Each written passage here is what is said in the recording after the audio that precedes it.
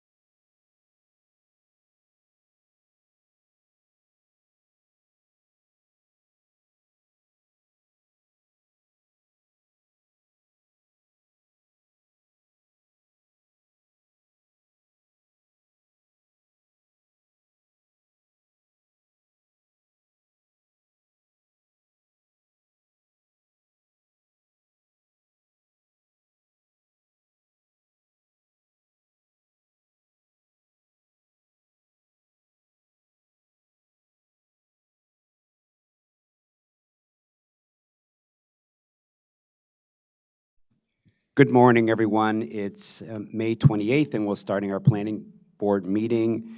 The first item this morning is adoption of resolutions. We have two, the Westwood Shopping Center site plan amendment and the Sonina Properties Apartment Sketch Plan. Do I have a motion for approval of these two resolutions? Yeah, move to approve the resolutions. I second. All in favor? Aye. Aye. Aye. The ayes have it, 5-0. The next item is item 1C, other preliminary matters. We have two resolutions to be corrected. The first is MCPB number 25002, preliminary plan, Clarksburg Chase, and the second is MCPB 2503, site plan, Clarksburg Chase. Do I have a motion for approval of these corrected resolutions? Yeah, move to approve the corrected resolutions. Second. All in favor? Aye. The ayes have it, 5-0. The next is record plats. We have one this morning, subdivision plat number 2, 2024-0180, Amelin Bethesda, where staff is recommending approval. Do I have a motion for approval? Yeah, move to approve the record plat. Second. All in favor? Aye. Aye, the ayes have it, 5-0, unanimous. The third item this morning is regulatory extension requests. We have two, the Bergfield Tract Preliminary Plan, Forest Conservation Plan, regulatory extension request number 4. Do I have a motion for approval? Yeah, move to approve the regulatory extension requests. Second. All in favor? Aye. Aye. Aye, the ayes have it, unanimous. The second one is the Woodland Estates Preliminary Plan Amendment and the Forest Conservation Plan, where staff, it's the extension request, the first one, request number 1. Do I have a motion for approval? Move to approve the extension request. Second. All in favor? Aye. Aye. Aye, the ayes have it, 5-0. The next item is item number 4, Planning Board Annual Briefing on Updates to the Montgomery County Burial Sites Inventory, where staff is recommending briefing the board. This morning, we have Brian Crane, Rebecca Ballo, and Dave Anspacher presenting this item. Thank you.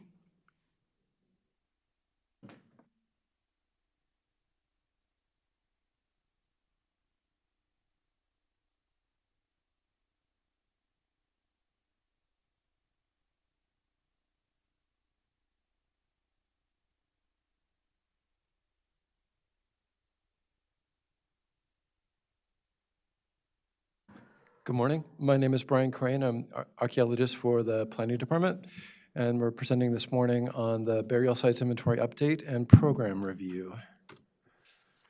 Staff recommends that the Planning Board adopt the burial sites inventory updates. So this morning, I'm going to give you the small number of updates to the actual inventory first, and then give you an overview of program activities that have been conducted since our last briefing last May. The inventory was created by the Montgomery County Council in 2017, and guidelines for its implementation approved by the Planning Board in 2019 provide for the inventory to be continuously updated as new information becomes available, and for the Planning Board to be briefed on those updates annually. There are 2 county ordinances related to the inventory, one that calls for the Planning Department to maintain and make the inventory public, and the second requires that cemetery boundaries be defined during Planning Board approval of preliminary plans. Including this year's updates, the inventory includes 342 total records, including 259 known locations, 83 approximate locations, and other additional leads under investigation. There are 17 redacted locations. Redacted locations are those where there is concern about whether the site could be vulnerable to vandalism if its exact location were to be made known. These locations are shown as the boundaries of the parcel rather than a specific point. And the screen shows a screenshot from MC Atlas burial sites. This slide lists the substantive changes to the inventory made this year, including sites that were revised or added. As required by the burial sites guidelines, property owners were notified in writing by certified mail about substantive changes to burial sites inventory records on the property. And we have 3 changes, 2 new ones, and 1 where we're revising the location. These are the 3 sites that are new or updated. The Montgomery County Burial Site Inventory, initially adopted by the Planning Board in 2019, represented the cumulative work of many volunteers carried out over more than 10 years. That work was extensive but not exhaustive. Ongoing research to improve the inventory has added 28 sites since 2019. We continually review files and conduct research, particularly on approximate sites, to refine those locations and identify the locations of burial sites missing from the inventory. The three are the Hopkins family cemetery, Captain John and Lucy Adamson family, and the Andrew Waters family cemeteries. We're remapping a known one and adding 2 new approximate sites. The Hopkins family cemetery was included in the original inventory adopted by the board in 2019 in a location close to the historical location of the Hopkins family farmhouse. Review of deeds for the family farm show that the location of the graveyard is described in an 1878 deed Hopkins family heirs used to sell the farm. The graveyard is also shown on a 1956 highway plat for the intersection of Columbia Pike and New Hampshire Avenue. This revision to the inventory remaps the cemetery to its correct location within the Cloverleaf intersection of Columbia Pike and New Hampshire Avenue. No information is available about whether the graves were moved at the time the highway was constructed in the 1950s. The Captain John and Lucy Adamson family burial ground was brought to the attention of planning staff by a member of the public who had found references to it while doing historical research in the University Boulevard area. The graveyard is referenced as a reservation for, quote, half an acre of land, of said land for a family graveyard, and a convenient right-of-way to and from the same. This reservation appears in 1855, 1912, and 1955. The deeds do not specify the exact location, and this is no longer known. An approximate location was chosen by mapping the farm boundaries of the deeds, referencing the cemetery, and then examining 1950s aerial photography for a likely right-of-way. An approximate location was chosen within the county right-of-way at Winnington Terrace and Keddington Avenue. This is within the University Boulevard corridor plan area and has been included within the plan's documentation. The addition of the Andrew Waters family cemetery is based on a review of Maryland land records. It appears in deed reservations in 1898 and 1907. There is no information about who may have been buried in the family plot. There is a marker for Andrew Jackson Waters at Clarksburg United Methodist Church Cemetery, raising the possibility that his grave may have been moved. His wife died after the farm was sold. Waters purchased the farm pursuant to a circuit court decision passed in October 1874. The equity papers do not mention a cemetery, suggesting the graveyard dates between 1874 and 1898. An approximate location has been placed within county right-of-way at Fountain Drive, within 200 feet of where the historical Waters family house stood, according to historical maps. Montgomery County Planning is enhancing the Montgomery County Burial Sites Inventory through a Burial Sites Context Survey. This project will refine our understanding of the cemeteries in our inventory and help us better identify, appreciate, communicate about, and preserve potentially significant features or attributes of these sites. This effort represents our most significant project this year, and staff are being assisted by our cultural resources contractor, the Ottery Group. Work began with a review of the existing literature on the history of cemeteries and an analysis of the existing inventory. This process led to the development of a classification of the burial sites in the inventory by type, period, and cultural affiliation. And the major classes that we identified are shown on our slide here. Historic preservation staff took the inventory classification material and classified them according to discrete cemetery types as they relate to broader historical themes identified for this study as part of the context development phase. These form the kernel for cemetery-specific contexts. Example contexts include cemeteries associated with African American benevolent societies that developed following the Civil War.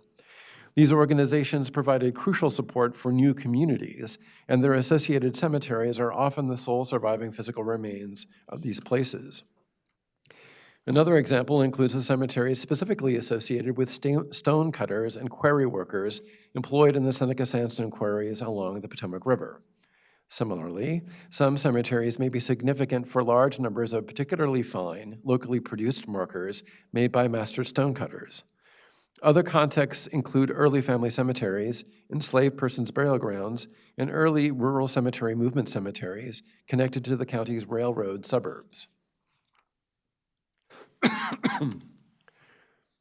Following completion of the documentary review, initial site classification, and preliminary context identification, Montgomery County Planning identified 20 sites for field survey, including a sample of the different type categories, periods, and cultural affiliations. Sites were selected based on a variety of considerations, including types of cemetery features preserved, design style, size, location, and associated themes. The sites include some already listed on the master plan for historic preservation, as well as others not on the master plan. Once candidate sites were identified, staff reached out to property owners and managers to obtain permission to access the sites. The fieldwork is now nearing completion, and the consultant will complete survey forms and a technical report.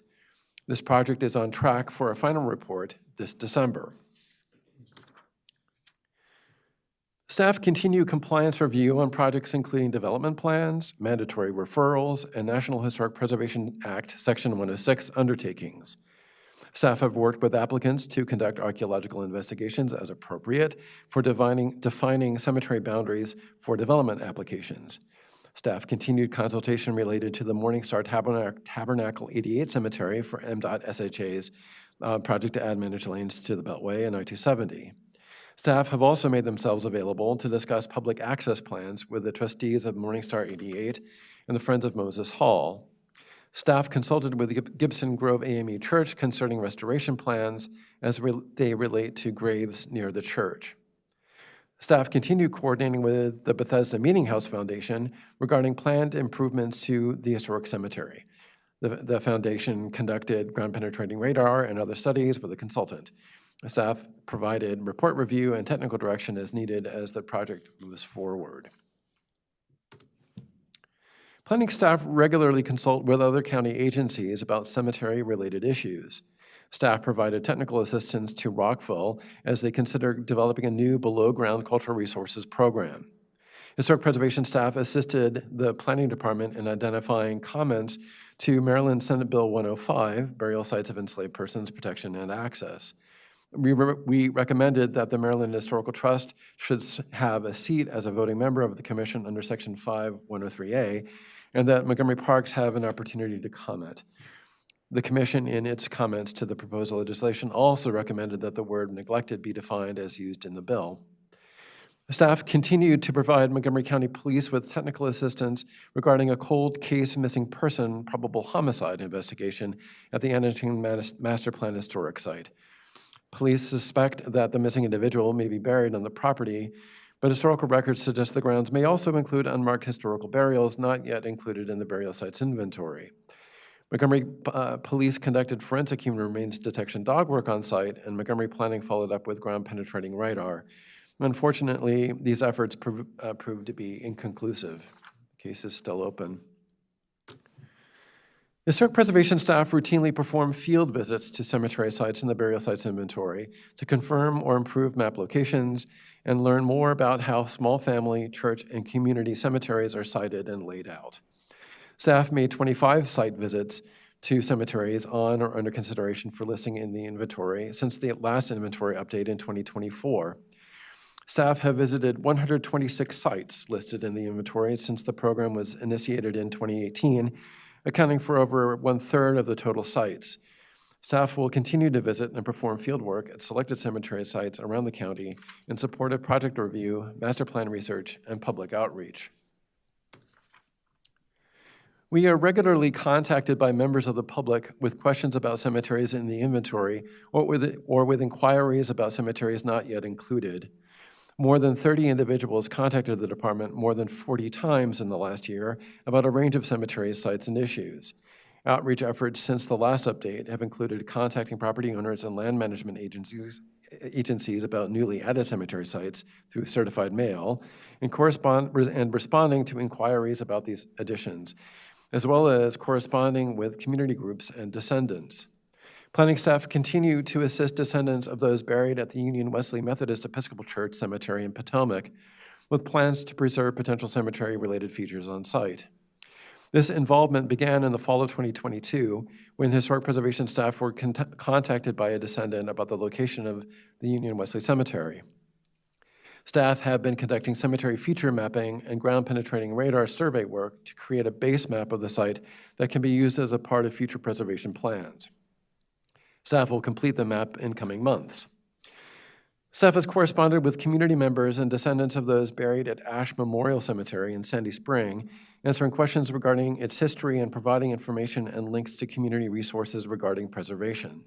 Staff attended a community meeting on August 26, 2024, regarding concerns about encroachment at the cemetery. Members of the County Council and Maryland Assembly also attended the community meeting. Staff gave a presentation at the annual meeting of the Society for Historical Archaeology in New Orleans, Louisiana, in January 2025 on work related to our historic context study with a paper entitled Decoding the Sepulchral Closet, Reading Between the Lines of Heteronormativity in Graveyards. SHA is an international professional archaeological organization focused on the archaeology of the modern world. The paper explored the significance of LGBTQ graves and memorialization. Staff presented this again to our Regional National Park Service Preservation Group this past spring. Staff are continuing to research possible locations for inclusion into the burial sites inventory in coming years. Some of these sites include places on Montgomery Park's land where large field stones have been identified, shown here. We plan to conduct GPR investigations in these locations to help determine whether these are grave markers, boundary markers, or some other kind of feature. Other locations include places where deed reservations indicate there was a cemetery. These latter are no longer marked, and research is focused on refining the location of these approximate sites. In 2023, staff initiated a pilot study to test the usefulness of historic human remains detection dogs in finding lost, unmarked graves. Human remains detection dog teams employ dogs trained for forensic investigations as part of recovery and police investigations and that have experience working on historic sites. A growing body of evidence that shows that HHRD dog teams can detect historical graves. We are working with Heather Roach of Bay Area Rescue Canines on a selection of 3 possible burial grounds. The HHRD work at all 3 sites was completed in 2024, and we have conducted ground-penetrating radar to validate the results at 2 sites. Results suggest we may have succeeded in identifying the burial ground at the Moneysworth Master Plan Historic Site in Clarksburg, though the GPR results there were inconclusive. Work at one site on Isaac Walton League of America property suggested the site is not a burial ground, while the other site on the same property is not yet complete. We hope to test the method at the other sites in the county this next year. Again, in summary, the slide lists the substantive changes to the inventory made this year, including sites that were revised or added, and we are recommending that the board adopt these changes. Well, thank you so much, Mr. Crane. It's really exciting to know all the types of work you do with respect to burial sites. Thanks for keeping us in the loop, even though we're required to, but thank you so much. One question, this context study, is that typical to be done? I mean, do other jurisdictions or, have context studies, cities, whatever? Context studies are very common and are conducted by states and municipalities all over the United States. Context studies specific to cemeteries are not common. I'm actually not sure that I can name another one that has been undertaken. So that does give some added importance, I think, to the work that we're doing. We are hoping that this will ultimately lead to a possible update to the Master Plan for Historic Preservation and production of a public document that will describe all of the cemeteries in the county and the types of cemeteries that there are and their cultural significance. That would be a kind of a landmark. There is a considerable body of literature on historic cemeteries in the United States. They tend to be site-specific. There are, Well, honestly, I can't think of another regional summary and synthesis of burial grounds like in a county or a state. I don't know that such exists exactly. So we're hoping that this will be an important addition to the field of historic preservation as well as Montgomery County. Okay, great, thank you. I'm in support of adopting these burial sites into the inventory. Last question, I know by law you're supposed to brief the board and do this every year. Does that seem about the right pace? Just out of, just, is it too short, too long, about right? I'm just asking the general question. I think it's about right because we also use this opportunity to give an update on the program activities of the previous year.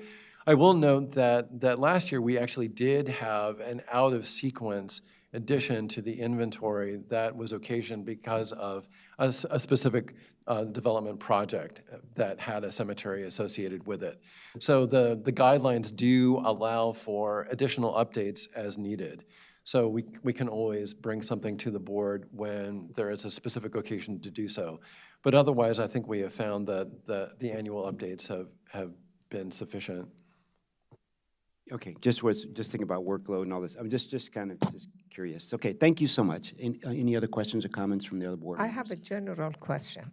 It's not specific to the type of what you do. It's a question I have always had. Now I'm here, the opportunity comes. There are a lot of cemeteries everywhere, okay? Not specifically for this significant regular cemetery for regular people. And I wonder that how long these cemeteries would stay, because the generation changes, okay? Usually cemeteries are for people for the first generation and second generation to remember those people. But after, in my opinion, I'm just thinking after 2 generations, nobody cares about those cemeteries. And I do not know if they're being maintained, some being maintained, and some they're not being maintained. And the cemeteries could not be there, I guess, even though if you kept them forever, what's going to happen? It's a piece of land that stays there. Is there any kind of guidelines? I specifically say that because I know that my family, my generation, I come from a different country. I come from Iran, and we had the Jewish cemetery, and I think it's completely gone. We don't know what has happened. We just have some pictures. So I don't know what is, in general, the regulation about cemeteries, because after 2 generations, nobody is there to guard them. Nobody cares. They have been there, and it's a piece of land that has been there. And I know that in some countries, they have a process that they dig them up and they do different kind of process because they don't have enough piece of land. I don't know what is the process in United States. Well, I'm sorry, I thought that you're the best person to ask this No, question because I always had this that's question. I fine. don't know what is the answer. So the laws and regulations vary by jurisdiction. So most burial sites laws happen at the state level. And Maryland doesn't have very strong laws regarding site preservation. There really aren't. I mean, there are laws that ban vandalism, the improper exhumation and transfer of human remains without proper authorization, things like that. But there aren't specific maintenance requirements. Our inventory was designed really primarily about information. It was to make sure that in development review, that the public would have information about where these sites were, so that could be considered in whatever the land use recommendations and decisions might be. It doesn't necessarily have specific requirements for what happens to those sites. Burial sites can, by law in Maryland, be moved if there is authorization from the state's attorney for the county, and in the case of a preliminary plan in this county, with the approval of this board. In terms of what is preserved, It really varies. There are actually quite a few very old cemeteries in our county that are actively preserved. There are the owners and managers and volunteers associated with Monocacy Cemetery spend a lot of effort maintaining that place. Also, that's true of Rockville Cemetery. There are historical groups that routinely mark the graves, for example, of veterans and Revolutionary War era veterans at dozens of grave sites around our county. So those are being remembered 2 centuries on. So I mean, it really varies. Certainly there are lots of places where grave sites have been essentially forgotten. We have some 80 what we call approximate sites. Approximate sites are places where we know historically there was a burial ground, but there's no longer any evidence on the surface, and the historical record isn't specific enough for us to know exactly where it is. We include those sites in our inventory, as I said, for informational purposes, so that the public, property owners, land managers, decision makers can know that it was there at some time, and so take that into consideration when adopting new plans. Or where appropriate, conduct investigations to try to find it if possible. So I don't know if that exactly answers your questions, but it's a complicated It thing. sort of does. I guess that it says that there is nothing really written in stone, but if there is a cemetery that there is no historic significance, it's for just people come and go. And that cemetery is a good place for development because now that things has happened, and so it is possible that, but probably it requires some process that they could be developed and removed from that place. Well, those our guidelines for burial sites in the county lay out what that process is in this board's adoption of preliminary plans on parcels that include cemeteries listed in the inventory. So yes, there is a process for identifying those sites, for defining the boundaries where possible, including that in the discussion. The law prefers preservation in place, but does allow for relocation of a burial ground if an applicant's plan cannot go forward and it is approved by the board and authorized by the state's attorney for the county. But So I there is a think- process. I think they could allow it to make as a public space, like a park or something, because we did one in Downstown. It was a historic site that we made it as a memorial and we made it like a That's right. park. Yeah, That people can come and use it without, just put some, I guess, designations that these are, burial sites, and then create a park from it. Yeah. But I would note that we are routinely contacted by descendants, community members, organizations all over the county that have significant interest in quite old burial grounds. So I would certainly want the board to appreciate that actually there is considerable interest in these places Okay. that extends well beyond 2 or 3 generations, but goes back centuries. Okay, that's good to know. Thank you. Thank you. Any other questions or comments? Just thanks. The context survey, as you mentioned, sounds really fascinating, and yeah, just look forward to hearing some of those results when they come.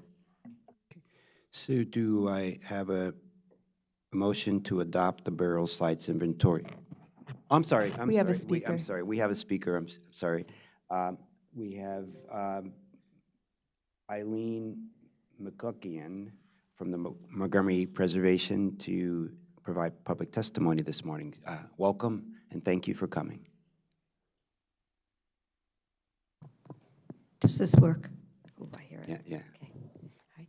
Thank you very much. And that last question was quite interesting, and Brian's answer was right on target, particularly his last comment about the descendants. We work with them all the time. And I'd say overwhelmingly, they're African-American descendants who are just after Alex Haley and the invention of the internet, very much getting into their roots. And their roots are still there, and they're still burying there throughout the county. Okay. So I'm here, I'm Eileen Bogucki, and I'm here on behalf of Montgomery Preservation. It's my pleasure to comment on the occasion of the 6th annual review. We conducted, involved in both the inventories in the 2000s and 2018s, and we remain keenly involved with these historic resources. I want to compliment 2 members of your staff. Brian Crane continues to be creative. Don't get your head too swelled here, but he employs new archaeology techniques. He deepens his knowledge about sites in the inventory. I can only guess at the number of requests for assistance he receives in any given week. As you heard, his guidance continues to open new aspects to enhance this program for planners, for descendants, and owners of these properties. I don't know how well you know Jamie Ferguson of Montgomery Parks, but in the world of historic preservation, she is a rock star. She's the senior historian. She follows in the steps of Mike Dwyer to document park sites and find ways to interpret and preserve and interpret them. You likely have read her excellent history of Josiah Henson and the Riley Plantation. Jamie recently received a Periwinkle Award from the Coalition to Protect Maryland Burial Sites. This was in recognition to her attention to the 15 cemeteries that are found on park land.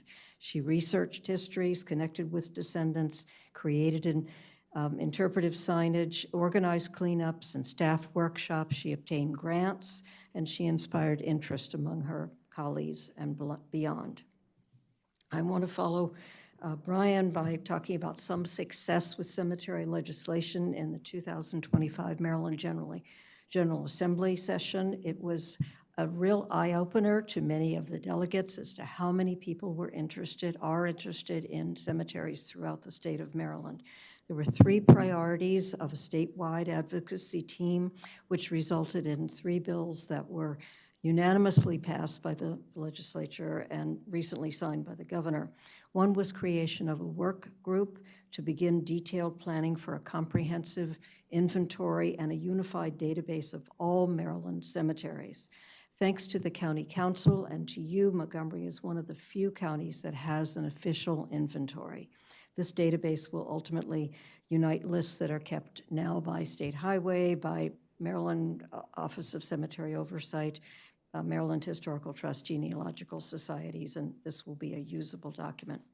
The 2 other bills, one of them increased the statute of limitations for prosecutions of desecration or vandalism crimes in a cemetery, and another one called attention to these abandoned and neglected cemeteries. They exist throughout Maryland. Here in our county they do. They were abandoned by their families who moved away, by congregations who aged out, by developers who don't know what to do with them or even that they exist, and where owners cannot be verified. So speaking of legislation, it's time to look back at the laws that were passed by our county council in 2018 to assess how they're working and to propose ways to strengthen their intended protection. So I have some suggestions. The current county law only protects cemeteries when they're identified on properties that require approval for development applications, essentially subdivisions. They may be associated with master plan or locational atlas sites. There are notable instances of when this law has helped, but subdivisions are not the only potential threat to the survival of our burial sites. Particularly abandoned and neglected cemeteries need our help. A number of these sites, as you heard, have unknown or unclear ownership. Enabling planning staff to assist with defining these legal boundaries would help to highlight the existence of these sites. Charge staff with adding cemetery sites to as many maps and lists as possible, including but not limited to ESTAT tax maps, preliminary and subdivision plans, site plans, master plans, etc., so that owners, developers, communities will have access to this information beyond subdivision applications. Also consider designating the cemeteries owned by Montgomery Parks as official pocket parks and include them in your budget. Support a General Assembly bill that will be filed next year to enable counties and municipalities to take title to abandoned cemeteries after which would be able to transfer ownership, if this works out, to qualified descendants or to nonprofit organizations. This strategy could easily have been used at Wesley Union Cemetery and elsewhere. Pay close attention to specific cemeteries that are in tenuous situations and allow staff to continue to actively pursue resolution. And I call out Tobytown Cemetery as a neglected cemetery that has been that way for years under the ownership of a public agency. Lastly, yeah, I think I've covered everything. Yeah, okay. Lastly, I want to invite you to join me at the premiere of a documentary about one of Montgomery County's burial sites. This is Morning Star Cemetery in Moses Hall in Cabin John. It's listed in the inventory as endangered and difficult because it had been invaded by huge stands of bamboo. It appeared to be abandoned and the owner unclear. It was about to be plowed through by yet another widening of the Capitol Beltway. Help us to help each other, Lord, is a film about Morning Star and how descendants, Cabin John neighbors, and preservationists are really in brightening its future. The premiere is on Tuesday evening, June 3rd at Roundhouse Theater in Bethesda, and let me know if you would like to attend that event as my guest. So thank you for this opportunity to present MPI's perspective and recommendations. We look forward to continuing working with you and your fine staff. Well, thank you, Ms. McGuckian, for providing your testimony, and we will follow up with staff on your recommendations at the appropriate time, and staff will let us know how we do that. I thank you for complimenting and recognizing the great work of Brian Crane and Jenny Ferguson. We really, really appreciate that. They work very, very hard. So thank you, and thank you for your work and your organization. So I appreciate your comments. Thank you. Thank you. Any other questions or comments from Ms. Ferguson? Okay, great. Thank you. So I think it's time to make a recommendation. Do I have a motion to adopt the burial sites inventory updates that staff presented? Yeah, I'll move to adopt the inventory updates for the burial sites. Second? All in favor? Aye. Aye. Aye, the ayes have it, 5-0. Thank you so much. Thank you for the presentation. And we'll take a 2-3 minute break, and we'll just say a 5-minute break because I think we're running a little bit early unless staff is here for already for the next. Pardon me? Okay, so we'll take a 3-minute break and we'll start with our next item, University Boulevard Corridor Work Plan Session number 7. Thank you.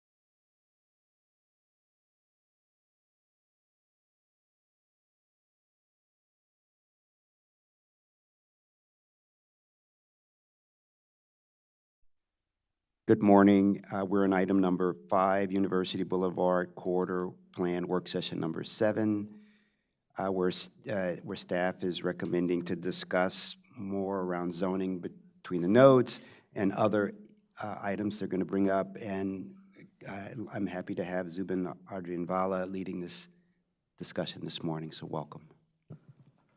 Good morning, Planning Board, Commissioners. Again, for the record, my name is Zubin Adrianvala. So as we continue the planning process, I'd like to take a brief recap of our previous work sessions and preview what's ahead. So again, in first work session, we reviewed the public testimony, which has played a crucial role in shaping the discussions and changes to our recommendations. In work sessions 2 and 3, we were dedicated to a conversation on land use, zoning, and urban design, and some transportation recommendations. In work session 4, we revisited these topics with focus on the CRN zoning for residential properties, which has set the discussion for, set up the stage for like today's discussion around the around the overlay zone. Work session 5, we shifted focus to housing, community facilities, and public schools. In work session 6, we address historic resources, environmental consideration, parks, and transportation, particularly around the Four Corners area. And in today's work session on May 29th, we will revisit zoning recommendations, including CRN zoning and zoning around Four Corners and the overlay zoning. So finally, in work session 8 on June 12th, we will review the red line edits to the public draft and move forward with finalizing the planning board draft. So these sessions have been, again, critical for us to hear from you and to recap the public testimony to get guidance. So with that, let's move to work session 7. So again, as mentioned earlier, in today's work session, we will review zoning recommendations for the commercial residential neighborhood zone, the CRN zone, and assess why we think this zone is preferable over the commercial residential town zone.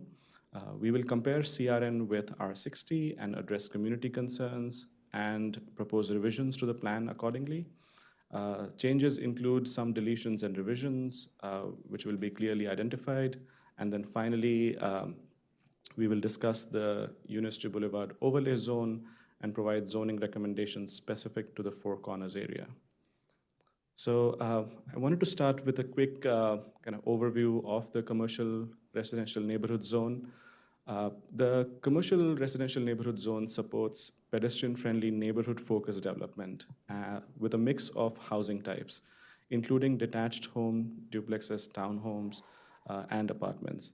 This zone balances community needs and the growth potential by encouraging diverse housing options and creating transitional spaces between the diverse housing types. The CRN zone aligns with the plan's objectives of enhancing accessibility, livability, while maintaining a neighborhood scale and appearance. It provides a flexible framework for growth and ensuring that any future growth supports walkability to local amenities. The CRN zone, apart from the flexibility it provides, it also includes the standard method of development based on building type. Its streamlined requirements allow for developments under 10,000 square feet and heights under 40 feet without requiring a site plan in some cases. Additionally, CRN zones ensure compatibility with nearby residential areas by mandating setbacks and height regulations that match with the surrounding neighborhood. This balance between the growth potential and the neighborhood makes CRN zone an attractive choice for the mixed-use nature that we want to see along the plan area, along the corridor. And we think it meaningfully harmonizes the existing neighborhood and any potential growth that we may see. So the commercial residential town zone, on the other hand, is designed for small downtown areas and pedestrian-focused mixed-use centers, as well as transitional edges of larger downtowns. It has a 0.25 FAR of commercial density requirement, which makes the CRT zone less suitable for areas focused on residential uses between the nodes. This mismatch limits its ability to support neighborhood goals and flexible residential integration, which are, we think, better achieved through the CRN zone. So through our planning efforts, we have discovered actually that the CRN zone is ideal for corridor fronting residential blocks, providing flexibility in development consistent with neighborhood integration and objectives. The extent of rezoning depends on the street pattern and block size to ensure appropriateness along various contexts. The recommended zoning configurations typically include CRN 1.0 with a C of 0, which with a commercial FAR is valued to 0, and then residential FAR at 1, and a height of 50, so H50. This allows a balance of housing needs and community aspirations. As will be discussed in the overlay zone conversation, the commercial and institutional uses currently permitted in R60 and R90 will remain permissible within the proposed CRN zone under the overlay zone context. Finally, any zoning changes, and indeed almost the entire plan area, is within a half-a-mile walkshed of existing or planned transit. Here you can see the half-mile walksheds from the planned BRT stops. And of course, if we use existing bus stops in the neighborhood, this diagram would look drastically different, and you'll see a lot more blue on the map. But with that, I'll turn it over to Luis Estrada to continue the conversation on zoning.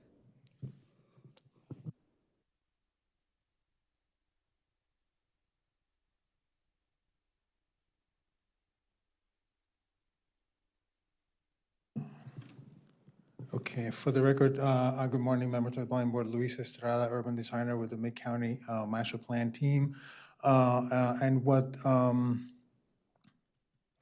what we wanted to do was to talk a little bit about, the reasons why, the discussion of the reasons why we chose the CRN zoning. And this is more particularly talking about we did a comparison between the existing zone that is predominant in the area, which is R60, and the CRN zone. And in the table that's on the slide, we're seeing the reasons why we thought it was preferable to focus on the CRN zone. I mean, it allows both residential and commercial uses, although we're not really recommending commercial and in between the BRT stops, but it offers that flexibility.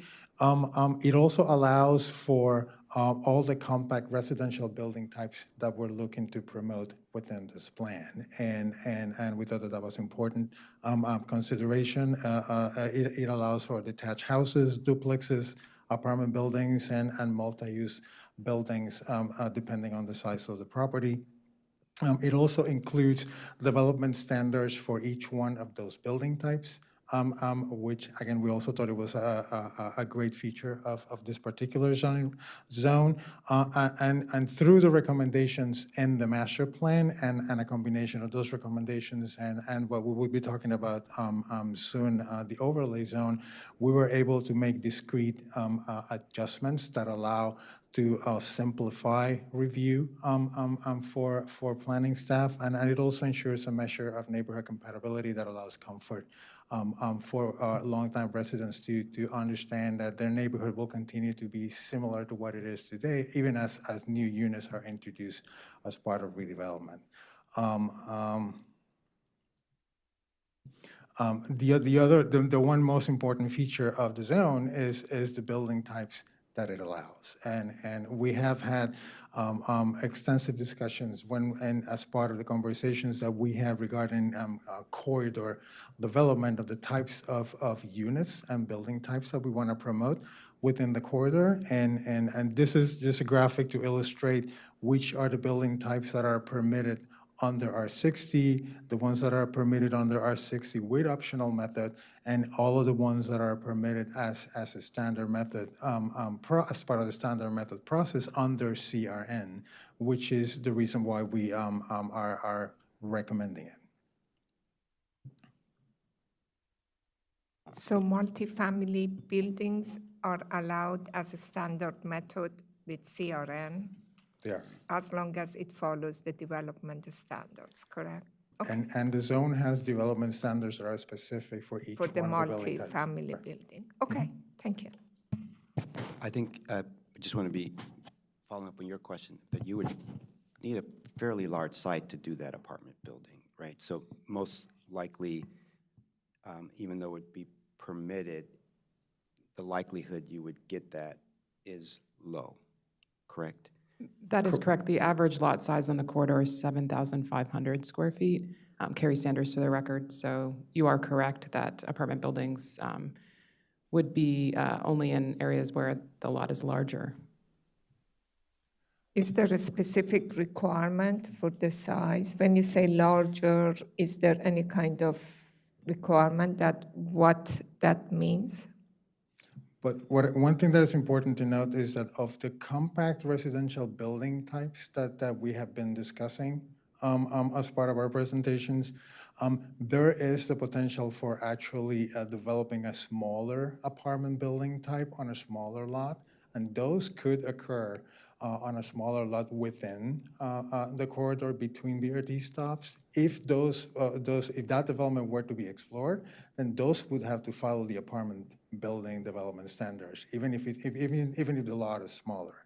So it could apply both to an apartment building that is small on a smaller lot, or an apartment building that is larger on a larger lot. It depends on where the opportunity.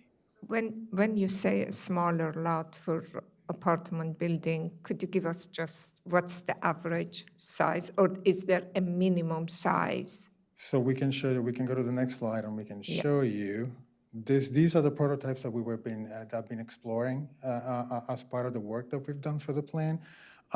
When you look at the apartment building type, which is a small apartment building on a small lot that would include probably 6 apartment units within it, that apartment building would have to follow the development standards of the apartment building type, even if the lot is a single lot like this one.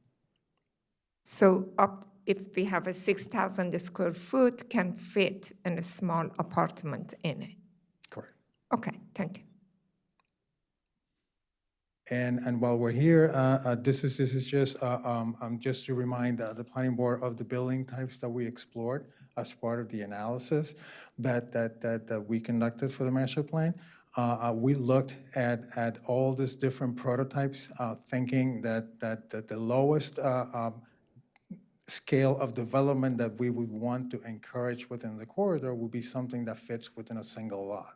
Thinking that over time, that is sort of the ultimate goal for the corridor, that we start introducing more dwelling units, even in smaller lots. Of course, the zoning recommendations, we think that eventually may lead to opportunities for consolidation, but when we did the analysis, we wanted to make sure that these prototypes can actually fit on an individual lot, and that they could be compatible to the existing neighborhood if they were to happen. Could you explain what is conversion? What do you mean conversion? By the conversion, the economic analysis that we did for the plan looked at our standard multifamily building types, which are the duplex, the apartment. Those are the ones that we have in the zoning ordinance today. But in our conversations with residents and in looking at the lay of the land in the corridor, we realized that there's a number of people who live on the corridor who are actually, immigrants. There are people who have acquired properties recently, and there is very little potential within the corridor as far as the analysis that we did for tear down and rebuilding homes to convert them into either one of the prototypes that we're talking about, duplex apartments or townhomes. But we do see some potential for individual homes to be converted into multiple units without tearing them down, which is why we included the conversion type as a potential within the corridor. What about ADU, auxiliary buildings? I think that may be a very good and easy option for a lot of people to do, where that falls. And we will address that when we talk about the overlay zone, because we're adding that as a permitted use as part of the work that we're doing with the overlay. And that is different than conversion. Yes, that would be different than conversion. That would be adding an accessory dwelling unit within an existing property, and then we will allow that with the overlay zone. Okay, thank you.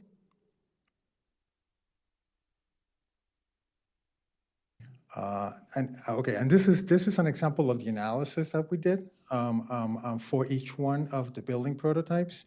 And what we did is we focused on the development standards of the duplex building type. And we did that thinking that we still wanted to achieve a certain amount of separation between any new development on a single lot and existing single-family homes that may remain for the foreseeable future. The duplex building standards still allow flexibility for placement within a building envelope, and they allow a certain amount of room for meeting the requirements that we're listing in here that would further limit the coverage of the lot. When you look at what a development like this would need to do with regards to building placement, pedestrian and vehicular access, location of parking within the property, stormwater management facilities, and any requirements for open space within the property, depending on the building type, the footprint of any development on a single lot would be diminished automatically. But we think that using the development standards for duplex will simplify the review process if a project like this comes in, because it ensures to the surrounding community that a measure of compatibility can be achieved that will be similar to their homes, meaning that the development will maintain certain distance between adjacent homes that may remain. Before you go, you have maximum lot coverage 90%, actual lot coverage 30%. What's that? Because, and I think it is important that we understand that what is the existing lot coverage and how that compares with these two, that you would explain what they are. Right. On an R60 lot, the maximum lot coverage is 35%. That's what you get. When the maximum lot coverage and an individual lot that follows the duplex standards will be determined primarily by the setbacks on the lot, and by the setbacks on the lot, you can achieve up to a 90% coverage. When we're talking about the yield that you're likely to get is 30%, is taking into account all the other requirements that you will have to meet within the lot in order to make that development possible. So to get to a development like this, which in this case is what we're calling piggyback townhouses, you will need to account for all these other requirements within the lot so that you can then make the development feasible, and that would limit the footprint of the actual building within the lot. So when we looked at what that is, then that doesn't exceed 30%. In this scenario, which is a hypothetical. So what the master plan is doing is allowing a little bit more coverage than what we're finding in this exercise. So we're setting it up to 35% for building coverage, thinking that that would be sufficient for this type of development on a small lot, considering all the other requirements that will need to be met within the lot.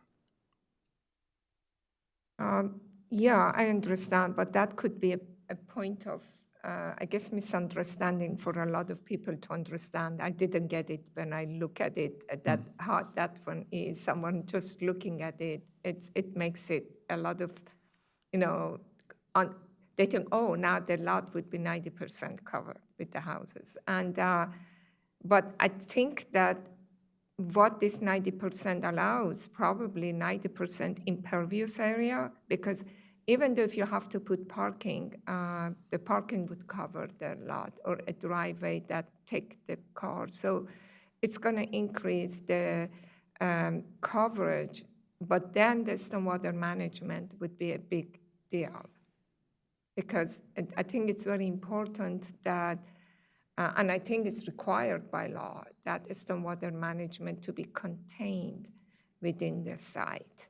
And that may not even allow it to to make 90% impervious coverage. So I would put some asterisk and explain that what is that 90%, because it's a hypothetical value and it may never reach there, but it creates misunderstanding and misconception of the plan. So let me just clarify. This is an example, but you're recommending that the maximum lot coverage is 35%, correct? 35% on lots that are smaller than 15,000 square feet. When we get to the overlay zone, we can talk Okay. about that. Okay, why don't you give, and then we can, so just, he's not recommending 90%. I understand that, but because we put here a maximum lot coverage, that creates misconception. That's what I'm trying to say. I didn't understand the first time I saw that. I said, okay, if I don't understand, it's going to happen to Okay, great. other people. I think, Yes. Carrie Sanders, for the record, that's something, it's a great point. We can make sure, when the plan is actually implemented or when the plan's adopted, that we have some accompanying graphics to explain some of the plan concepts, because we understand for the first time this will be new to community members. And I think part of the asset of having this duplex standard is it allows us to make this conversation a little more clear for people, as well as for homeowners that may want to pursue something like this. They have a little bit more clear path of what that looks like. And the folks that are reviewing the development also have a clearer communication. So I think putting it on the website as you described and maybe with some graphics would be a really good way to help communicate. I'm very happy that we are transparent, I should say that. That's really good. And the fact that you try to make it very clear, because I have been on the other side for DPS, they need to understand exactly what the requirements are to make it easy to move on. And also for people to understand what to expect. So I'm not saying that we shouldn't do that, but I think it's important that people understand what is the context that we are explaining.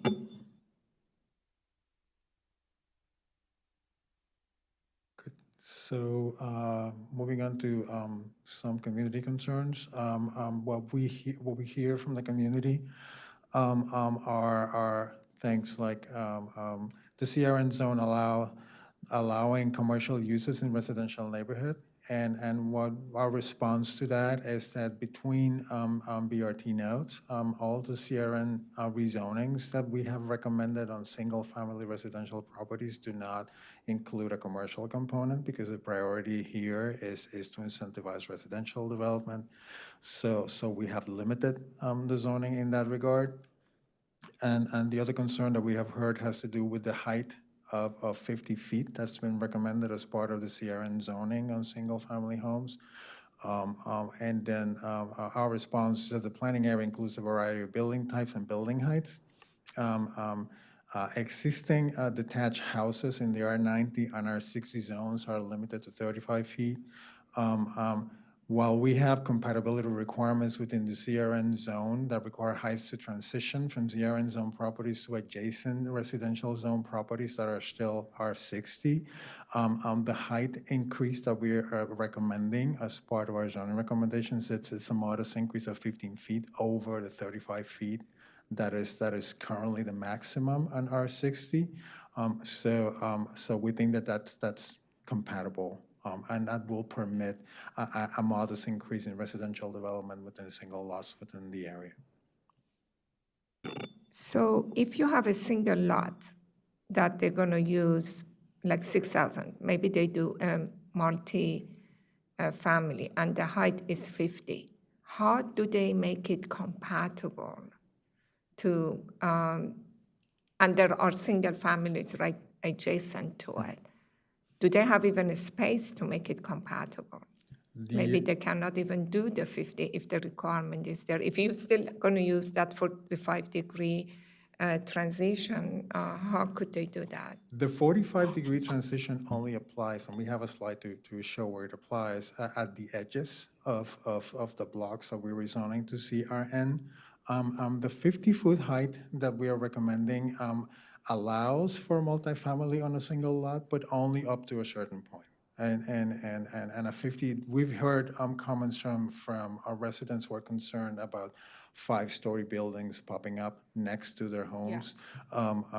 A 50-foot height and a small lot like this doesn't really get you to 5 stories.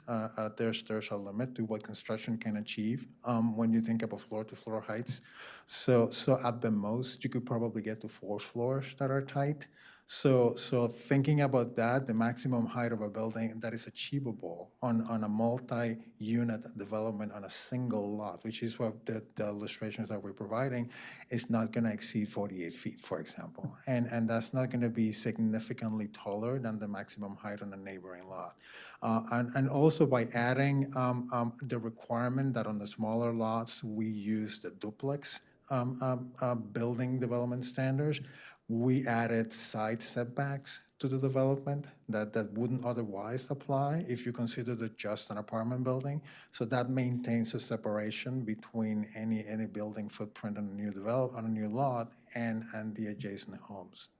So I just heard you said that instead of 50 would be 48 foot for a story. So that's very close to 50. That's pretty close. Yeah, so how is the transition? And a single family is 35. I think the concern is that, do you have an illustration to show that how they can do the CRN requirement for, transitioning in a small lot that could go up to 4 foot, 48 foot, when there is 35-foot single family next door? I think that's the question that people are asking, and we should show them that what would be there.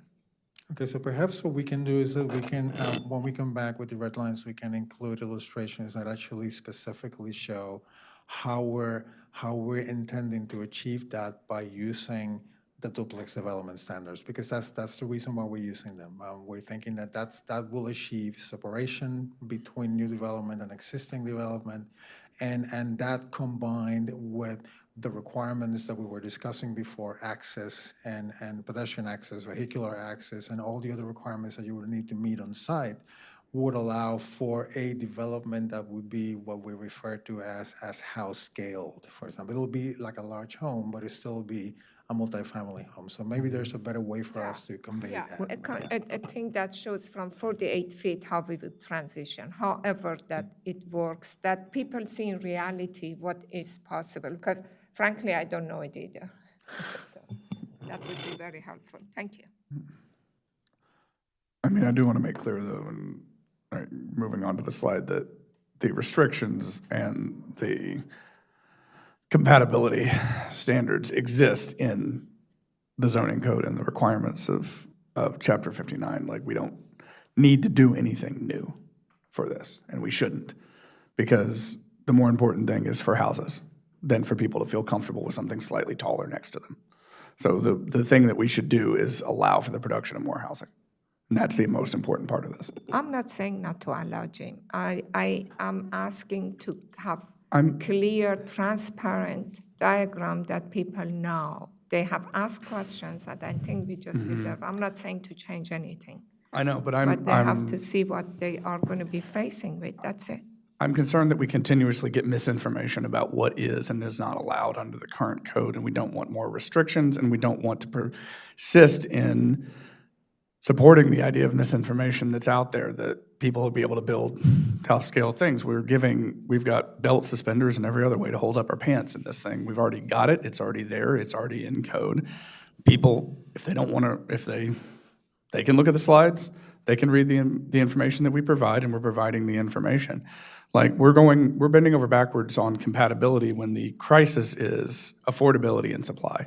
And so I just want to make sure that when we're talking about this, forefront in our minds is not, is the supply of housing that we need for the county. And people, if they need comfort, can come and read this, and if they don't understand it, they can ask us questions. But we have provided this information. This information is written in the statute and the regulations and the zoning code, and we have it here. We don't need to do anything else.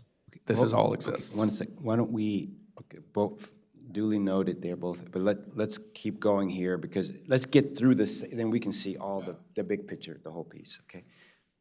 Okay, and to the commissioner's point regarding the compatibility requirements that are already built into the zone, this is a diagram that with the examples that are included in the zoning ordinance about the compatibility between differing adjacent zones and where do they apply. There has been concern about neighborhood compatibility and transitions within rezone blocks and between rezone areas and the rest of the neighborhood, which is exclusively detached homes. And in areas like that, this is the requirements that would apply. And on my next slide, just as an example, or what would that requirement apply? And this is one of the blocks, one of the neighborhoods that we're rezoning as part of the master plan that we're discussing. Those red lines that you see in there between the edges of the rezoned properties and the surrounding R60 properties, those are the edges where those compatibility requirements will apply.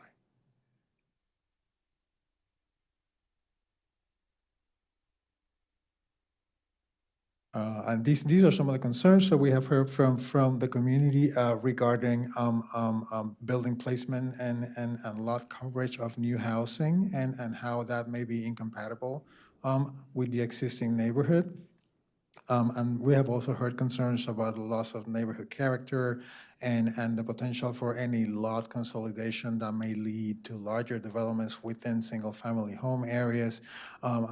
We have been asked questions about transitions to remaining residential and then also about parking and access to any redeveloped properties. And what our response has been to date is the CRN zone includes development standards that govern the open space, lot size, lot coverage, and building setbacks based on the building type. So those requirements will depend on the building types that is being contemplated. As we mentioned earlier in the presentation, each one of the building types that are included on the CRN have their own set of development standards. So what the development configuration ends up being will depend on the type of development that it is. If it's a duplex or if it's a small apartment building or if it's a townhouse on the piggyback format like what we're showing in some of our diagrams, that will change depending on building type. So why don't you just, the previous slide, can you, maybe for people listening and for the board, would you had the compatibility drawings, can you go back?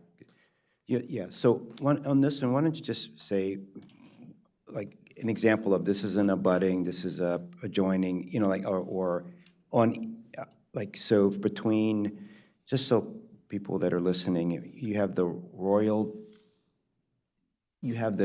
compatibility with the residential zone and the CRN zone, and you have the compatibility with the residential zone and the CRT zone. Like, can you just say this is how the previous diagram works on the next slide? So just people just can see each example, okay? Yeah, so let me go back to this one. I mean, that there are two different ways of dealing with the transitions and the zoning ordinance. One is for abutting properties, which means that properties that are sharing a property line, and for confronting properties, which is for properties of different zoning classifications that are facing each other across the street. And on this diagram, for example, on this location here, this would be confronting. This would be a confronting situation where you have a rezoned property that is CRN that would need to meet those requirements for compatibility because the confronting property across the street is still an R60 zone property. And then the abutting requirements will happen along edges like this, which is when properties share a property line and we're rezoning a property to a higher density zone, but it still shares a property line with other properties that are still zone R60. So that this would be abutting, and that would be confronting, and this would be confronting as well. So Luis, to make it clear, I think that like the one at Timberwood Avenue, it's going to be just 1, 2, 3, 4, 5, 6, 7, 8 properties that they're gonna go through this process. That's it. The rest is not gonna go. So we are not talking about a big number. And if you come to Royalton Road, is 1, 2, 3, 4. Correct, correct. The rest, they don't have this compatibility, just the ones that are right adjacent. So we are not talking with a lot of big numbers of the properties. And that's why I say that it should be really clear that what we are talking about, and let the community that is concerned to understand, and maybe with a nice diagram or something, that what the impact is, if there is any. I think that would alleviate a lot of concerns. And if we can go to the next slide, this is how we were trying to address that. And this is why we have been focusing on the duplex development standards for development on smaller lots. And what we're showing here in this diagram is an existing home. And this would follow the parameters of a standard development on an R60 lot. And this would be potentially a redeveloped single lot adjacent to that. And what we're showing here is that the differences between, the buildable area in both lots, I mean, that would be the maximum buildable area in R60, and that would be the maximum buildable area under CRN, which we are recommending. But once you take into account, as we were discussing before, all the requirements that would need to happen within the lot, and the fact that the zone actually requires the building to get closer to the street, in this case it would be University Boulevard, then the actual footprint of the building based on the maximum FAR that we are recommending in those zones is likely not to exceed something of this size. I mean, it's like when we did the test for this particular scenario, the FAR for this overall development is about 0.9%. So that means that it's pretty close to a 1. So even if this development were to reach a 1.0 FAR, is that the footprint of this building would not be much larger than this one. So according to these examples, one household could create 6 households, correct? Because this is 3 duplexes. This is three townhomes. Oh, just 3 townhomes? Yes. Okay, so it's not 3 duplexes. A If duplex- it is, yeah, then the parking would then be possible. So it's 3 townhomes. This is 3 townhomes. I mean, the duplex would be just 2 units. It would be just 2 units side by side. And then a footprint similar to this, you can accommodate, from what we have explored, up to 6 small apartments on a footprint that is not that similar from this one. If that makes sense. Yeah, but if you have 6 multi-buildings, what is the requirements for parking then? Is going to change? That is a good question. That is a good question. It may change. It depends on the requirements on the zone. I mean, the CR zones are typically reduced parking zones, but that will depend on the development and how many units they're looking to build. But there is no minimum requirement or, for the parking if it is a multi. But if it is a townhouse, they have to have at least 1 parking. Correct. Okay, that's a difference. Okay, thank you. And Commissioner, just real quick, Robert Cronenberg for the record. So with multifamily, you might have a different scenario for a design as well. So you might have parking that might be within the building.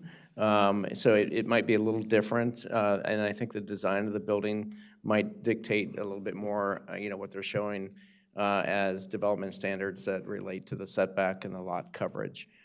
So while Mr. Estrada was talking about 6 units, I mean, that could feasibly fit on that site. It might change what the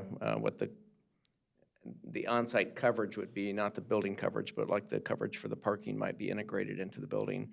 And there might be some other design solutions that we're not really thinking about right now. Yeah, but I was wondering that if there is any requirement for parking. Apparently. There is. So with multifamily, it's based on the bedroom size.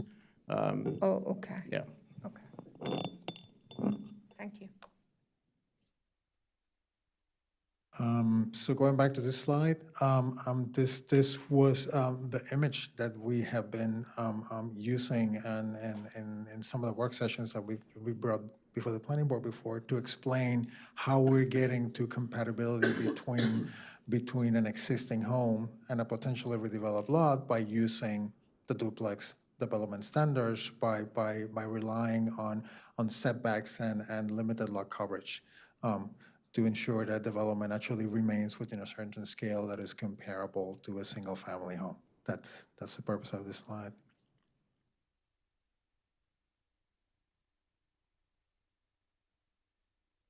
And to that, we have recommended adding some language to the implementation section of the master plan. I'm happy to read the whole paragraph if it makes sense. This plan, this is a revision to pages 141, 142 of the draft plan. This is implementation chapter of the plan, and is intended to include the requirement of the development, using the duplex development standards and setting up the threshold for the 15,000 square feet as the threshold up to which it needs to be used. Let me read this for clarity. This plan recommends the CRN zone for detached residential properties within blocks fronting University Boulevard. The CRN zone would permit alternative residential building types, such as duplexes and other diverse building types. To maintain existing neighborhood scale, building setbacks for new residential development on a site less than 15,000 square feet shall be consistent with the duplex building type setbacks.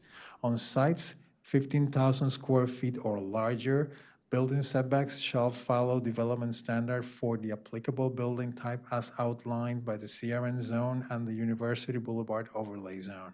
Existing detached residential properties in the R60 and R90 zones, which are farther away from University Boulevard, are retained in plan recommendations. An overlay zone is recommended for the properties recommended for rezoning by this plan. Key objectives of the zone are to promote a diverse range of housing options in a compact transit-oriented form of growth that supports bus rapid transit on University Boulevard and Colesville Road, creates complete communities, maintains neighborhood scale, and improves safety for all travelers with a priority on the most vulnerable people. The proposed overlay zone will consider elements including, but not limited to, building placement, site coverage, provision of public open space, and uses to transition from the corridor to the neighborhoods. When you say duplexes, that includes townhouses, correct? We're talking about the duplex. Yeah, duplex standards. Yeah, because in here you said that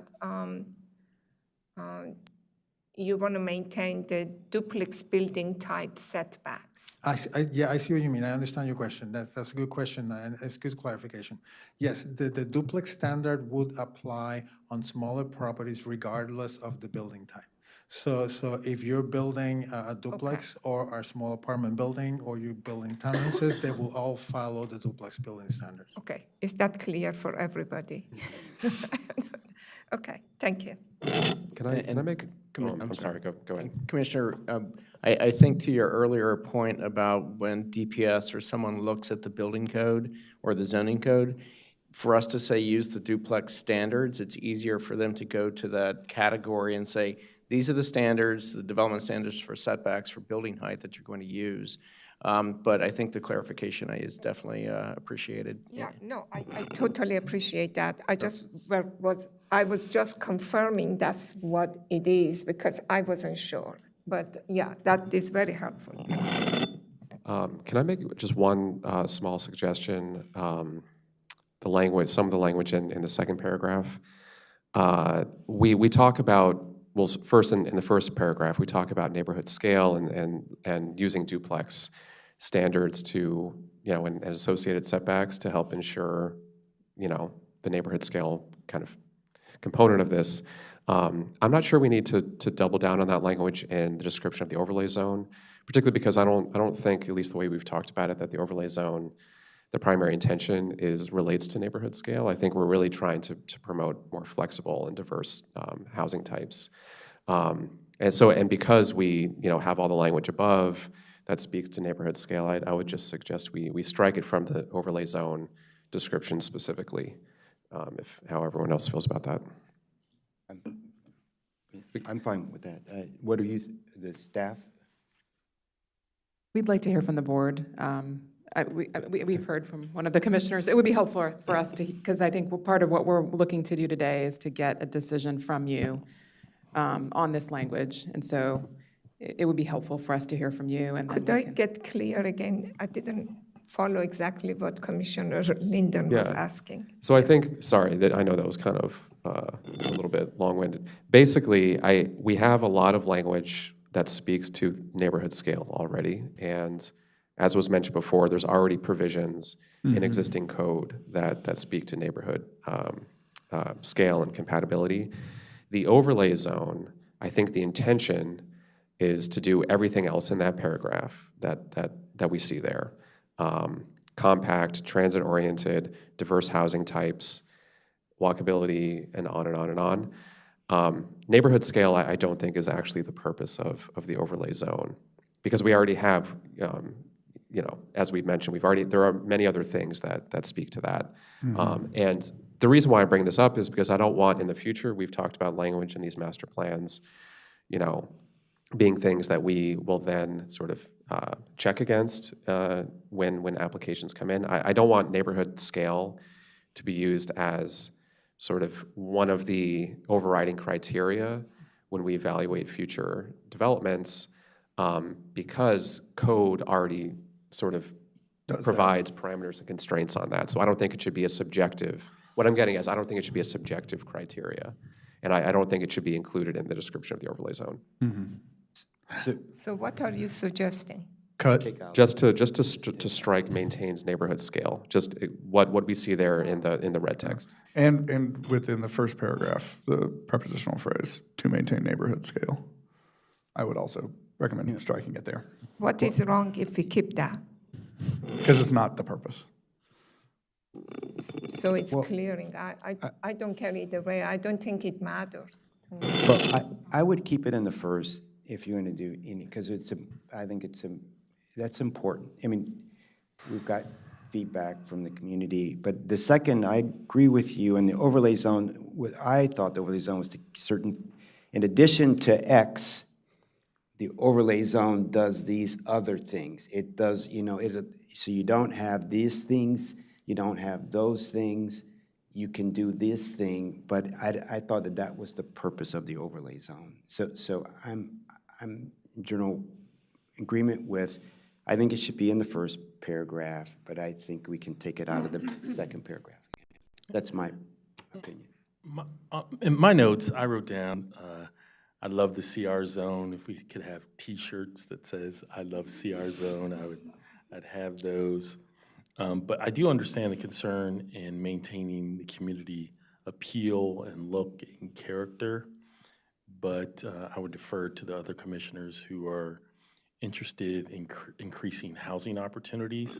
And the CR zone allows for diverse housing types. So I'm pro CR zone, but with regards to technicalities, I think I'd defer to Commissioners Linden and Hedrick on that. Well, I don't, because I don't think that keeping that maintains neighborhood scale has to do anything with reducing the housing. It just emphasizes that we are keeping the quality of life. And I am, with a balanced approach, is the approach that I would do, so I'm fine to keep it in. That's my vote. Well, What was your recommendation originally? I think, my original recommendation was just to strike maintains neighborhood scale from the second paragraph. And it's, the purpose is not to it doesn't remove anything from the requirements already in code.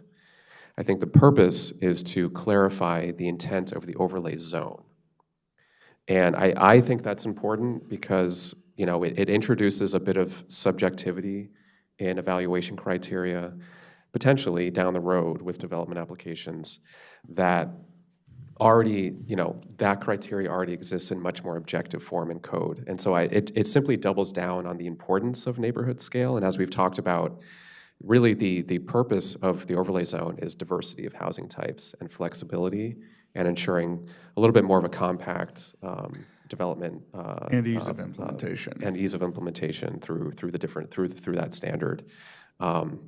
So I don't want it to seem like too pedantic here. I'm not trying to sort of get too far in the weeds, but I do think this is an important moment where we can clarify the priority. Because if everything's a priority, nothing's a priority. And the priority of the overlay zone specifically is not maintaining neighborhood scale. There are other parts of code that speak to that. So what I hear on the table is taking out maintained neighborhood scale in the second paragraph. And I'm fine with that. You know? Yes, we will do that. When we bring them. But we have to, if the majority of the board members are okay with that. I'm good with it. And so, we raise. I disagree. Okay. Do we have a majority of the board members are okay taking it out of the second paragraph? Okay. Mr. Bartley?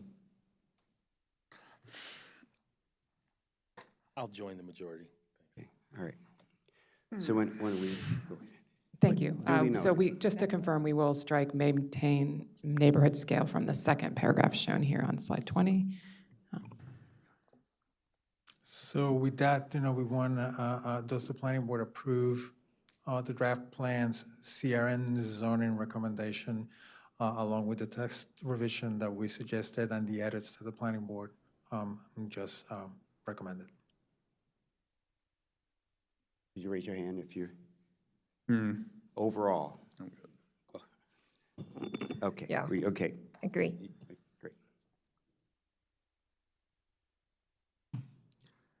So now we're moving into the overlay zone.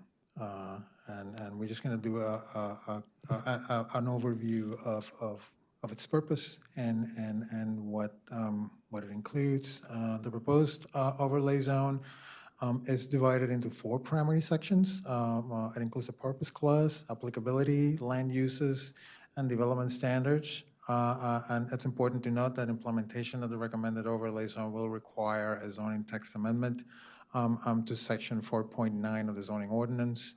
While a proposed ETA will be introduced to the planning board at a future date, the components of the proposed overlay zone are necessary to consider concurrent with the draft plan. The following sections detail an approach on recommended elements to the University Boulevard overlay zone. Staff requests guidance from the planning board on these elements to inform the draft future ZTA.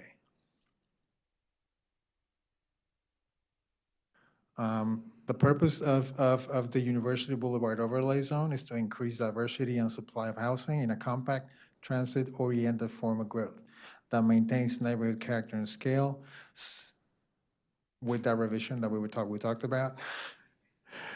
Yeah, and with this one, I mean, I would definitely, in addition to striking scale, I think we should strike character too. I think that word we've talked about it being a little bit problematic in a lot of ways, so. Yeah, and I think it's important that we can then say that, the goal of the overlay zone is to modify development standards so that we can simplify implementation of the building types that we're looking to implement and also to permit uses that we want to be included within future development. And then we'll leave out the character and scale I references. disagree, but that's fine. Why don't we just, I think I would just, I join Commissioner Pedoine with regards to the word character, because there are lookability and style of neighborhoods, I think,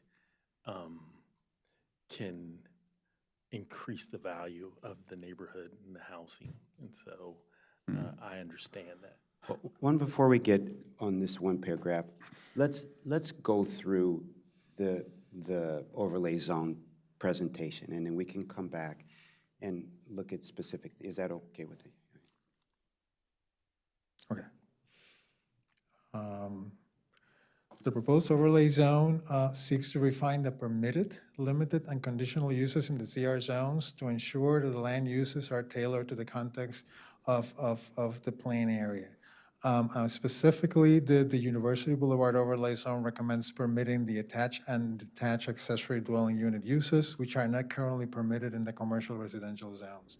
Also, while the draft plan's CRN zoning recommendations will generally prohibit commercial development, the University Boulevard Overlay Zone recommends allowing uses that are currently permitted or governed by the conditional use process in residential zones today, such as home-based occupations and small family daycares, to maintain neighborhood-serving uses. The University Boulevard Overlay Zone also recommends prohibiting vehicle-related uses, drive-through establishments, manufacturing and production and self-storage facilities, except as protected by the zoning ordinance section 772, non-conforming uses. Can I ask you a question here? This was a question I had when I was reviewing it the other day. You are not allowing under CRN any commercial, correct? That is correct. So why do you even have this here? Why do I? Because vehicle equipment sales and rental is commercial. Vehicle service is commercial. Drive-through establishment is commercial. So when in CRN, in this area, you're not allowing any commercial, why do you even have this? Well, the overlay speaks to the entire plan area, right? So it would also cover CRT zones, which would have some mapped C in addition to. Oh, this is for the whole covered area that you are doing. Okay. So if that's the case, I am fine in here. But I don't know why then, I go to my second question, why you don't allow like self-storage or drive-through bank? If it's a bank comes and want to have a drive-through, or if it be like a restaurant, fast food restaurant, that they're going to have a fast food, why can't we have drive-through? And I don't understand specifically what is it that we pick this commercial and say you can't have it here for the whole area. If it's already allowed, why do we prohibit it? The whole thing is that why do we decide for the market? That's my question. The developer comes and want to put something there. Why are we deciding it in here? You can't have it. I mean, the priority is to incentivize housing production, and also we're trying to improve the quality of the area along University Boulevard so that we can improve safety for pedestrians. Part of our goal is to limit as much as we can the introduction of any more curb cuts along University, which is why we're trying to discourage the introduction of commercial sort of car-friendly uses in here. So that was our rationale for doing that. I know, but there are a lot of, if you go to the area that you have, not everything is right along University. When you go to Four Corner area or other areas, there are a lot of commercial there. So you're talking about stretch that is not just along University Boulevard and then prohibiting it for the whole entire area. To me, something that we are deciding for the market rather than allowing it to happen. I thought the whole thing is that to make it more flexible. But we're zoning to restrict the market in all of the residential areas. I mean, if we're going to use that argument, then let's go the whole hog and take away the exclusionary zoning that specifically restricts the market to anything except a single-family home over the most of the land in this area, even with the addition of the CRN corridor zone. But what we're trying to do is prevent noxious uses that are allowed under the overlay zone. I mean, this is honestly attempting to sort of fit a slightly square peg into a rounder hole, but you're trying to pull out noxious uses along the corridor. Could you go to the area and show me that we are not talking about all, there are areas that we allow commercial, okay? So those areas that is commercial, you're prohibiting this, and I'm asking those why. For the record, Jessica McVeary with the Mid-County Master Plan team. I did want to highlight in the third bullet that we are allowing existing uses to remain through, as permitted by section 7.7.2, non-conforming uses. So places that are drive-through establishments today, for example, can continue with the overlay zone provision. But to Mr. Estrada's point, we are trying through the overlay zone to ensure that we have uses that are people-oriented first, rather than car-oriented first, and also to ensure that we are limiting uses that are permitted by the CRT zone today that wouldn't be appropriate for the surrounding residential uses. Yeah, I don't know how we decided self-storage or drive-through is not essential to people use. Who decide on that? What is our logic based on? That, we don't have, or equipment, I think that you're talking about vehicle equipment, sale and rental, that's the cars, that you want to reduce that. But, under manufacturing and production, it may be a small store that they do some stuff that, I don't see anything wrong those to be, because if you want people to live and work and recreate in the same area, everybody needs everything. We just say that, well, in this area, we want to make it all residential, so you are excluded.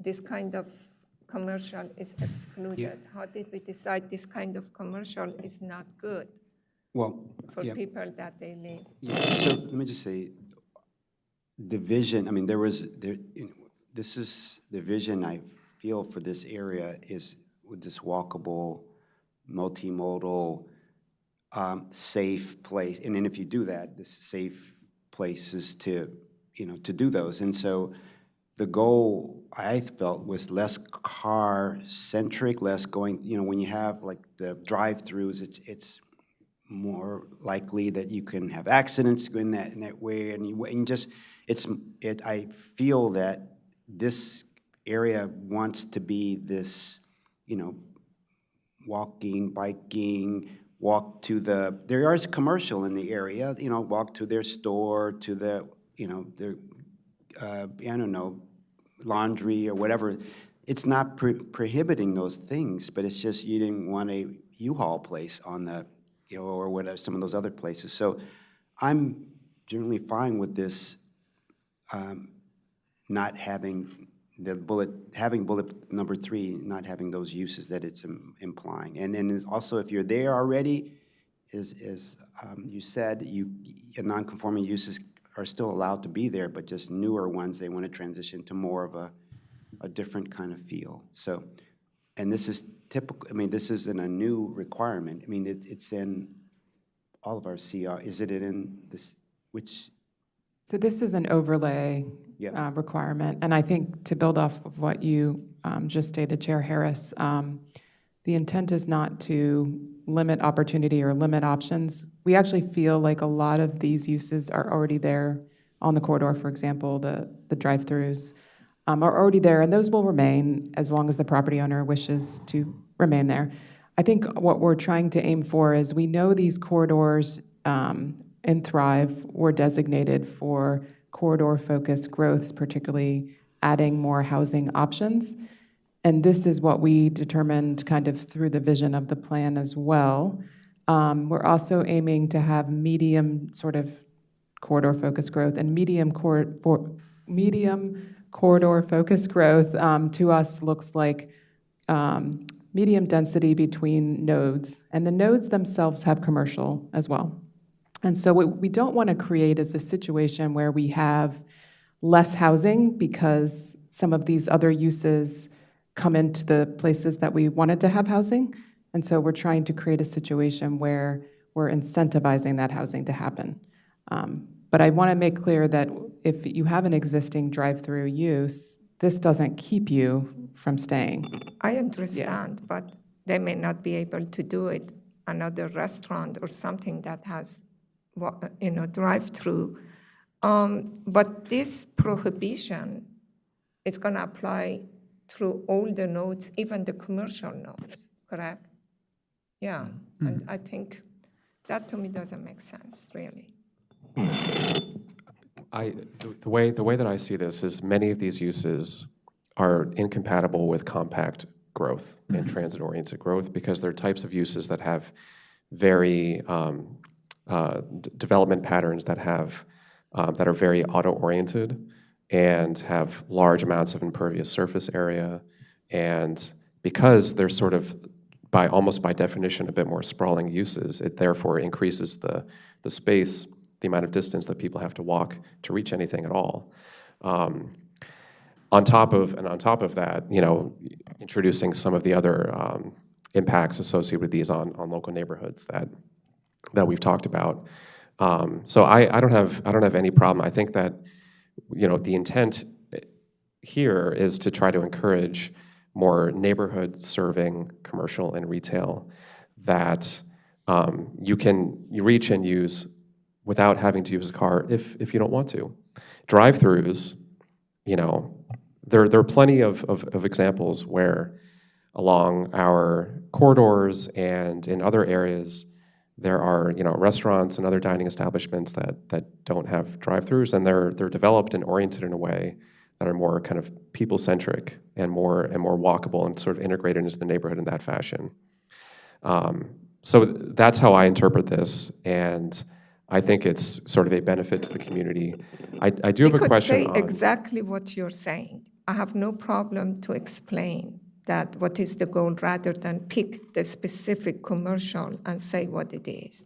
If we want to create more pedestrian-friendly and less very, you know, high commercial, and the purpose of that, why instead of picking and choosing what commercial can be there, we could explain that this is what kind of thing we wanted to be there, rather than picking the name of a specific commercial and say, I have no problem with what you said.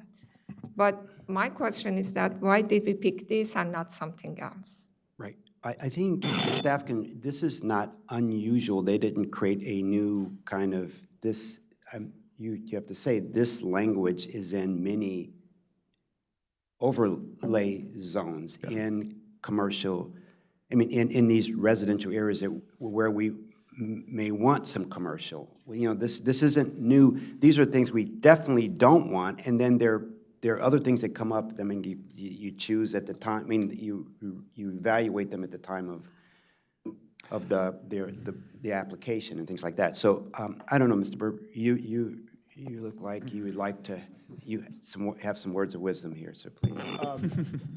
Ben Berbert for the record with Countywide Planning and Policy. To what the chair was just saying, you are correct. We have very permissive commercial zones, and we've been using overlay zones for a long time because they're usually associated with very small area plans to start excluding certain uses that we really don't want to see in the areas we've given that kind of attention to. And so this is sort of a precedent that's been set already that we do prohibit certain uses to reach that end goal. I also did want to chime in very briefly about the second bullet, just because I don't think the answer that was given fully captured the story. Commissioner Pedoweem, you are correct. We are zeroing out the commercial in the CRN zone. What the second bullet is saying is, however, if there are non-residential uses that currently can happen in the R60 or R90 zones, such as a small dental office or some other home occupation or a child care center, those would be allowed even with the zero in the commercial. And so that's what we're trying to do, is we're trying to say we're rezoning you CRN, we're giving you a C of 0, because if we don't, a lot of commercial uses could open up in areas that we weren't planning for. But we already know commercial uses are allowed in a very limited way in these residential zones. We don't want to take that right away from these homeowners that may want to pursue a small in-home business. And so that's what the provision is trying to capture, is that if you could already do a conditional use for a small business now, you'll be able to continue doing that even with that C of 0. But what we aren't looking to do in the CRN zone is allow a whole new restaurant or a new large retailer or something. I got it. That's really good. the whole point that I was taking was in the notes that they were commercial. I understand if the CRN 0 and this may allow in those areas, okay, I get it. And I'm fine with that. But the way that it is written, it applies even in the areas that are already commercial. And it may be fine to have those. I was specifically talking about those areas because the other areas, I didn't know that it allows them in CRN zone where it is C0, commercial 0. I think what we can do is when we come back in a couple weeks to actually request introduction of this overlay zone, it'll make a little more sense. It's a little hard when you're just doing a summary of the key highlights to maybe get the nuance that in the overlay zone, there's provisions that apply to everybody, and there's a few listed, and then there's provisions that are only applying to small CRN zone properties, and then there's Okay, provisions yeah, that that apply would to- be really helpful. Okay, thank you. Can I ask one other question about manufacturing and production? Are there examples of those uses, just to sort of clarify the intent of what we're trying to prohibit through the overlay? Are there examples of manufacturing production that we can point to? It could be a bike shop, and you don't let it be. They make bicycle. Could be, seriously, I just bought my bike. It could be a bike shop and say. Yeah, I don't have the code in front of me to refresh exactly what the definition of this use is. I know it is most commonly used or applied in the industrial zones to imply kind of the heavy manufacturing. Yeah. I think we could probably go back and look to see, I know there's some other types of like artisanal manufacturing that are actually like called out as a different use, which might be more what I think you're maybe trying to permit here. And so I don't have it in front of me, but I think we can come back definitely in 2 weeks to sort of clarify like what exactly is this prohibiting, and maybe do a little self-discussion as to whether there's a smaller scale version of this that's maybe not as, maybe we don't need to exclude the whole list of them, but parts of it. We can look at those. I think that sounds good, because I think I understood sort of what you were getting at here, which is that maybe larger scale in terms of, what they emit into the air could be more problematic, or the types of things that would often have trucks coming in to sort of load up or offload things associated with manufacturing of it in the production. So I understood that, but yeah, if there was an opportunity for a little bit more nuance to maybe allow some things that don't quite have as many either vehicle impacts or kind of air quality impacts. Okay. I was actually gonna make a very similar comment on manufacturing and production of, and yeah, it's 3.6.4 if anybody cares to go look it up. Our definition, which includes 4 separate definitions of manufacturing and production. I do think it's worth, and I just wanted to ask if staff would mind for coming back, because I think that there is something within manufacturing production of, we have a definition of artisanal manufacturing and production. And so anything and we do have, and I don't want to get too techie about it, but the development of 3D printing and technologies that are coming up that allow for small scale production of certain things that would not be noxious uses under our old, under standards, that something like a car dealership or even self-storage, which really provides no neighborhood benefits, really, apart from the basic service itself or employment for that matter. Right. So I would, if we could just maybe clarify a little bit on manufacturing and production. And otherwise, I think anything else with the cut-through requirement, with the cut-through preferences and stuff we have, I think everything else is reasonable. Also, vehicle service. You have gas station. Most of the gas station, they have a section, they do the, a little bit of the service. So if there is a gas station there, they cannot have a car service section. No, I don't know. And also self-storage, maybe there are some areas that they could have a small self-storage. That serves people. Yep, I understand that this is a tricky trail here, that, but a lot of these take up space, a lot, that we're trying to focus on housing here, but come back with those things, and also, like, I live in a community that has these, they're making stereos. Is that called manufacturing and production? I don't know. I mean, just so when you come back, you can just give what is the definition, and then we can figure out what can smaller businesses fit? Would you want some sort of small business that do manufacturing and production? So Thank you. I think we understand what Yeah, the board right. is looking for here. So we'll come back on June 12th with some perfect. language and dive a bit deeper. But I think I'm hearing consensus that the desire is to provide housing, but we also want to provide the flexibility for some of these small businesses to thrive as well. So we'll come back. Thank you. Thank you. We can go on to the next item there. Yes, following through the other aspect of the overlay zone that is important is how it regulates development standards. And what we are recommending is to include standards for new compact development types to along the corridor. Specifically, the overlay zone is recommended to include the following development standards for the properties with an underlying CRN zone. The development standards for the duplex building type apply regardless of building type on properties that are on sites that are less than 15,000 square feet. On those same sites, the lot coverage is limited to 35%. And we are recommending a minimum of one entrance per building is required to front on a street and open space. The CRN zone has a requirement that entrances have to front a street or a public open space. This is to allow for situations in which you may have a building type that may require more than one building entrance, and then the possibility that other building entrances may not face onto a street. So we're just setting up on this so that at least one building entrance faces the street, and the others could face anywhere within the property.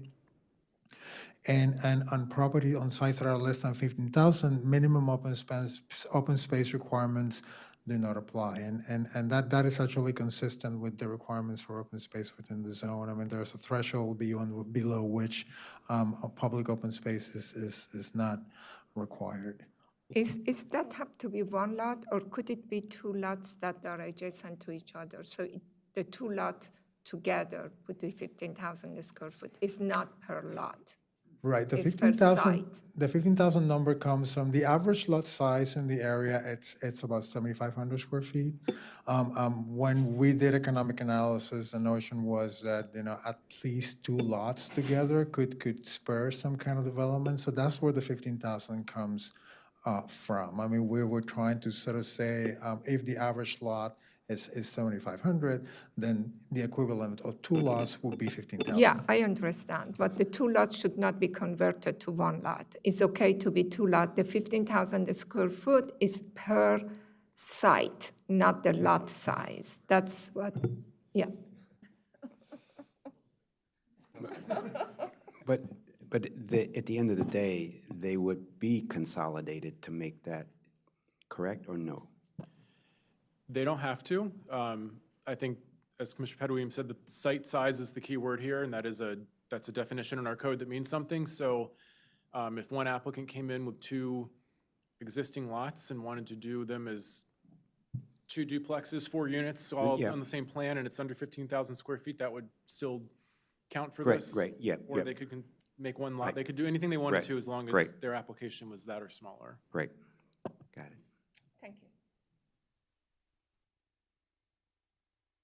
Right, so because we've set up a threshold of 15,000, then below 15,000, then the previous requirements apply. On sites that are 15,000 square foot or larger, the development standards for the applicable building type apply, meaning that, what's on the underlying zone, as is explained in the zoning ordinance, is what governs, with the exception of the build-to area.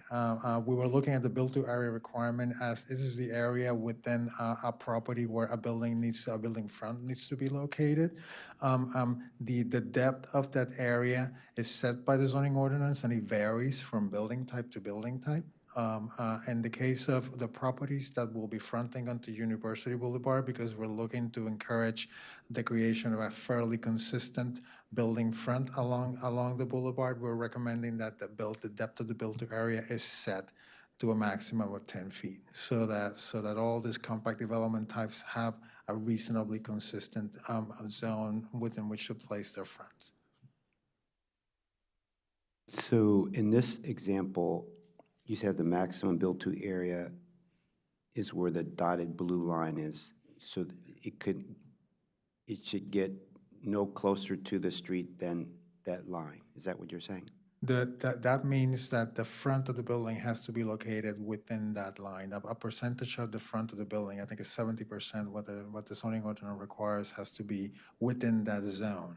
And as is described in the zoning ordinance, the red line that you see here, that distance varies depending on the building type.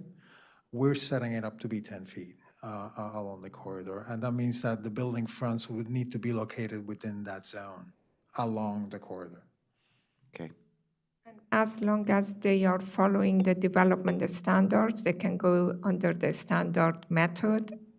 And the only time that they go optional if they have something that is not following or is not within the standard. When does it go to optional There then? is no optional method in the CRN zone. It's only a standard method zone. Oh, Now, there's site plan required once you get to certain size developments, but it's still not considered optional method. It's still Okay. a very prescriptive, you follow what the zoning table tells you to do. okay. type So thing. everything in CRN is standard, but based on the size, it could need, preliminary plans.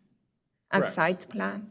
Correct. And so even with these smaller sites we just discussed, it's standard method. What we're doing with the overlay zone is just changing the standards. Here, we're saying on the larger sites, we'll keep the standards that already exist in the zoning tables for the CRN, minus the one provision to pull the buildings a little closer to the street than required. So what triggers optional method?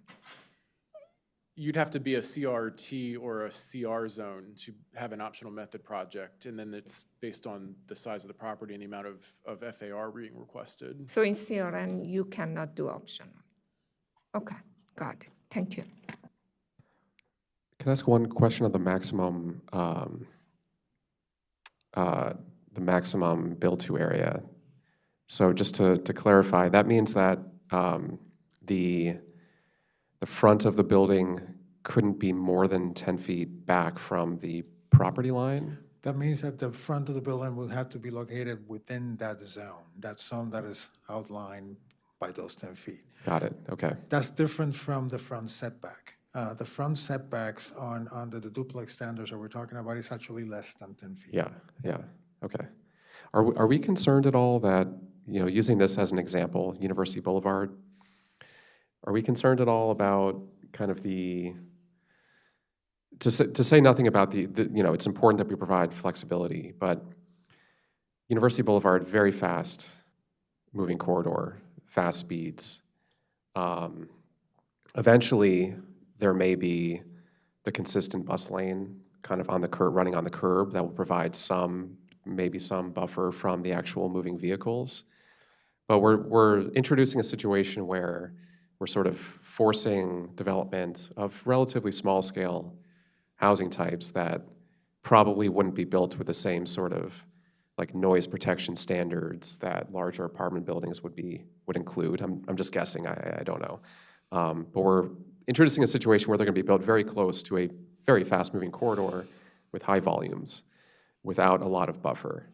So is that a concern? The recommendations and part of the recommendations from transportations is to change the configuration of the edge of the road in front of this development. Today, we have a sidewalk that is right on the road. Yeah. What is recommended is what we see in the diagram in here, that we're recommending a buffer that will be planted between the sidewalk and the street. And then we're recommending a 10-foot side path, which will accommodate pedestrians and cyclists. And then beyond that is when we start talking about, the built area and the setbacks that will apply to individual developments. Yeah. So there will be a buffer that will include a sidewalk that will be 10 feet and a planted buffer between the development and the new bus lanes. But using this example with on sites above 15,000, just as an example, because that's what we're looking at here, the property owner would they be required to build that 10-foot sidewalk as part of this development? They would be required to factor that in? I would probably, when you start getting to developments of this size, I think to what's been said before, I think the way to think about this is right now, you have a 30, I believe it's a 30-foot setback. Most of the homes are off the corridor. Most of that area is going to remain. It's just going to be repurposed as a green buffer with trees and then a much wider bike pedestrian facility. And so in reality, the front setback of these buildings is not going to be pulled much further close to the actual travel lane than they are today. And even if for some reason we decide we don't get full frontage improvement because it's out of scale, but we're still going to get the dedication, that front lot line is just going to be pushed back as we get more right-of-way. And so in the interim, it might still have development that looks like it's 25 to 30 feet off of the road. And so I think for these reasons, plus the goal that we're hoping to make it a high-volume, slow-moving corridor in the future, I don't think we have concern pulling these types of buildings to the street. And I even think like the townhouses that are built kind of across from the radio towers over here, they're about 10 feet off of the edge of right-of-way now. And that's exactly the kind of frontage we're hoping to just mimic further down the corridor. I totally am on board with like the vision, like imagining a future where the corridor has a lot of this development pattern with consistent buffer, consistent tree plantings, and sort of, you know, the illustrations that we've seen. I mean, it really is like a beautiful like future vision to imagine along the corridor.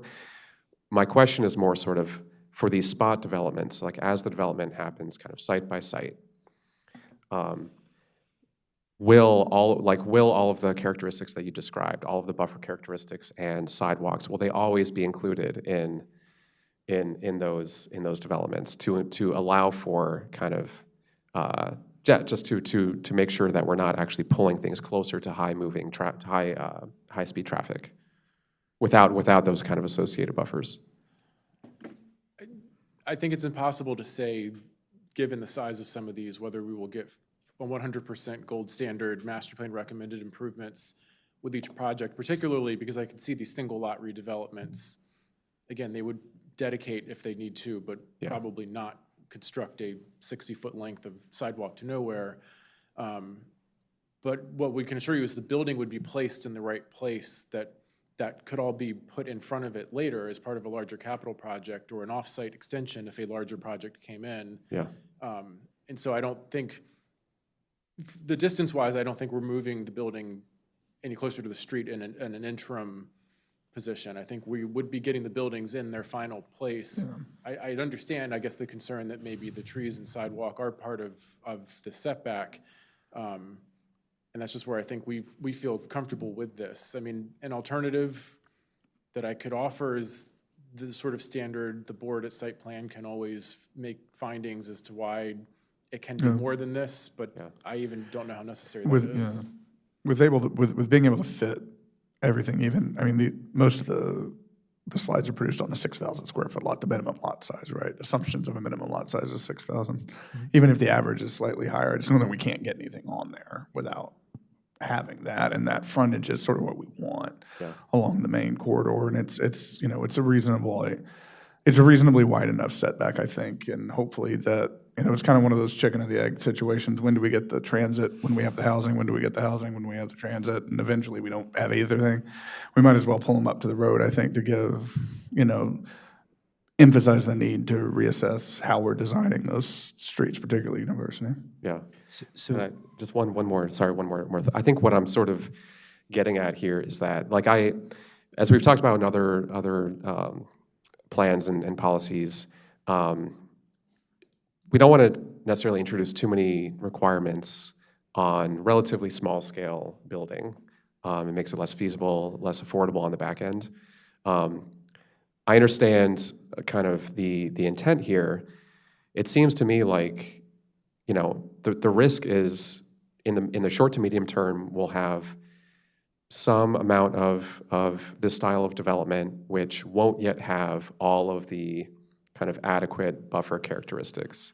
And I think that speaks to the need for maybe to some extent pushing for a larger capital project through the county, through MCDOT, to prioritize, like as part of these planning efforts, to either through the plan, through a recommendation, or in some other way, try to encourage, a new entry into the CIP, or maybe the prioritization of existing CIP projects that can sort of sync up with our planning efforts to make sure that, like, as development happens, like, we have actual CIP projects that are in the pipeline and can adequately serve. Because I think that would, reduce potentially the burden on some of these property owners if they choose to convert or redevelop. It would reduce some of the concerns about, like, development happening without kind of adequate buffer or, or adequate facilities for walking. I know that CIP conversations are outside the scope of this plan process, but it seems like this is maybe an opportunity to at least kind of engage through a recommendation or something else to emphasize the importance of, during corridor planning efforts that are trying to emphasize walkability, compact growth, multimodalism, and everything else. Can we prioritize CIP projects that, like, within this plan area? Okay, yep, great. Those are great comments, and maybe you guys can think through the. And then one of the things that I'd always was thinking, what is the transition, right? Because I'm glad we're talking everyone bringing up this. What does this look like if just, over the next 5 years, 2 people did it, 20 people did it, and how does that affect that whole frontage? What is the can we think through, or you think through, what would the transition look like? How would that whole, and just, because I'm trying to get in my head, it's not going to happen all at once. So what does it look like if individuals did it before there was a consistent,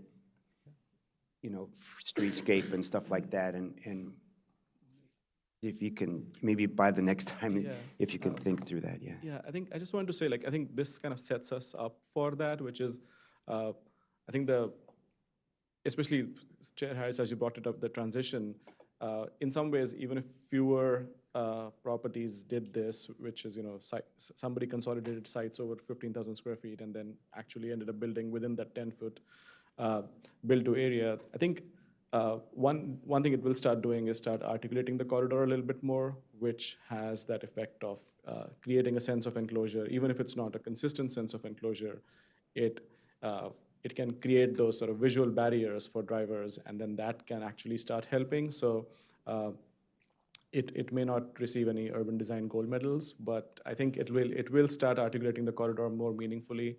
So even if it happens on a small scale, and then Commissioner Linden, to your point, I think having those buildings within that setup, I don't know how CIP will eventually work, but I think it makes it more likely than not that some kind of development like that catalyzes meaningful investments along the corridor, whether it's public or private, we can't say, to actually make pedestrian improvements more likely. So yeah, I think the challenge with this is, I think the reverse is the bigger kind of challenge, which is if we do not mandate this, then what do we do if buildings start moving?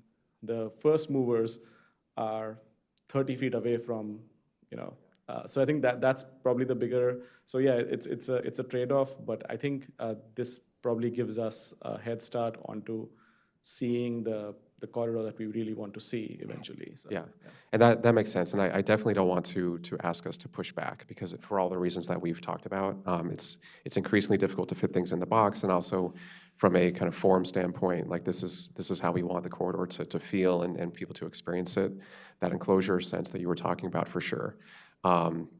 It's just, the transition does seem tough in the short term, and whatever we can do to kind of grease the wheels with conversations around not always putting the burden on the property owner to do some of these improvements, like to what extent can the county be an active participant when these planning efforts are happening, as not to repeat myself, but like as development starts to happen, how does that change the way the CIP is configured, and how can we prioritize it, or ask them to prioritize it?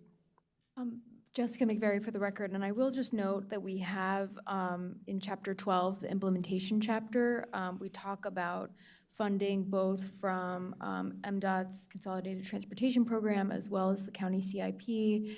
And we, through the priority letter that the planning board reviews each year, we use our master plans and the recommendations in the master plans to inform that priority letter.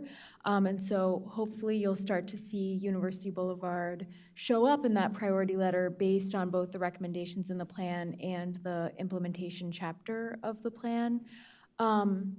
I also wanted to note that with regard to transitions and what that will look like, one of the things that the team is working on is the development of renderings, and we hope that we'll be able to show you a preview of those when we come back with the red lines.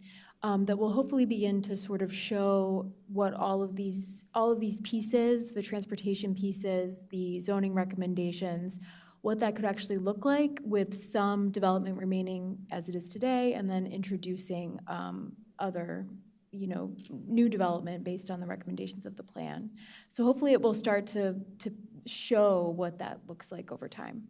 Great. Yeah, that'd be great if you can come back with that. What does the transition look like? And as well as, and we know what the final, you blink your eye, and if it was all done, but what happens if 20% of the people do it, And not to belabor it too much more, but I think what Ms. McVeary just mentioned in terms of the implementation section, it's very critical in terms of how the counties look at the long-term projections and how they can get funding for that and implement it over a certain period of time.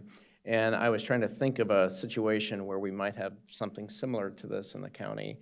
Along corridors, I can think of maybe south of Stringtown Road on 355, developments have come in where you do have some homes that do face 355 just south of Stringtown.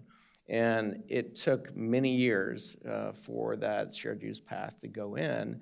And in part, it was contributions by the developer. And in this case, a bigger developer, so it's not apples to apples comparison, but the county and the state, I'm sure, were big participants in how that was done. And so I think what Mr. Berbert said, I think is one of the more critical points. If we have the dedication, that's the first step that has to be taken for us to be able to, for us, and I say us collectively with the county, to be able to get dedication so that the work and the infrastructure can go in. And if it's already within the current right-of-way for university, that makes it so much easier. Some of the other on-site pieces definitely would be the responsibility of the owner, developer, property owner, like landscaping, sidewalks, lighting, things like that that I think really make up that context and what we refer to as the character for that particular area. The longer-term pieces like the infrastructure and the shared use path, that is longer term. And I think having that in the implementation section gives us and the county agencies more teeth to be able to require it when they come in. So we said that if it is over 15,000 square foot, there are requirements for open space, correct? How do we make those requirements if it is all standard method? And are we going to do it through preliminary plan? So if they have okay, yeah, go ahead. Right. So there would still be most likely a preliminary plan and potentially a site plan that would come. So again, it's not, standard method doesn't mean these things don't get reviewed. It just means in an optional method project, if you look at the CRT zone, there are no development standards. It's have a negotiation with staff and the neighbors and come in and make the density work with very minor, requirements for open space and some compatibility on screening and stuff. All standard method says is, okay, for this building type, here's your front setback, side setback, rear setback, here's your coverage, here's your height. It gets more prescriptive. And so we'll still, through a plan, look to make sure there's 10% open space. For these types of developments, it's generally common open space, which needs to be accessible to residents and visitors, but not always the public. And so it's not that hard to designate in the diagram that's before you, the common open space might be between the two parking lots, and it's the little play field where the families can put their grills and have an area to sort of picnic and socialize. I see. And it would just be designated as there'd be an open space easement that all users of this site can have shared So access to it's that. for that side. Are they required, because we have recommended right away that maybe we have a shared path, are they required to make any contribution for the future construction of, sidewalk path or things like that? Or is it something that is included?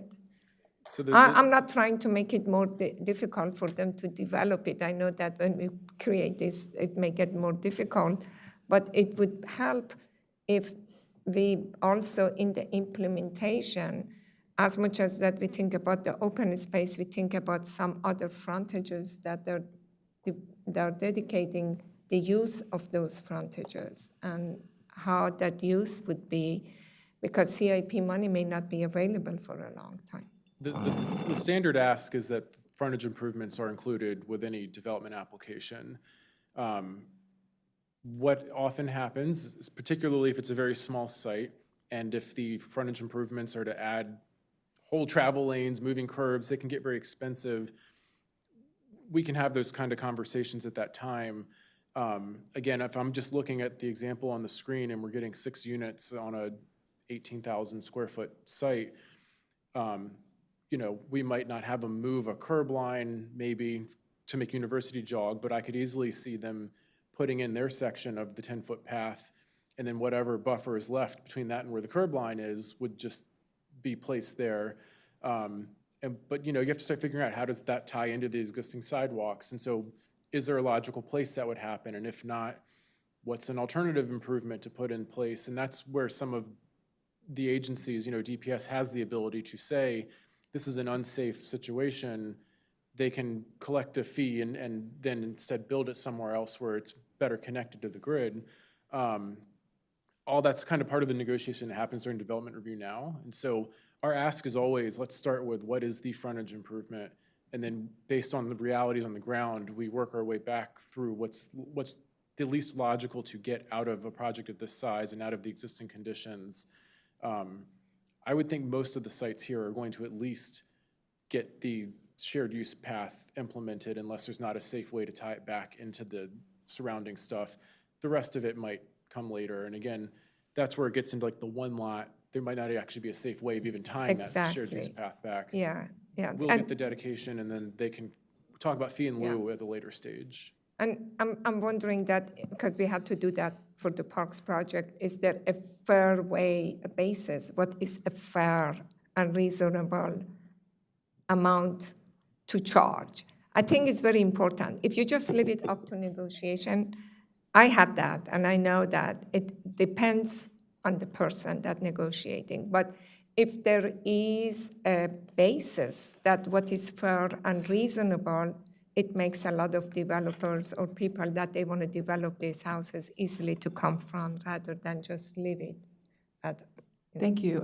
These are great comments. I did want to put a finer point, because I know we have a number of slides ahead of this one, so on this discussion, just to assure the board that no matter the scale of the development, we will get the dedication, which is really important for the implementation. So we will have the land in order to build the transportation path and walkway. And we are not moving curbs outside of Four Corners area, so we will not be asking people to move curbs. Just want to make sure that's clear. The Four Corners area is a little bit different, which we've covered in the last session. But I know we have a number of slides ahead of this one, but I just wanted to assure the board that we will be getting the space. The scale and the types of improvements that come in are contingent upon the type of plan that we get. So it's hard for us to predict every kind of nuance of that, but it will depend on the type of project that comes forward. So with that, I know, Mr. Estrada, you have a few more slides, but perhaps if we could, I think we've touched on many of these, but if you can just briefly go through these, and then we can move to the zoning recommendations for Four Corners. Okay, so just a couple more quick things, and as far as parking and development standards, we're recommending that on all sites, parking should be located behind the front of the building. And we're only doing this because under the CRN standards, there's a couple of building types that are allowed to have the parking in front of the building, and we're just suggesting that all of them have it behind. And again, this was just a quick recap on why are we using the duplex standards, and it's again to provide clear guidance to applicants and reviewers when reviewing new housing types on sites less than 15,000 square feet, and also speaking to the neighborhood compatibility conversations that we had before. And we wanted to highlight that those requirements will not limit the number of units on an individual lot, but will govern the placement of those units. And it also, the standards ensure that there's a certain amount of separation between new development and existing homes. And again, the recommendation is to sort of ask the planning board if they are fine with the general parameters of the overlay zone as it has been described in all the comments that we received.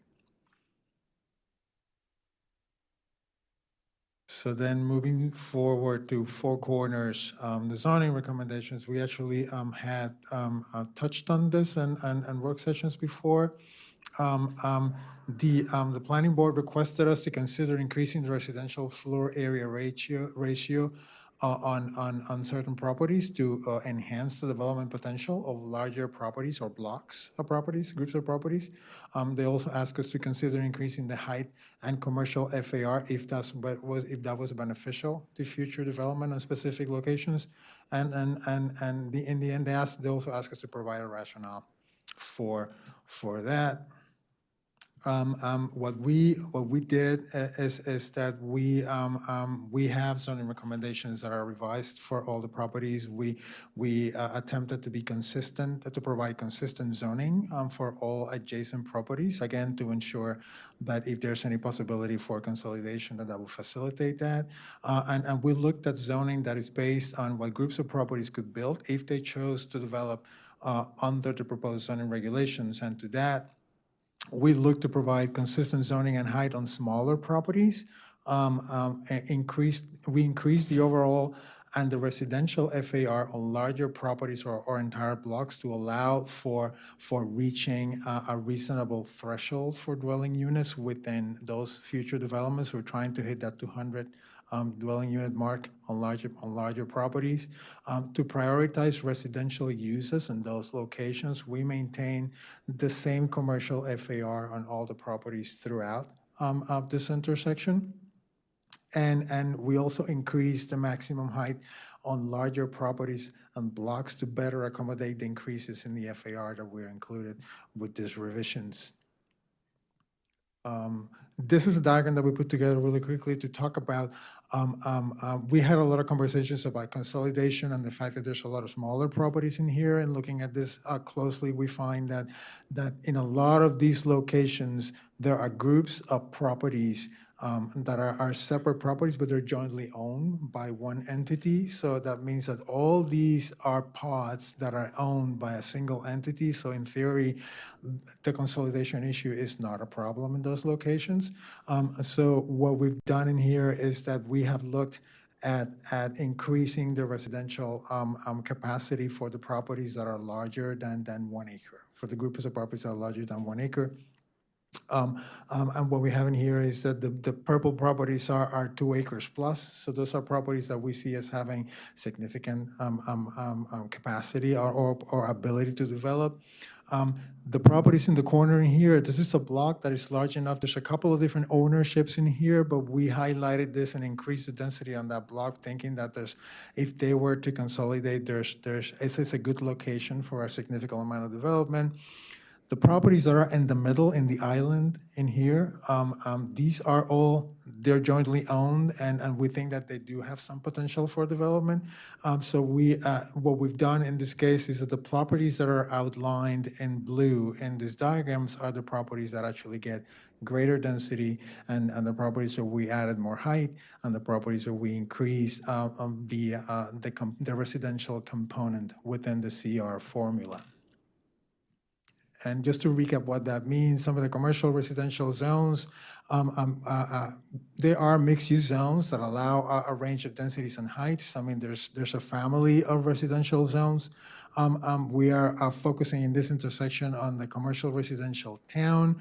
Each zone has a number of components to it that allows us to regulate, what development may come in or to incentivize development that comes in. It has a commercial component, a residential component, and a height component, and the combination of those three start to point in the direction of the development that we think needs to happen.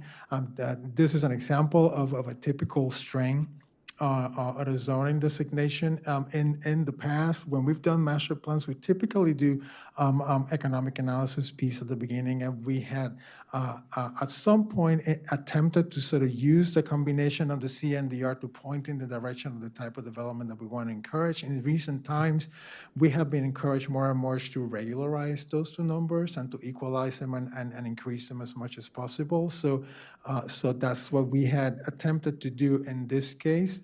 But for the purposes of getting to that residential threshold, in some of those larger properties, we have kept all the commercial numbers at the same level, but we increased the residential component of the CR zone so that we can actually get those numbers to the place where we want them to be. So if we can go through the properties, particularly started, the whole intersection is broken into 4 separate neighborhoods, and we have one diagram for each one of the neighborhoods and the zoning revisions that we're recommending. This is the area where the Safeway property is, and number 3 is the Safeway property. And what we've done in here is that we have raised the zoning capacity for all the properties that are smaller to a 2.25 FAR. And then we have given all those properties a 75 FAR in height. But the property, for example, the Safeway property, which we think has more capacity for development, we have increased the FAR on that property to a 3.0 FAR. And then we have adjusted upwards the residential component so that we can, again, get to that threshold. And what we've also done is that we have increased the height so that they can better accommodate the additional density that we are recommending. On the next block, by the way, and what we have added to these diagrams, because we understand compatibility with adjacent neighborhoods is going to be a concern. Whenever we're showing these red lines in here, that's where the compatibility requirements per the zoning ordinance will apply if any development were to come in to these locations. And this is the Four Corners North neighborhood. This is the corner where the Four Corners pub is. Again, compatibility requirements along those edges. We changed pretty much. We upped every zoning capacity in this area. On the blocks that are fronting on the corridor, these ones, we increased the capacity to a 3.0, thinking that there's potential for development in that corner. In this corner here, these properties in here have been converted to EOF as part of the 2014 zoning conversion. They had already been given a 3.0 FAR and 100 feet in height. We extended that 3.0 and that height to the properties next door to the number 2 in here, thinking that we can encourage some consolidation in those 2 properties in there. And that's the zoning designations that we are recommending. The next property is the Woodmore Shopping Center, which is actually the largest of the group of properties in this intersection. And it's the one that because of its size, it has a significant capacity, ability to develop. We have upped the zoning in that property to a 3.0, and then we increased the residential component to a 2.5, and the height to 100 as well. So in general, what we've done with all these recommendations is that all the properties that we have identified as having potential for redevelopment are getting a 3.0 FAR, 100 feet in height, and they have an increased R component to, again, get us to through over that threshold. And then the last one is the island where the Ethiopian Episcopal Evangelical Church is. All those properties are jointly owned by the church because they're isolated and they already have a more density than the neighboring properties, we increase their density and their height as well, thinking that if there's an opportunity for some kind of redevelopment, that could happen there as well. So that's the summary of the changes to the zoning that we did on the Four Corners area, and again, to meet the request of the planning board. So if there's any comments, questions about those changes, I'm happy to hear the questions now. Yeah, I'm glad you looked at this. My question I have is, can you really get to those heights with compatibility requirements? Like, do you ever get, like, just go back to, like, to the Safeway or across the street, you know, when you do the setbacks from the community, on, you know, the R60 on the, whatever, on the south of that, will you ever be able to get to 100 feet anywhere? That is a question.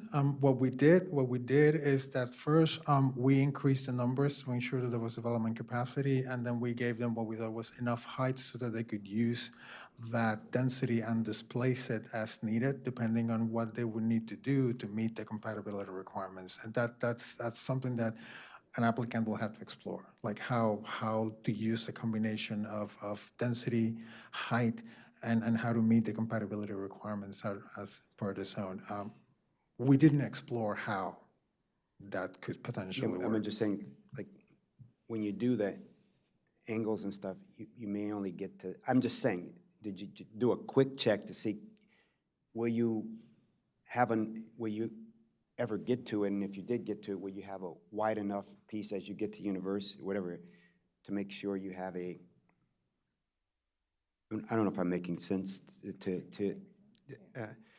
if you go to the, across the street on the Four Corners, I guess, east, can you go to the next one?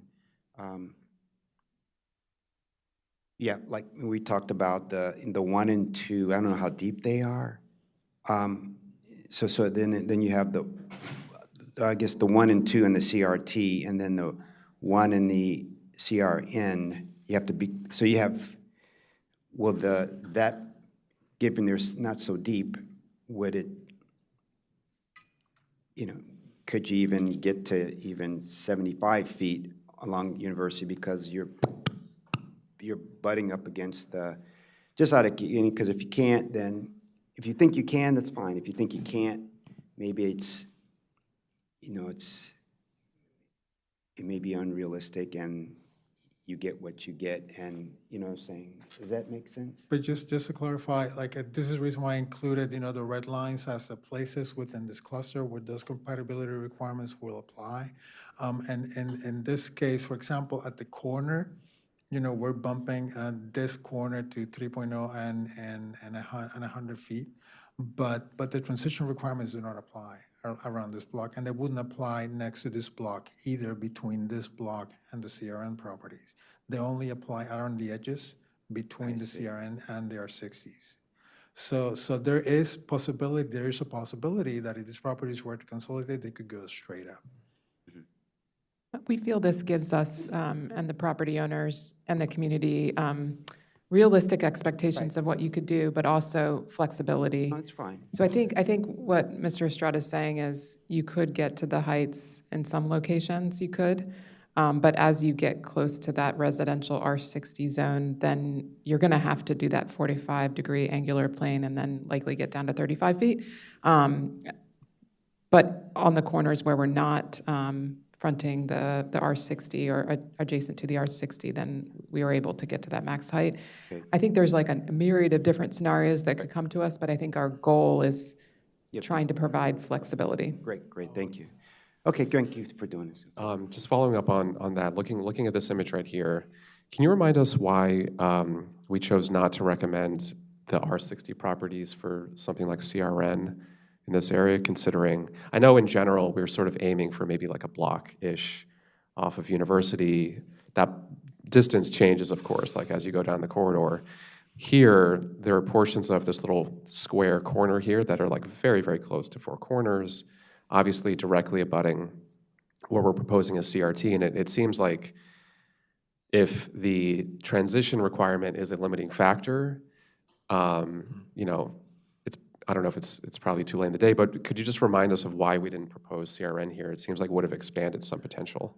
In this particular cluster, we actually had a group of residents that came to us specifically, and they were very concerned about changes to those blocks in there. So they specifically requested to remain the way they were. Pardon me, Carrie Sanders to the record. That's exactly correct. I would also add that we actually keep it at a block along the entire corridor, so we are consistent about that block. We don't deviate from that. Some of the blocks are deeper than others. You can see like along the corridor, but we did keep it to the block in order to be consistent. But yeah, everything that Mr. Estrada said, we had a lot of concern, and that's along the whole corridor, but I think specifically at this location, very, very big concerns. And some of that has to do, actually a lot of that has to do with transportation, because as you get close to this area, Lanark Way has a heavy movement occurring today. And so there is a lot of concern about additional transportation that would need to be provided if there was a larger scale development here.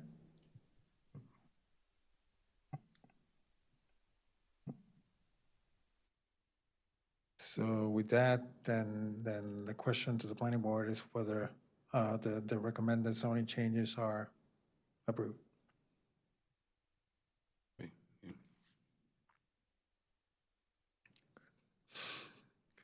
So with that, Zubin, I can keep going.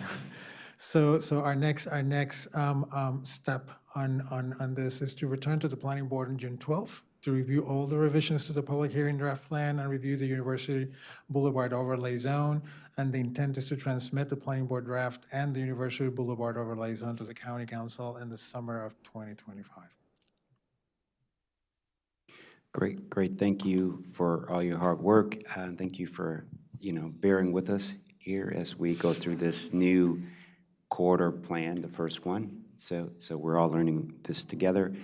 When you come back, remember there's one thing we said move on the, when we start talking about the language of the overlay zone. So you look at that, again, when you come back with your next things. But thank you. This is a lot of good work, a lot of hard work, and we appreciate it, and we look forward to finalizing it, their next meeting, and moving it on to the county council. Thank you. Any other questions or comments from the board? Thank you. It was great work. Thank you. Thank you. Yeah, thank you. I'm sorry for asking so many questions. So, yeah. So am I just generally, but yeah. Yeah, thank you. So we're going to be back at 1 o'clock to start item number 6, the zoning text amendment 2505, development standards, optional method, public benefits, where staff is recommending transmitting comments to the district council. Thank you.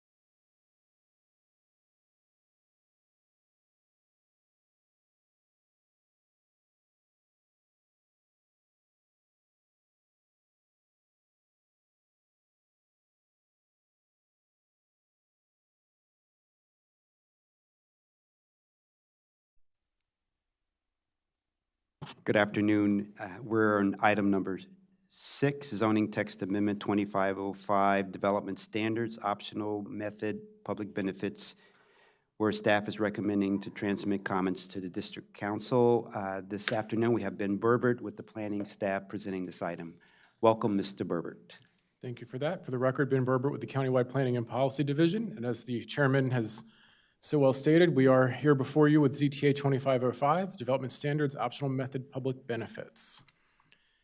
Staff is recommending the planning board support this ZTA with one amendment, which we'll talk about a little later. This ZTA is implementing an entirely new system of public benefits. If you remember, from back in June of 2024, there were a series of work sessions that Atul Sharma had with the planning board, and we also have Luay and Grace here, who were part of that team. Thank you very much for all the hard work you did, because this is a great project. They walked through the whole new system that we're bringing forward. And we'll touch a little bit on what it does as a refresher, but the presentation and staff report really aren't focusing on the details. We're focusing on the technical, how do we make this law? After the board heard all of this in June of 2024, we went before both full council and the PHP later on that fall, early winter. And then we pretty much got to work. Both planning staff and council staff, we've been working collaboratively for the last few months, pulling together this zoning text amendment. It's finally been introduced as of April 29th by the PHP committee itself. We have a public hearing coming up here in a couple weeks on June 10th of 2025. And so getting into a little bit of what this actually does, and I threw a brief comparison together. Current system, we have 7 broad categories of public benefits with 36 total benefits included within it. This streamlines it down to 4 categories and 14 benefits. Although I think for reasons that were very well explained, we actually think this is a better slew of benefits that are actually going to be more useful than the current system we have. Looking at the thresholds that actually triggered optional method development and therefore the requirement for public benefits, it's staying at 0.5 FAR in the CR zone under both systems. In the CRT zone, however, it's going from a 1 FAR down to 0.5 FAR, so we are trying to get a little bit more benefits out of those projects. And if the board remembers currently, we are actually removing the employment zones from optional method public benefits altogether based on the fact that we really weren't getting any anyway. And for the LSC zone in particular, almost all of it is now part of the Great Seneca Science Overlay Zone. The only other LSC properties are pretty much hospitals that we have left in the county, and they're not going to be utilizing the system either, so I keep it in there. The other and probably biggest change that I see in all of this used to be based on having a set number of points based on your zone. And so whether you had just a little bit more FAR than optional method or a lot more, you had a very similar menu you had to provide from. And in some ways, it created a disincentive for the really small developers and a big incentive for the really big ones. This new system scales to the size of the project, which I think is much more useful and flexible in achieving what we're looking for. This just sort of lays out the public benefits of the new system. They're really kind of grouped in different ways. The first grouping is sort of right to left. We have countywide priorities, which includes everything under housing for all and environmental resilience. And then we also have a group for local needs from applicable master plans, which includes the infrastructure for compact growth and complete community amenities. And these sort of distinctions come up, when you're actually going to implement the benefits, and we'll discuss that in a minute. The one thing I will note on this slide under environmental resilience, I have a little asterisk next to energy efficiency and renewable energy. When you all saw this project back in June, it was one public benefit. As we were trying to write out the actual scheme, they were wildly different things, and it just made sense to split them. And so we gained a public benefit through drafting. As I mentioned before, one of the big things of this is you only need to provide the public benefits for what you actually are requesting from the incentive density. And so to do that, we have what we are calling the tiers of effort. And so each of the public benefits, I should say most of the public benefits, have multiple tiers of effort where depending on how much effort towards implementing that benefit you do, you can get different levels of FAR towards your incentive density. With the exception of one of them, you can get 0.25 FAR for each tier 1 you do, 1 FAR for each Tier 2 you do, 1.5 FAR for each Tier 3 you do, and you can receive all necessary FAR for a project if you do a Tier 4. For applications that have more than 0.5 FAR of incentive density, you have to pull at least one public benefit from each of those two main groupings we discussed earlier, one that covered the countywide priorities and one that covered sort of the master plan implementation stuff. And this is just to make sure we don't end up in the same sort of situation we've had before where everybody's doing the same thing over and over again. The tiers of effort for the MPDU public benefit is specific. All these tiers were tried to be kind of cost conscious in how they were developed. We couldn't really get there with MPDU, and so that particular one in the ZTA has its own set of tiers that are displayed in there. Talking about some of the changes that are in the actual ZTA within the commercial residential zones, it's a lot of little incremental changes. Anytime the word public benefit points showed up, we've replaced that with requested incentive density to use the new language that we're using. Again, there's multiple references to CRT of 1.0. That's been updated to CRT of 0.5. There are places where specific public benefits were mentioned as part of reviewing a project, so we've had to update those categories accordingly. And sort of the final main thing, in the current system, the BLT payment is actually a public benefit, and it's in the CR zone section that it says to look at that public benefit, but you have to do it. We've just taken it out of the public benefits and we've just made it a requirement in the CR zone. Talking about changes to employment zones, they're much more substantial here. As I said before, we've removed optional method public benefits from the employment zones. And so any reference in that section to optional method development or sketch plans or public benefits has been removed when it's in sort of the general section, because the entirety of section 464, which is the optional method public development section, will be gone from the code when the CTA is enacted. There was one section in there that was from a ZTA we only did a couple of years ago that allowed sort of additional building heights for certain biohealth uses depending on height averaging and adjacency of certain properties. That was removed from the optional method development. It was just moved into the general provisions for the employment zones, so we still have that captured. Getting into section 4.7, which is the public benefits section. Again, the current system is being deleted in its entirety. It's actually being relocated to a new section of code under section 8.4, where we've sort of retained other legacy provisions of code that we aren't quite ready to get rid of yet. But we've kept the general framework the same. The section headings are actually repeating if you were to compare the two. Some of the highlights, again, of this new system, this requirement spelling out that you need to provide benefits over different categories. There is special provisions for properties that are small, the under 1 acre, that have a mapped FAR greater than 4.0. It exempts the first 1.5 FAR from their incentive density so that basically a really tall, skinny tower isn't slammed with a ton of benefit requirements just because of its FAR rating. Lots of discussions about how this new system really is tied to master plan recommendations. The old one was a little bit, wasn't very successful. We're really hoping we can be better at it with this new plan. There's discussions about the few benefits that are allowed to be considered fee in lieu through the planning board. There's a whole section talking about alternative compliance, particularly if an applicant brings to us a benefit that we didn't think of here that's actually a really good idea. There's a way of calculating what it should be worth and how to count it.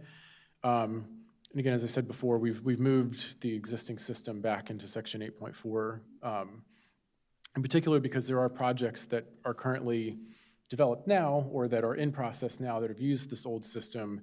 We need to keep it around so that they can continue to point to it and reference to it. There's a transition period that will take effect once this ZTA becomes effective, that new applications will start working towards using the new system. The sort of other guidance that are in the public benefits section, all of the public benefits are listed out with the necessary details of how to achieve each of the tiers of development. But it's sort of the technical side of it. There also are implementation guidelines, which the board will be reviewing at some point in the near future, where we have a good working draft going. It's sort of a companion document. It's not that different than what we have now. We have companion document to go with these incentive zoning that really kind of like walks through the formulas, walks through the explanation. You really shouldn't try to tackle figuring this out without both documents in hand. There is one amendment that we are recommending that was not in the ZTA. It's in the general public benefits consideration, and it relates to master plans. We want to kind of sneak a new 7 in that list, saying that a master plan may modify the menu of public benefits under section 472A, including adding, prioritizing, modifying, or prohibiting the use of certain public benefits, and modifying the compliance criteria or the tiers of participation under 4.73. The modifications shall be discussed in the implementation section of the master plan and reflected through an overlay zone. I think technically this is what we thought would happen. We already have plans that are starting to think through potential changes to the benefit system that are going to be coming to the board at some point, and sort of realized that this was in the implementation guide probably while Sue wants to get in the code, so if somebody only looks in one place, they understand the relationship here, and so we just want to add this for clarity. So if there is an existing master plan, okay, this ZTA overrides the existing, correct? The statement that you have in here is for future master plan. What about the existing one? So we do realize there's a little bit of a hiccup there. We're intending to work with council staff. I don't know if we're going to start this summer or start in the fall, but by the end of the year, we're going to have another ZTA probably ready for introduction that will go into all of the overlay zones, because that's really where it most legally matters, is like the Bethesda overlay zone has a lot of changes it made to the existing public benefit system. Yeah. We have to figure out how that works with the new system and then come back to the board and the council with what those changes look like. There are a couple of other overlay zones where this also has an effect, and so part of this is sort of covered by that transition period that's built into the ZTA, where we're recommending there's kind of a year where you can pick or choose as we figure out how all this is working. So I would say stay tuned. We're going to come back and try to address that from the overlay zone perspective. If the master plan itself gives the guidance, but it doesn't have an overlay zone to follow through, I think staff's going to have to use their best professional judgment as to the intent, because without the actual change in zoning through the overlay zone, it is just a recommendation. And so I don't think, we don't have plans to go back and amend all those master plans that may have talked to this. I think our focus is on the... How are we going to do the language? I'll be clear. I understand you say from future one, the master plan overrides, okay? But for the existing one, at one point, you're going to go review them and to see what's the difference, but there is a time lag, maybe 1 year, 2 year, whatever it takes. What happens during this transition time that if some applicant comes and there is controversy about it, how could we resolve that? Who has flexibility? Is it the planning board flexibility to look at it, or how do we resolve if there are conflicts until you finish what you're supposed to do? I can try to answer that. For the record, Atul Sharma. So there's 2 things that will help. Okay. One, that once the council approves the ZTA, there'll be a 12-month period in which all new applications will have the ability to choose whether they use the old system or the new system. So there's a 12-month period of flexibility. As a part of the implementation guidelines, which we will also bring to you, we are including a chapter in there that provides a crosswalk between the old menu and the new menu.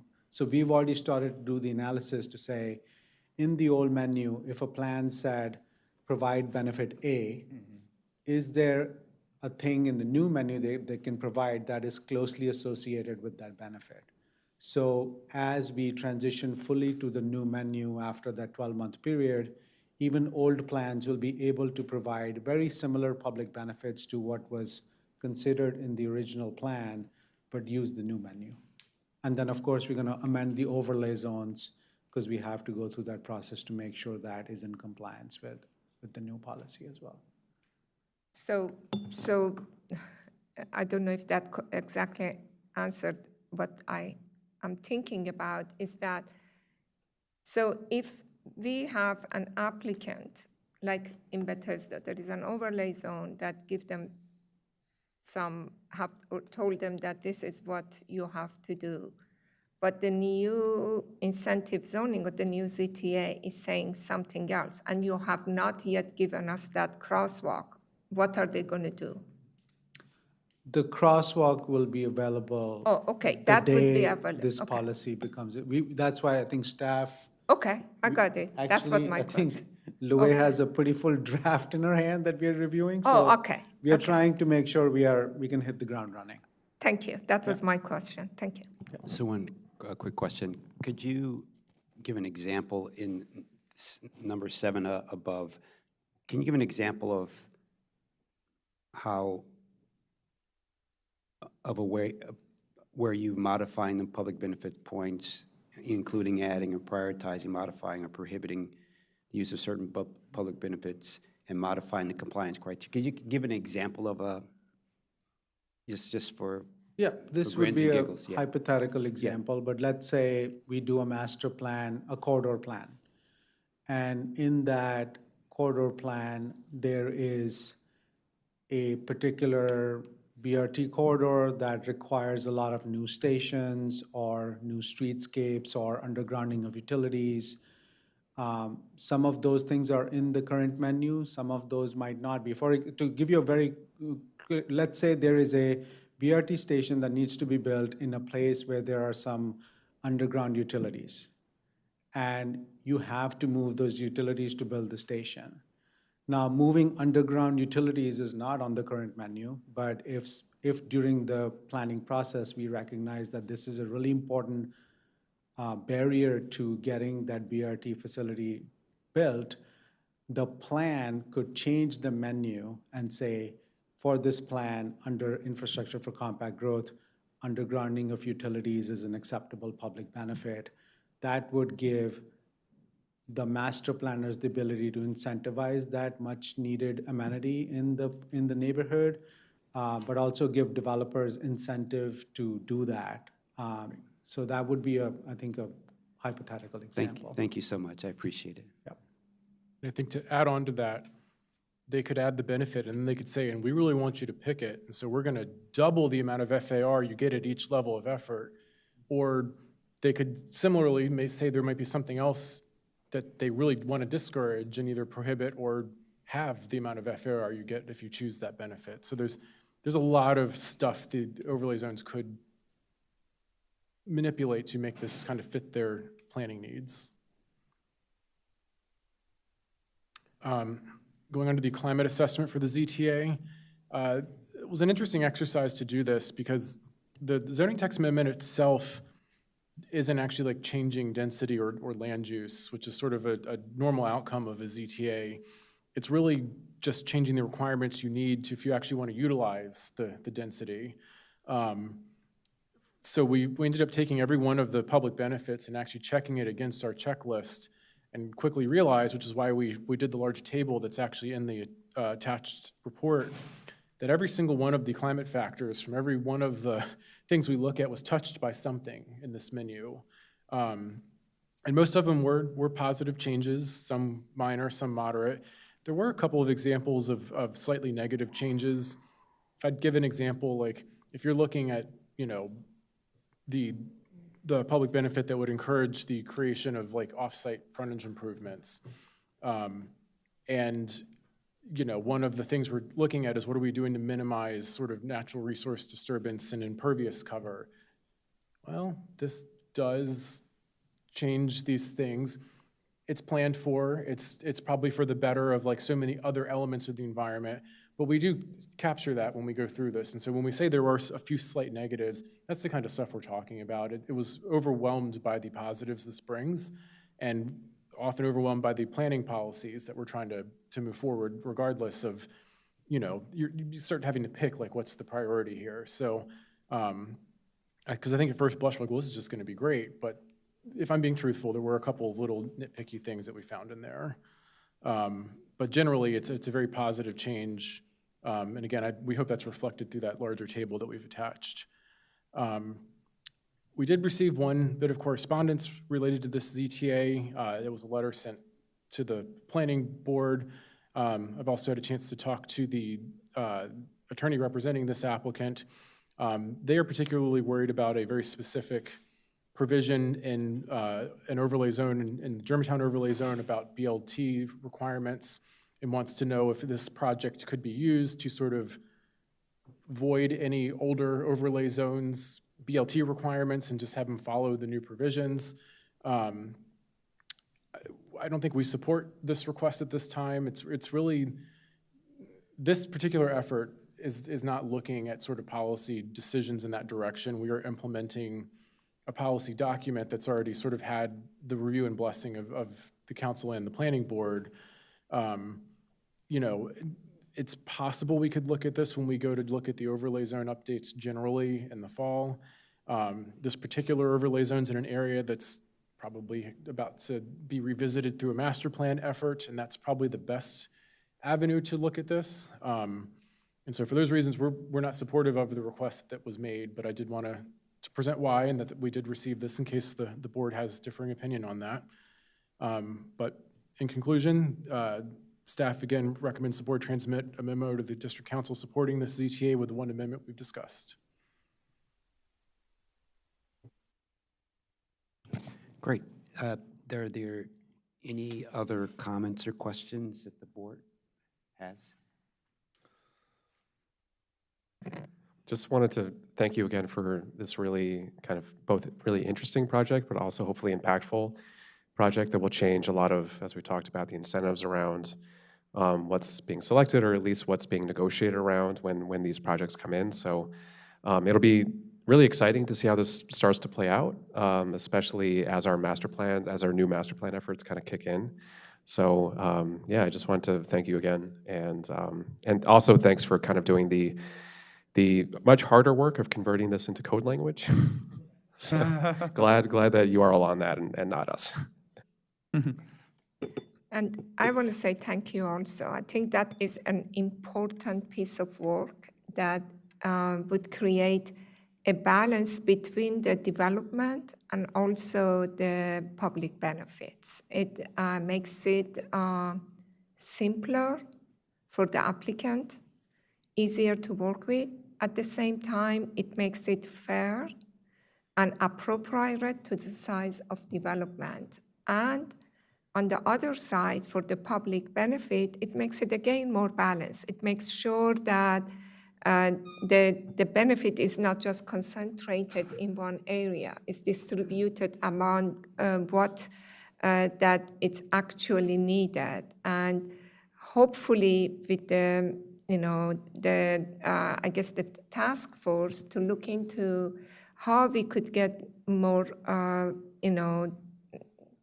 benefits, adequate public facilities, we be able to, provide the adequate public facilities that the community needs. Thank you.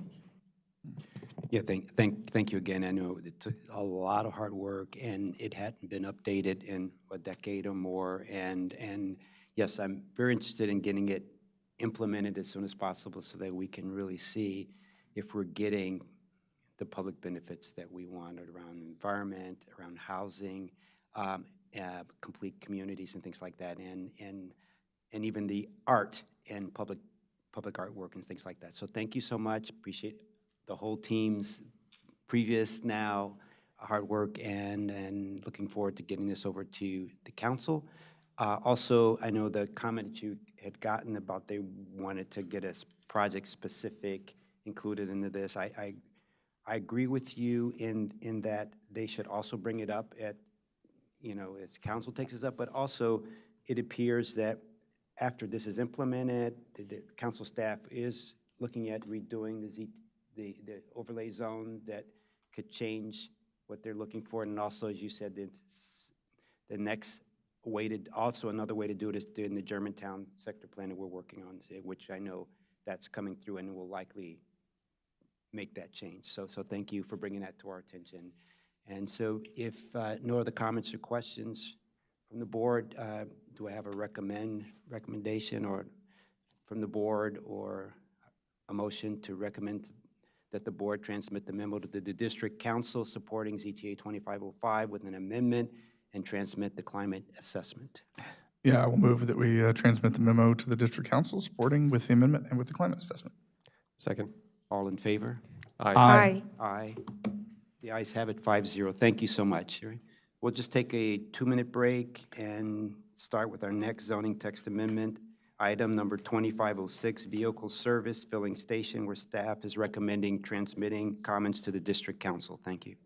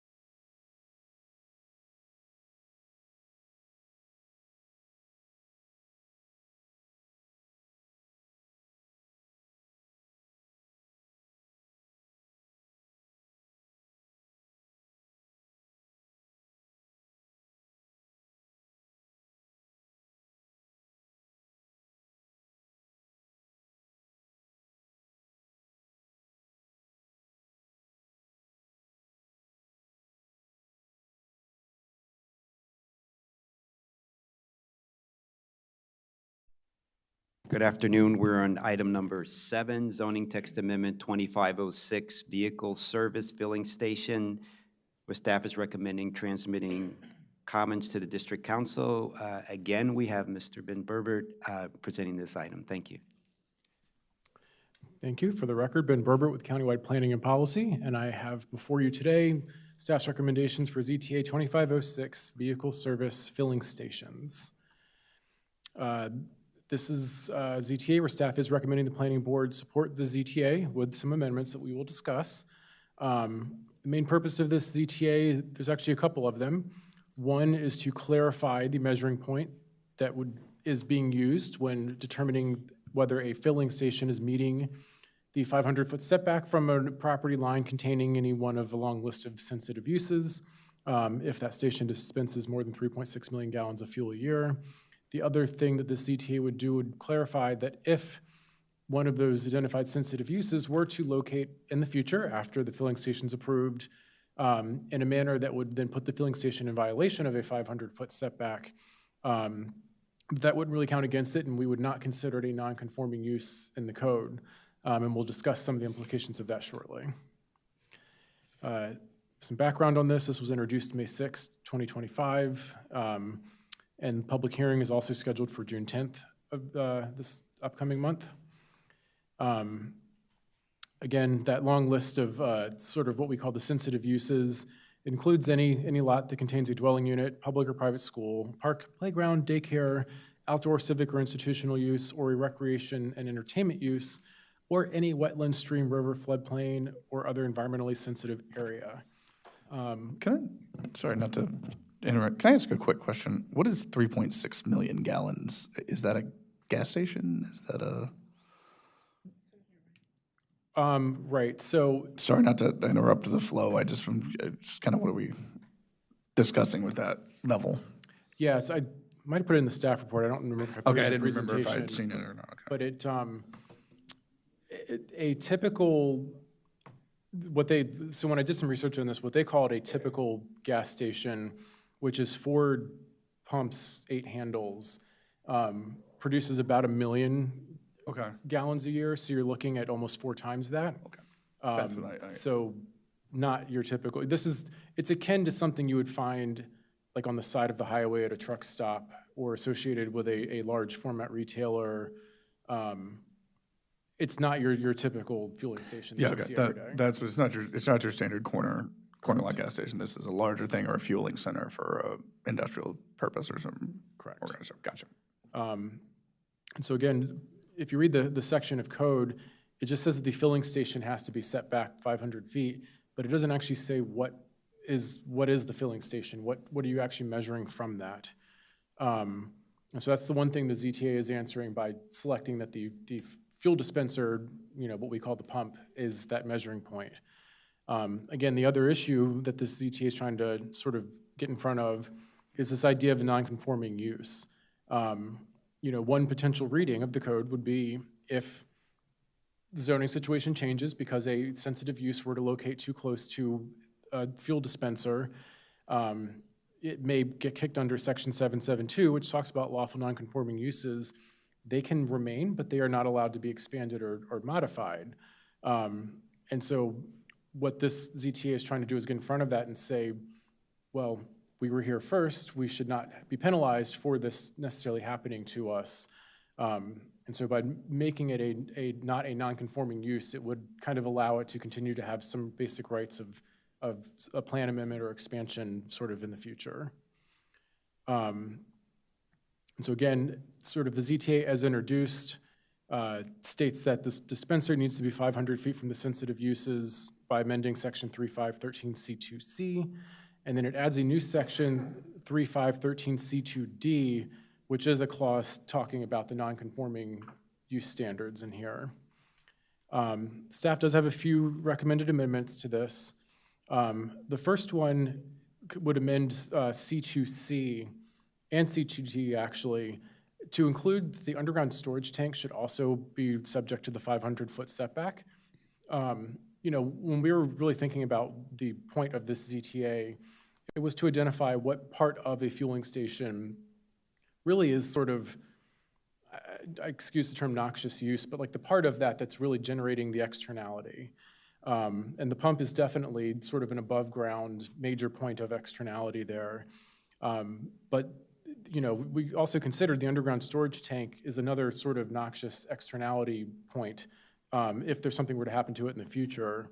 But it's more of an impact to the environmental features via channelization of you know, seepage through the soil. It's a little less of an impact to sort of above grade surface improvements. And so we've recommended adding to this that any underground storage tank also must be 500 feet, but specifically only from the environmental features. And so in theory, it could be 490 or 480 feet from an above ground feature. You know, this is already kind of reaching above and beyond the initial introduced ZTA, so we wanted to be sensitive, but also have clear guidance behind that. And so the same thing needs to show up under C2D, which is what creates the provision. This is not a non-conforming use. We also added, if anything's established within 500 feet of a fuel dispenser or an underground storage tank, this does not become a non-conforming use. And so those are the two changes that we're recommending to address this sort of first issue. Can I ask a question? The underground tank, if they expand it, so if they already have one, they want to put another one, is it still under this allowed to be closer than 500 feet with no provisions? It would be allowed to be closer to the above ground sensitive uses, but they would still not be allowed to put it within 500 feet of an environmental feature. So the underground tank, even though during extension, still has to, they cannot do another one closer. Let me just make it plain English. So they have the first underground tank 500 feet from the stream, and then they expand it. They need another underground tank, and they may put that one at 300 feet. Is that allowed? No. Okay. So it has, because underground tank are they can pollute the water. So. Well, I'll say no with an asterisk. We're actually going to talk about that recommended amendment next. Oh, okay. Thank you. It was probably, I think an interpretation would be they're always still subject to that conditional use approval that they originally received. And in theory, that does have your 500-foot sort of setbacks showing where you can place things, basically showing what's left. But in the spirit of clarity and being a little unsure how, you know, somebody could try to manipulate this, we're actually adding a second amendment, which is now on the screen here, clarifying that even if you're considered not a non-conforming use, the use must continue respecting any 500-foot setbacks that were established at the time of the original approval. And so that's what would get, I think, Commissioner, to your point, that they would not be able to add a pump or a tank within the established 500-foot buffers as part of an expansion. But if there was any places left from the original approval that more could have been built but wasn't maybe initially, they could continue infilling that area, even if a new use came closer.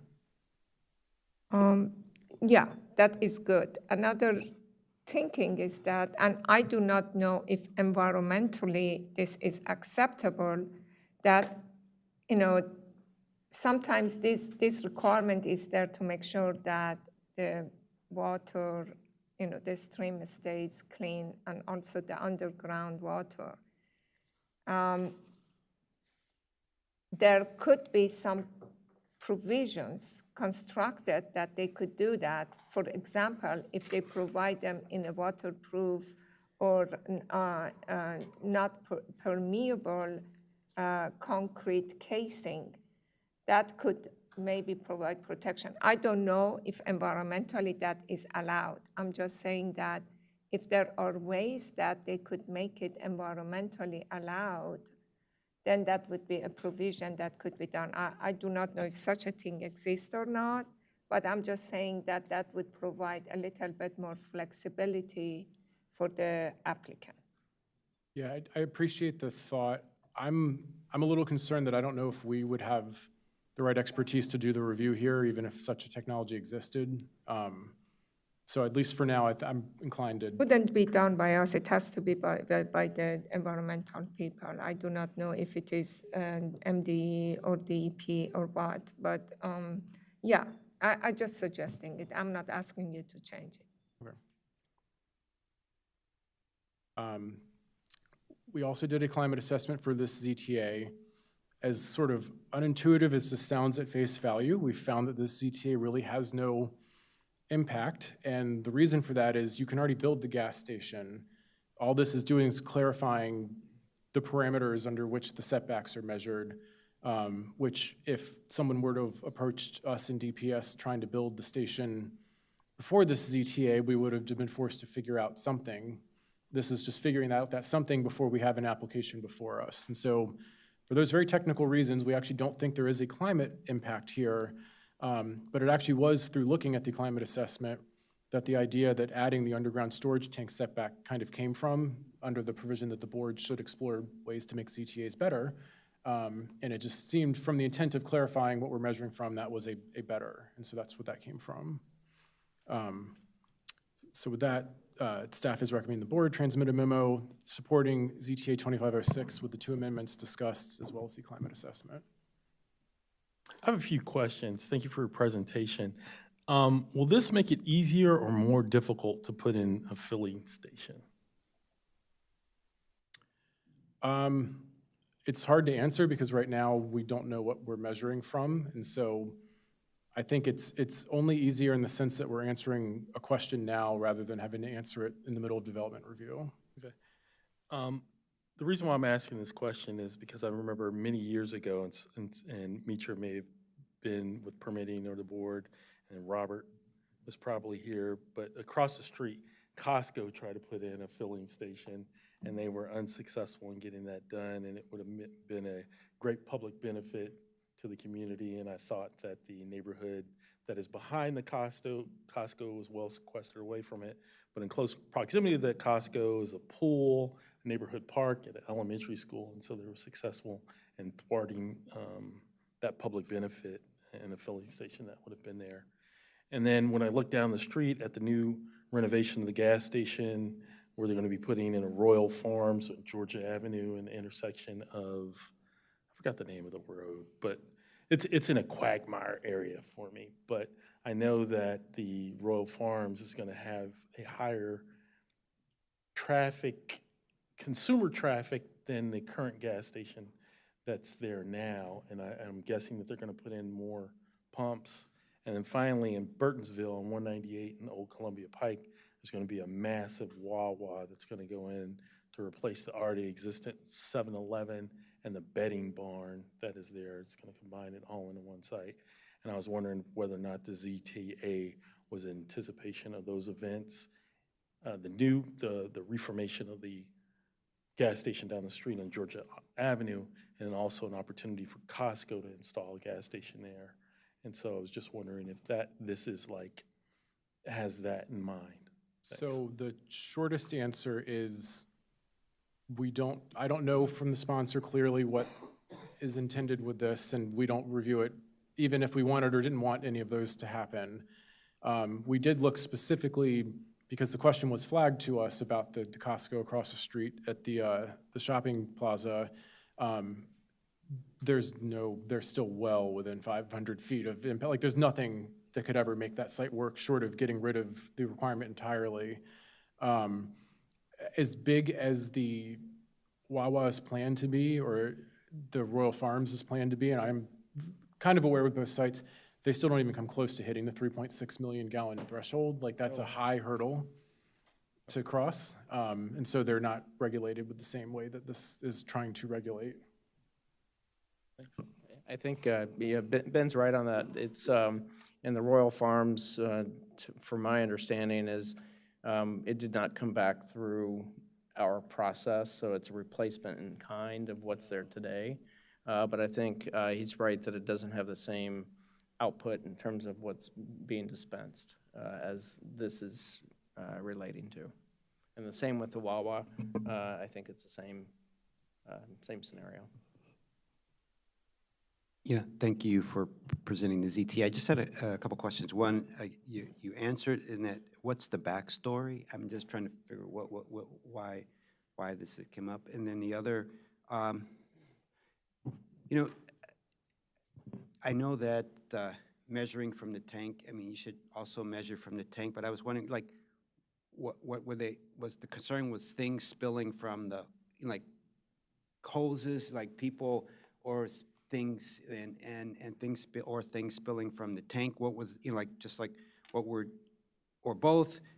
Looks like this would address both, but also what's simpler? I think, simpler is also measuring from the hose, like, and when you have a tank, how do you, well, I mean, that has a couple of speakers, but when you have a tank, so I guess somehow when they build the gas station, somehow you have to have some as-built, and they're going to figure out where that tank is and that as-built, and then go measure from there. And then I'm just trying to, part of it was like, it's simpler if it's just the hose, right? You can hose to the property line, you could just see, but that's why I asked, what's the whole backstory?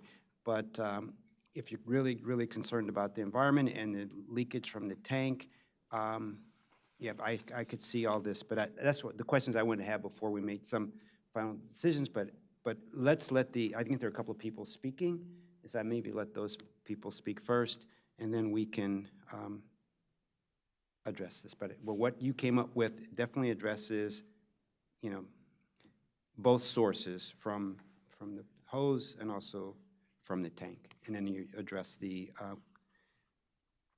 Is it conforming, how do you address the conforming or non-conforming issue? So we have two people that are presenting today, one in person, Attorney Scott Wallace. Could you come up, please?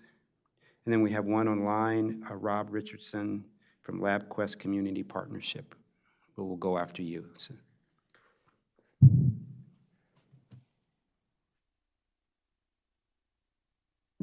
Thank you. I'm Scott Wallace with Miles and Stockbridge, and I'm speaking in favor of the ZTA on behalf of MCB. MCB is the developer of the Viva White Oak project that you will be considering later in your agenda. MCB is pursuing an opportunity to bring a large format retailer with a fuel facility to the project. If this retailer chooses to locate at Viva, it will provide significant incentive for other retailers and commercial uses to locate in Viva Town Center. The ZTA is critical to MCB's efforts to attract this retailer because it clarifies the ambiguous terms for the locational restriction in the existing use standards for large fuel stations. It is important to understand that the ZTA does not propose to relax the location restriction. It just provides more certainty as to how it will be applied. The objective standard proposed in the ZTA will provide applicants adequate confidence to invest the significant resources required to develop a plan that meets the standard and to proceed with the conditional use process. A second component of the ZTA that addresses non-conforming status is also important to ensure that the balance of the Viva project can develop around the station without causing a zoning issue that it would impede financing. For these reasons, we ask you to recommend approval of the ZTA to the County Council as proposed. In response to the Chair's comments about one aspect of the ZTA, which was proposed by staff on the underground tanks, it is correct that it would be easier to have a single measuring point, which is from the pumps. That's how it was originally introduced, and that is correct. Having said that, a project could meet both requirements. It just adds a level of complexity, as you pointed out. So your gut feeling about that is probably correct, but the ZTA as proposed by staff with that change is something that this particular project could manage to accommodate. And the backstory, if you want to know one, there is a backstory related to my testimony, but the existing language is just not good. And any project that wants to do this type of large fuel facility is taking a risk that they will get to a certain point in the conditional use process, and a staff member or hearing examiner will have a different take on it than what may have been intended by the legislation initially. So this just provides clarity. It allows someone to say, this is objective, we can meet this standard, it's not relaxing, it just provides the certainty necessary that you're not getting through to a certain point in the process and running into a significant problem. So hopefully that's helpful to your consideration. Thank you so much. Thank you for your piece of the backstory. Thank you. Thank you. And we have Richard. Oh, any questions of Mr. Wallace? Okay. So we have Bob Richardson on the line from LabQuest Community Partnership. Mr. Rob Richardson, I'm sorry. It's your turn to testify.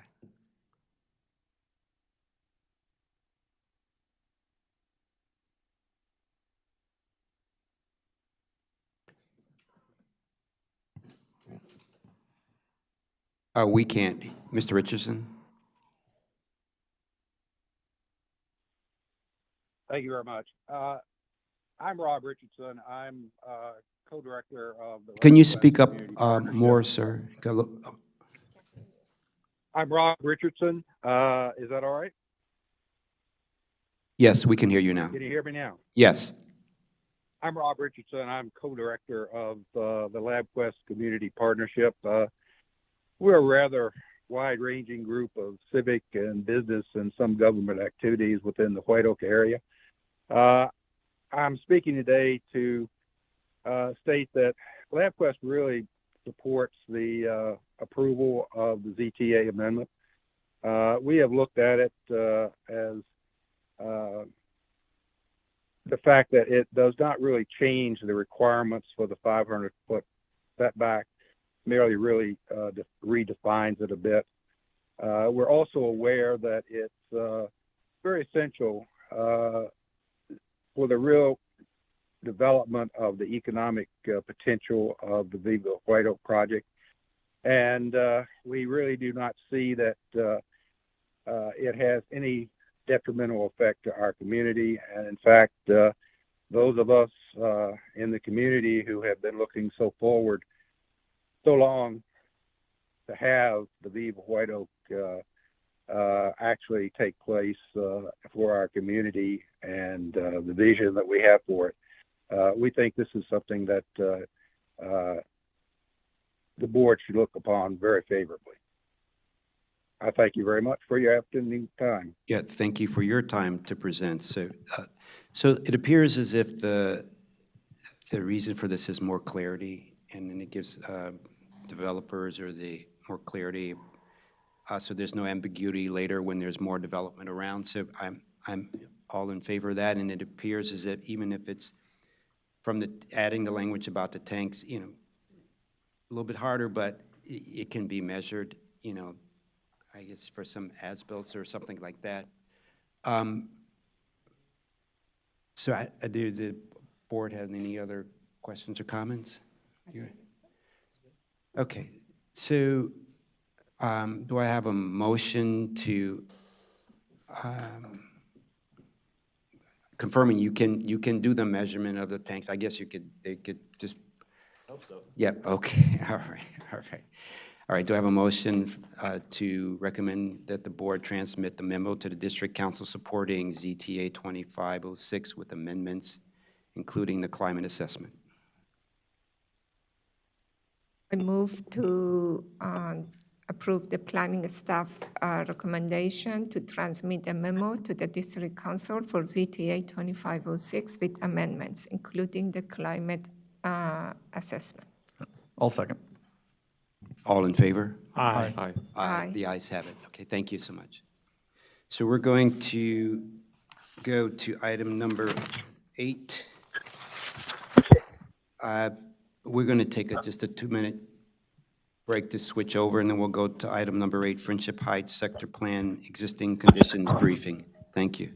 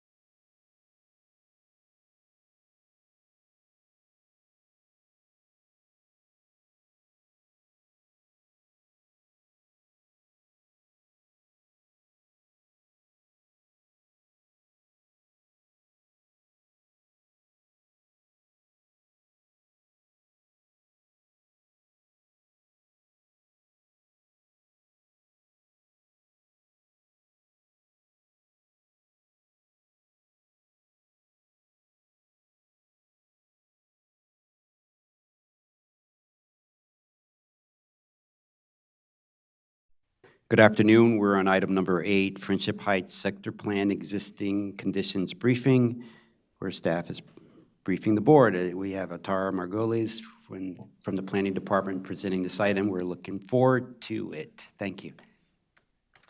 Thank you. Good afternoon, Chair and Commissioners. For the record, Atara Margolis, and I'm a master planner in the Down County Division. Today I'm here with the rest of the sector plan team, and you'll hear from everyone today, to present a summary of our existing conditions findings for the Friendship Heights sector plan. As a planning team, it's important for us to have a thorough understanding of the plan area as it is today before we begin thinking about the future. First, I'll give a brief update on where we are with the plan schedule, and then we'll do a brief engagement overview, and then we'll jump into the existing conditions summary, subject by subject. If possible, we ask that you hold your questions until all 9 of us are done presenting.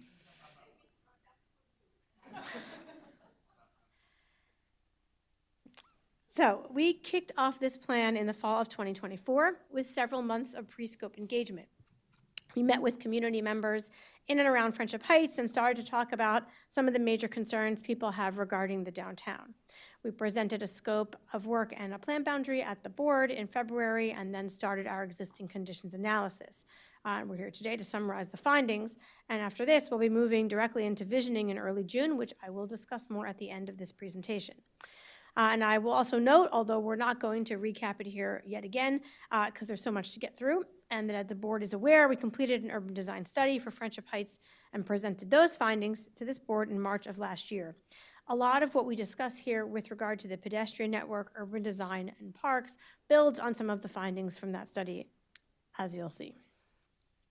This is the approved plan boundary. It includes all of the downtown of Friendship Heights, and as it hits Washington, D.C. at Wisconsin, and it goes all the way up to the border with the town of Somerset to the northwest. This plan boundary also includes the Geico parcel and the portion of the Brookdale neighborhood that is adjacent to Geico. And this allows us, as we discussed at the scope, to address the Geico edge condition with that neighborhood connections through Brookdale to the downtown and Willard Avenue Neighborhood Park and MNC PPC facility, which is at the outskirts of the downtown, but is actually a key asset here in this area. As you know, for every sector plan, we establish a study area, and just to show you another map of the planned study area here, which is actually really important during existing conditions, because this is effectively the immediate context of the plan, and particularly for this plan, because the plan area is so small, as you will see as we move through this presentation, we did a lot of data gathering about the study area to look at the plan area as compared to the study area before we even went and compared it to the county, because the plan area is just so tiny, and the study area gives us a better understanding of sort of conditions in this part of the county, so that for this plan, the study area has actually been quite useful. And of course, nearly half of it is in DC, which is appropriate for Friendship Heights, but that gives us sort of an extra, when we look at a lot of data points here, we look at the plan area, the study area, the county, and DC because of the unique location of Friendship Heights. I will briefly take you through engagement, which we have talked about here before. These are our engagement goals, which we did talk about at the scope. Since the fall of 2024, we've held large engagement events, such as the planned kickoff. We've met with many individuals and groups. We have presented to the Village of Friendship Heights on many occasions, and we recently conducted a really fun engagement event with the Friendship Heights Alliance Youth Council, which is shown here on the right, where we taught these high school juniors about planning, but also got them thinking about their own neighborhood and about the interplay between development and amenities. This is just a brief snapshot of who we've met with so far in terms of community partners, and we just will continue to grow this list and, of course, meet with many of these groups over and over again as the plan continues. Now we're going to transition into the existing conditions analysis piece of this presentation, and we are going to cover all of these topics. These are all familiar topics, of course, for an existing conditions analysis, and we'll try and be as succinct as possible. We're going to start with a brief context and development background of Friendship Heights. Friendship Heights, as we know, is a unique cross-jurisdictional area located where Wisconsin meets Western at the border with DC. The neighborhood, Friendship Heights itself, is located on both sides of the border, and we are keeping that in mind as we move through this plan. As I've stated before at the board, this is an area of Chevy Chase that has numerous special taxing districts and municipalities, which you can see on the map on the right. We've, of course, been coordinating with all of these communities as we go through the plan, and although they do have some level of local governance, including control in the village of Friendship Heights, for example, of streets, which is important for a sector plan, none of these have land use or zoning authorities, so the sector plan will take precedence in that way. Like so much of Montgomery County, of course, Friendship Heights was farmland until the early 1900s. Two major landowners from the Offutt and Shoemaker families combined their land and began to subdivide it. This was at the same time that Francis Newlands and the Chevy Chase Land Company were developing Chevy Chase. DC was growing, and the streetcar system was being expanded up through Northwest DC into Maryland. Both Chevy Chase and Friendship Heights, of course, included in that, developed into single-family home neighborhoods that were primarily for upper-middle-class, wealthy white families.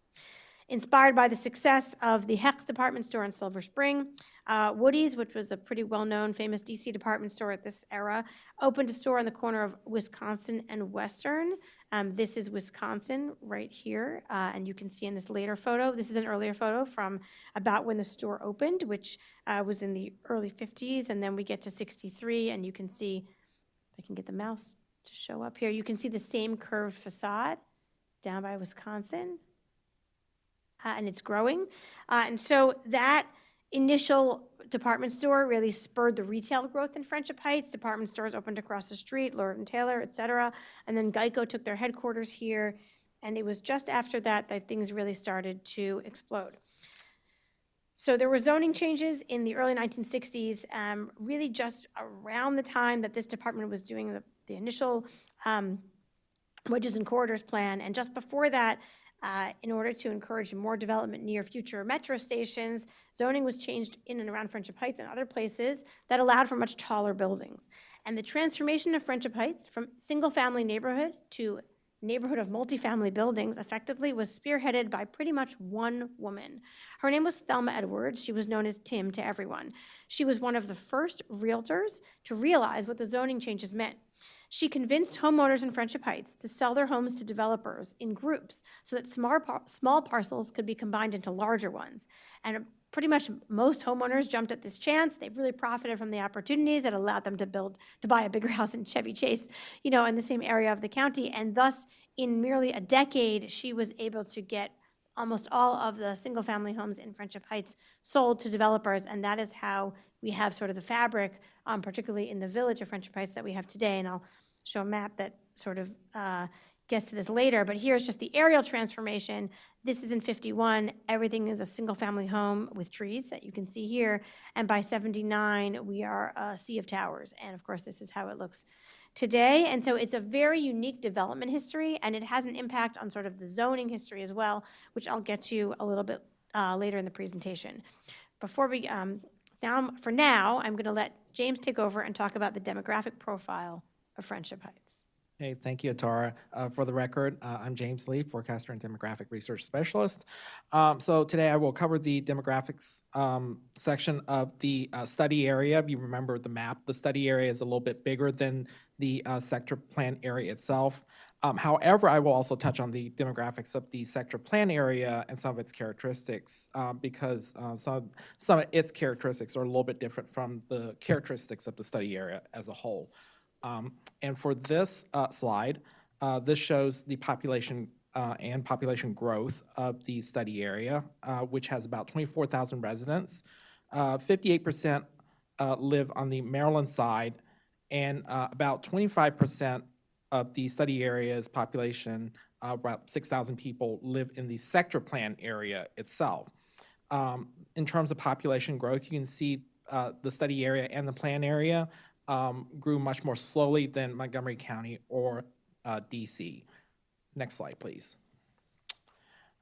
In terms of the age structure, the study area is actually partly influenced by the sector plan area's much older population.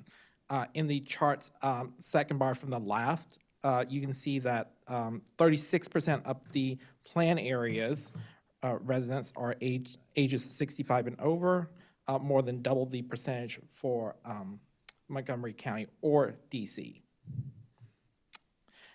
The study area is overall less racially diverse compared to Montgomery County or DC. You can see in the chart's first bar on the left, about 72% of its residents are white, and the other groups outlined in orange have similar percentages.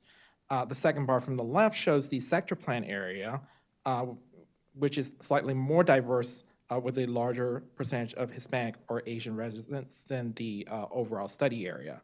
In fact, 14% of this plan area's population is Asian, close to the county's 15%, and the 11% of the population that is Hispanic is close to DC's 12%. In terms of household characteristics, the study area and sector plan area are very different. The majority of the study area's households, or 56%, are families. So these are household units where the people are related and living together. This is less than in Montgomery County, where 2/3 of the households are families. However, 56% of the sector plan area's households are people living alone. And the plan area's household distribution is actually more like DC's, where nearly half of households are people living alone. The difference in household composition between the study area overall and the sector plan area is likely related to the plan area's older age structure and larger amount of multifamily housing. The DC region is also well known for being highly educated, and that is also the case with the study area, where 85% of residents ages 25 and over have at least a bachelor's degree, and more than half, or 59%, have a graduate or a professional degree. This actually makes the study area more educated than Montgomery County or DC as a whole, both of which are still considered to be very highly educated places.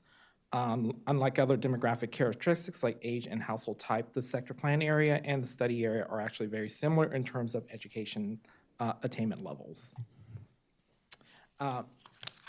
Now, this slide dives into the income characteristics of the study area and the plan area. So the study area is a high-income area with an average household income of about $268,000. However, the sector plan area's average income is only about $205,000. Still higher than Montgomery County or DC, but much lower than the overall study area. This difference between the plan area and the study area may be related to the age structure. So if you recall that 36% of the plan area's population is ages 65 and over, compared to the overall study areas at 25%. So one likely explanation for the plan area's lower income is that it has a larger percentage of retired people drawing low incomes from sources such as pensions, 401ks, and Social Security. Older households, however, are more likely to have significant wealth that is actually not captured in our income data. We do not have local level data on household wealth, but national level data shows that older households on average have more wealth than younger households in the form of savings, retirement accounts, home ownership, and other assets. Based on this information and other characteristics such as education and housing, we can infer that the plan area is likely to be relatively wealthy as well. And this slide, I'll transition back over to Atara for land use and zoning. Thanks, James. Friendship Heights is one of 4 Montgomery County downtowns, or former central business districts. It's the second smallest downtown at only 113 acres. And you can see here that we sort of have 2 large downtowns and 2 small downtowns. And I think it's important to keep in mind the differences, because the Friendship Heights is a different sort of type and scale of downtown than Bethesda and Silver Spring, and we will see that as we delve more into the details, and I think it's important the team is sort of keeping that in mind as we move through the sector plan overall. Taking a look at the existing land use. So Friendship Heights is a mixed-use area, even though it's a small one, with commercial uses lining the Wisconsin Avenue corridor as it extends into the district, and you can see the dark pink and light pink bordering Wisconsin on either side, just from when you kind of enter Friendship Heights along Wisconsin up here. And that fabric extends into the district kind of irrespective of the boundary. Multifamily uses fill the blocks to the west of Wisconsin, and you can really see the super blocks here that were a result of the Swift redevelopment I mentioned earlier. There are several parks here in the light green at the perimeter of the downtown, but otherwise the mixed-use area, both in DC and in Maryland actually, is surrounded entirely by single-family housing, which of course includes the portion of the plan in the Brookdale neighborhood. The zoning in the downtown is mostly CR, commercial residential, with two notable exceptions, the Geico parcel and the Saks parcel, and we'll look at them separately here. This mouse is giving me trouble, but anyway, the Saks parcel, which is up where the number 1 is on Wisconsin, it is split in the sense that that little box with the 1, that's representative of the Saks building, and that's a CR3, but then the parking lot for the Saks parcel is zoned R60. And that's sort of an unusual condition. And then the Geico parcel, which is the parcel with the purple diagonal line on it, and also the one with the 7, and that's orange. It's also a split parcel. The 7 is CR, and that borders, Friendship and Willard. But the rest of the parcel is an underlying zone of R60 with a TDR overlay zone, which of course allows, with a transfer of development rights, a much higher residential density in the underlying zoning, but it is just residential. So that's another kind of notable sort of zoning anomaly in Friendship Heights. In terms of the zoning heights, so most of the zoning heights in Friendship Heights in the middle are somewhere between 90 to 100. You have a few exceptions at the edge. Of course, everything that's R60 in the Brookdale neighborhood is R60 height, around 35, but then you have a very few 145 buildings that are down towards Wisconsin, just a few of existing zoning, not the existing heights. And then you have an unusual parcel that's up at the north. It's the darkest sort of purple, and it's where you see that ring road at the north. Internal, that's a Somerset House condo development. That's a private road inside a private development.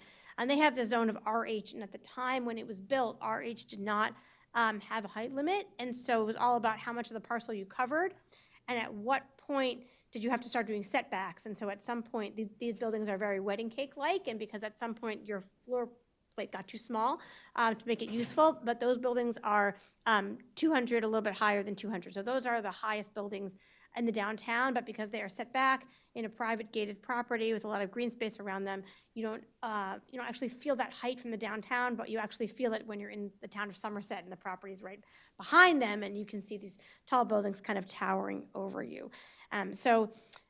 We'll talk a little bit later about how the zoned heights in the village, where you see that medium blue color covering most of the village properties, is around 90 feet, but in actuality, these buildings were built before that was the zoning, and they way exceed the height, and Tyler will get into that a bit later. Here's a snapshot of existing development in Friendship Heights. There's 9.4 million square feet here. Over 60%, this is in the plan area, of course, over 60% is residential, 22% office, and 11% retail, and we're going to talk about those submarkets later in the presentation.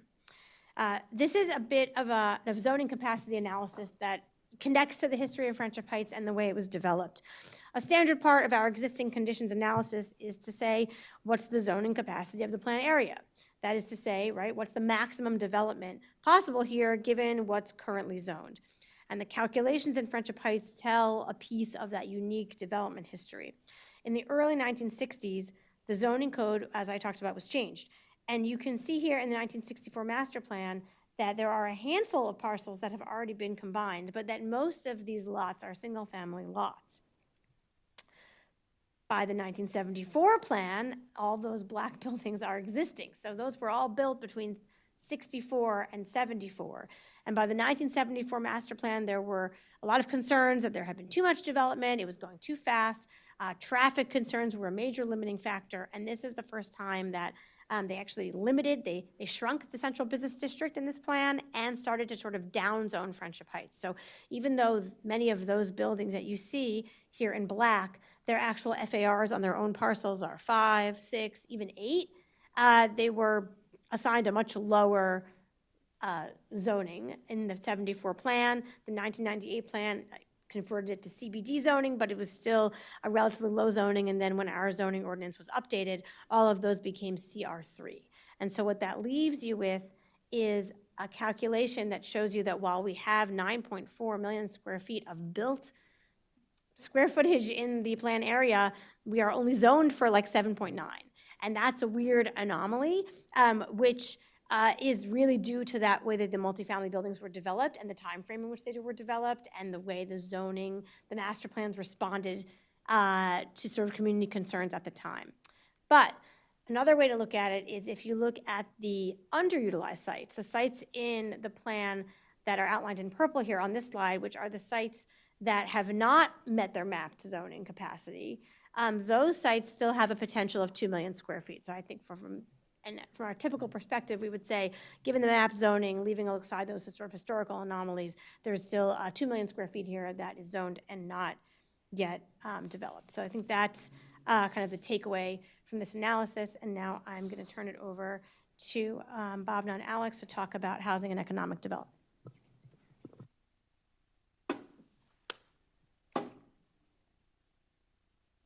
Hi, for the record, Bhavna Sivasubramanian, Housing Research Planner in the Research and Strategic Projects Division. I'll be talking about current housing in the Friendship Heights sector plan area, and then I'll pass it on to Alex to talk about the economic development in the area.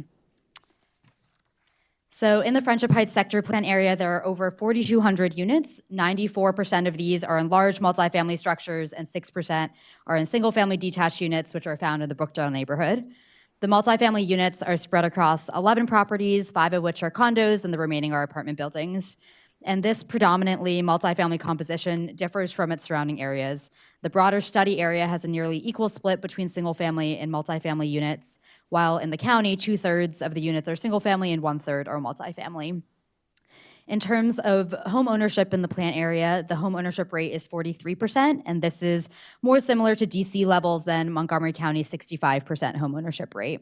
And the plant area's lower home ownership rate really reflects the large number of multifamily units, many of which are rental. So this chart and the accompanying map show when each type of housing was built in the plan area. So as you can see, Friendship Heights was only single-family homes until the 1960s. From this decade onwards, mostly only multifamily homes have been built. Accordingly, the average age of the single-family homes is 76 years, and the average age of the multifamily buildings is 44 years. And the map on the right is really showing the same data. This is only showing residential properties, but shows that the single-family homes are in the Brookdale neighborhood, and then the ones constructed later, the multifamily structures, are in the downtown. And just to note, this doesn't account for the single-family homes that were demolished in the downtown area where the multifamily homes have been constructed. So as we're working on a new master plan for this area, it can be helpful to look back at previous master plans to evaluate which of the recommendations have been met. As part of our department's master plan reality check project, a reality check of the 1998 sector plan was conducted in 2017. So we're bringing some of those findings into this section because there were specific housing recommendations in that plan. First, the 1998 plan recommended that 800 to 1,000 dwelling units be added to the plan area. Since then, a total of 444 dwelling units have been built, 432 of which are multifamily units in Wisconsin Place, which was built in 2009.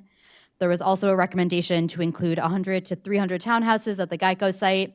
There hasn't been any activity on this site, so these townhouses have not been built. And then in terms of affordable housing, there was a recommendation in the 1998 plan to provide affordable units through MPDUs and to avoid alternatives to this requirement. While 28 MPDUs were provided at Wisconsin Place, this was only half of the required 56 MPDUs. So there was an alternative compliance agreement for the other half, for which payments were made to the County Housing Initiative Fund.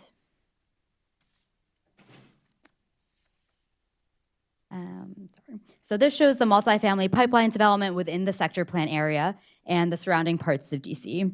There is one approved multifamily building within the plan area at 5500 Wisconsin Ave, so it's number 1 on the map.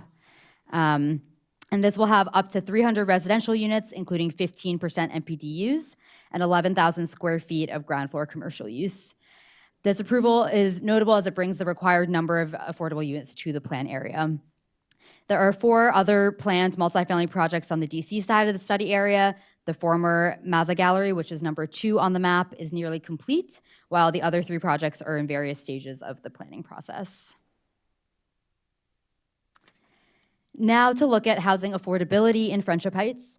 This shows the average housing value and housing costs of the owner-occupied households in the plan area versus the county. Overall, there is a much higher share of houses in the plan area with a value of $1 million or more relative to Montgomery County. And the average housing value in the plan area is just over $1 million, while the average housing value in Montgomery County is approximately $728,000. These high housing values are also reflective of average owner costs, which are around $5,000 in both the plan and study areas, but closer to $3,300 in Montgomery County and DC. And cost burden is another measure of housing affordability. In the plan area, 30% of owner-occupied households spend more than 30% of their income on mortgage costs. And this is in line with the 26% of countywide owner-occupied households that are cost burdened. The for sale market is another data point just to demonstrate that the plan and study areas are more expensive relative to surrounding geographies. So this chart here is showing the for sale condo market since 2024. There were only 2 single-family detached sales, while there were 87 multifamily sales in the plan area in 2024. In that year, the plan and the study area had higher condo sale prices than most comparative markets. So this includes the Bethesda zip code, the DC part of the study area, and Montgomery County as a whole. And from 2023 to 2024, the average sale prices for condos in the plan area increased 8%, and this is compared to almost 20% in Bethesda. And lastly, looking at renter households and their housing costs, this is measured as gross rent, including utilities. So similar to what we saw for owner-occupied costs, the plan area and the study area had higher monthly rents relative to Montgomery County, with average costs reaching almost $2,800. The county and DC average rental costs are lower at around $2,100. And renter cost burden is unsurprisingly higher in all these geographies relative to owner-occupied cost burden rates. 36% of renter-occupied households in the plan area are cost burdened, and this is lower than the county rate of 52%. And this could be related to the high household incomes in the plan area that we saw earlier. Now I'll pass it on to Alex. For clarification, what is cost burden? Is that the 30% Yes, of so their that's income goes towards housing? correct. Okay. It's defined as 30% or more of your income is spent on housing costs. Thank you, Bhavna. For the record, Alex Pemberton, Real Estate Planner in the Research and Strategic Projects Division. So as Bhavna mentioned earlier, apartment rents, multifamily rents are strong in Friendship Heights relative to the region. As we zoom out and look over time, as we know, there was a dip during the pandemic. We've seen that the market has gone back on trend line. We see the same thing for vacancies as well. The vacancy rate in Friendship Heights is under 4%, which is a very tight market. And rents respond to vacancies. But this submarket hasn't seen a lot of development over the last years. As we've mentioned, the product that is existing is quite aged. And so this actually obscures a little bit the strength of the market. Next slide, please. As we look at the Mazza Gallery redevelopment, the residences at Mazza, this is the first new multifamily development in 15 years since the Wisconsin Place development. They are achieving quite strong rents. They opened to occupants on June 1st, so this weekend, and they've leased about 10% of units currently. The tenant profile, as James mentioned, they lean toward that older demographic, a lot of downsizing households from the area. But rents are quite strong. They're on par with the high-end new development projects like Sophia and Bethesda, City Ridge, which is further down Wisconsin from the Tinleytown metro station. But even with rents at these levels, what we're seeing is, given financing conditions and market conditions at the time, it's a challenge to finance new projects of this sort. That said, financing conditions are always changing. Friendship Heights has a number of inherent strengths as a residential market. It's quiet, but it also has proximity to job centers, Bethesda and downtown DC. It's walkable to a growing selection of daily needs types of retail, parks, natural assets. But there are also some threats to these strengths. The biggest threat, which is also an opportunity in some ways, is that the commercial assets, employment, and amenities are really in a state of flux in Friendship Heights. And that's even greater than what we've seen in other areas of the region. The identity of this area used to be centered on high-end soft goods retail. That's been declining for some time. It's transitioning more toward food and beverage, groceries, other daily needs types of uses. The biggest challenge is the office market, the loss of daytime foot traffic that is associated with that. It is a dense area. It still is a solid employment base. Geico's departure will lower the number that we see in the chart for finance and insurance. That is largely Geico. But what you also see in the table is a really, really strong healthcare and social assistance, and that's mostly medical office, consumer-facing healthcare. That's 60% of businesses, over a quarter of employment in the area, and we'll talk a little bit about the effect that has on real estate in a bit. So diving into the office market, in 1998, when the sector plan was adopted most recently, the office market in Friendship Heights was relatively strong. It never really recovered from the Great Recession, and it's been in decline since 2015. It's important to note that this predates the pandemic disruptions that we've seen in the office market. It's what we would call a secular decline. It's driven by two major factors. One is a lack of critical mass of area amenities that appeal to talent. That's really what's driving office decisions today. And secondly, it's just the fact that the office stock is aging, and it's more difficult to attract that higher-end new office tenant. Geico obviously is the headliner for this trend. It comprises over a fifth of all the office space in the plan area. Their exit will bring the amount of office space vacated to more than 1 million square feet since the 1998 sector plan was adopted. But this chart shows you that it's more than just Geico. This has been a persistent trend since 2015. It used to be that the new space would be built in some market, it would be absorbed. Now no new space is built, and it's being vacated.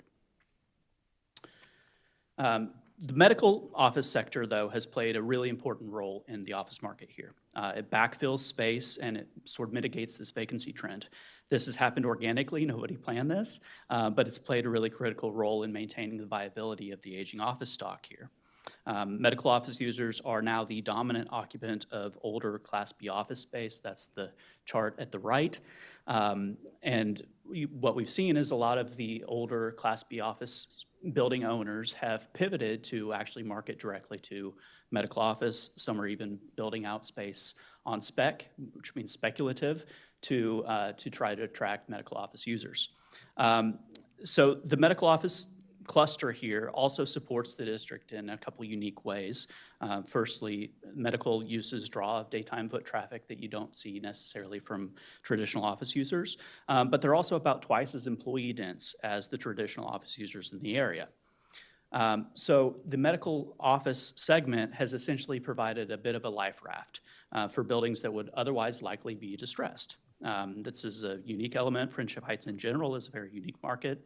And what we found so far is that there's no true comparable districts anywhere in the country. We've actually engaged an outside consultant to look at this, and there's just not this combination of density, a really small geographic area, and this particular profile of uses. There's still a lot of unique strengths in the Friendship Heights office market. That's helped to mitigate decline to some extent. But one of the biggest things that we've heard from office and retail brokers especially is just the importance of that retail component to keeping the office market attractive. So we'll discuss that now. And as mentioned earlier, of course, Friendship Heights is seeing a lot of changes in the retail market as well. It's remained healthier overall in this transition, though, compared to office. The days of its identity as that premier high-end shopping destination are over. Developments like Bethesda Row, City Center DC, they've really better aligned with market and consumer trends toward a greater sense of place and the shopping that folks are seeking today. But vacancy has still remained relatively low in Friendship Heights, especially there was a bit of a dip during the pandemic. It's recovered. Rents have remained quite strong. So there's a resilience in the retail market in Friendship Heights. What we've heard is maybe the rents are even a little bit too strong, and some of this goes back to just how the area developed. It really developed all at once, and it developed in, frankly, very few hands. And so when retail space ages and becomes obsolete, it gets redeveloped like the Collection or like Wisconsin Place, rather than filtering down into that Class C that a smaller retail building would, like you see on the other side of the DC border in Friendship Heights. Can I ask just one very quick question? Yeah. I know I'm really trying to wait until the end, but I wanted to ask before it slips my mind. So on this slide, looking at kind of particularly the inflation-adjusted rates, Yeah. it looks like the plan area definitely ticked up significantly end of 2023, 2024, especially relative to the other areas. Are there any reasons behind, or are there anything we suspect that's driving kind of that specific increase here relative to other areas? Not sure that there is. What we've seen is during the pandemic, there was a bit more slack in the market. And I think a lot of what we've seen is that the building owners in the area sort of adjusted to that. They got a little bit hungry for tenants in a way that they hadn't been for a while. That slack has since been filled, and it's a tight market again. I would consider this pop in rents that we've seen in the last 2 years to really be more of a return to trend or return to that pre-pandemic level, rather than something that we could extrapolate and say that this will continue out into the future.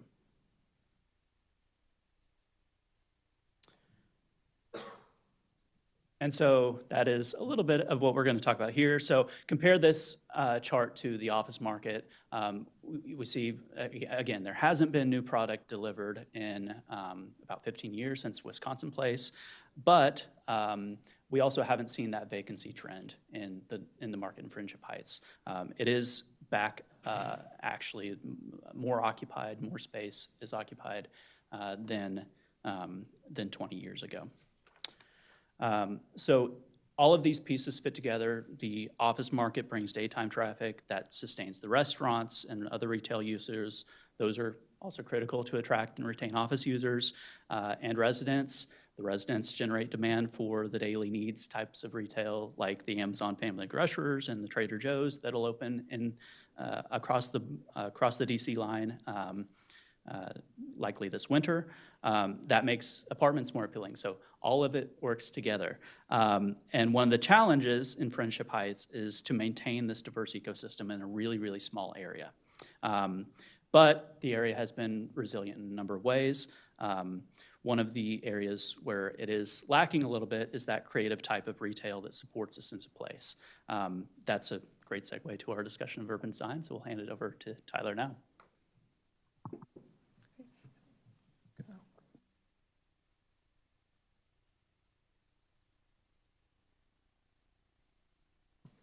Thank you, Alex. Good afternoon. For the record, my name is Tyler Milam, and I am the urban designer for the plan. So when we talk about urban design, what are we talking about? So urban design is the shaping of the physical form of a place so that the buildings, streets, parks, and public spaces work in harmony to create a dynamic, welcoming place that supports a thriving public life. Good urban design creates a strong public realm. The public realm is any space or built environment that is open and accessible to the public, regardless of ownership. It could include streets, sidewalks, plazas, parks, and open spaces.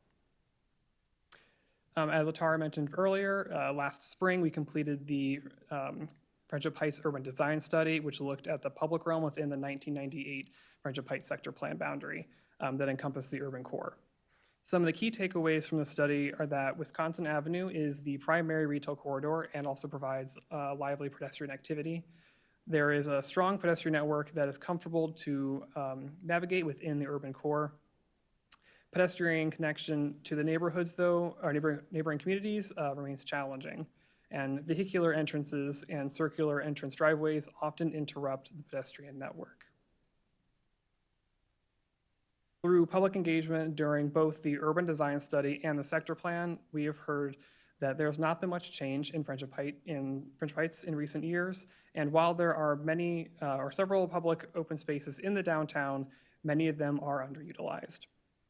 Some also feel that the downtown is very walkable. From a building perspective, there is a unique mix of high-rise and single-family neighborhoods. There's also been a desire for neighborhood serving retail and a raise in the level of design.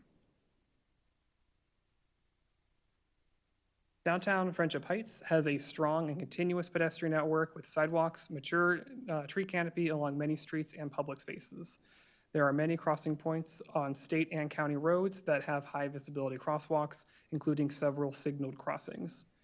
The crossings within the village of Friendship Heights typically use a brick paver treatment that, while aesthetically pleasing, is not as visible to drivers. The sidewalk network and high visibility crossings do not extend into the single-family neighborhood of Brookdale. In fact, accessing the downtown from Brookdale or any of the surrounding neighborhoods is quite difficult. Due to the buffers surrounding the town, there are a few connections to the neighborhoods. Some of these connections that do exist are so hard to find that you need to know where they are before you can use them. The images here show 3 of the most difficult access points to locate. One is a trail connection from the town of Somerset. 2 shows the connection through Brookdale Neighborhood Park that leads you to the back of Geico. And 3 depicts the gated entrance to Chevy Chase Village behind the collection.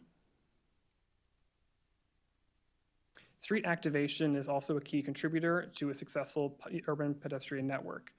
An active street provides a lively relationship between the public realm and the ground floor zones of the buildings facing onto the street. The level of street activation provided contributes significantly to pedestrians' experience of the street. Commercial activation is primarily centered around the Friendship Heights Metro Station and extends up Wisconsin Avenue with several popular restaurants and shops, and along Willard Avenue to Friendship Boulevard. Residential activation is primarily located along North Park Avenue with several large residential buildings, entrances opening onto it. A lack of activation on a street can also negatively contribute to the pedestrian experience. Frequent vehicle curb cuts require pedestrians to continuously watch out for vehicles even when they are not in the road. A lack of visibility or eyes on the street makes streets feel less safe. And there are several streets in the downtown that have low levels of activation. This is in part because of the unique block structure within the downtown. There's no internal block circulation for access, as each block is essentially one large building, or buildings backing onto the buffers surrounding the downtown, such as the residential buildings along North Park Avenue. This results in utility access being located on the street front. The Hills Plaza, south of South Park Avenue, which is pictured here, functions primarily as an access street, making it uncomfortable to use as a pedestrian. Many residential buildings on North Park Avenue are restricted by topography, requiring all access to front along North Park Avenue. Some things that we did not discuss in the urban design study are concepts of spatial enclosure and the design of the buildings above the street level. Spatial enclosure is when an outdoor room is formed by buildings and trees. Great outdoor rooms are comfortable, inviting, and provide access to light and air. When a space is well defined, it is more comfortable and inviting, and people are more likely to linger and stay for a while. Most buildings in the plan are either 1 to 2 stories or 10+ stories, with few examples of mid-rise. Having a variety of building heights provides interest and definition to a space. However, a wide disparity in building heights, as exists in much of the downtown, can be disorienting. The lack of mid-rise buildings also interrupts the cohesive transition from the surrounding low-rise neighborhoods to the high-rise urban core and make the high-rises appear even taller than they actually are. There are several locations within the downtown where tall buildings face the street on one side where there's nothing on the other. An example of this is shown in the image on the bottom right with the Bloomingdale's facing the Geico parking lot. Atara mentioned building heights earlier when discussing existing zoning heights, and this map here shows how close existing buildings are to the existing zoned maximums. We can see that the single-family parcels in Brookdale, as well as those around the metro station, are the closest to the existing height limits. Many of the other buildings in downtown area are either significantly over or under the maximum building height. The downtown is also made up of large multifamily and mixed-use buildings. Multifamily buildings in the plan area reflect their time with elements like strong horizontal lines, flat roofs, ribbon windows, balconies, and brick and concrete construction. Most were built in the 1960s to 80s. Commercial buildings in the plan area reflect a wider range of styles and times of construction, being built between 1960s and the 2000s. The 1 to 2 story buildings within the downtown are generally retail and restaurants. Their styles range from traditional to modern. Large office buildings are typically built between the 60s and 70s and showcase visible structure and large windows. There are no single-family buildings in the downtown. They are all located within the Brookdale neighborhood. Developed as a planned community in the 1930s and 50s, the homes share similar appearances. Homes feature English cottage and Cotswold appearance, shown in the images on the right. And over the last few decades, several homes have been replaced with newer construction that use more contemporary styles, and these are shown in the images on the left. And next, I will pass it off to Henry to talk about parks and public spaces.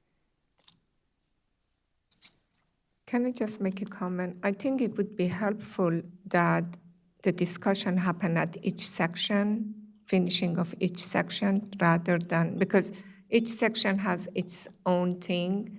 I think by the time that we finish, we have forgotten, because it was going too fast to be able to write our questions that we had at that time. So we lose the benefit of discussion for each section. I think it would be helpful that if it was 5 or 6 sections, at the end of each section would allow time for any questions specific to that, and then continue to next section and next section. Right now, I totally forgot what I wanted to ask. Just say. So one quick question. How close are you to being toward the end? We're probably, we have at least 4 more sections. Okay. Would it be helpful, if it's okay, would it be helpful to you to ask maybe 5, 10 minutes? Yeah, to stop questions now now and go over the. Yeah, I think it would be helpful we pause for each section and discuss if there is any question when we go to a new topic.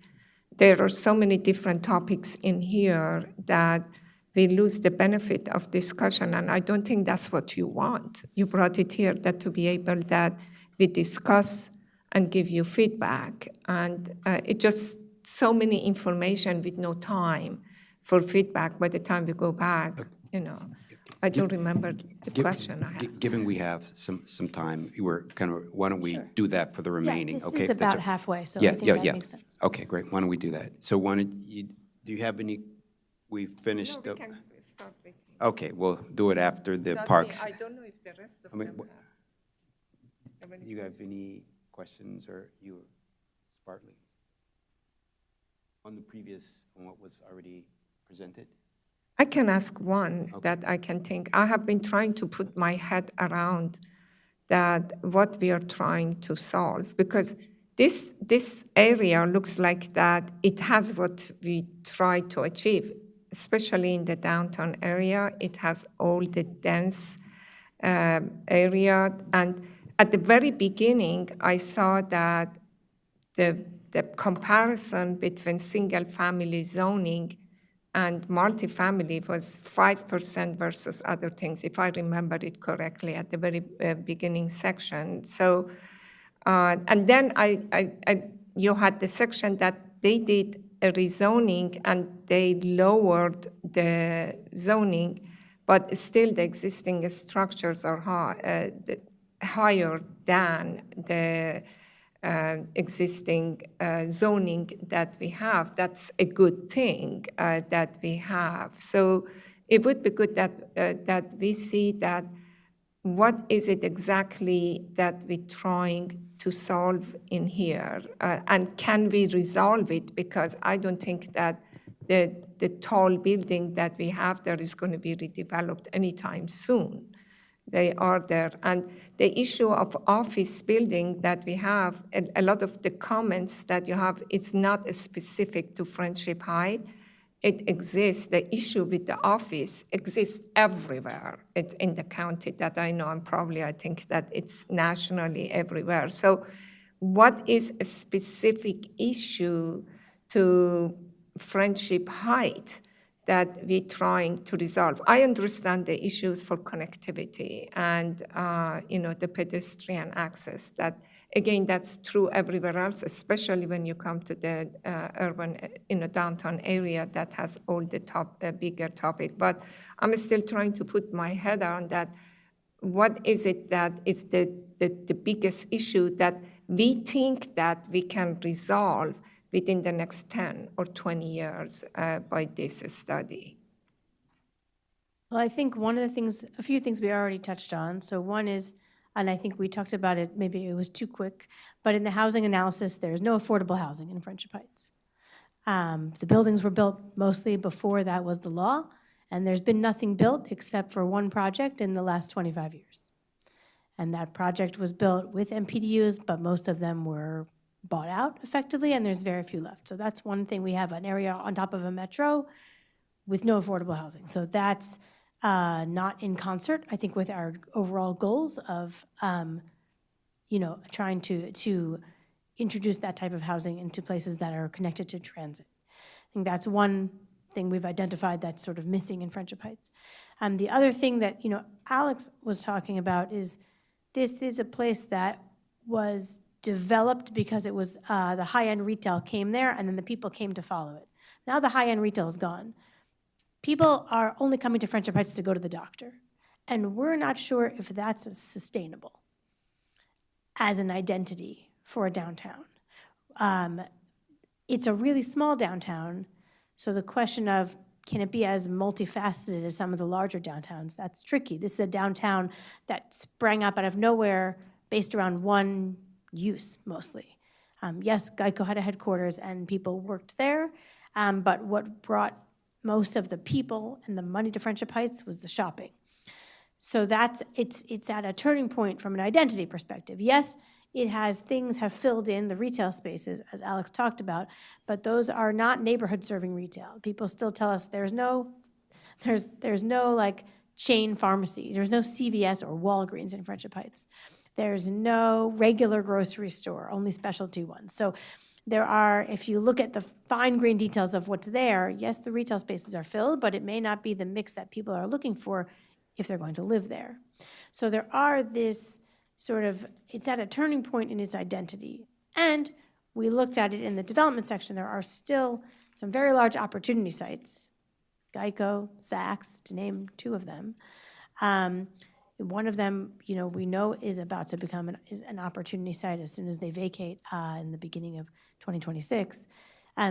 That's a big question for this sector plan. The zoning right now is mostly residential on that property, and that's something that the sector plan has to ask, is was that the right thing?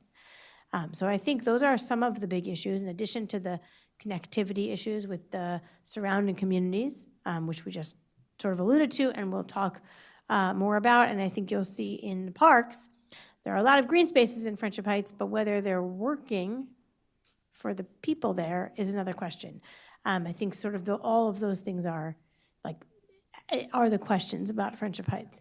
You're right. Yeah. It's not doing badly. Very good. No, thank you. That puts it in context, because I didn't get the context that it was there. Yeah, I heard all of those. So basically what we are looking for is that the areas, I guess that's something within the next 5, 10, 15, 20 years, the areas that is not developed, how we could develop those areas in a way that creates some kind of identity now that the high end is at a turning point, and what is the next turning point or something that... What's the next thing, right? It's sort of like, what is Friendship Heights going to be now? Because it's shifted from what it was. And I think something else that as the sector plan team we are focused on is, and we talked about it a little bit here, but we didn't get into the in depth. I know Bhavna showed a list of pipeline projects that are approved for this area, mostly in DC, but one that the board approved 2 years ago in Friendship Heights. None of those buildings are yet under construction. And do you know why? The market and the money seems to be the reason. And that's a concern. The Mazda one was approved a while back and financed a while back, so it was under a different market almost, and it's almost finished. But all these other projects, they've been approved on both sides, but they haven't been realized, or they're not even close. So that's a concern for, you know, if we're thinking about what can happen in the future of Friendship Heights, I think that's a question we don't have the answer yet. Alex alluded to the fact that we do have a market consultant working with us on this project so far. We've just done a comps analysis, which yielded that there are no comps for Friendship Heights. It's a unique place. But one of the things we're going to be looking at is like what could be built here. Because we're seeing in real time the challenge of building here in this place, which has really not had anything new and no new people living here, mostly because no new apartments built or any housing of any type in the past almost 20 years. Thank you so much. Now we could continue. We have a better understanding and context of the issue. Now we can ask more questions. Thank you.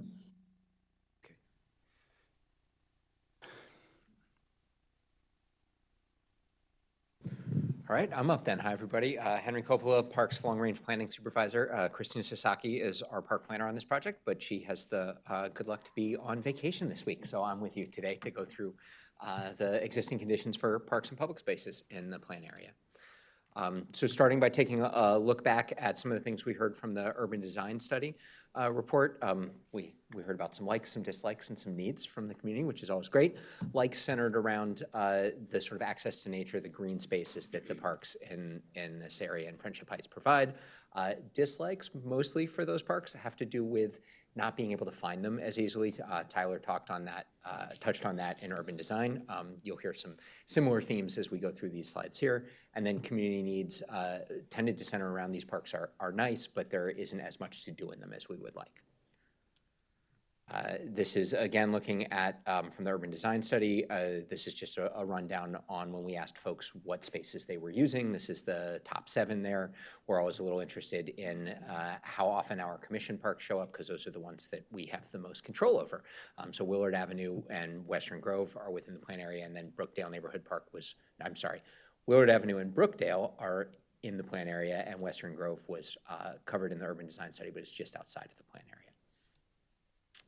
Moving on to what we've been hearing as we've started the outreach and engagement for the sector plan specifically, very similar to the design study pieces. Folks are telling us about the parks that they like, wanting to preserve and protect those spaces, that access to the green area, that folks would like to have more to do in the parks, and that they'd like them to be easier to get to and find, which should help make them more activatable and usable.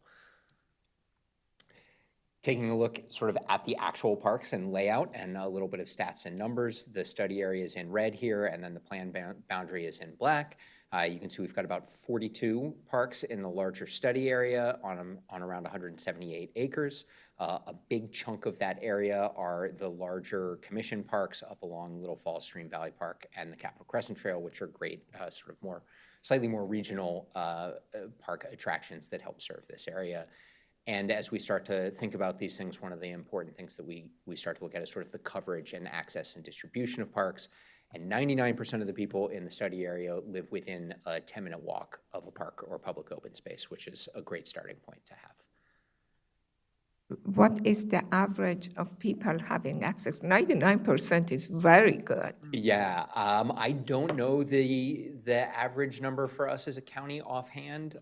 It's very area specific, as you can imagine. The downtown areas we tend to do very well, and as we get into the more suburban or the agricultural reserve where everything's spread out, it's a lot less walkable. So that number goes way down. You say that nobody can get enough of parks, even though when there is 99% of access, they say we don't have enough park. It is not easy access park. So having a lot of parks is a good thing. Everybody wants it. Yeah.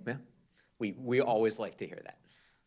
So in zooming into the plan area here, you can see the parks a little bit more specifically, and it's a little easier to see the different ownership and management pieces. This is an interesting, for such a small plan area, to have so many different types of parks or under different management structures. So the Village of Friendship Heights has some parks. There are a number of privately owned public spaces that serve this area, and then there are the commission parks, which are the larger more green spaces here, and that's, again, Willard Avenue and Brookdale, and you can see all of those here, and then the number of parks and the acreage within the plan area. And then you can see a little bit, since we are close to DC, there are some DC parks that folks in this area get to as well.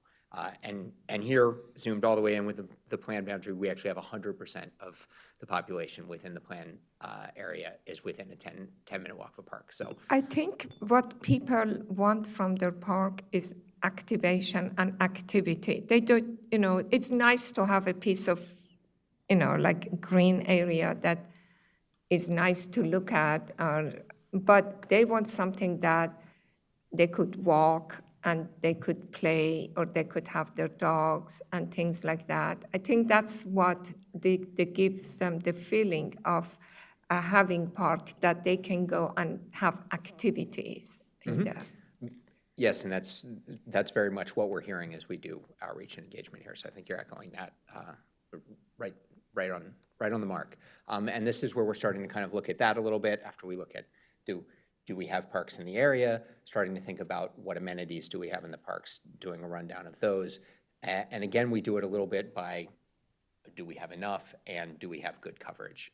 And so this is sort of breaking those down. The ones in green on the top there, we do have some of, probably enough of in the area. And then the ones in red are ones that are definitely lacking and that we're going to be focused on thinking about a little bit more. Those are things like picnic shelters, athletic fields, pickleball courts. We do have some tennis courts, but no pickleball. Dog parks has come up as well. And on the right, you can see an example of how we are one of the pieces of inputs for this, and this is one of the ways when we're looking at the distribution and access and kind of coverage for the specific amenities. So all of the blue areas on these maps are within a half a mile walking distance of, on the left, playgrounds, and then so you can see we've got pretty good coverage from playgrounds and access, but then dog parks, you can see that's not great for the plan or study area.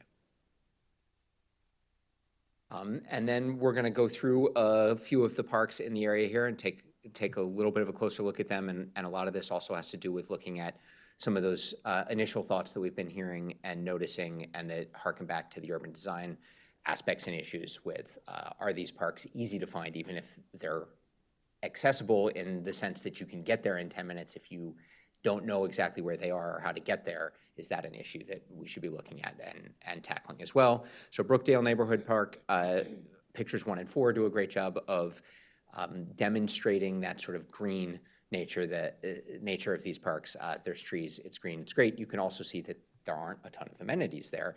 And then 2 and 3 do a good job of demonstrating that this park is a little bit tricky to find. 2 is a great shot. That's from the sidewalk out front of the Geico property. And that yellow arrow is pointing out that if you know you can walk through the parking lot here and that there is an access trail around the back corner of the building, there's this lovely park space. But from the front of the Geico building, you would never know right now. So it's something we've noticed and we'll be thinking about. Willard Avenue neighborhood. Do you do a study on the park's usage, like how many people use the park, a head count from day to day? Yeah, so that's a great question. We have a couple of different tools that we kind of apply to that, and we do that throughout the course of a master plan like this. We do things like we have a little bit of access to mobile device data that helps us understand usage.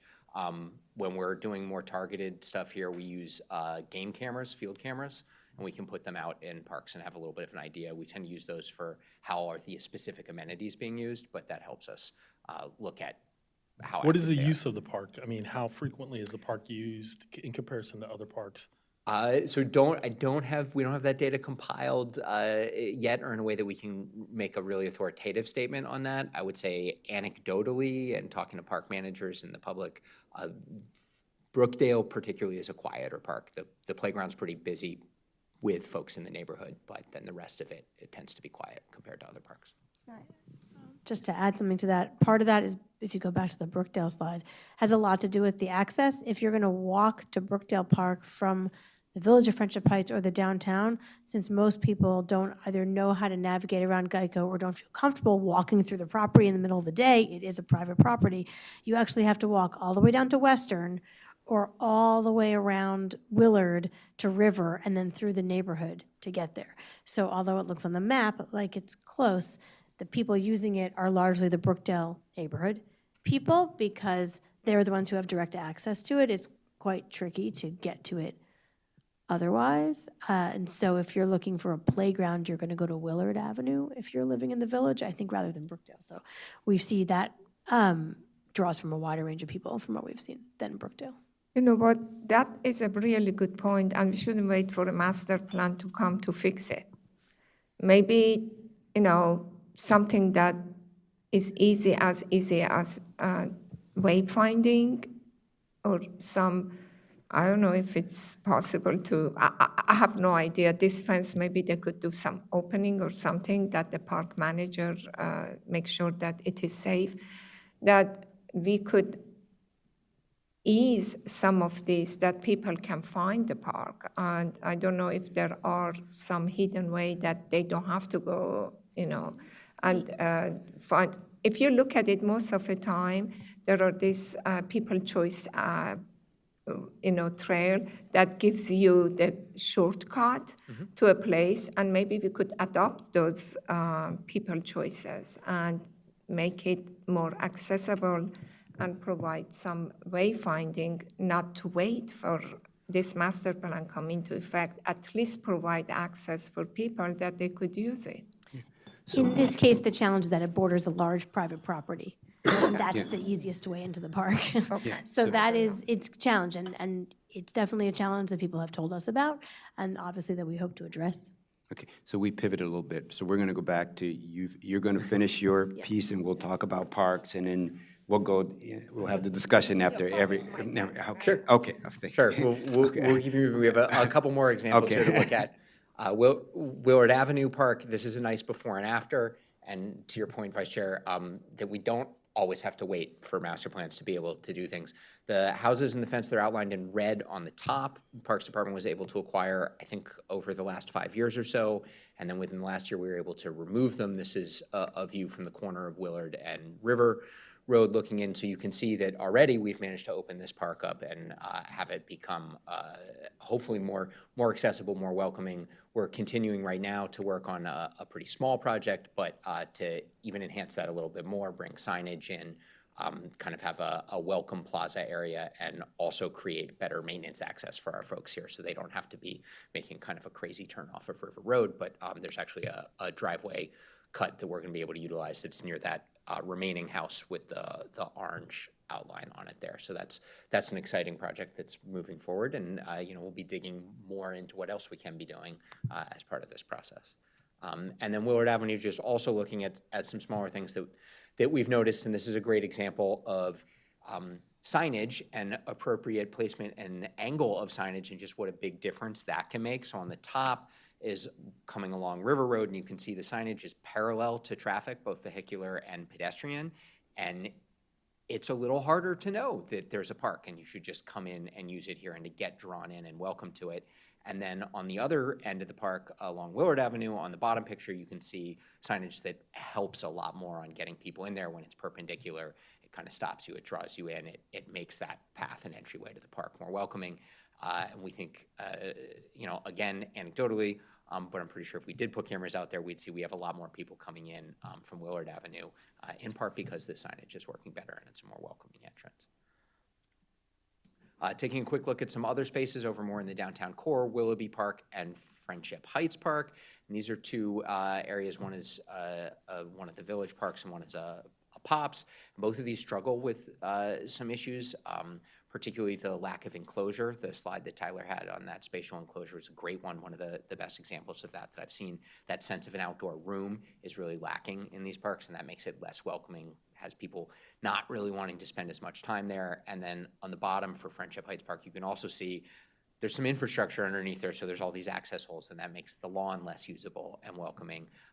And the other picture's a little bit hard to see the angle that it's from, but it's pointing out it's really an isolated island. There's a road it's a triangle-shaped park. There's roads on two sides, and then there's an access drive for vehicular drop-off and garage entry on the other side. So that also creates a context for the park that makes it a little bit less used, and is something that are there ways to encourage some changes there, or as we look into the future, ways to encourage avoiding getting caught up in this kind of situation. And then looking at two spaces that are kind of examples of opposite ends of some of these problems. The Hubert Humphrey Park is one of the most successful and active parks. It has a great spatial enclosure, sense of outdoor room. There's a lot of fronting businesses and residences in the town hall, so there are eyes on the park. It's used well, it's activated well. You see a lot of people there. The Wisconsin Place is actually a pretty nice spot if you manage to find it and realize that it's a privately owned public space. There's some great window shopping, there's some nice seating areas and stuff, but it's tucked away up above the Whole Foods there, and when you're down on the road near the Whole Foods, you really wouldn't know that you could go up there and hang out. Is there a county park sign up there designating that it's a So park? there's not, and this one's not actually county parkland, this Okay. is privately owned public space, but it again, maybe there could be signage even for that kind of space to welcome people in a little bit more. And then just sort of recapping, pulling us back to what do people love about the parks in the area already, want to not forget that and lean into it, that sense of urban oasis, that opportunity to connect to nature, and our commission parks in the area, Brookdale and Willard, are big hubs for that. You can see in these pictures the stream in Willard and again, those trees and lawn area in Brookdale, which is really just as nice, particularly as it starts to green up in the spring here. And then just a quick recap, again, that access to nature, the green areas, and then the major thing, figuring out are there ways to bring more activities, both in a variety of them and just more generally to the parks. That seems to be what's lacking and most needed here. And then the three on the right all kind of bundle together in that sort of urban design access. How do we make sure people know these parks are here? How do we make them more and better connected as a network of parks and open spaces and to the rest of the area generally? And so those are things we'll be looking at and thinking about as we work through the plan process with everyone. And that is our overview of parks and public spaces, and we're going to be moving to the environment next. And I will defer to our traffic control directors on whether we've got time to do questions now or if we're jumping to environment. Any couple questions for Henry? You're good? All right, we can go to Great. the Yeah, next. we managed to incorporate some of them in there. So I'll Thank- turn it over to Tina. Thank you.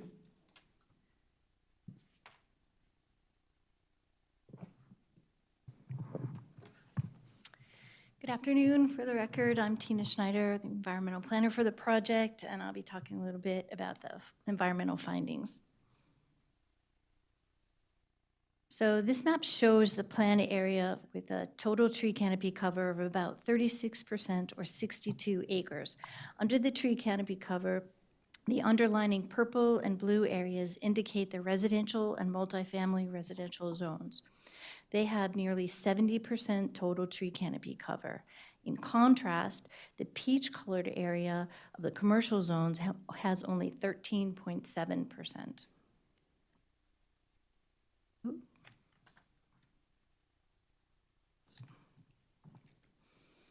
So these images show a few of the streets with mature canopy trees contributing to the beauty and shade and cool temperatures of the residential zones. I want to also add, based on what was just said with parks, is the Brookdale area. The park there is completely forested with some really large old trees, and it's a little bit of a prize for that area, but it does change the way it's being used because it's all forested. So I want to just talk about tree canopy because in the last 4 years, from 2009 to 2023, the community has lost 6.5% of the acres of the total tree canopy cover. There are many reasons for this, such as diseases, insects, development, and changes for climate. But continued tree loss has consequences from diminished community character and quality of place to pedestrian stress, habitat and ecological loss, reduced real estate value, and more. Tree loss and tree absence increases heat, island effect, putting stress on all human life and other life. The image on the right shows urban temperatures at 6 feet above the surface, exceeding 91 degrees on a day when the weather temperature was 87 degrees. The street surfaces are 5 to 10 degrees even hotter. You can see that the hottest areas hover over the commercial areas with an impervious surface cover of 56% and a tree canopy cover of 13.7. It's hot, and yet the residential zones where the tree cover is 70% 70% has temperatures anywhere from 6 to 10 degrees cooler than the actual weather temperature. These hot zones are particularly difficult on the elderly, the very young, and people with respiratory or other pre-existing conditions. There's one main stream running along the northwest edge of the property, the boundaries. This is called Little Falls Branch. In the upper right-hand corner, circled in red, is where the stream begins to flow in the plan area. It's a prized resource and loved so much that the citizens of Somerset House, which is in the circled area, are actively removing dense invasive species along the stream and replanting with natives, as shown on the left. Another location of daylit water is in the south. Most of it's an unnamed tributary that's piped, but it pops up on the Geico property, contributing to the sense of place and attraction of the property and the landscape. Stormwater flows and drains into Little Falls Branch over surfaces and into groundwater storm drain networks. It's all part of the lower Potomac watershed. Water quality within the stream is designated as poor due to the lack of stormwater management facilities, a high impervious cover, and minimum naturalized landscapes and stream buffer. The only stormwater management that's known in the area are the red dots shown to the right. This is the second master plan where I've begun to use the National Climate Vulnerability Index. It's a new and comprehensive compilation of national data showing climate vulnerabilities for each census tract across the country. The data is based on 184 index sets identifying inequities and drivers of climate vulnerabilities. It combines environmental, social, economic, and infrastructure impacts that shape the community's ability to respond to and adapt to climate change. It was developed to provide a clear map for planners, local government, and federal agencies to target their climate actions. Of the 184 vulnerability index, the master plan area's greatest vulnerability comes from transportation impacts. The dark pink shows the heavier air pollution levels relative to national levels. For this master plan, air pollution sources align with regional auto congestion, congestion along Wisconsin Avenue, and within the neighborhoods. Note that the air is cleaner along Little Falls Branch, where there is contiguous forests and large trees, and on the Somerset property in the upper right, where the trees are a prominent and integrated part of the landscape. This observation is important to note. Trees matter. As shown in the small county-wide comparison image in the lower left-hand corner, air quality is better than in other urbanized areas. The old trees that dominate the landscape throughout Friendship Heights extract large amounts of criteria pollutants such as heavy metals, nitrogen dioxide, ozone, particulate matter, and even black carbon, which causes human and biological physical stressors in our bodies. This concludes the ecological findings, and now on to transportation, unless you have some questions.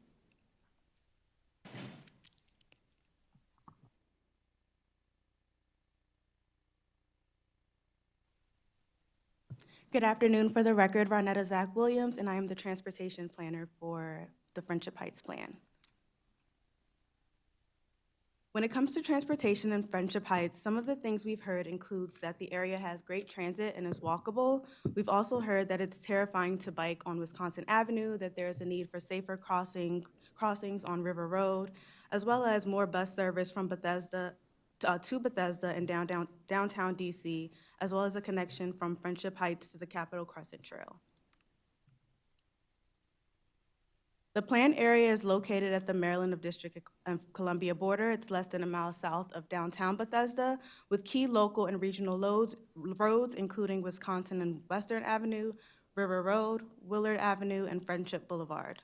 The local street network can be characterized as a disjointed grid system, and the downtown is disconnected from the surrounding neighborhoods, which is quite unique compared to other downtowns in Montgomery County.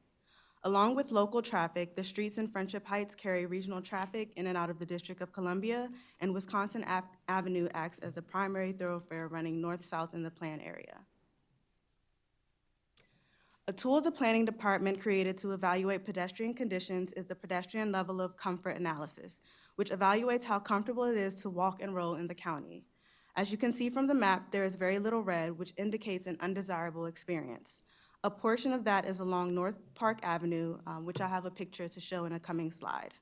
Along Wisconsin and Willard Avenue, the conditions vary from very comfortable to uncomfortable. The full segment of Friendship Boulevard is very comfortable, while the residential streets lack sidewalk infrastructure, which varies from an uncomfortable to a somewhat uncomfortable experience for a pedestrian. This slide is showcasing some of the comfortable sidewalks in the planned areas and the features that make them comfortable. In the photos showcasing pedestrians walking and crossing along segments of Willard and Wisconsin, as well as Western, you can see wide sidewalks, street buffers with trees, high visible crossings, as well as a crossing island. This slide shows some of the uncomfortable sidewalks in Friendship Heights and the features that make them uncomfortable for pedestrians. On North Park Avenue, there are obstructions like traffic signs and light poles on the sidewalk's path. On the Hills Plaza, there is a long continuous curb cut where a vehicle can turn anywhere along this strip as a pedestrian is walking, and along River Road where the sidewalk is directly next to high-speed traffic. The protected crossing spacing examines the frequency of protected crossing opportunities. The spacing for protected crossings is based on the street classification. In the planned area, Wisconsin Avenue is doing fairly well, particularly south of South Park Avenue, while the remaining streets exceed the maximum spacing for crossings. For example, you can see on River Road, the recommended spacing is 1,600 feet, but it currently exceeds that by over 2,000 feet. From 2015 to 2023, there were 12 severe and fatal crashes in the planned area, which is the lowest compared to other downtowns in the county. These crashes occurred along Willard Avenue and at the intersection of Wisconsin Avenue and Somerset Terrace. There were also 3 crashes that occurred in parking structures. The planned area does not have existing bicycle infrastructure, besides the trails, which are the solid green lines on the map. The proposed bikeways, which are the dashed lines on the map, were recommended as part of the Bicycle Master Plan, which proposes separated bikeways along Wisconsin, Willard, and Friendship Boulevard and River Road, along with extending the trail from Willard Avenue Park to Western Avenue. On the DC side, there are conventional bike lanes on Jennifer and 44th Street, which will be upgraded to a 2-way protected bike lane, along with a 2-way protected bike lane that is planned for Western Avenue. The bicycle level of stress refers to the amount of discomfort a bicyclist feels while they bike too close to traffic. Within the downtown streets, they are high stress and inappropriate for most children and adults. These streets are highlighted in red, while the residential streets, mostly where you see the light and medium blue colors, are very low stress to low stress and are appropriate for most children and adults. There are 2 Capital Bike Share stations within the planned area at the Friendship Heights Metro Rail Station, as well as at Willard and Friendship Boulevard. Last year, over 5,100 trips originated at these 2 stations, and the top destinations where these trips ended included the Chevy Chase neighborhood in DC, along the commercial areas on Connecticut Avenue, Kenwood Station, and West Bard Square near River Road, as well as downtown Bethesda. This doesn't include personal bike trips, but it shows that even without the infrastructure and high-stress streets in the downtown, individuals are still biking. Existing transit in the planned area includes the Friendship Heights Metro Rail Station, which operates on the red line between Shady Grove and Glenmont, as well as 13 Metro bus and ride-on routes, along with the Village of Friendship Heights shuttle that operates 2 routes that connects village residents to the West Barge Shopping Center, the Metro, as well as Chevy Chase Center. The Friendship Heights Metro Rail Station operates every 5 to 6 minutes daily, and that changes to every 10 minutes after 9:30 p.m. During AM and PM peak hours, there are 3 bus routes that provide frequent service with headways varying from 5 to 15 minutes, and the remaining routes have headways between 20 to 45 minutes. The Village of Friendship Heights also operates a shuttle that runs every 30 minutes regularly, and it runs every 50 minutes on the weekends as well as Wednesday afternoons. So I mentioned a little bit about bus frequency and headways, but all of that will change come the end of June. Over the last 2 years, Metro has been working on redesigning the entire bus network in the region. At the same time, MCDOT worked on the Ride On Reimagine study to assess the service in the county. So you may have already seen some of these changes throughout the region, but they will include route changes, updating bus route names and frequencies to better fit the needs of customers. Additionally, MCDOT will be adding a new Friendship Heights Flex Zone, which is the county's micro transit service and will aid riders in making local trips around the Friendship Heights Metro Rail Station. When looking at ridership at the station, ridership slightly dipped in 2016, but remained fairly consistent up until the COVID pandemic, where ridership dropped by 70%. Similar to trends in the region, ridership is steadily increasing as we've moved away from the pandemic. Additionally, in the last 10 years, the Friendship Heights Metro Rail Station has remained 4th in the county when looking at ridership numbers, following Silver Spring, Shady Grove, and Bethesda. So the ridership is it still like half of what it was before the pandemic? Do you know the reason for it? It doesn't look like that it has reached,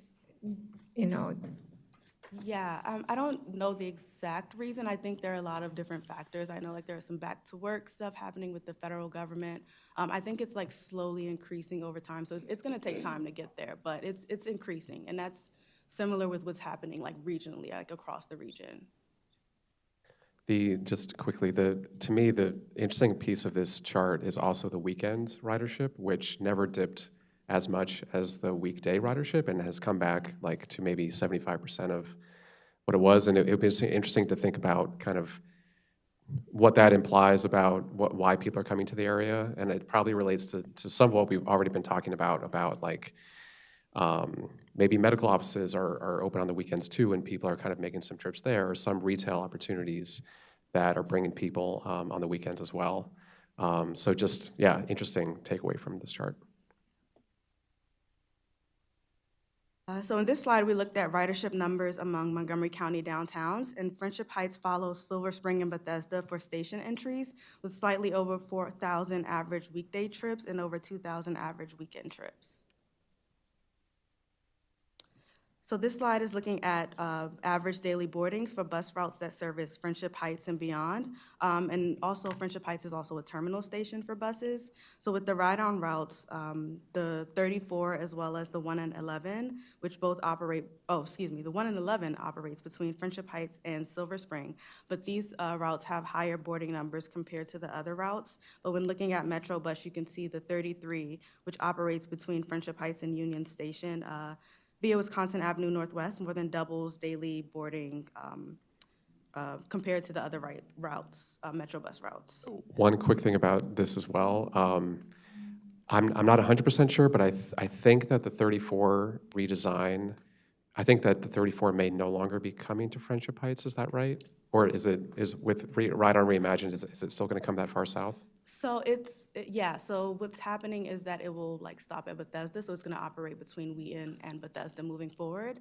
But Metro Bus is also picking up service on Wisconsin Avenue, so there'll be the D96, which will operate between Friendship Heights and Bethesda. So there'll still be service between kind of like that segment of Wisconsin. Gotcha, thanks, yeah, that's helpful. As part of the countywide transit corridors plan, the recommended 355 South BRT route would run dedicated lanes from Rockville Metro Station to Bethesda. However, there is the option to extend the 355 South BRT to Western Avenue, but that is dependent on whether the district constructs dedicated bike lanes on their side of Wisconsin Avenue. So the current 355 BRT route is currently in the design phase from Germantown to Rockville. And there are also north and south phases that are in like preliminary design phase, but they're not necessarily where the central BRT route is. So there are 8 garages and parking lots in the planned area. This does not include additional private garages and parking for residents or businesses such as Geico.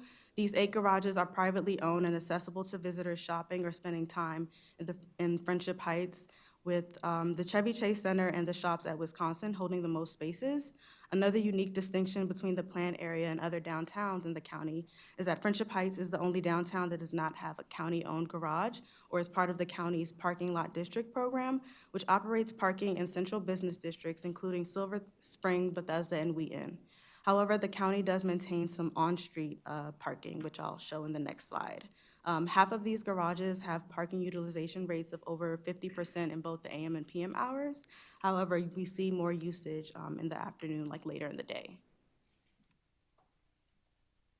So there are currently 105 on-street metered parking spaces in Friendship Heights maintained by the county on Friendship Boulevard, as well as on segments of Willard Avenue and Wisconsin Avenue for short-term as well as long-term parking.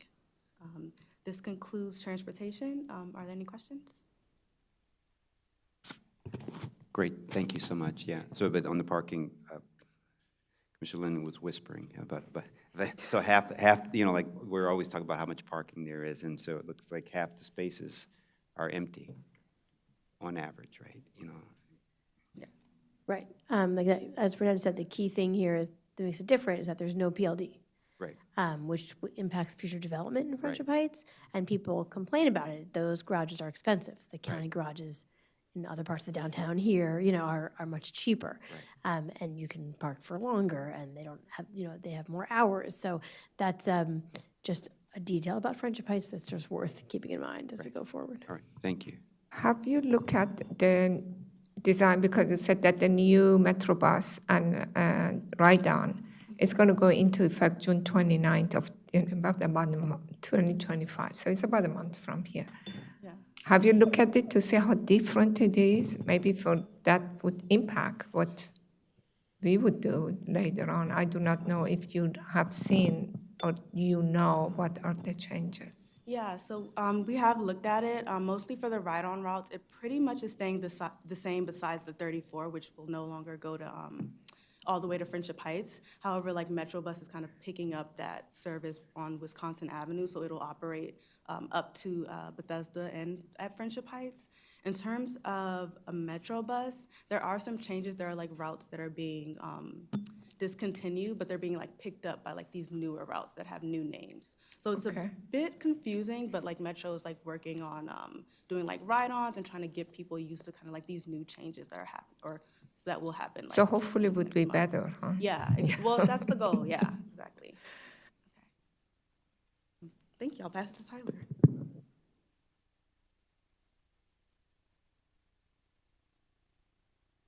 Hello again, I am back, Tyler Milam, urban designer, this time to talk about community amenities. So generally, community members are hoping to have more amenities that will cause people to stay longer, such as movie theaters, coffee shops, and restaurants.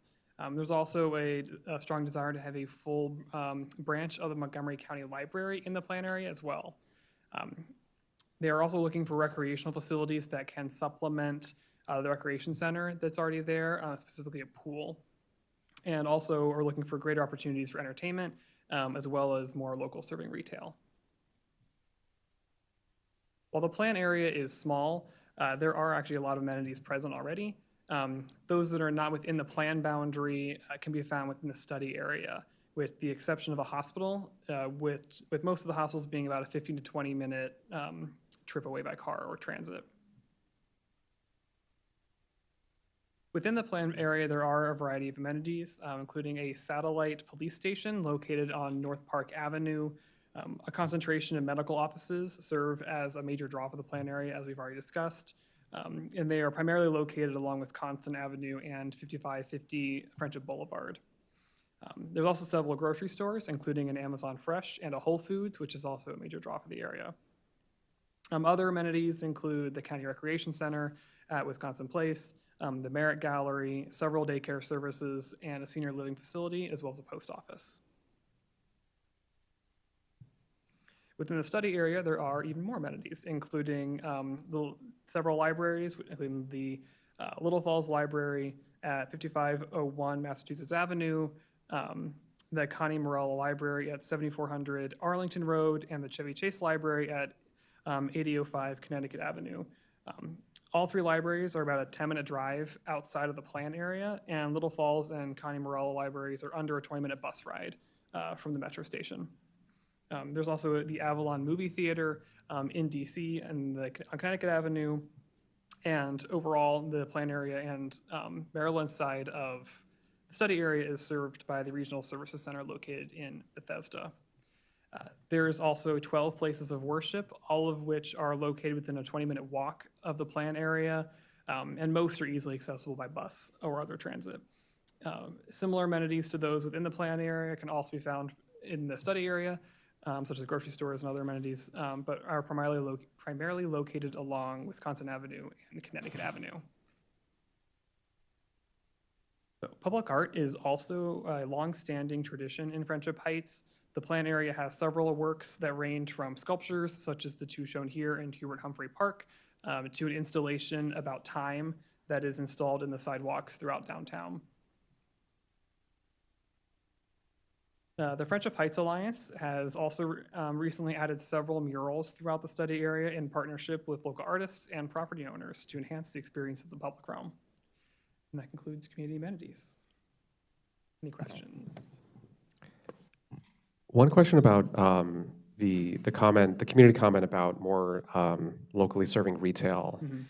You gave the examples earlier of things like maybe pharmacies or kind of convenience stores. Is that largely what we have heard from community, or are there, because it does sound like there are like some types of, I mean, I guess it sort of depends how we classify like locally serving. There obviously are some restaurants, there are some kind of retail chain or retail of some sort, but I'm just kind of curious what they had in mind. Well, I think the grocery store comment is one we've heard from a lot of people. Inside the plan area, there's really just Amazon Fresh and Whole Foods, which I think we would know and would consider a sort of, those are specialty grocery stores. Yeah. And so there is a Giant in Westbard, and there is a Rodman's farther down into DC, but I think there is a feeling, particularly because Friendship Heights used to have a Giant where the Amazon Fresh is, that is something that they lost, particularly people who've been living there for a long time. So we hear about the grocery store thing, I think, quite a bit. Yeah. And I think to that same point, there are 3 pharmacies in Friendship Heights, but they're private and they're specialty. And as people say, they close at 6 and they're not open on the weekends. And that's an inconvenience, and most neighborhoods, have. So I think we hear about those things, but we also hear about less expensive restaurants, less expensive things.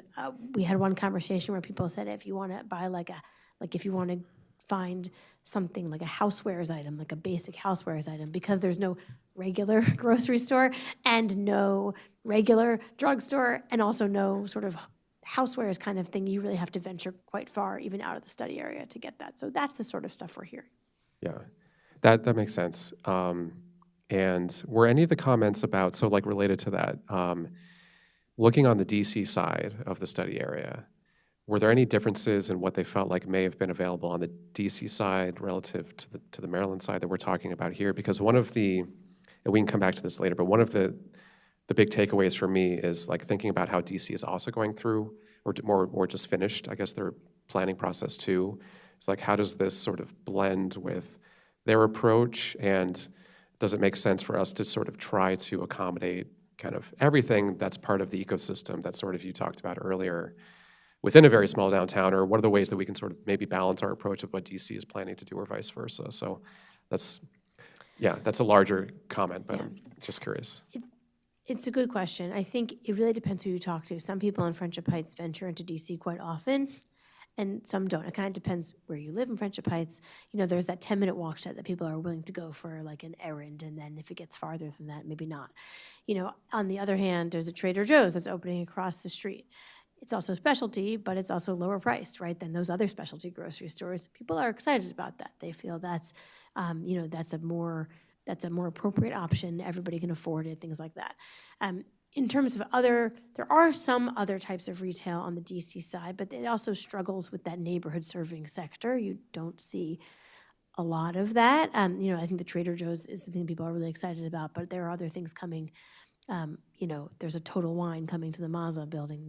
We haven't heard a lot of, you know, super enthusiasm for that in terms of filling a gap, you know. So I think in terms of what's been recommended on the DC side, we talked about it earlier, there are a lot of residential projects that have been approved, and they all, in theory, if they get built, would have ground floor retail. But the market question that Alex talked about, and the fact that when you have only one corridor, you don't have multiple different corridors where you could have higher end and maybe more affordable retail, makes it hard. And that is a question we're going to be contending with, and so will DC for a while in this area. And just add to it, if we want to have MPDU, you know, more affordable housing, you know, it should be more affordable living. So it's going to be very difficult to have, you know, try to create more affordable, but they cannot really expand. You know, there is no, you know, everything over there probably, because it's specialty stores, it would be probably more expensive and makes it unaffordable as well. So I think that when we bring affordable housing to some area, we have to look at that, is it really affordable to live there? And that's another question that needs to be answered. That's a good point.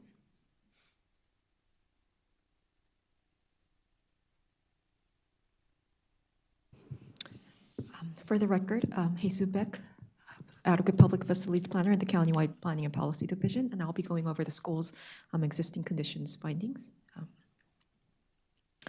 So there are no schools located within the plan boundary, but the map on the right here shows which schools are currently serving the plan and study area.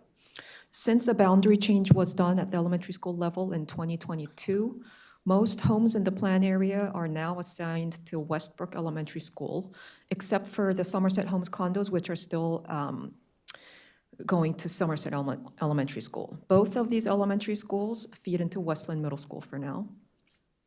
The northeast side of the study area, shown in the blue in the map, is served by the paired Rosemary Hills Elementary School for kindergarten through second grade, and Chevy Chase Elementary School for third through fifth grade, which feeds into Silver Creek Middle School that opened in 2017 to offload the overcrowding at Westland Middle School.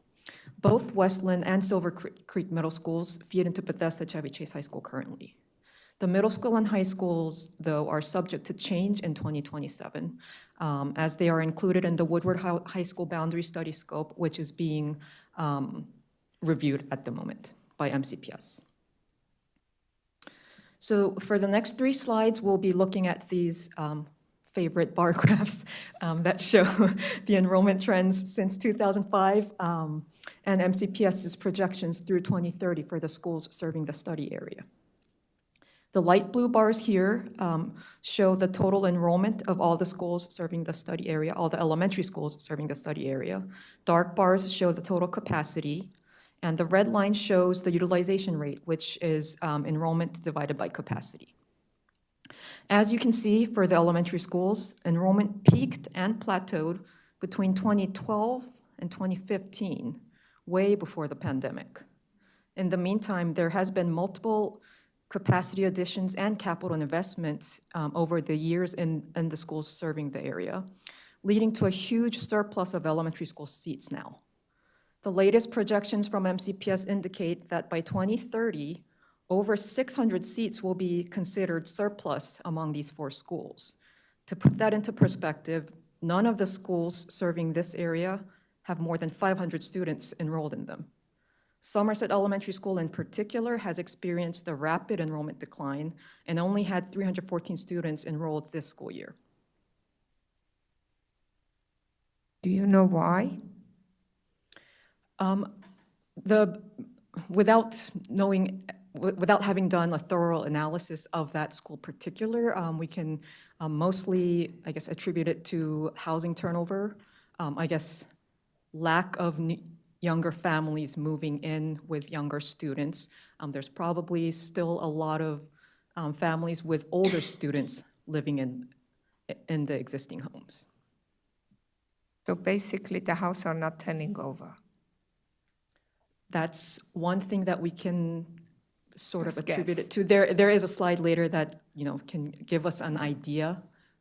It's not a complete conclusion, but, we can sort of get an idea.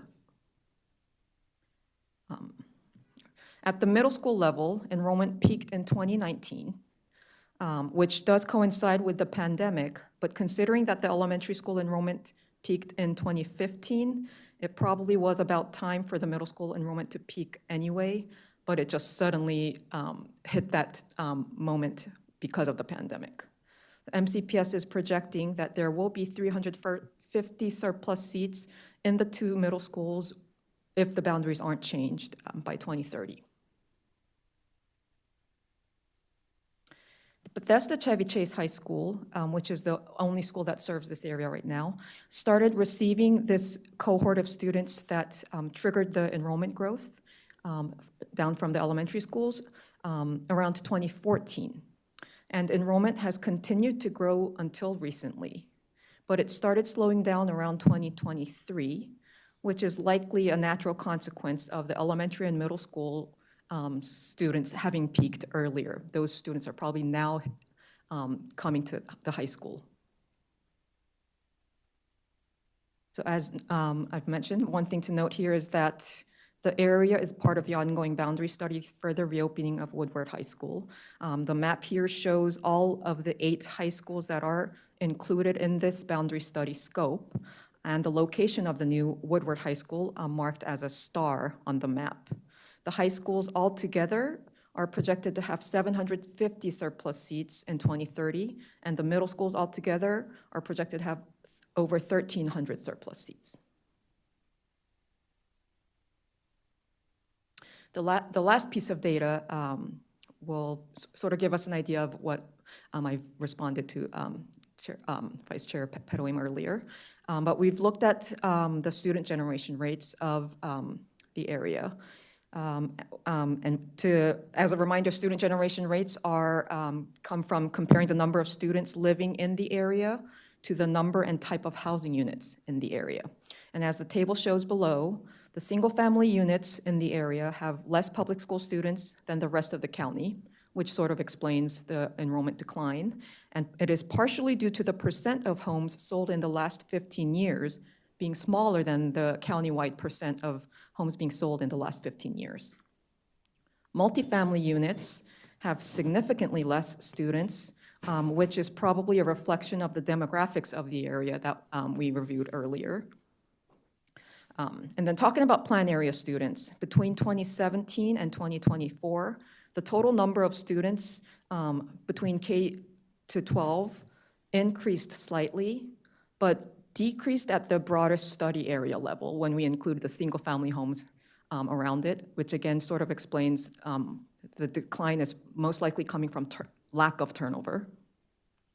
The elementary school students actually decreased at both the plan and study area, but for the high school level, it increased, which again sort of indicates there probably are still families with high school students living in the area and might be limiting more younger families to move in and fill in the elementary school seats.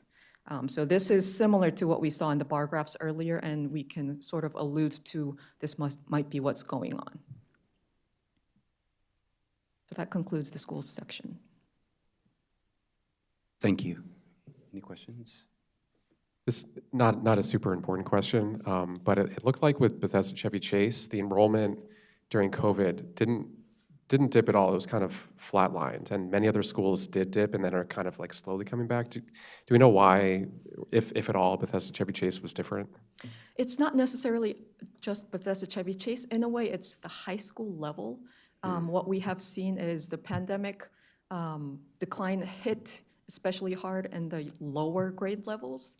We're guessing the virtual learning condition was probably more impactful for families with younger kids, and they probably chose alternative options. But at the high school level, not just Montgomery County, I think overall in the country, we have seen older grade levels were not impacted as much by the pandemic transition to virtual learning. Yeah, that makes sense. Thanks.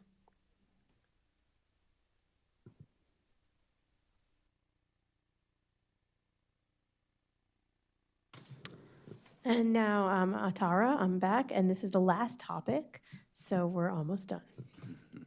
I'm going to briefly talk about historic resources in the plan area. So right now, there actually are no buildings or sites in the plan area that are on the locational atlas or the master plan for historic preservation. And there are no resources listed on the National Register. But I will mention that there have been a lot of discussion about the Geico building, and the 1998 plan, as the board is aware, envisioned the redevelopment of that parcel, and there is, of course, an approved plan that includes the demolition of the building and the redevelopment of the parcel, and so we are taking that as sort of an existing condition in this plan area. There are two things I do want to talk about, even though there aren't what we would call our sort of traditional notion of historic sites. There is a site on the Montgomery County Burial Sites Inventory in the plan area. It's in Brookdale. On Murray Road, there is the Shoemaker Family Cemetery site. It was established in 1853 as a family burial plot. And you can see the map here from the Burial Sites Inventory, which identifies where it is. And this is sort of a picture of how it looks. There's no like obvious burial markers, but there have been evidence of those when the research was done to put it on the inventory. And so that's something that's been called out, in terms of other types of historic sites. And the other thing I want to mention is a house that's in Willard Avenue Neighborhood Park. So this is the Reynolds house. It was built just before 1900 and occupied by a family. The husband was the engineer with the U.S. Patent Office, Edwin Reynolds. This property is owned by the Parks Department. It's actually in the park when they were expanding the park in the 1990s. They actually acquired this parcel with the house. As I'm sure the board is aware, Parks owns numerous houses that are in parks all across the county that they often rent out, and this is right now one of those.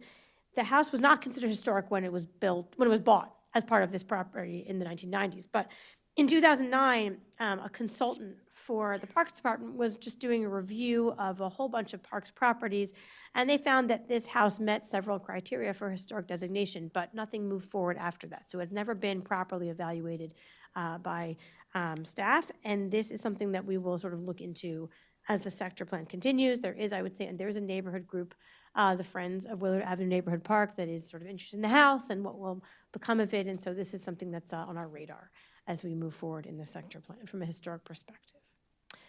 And that pretty much concludes our analysis. Just to talk about next steps quickly, we are starting visioning in June.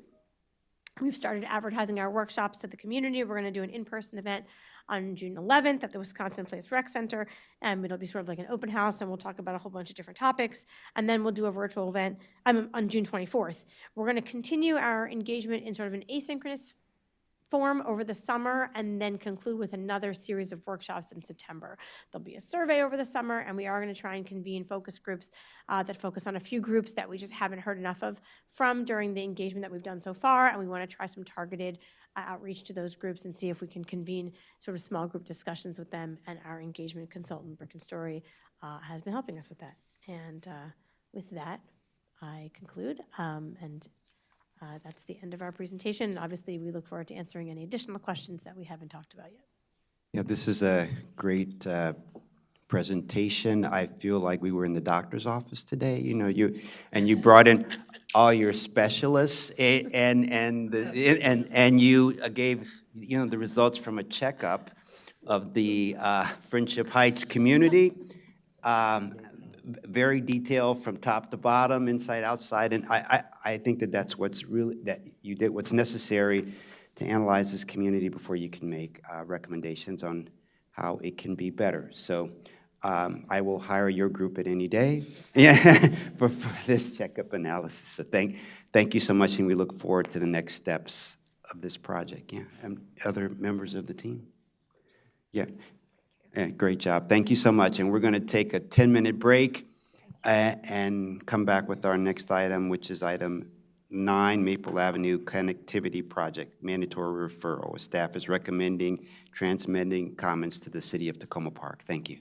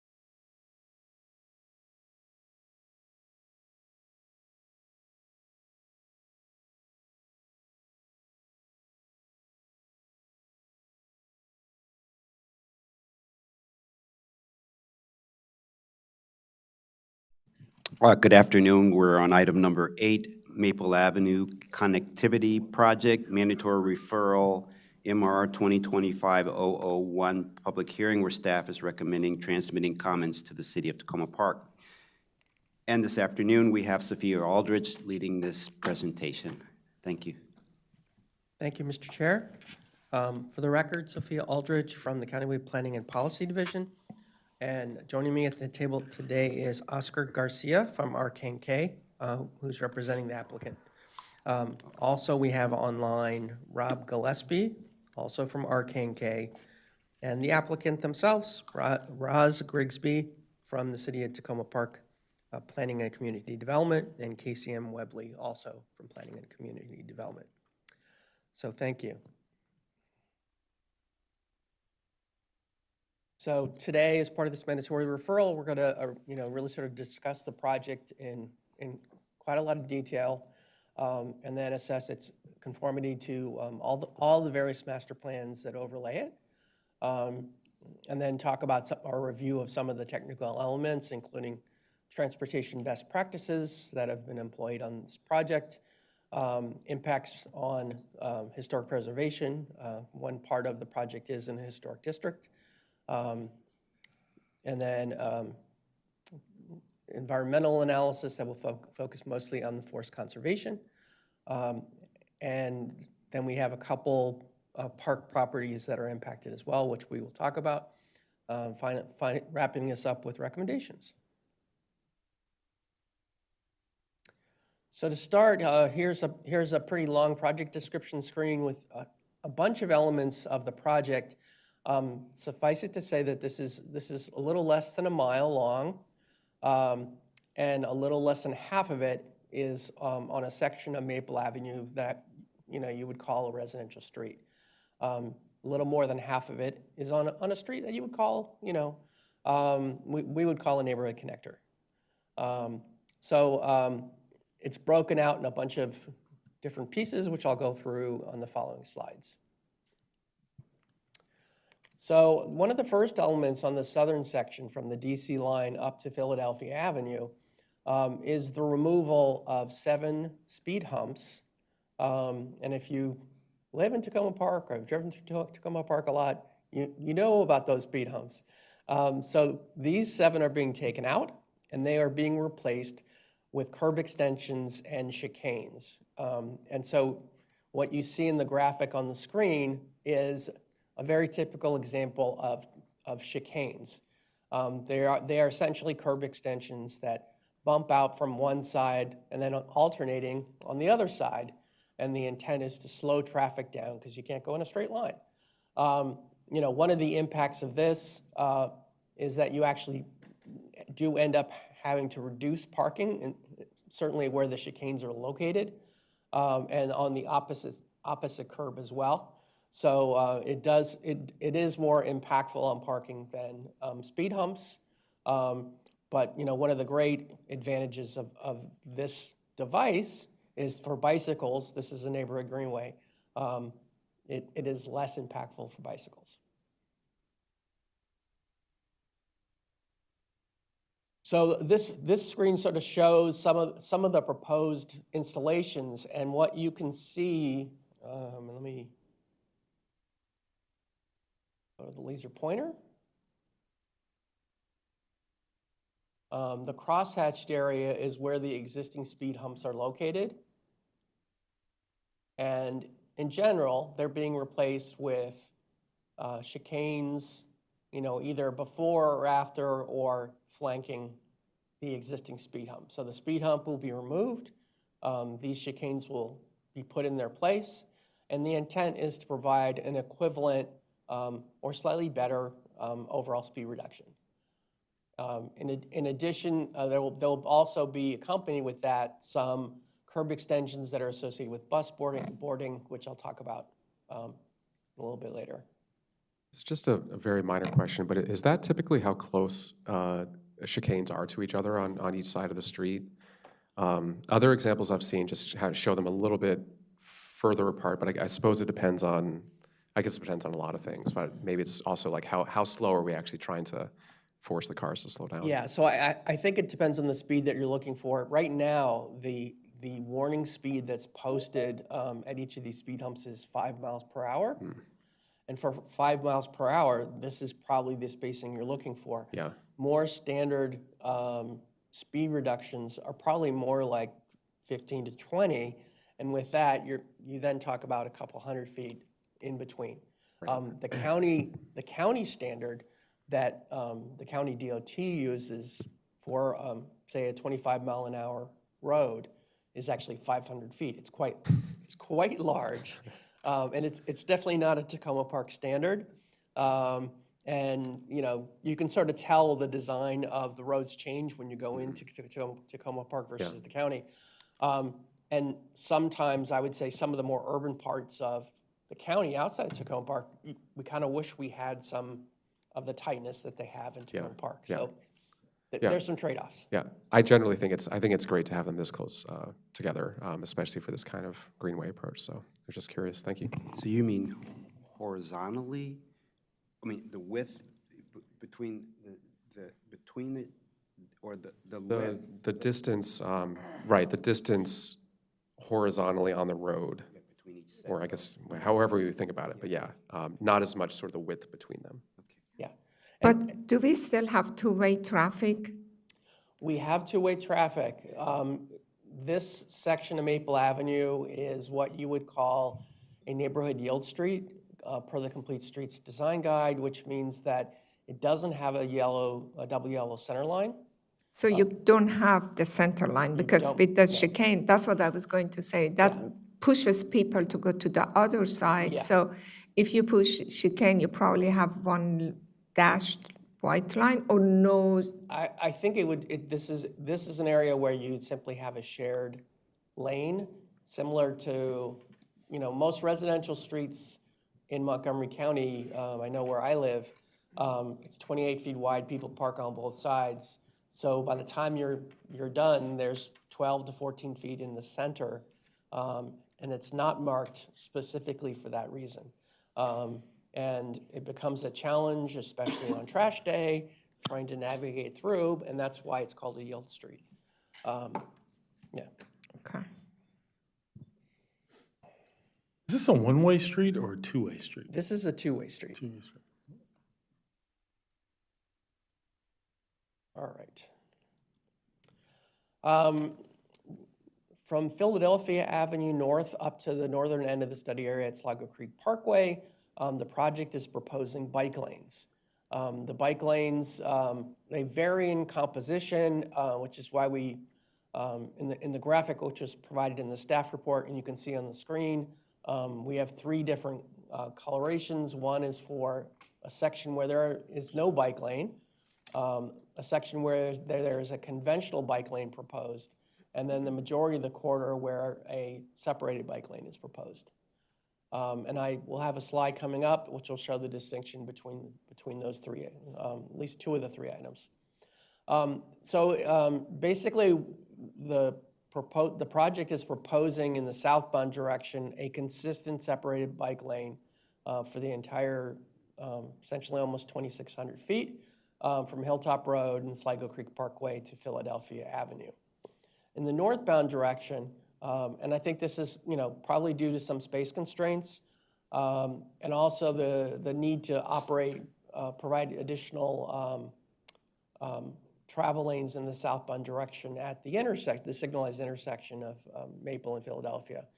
So the first block of Maple north of Philadelphia, no bike lane would be provided for 300 feet. It then transitions into a conventional bike lane between Grant Avenue and Sherman Avenue for 715 feet.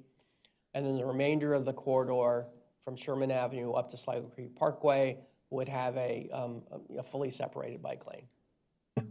So as part of that, for the segment between Philadelphia and Grant, which looks like northbound, that's where we're not proposing, or the applicant's not proposing anything, is the idea to retain the existing parking that's currently on the northbound side as well? Because I believe it's signed right now as city-only parking. Is that right? And if so, if it is being retained, is that a potential recommendation we could consider including? That could be a potential recommendation, and I actually have the plan set, which I can pull up, but if you don't mind, I'd like to come back to that. Sure. Okay. Yeah. No problem. Because that's great. Coming into this with some definite ideas on the fly, I think that's fantastic. All right, so moving on to just some types of bike facilities.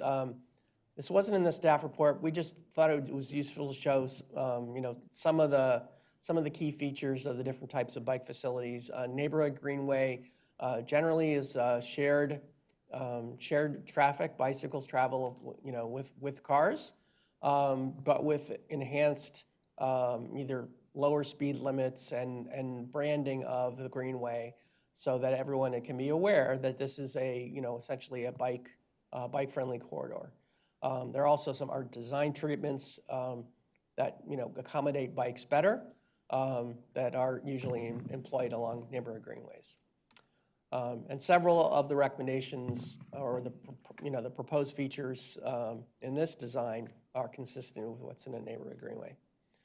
The second slide shows a conventional bike lane. This is actually Carroll Avenue. And as you can see, the bike lane is pretty much a shoulder adjacent to the travel lane. Not an ideal situation at all. And then the last situation is a fully separated bike lane. This one, I believe, is Executive Boulevard. Is that right, Dave? Yes, and this is my child. Thanks for picking that out. And this one is fully separated with concrete dividers. Separated bike lanes can also be with striping and flex posts. So it has the full range. But I missed the location of that separated bike lane. Is that in the county or is that in DC? That one is in North Bethesda. Oh, that's North Bethesda. Yeah, it's okay. Executive Boulevard. Oh, gotcha. Cool. All right, other elements of the project, and I forgot to mention, but I generally tried to show on the map where the elements are located. So you'll see here that 2 raised crosswalks are being added by the project. One at, I believe, Sherman, and the other, I can't read that street name, but it's pretty close. That's okay. Ritchie. Yeah, Ritchie. And so those are nice because, they certainly help folks to slow down. I think there might be some design details that we could talk about in terms of how does the raised crosswalk work with the bike lanes.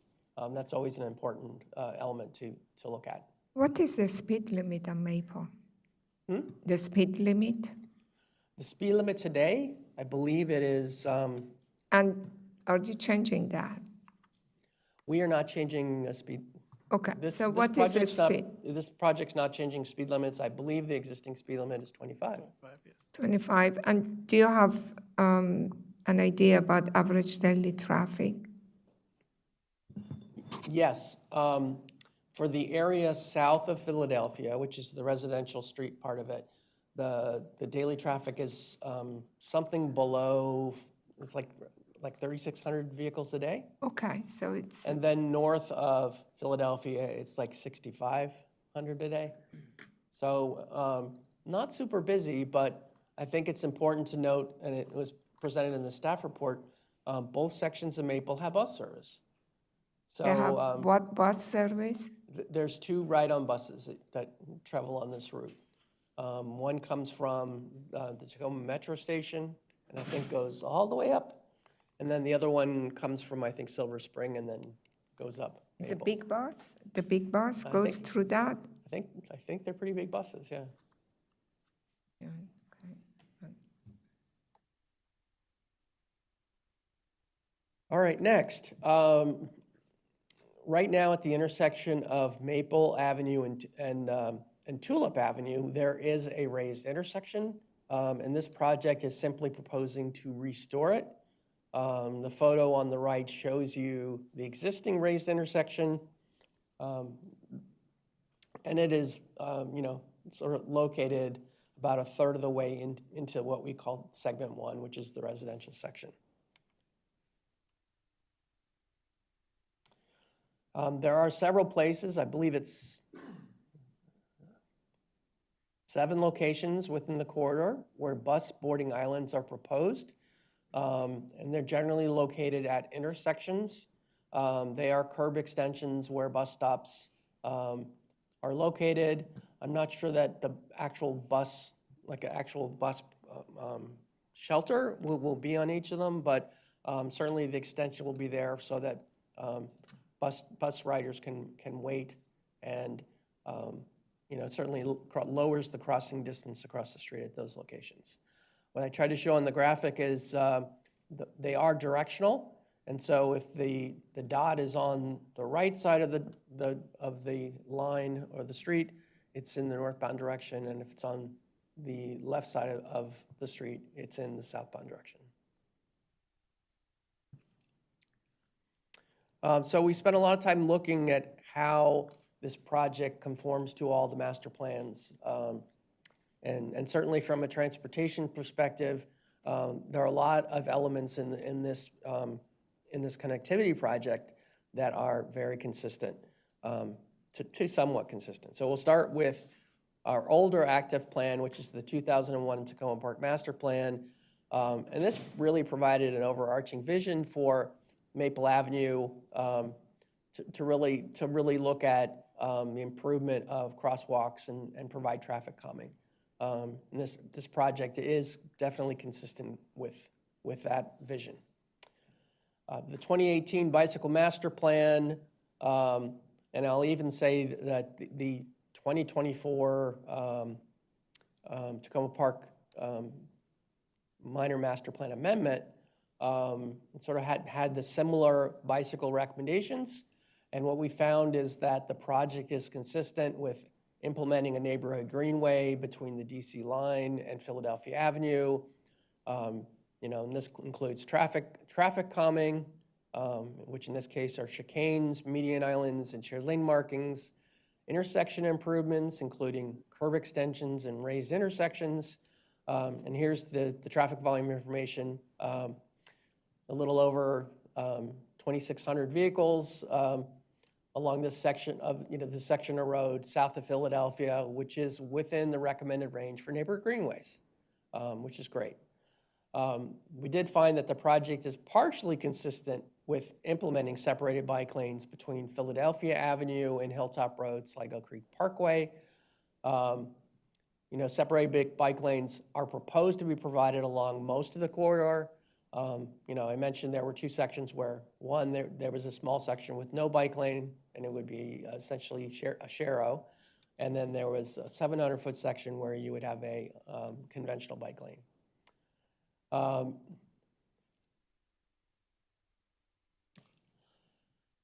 Next, we looked at conformance to the 2024 Pedestrian Master Plan. And we definitely find that the project supports the vision and goals of the 2024 PED plan in a couple of ways. One, providing additional pedestrian crossing opportunities through the project area. I believe there were 4 additional crosswalks that were added, and 2 of those were the raised crosswalks that I presented, sort of a sample to earlier.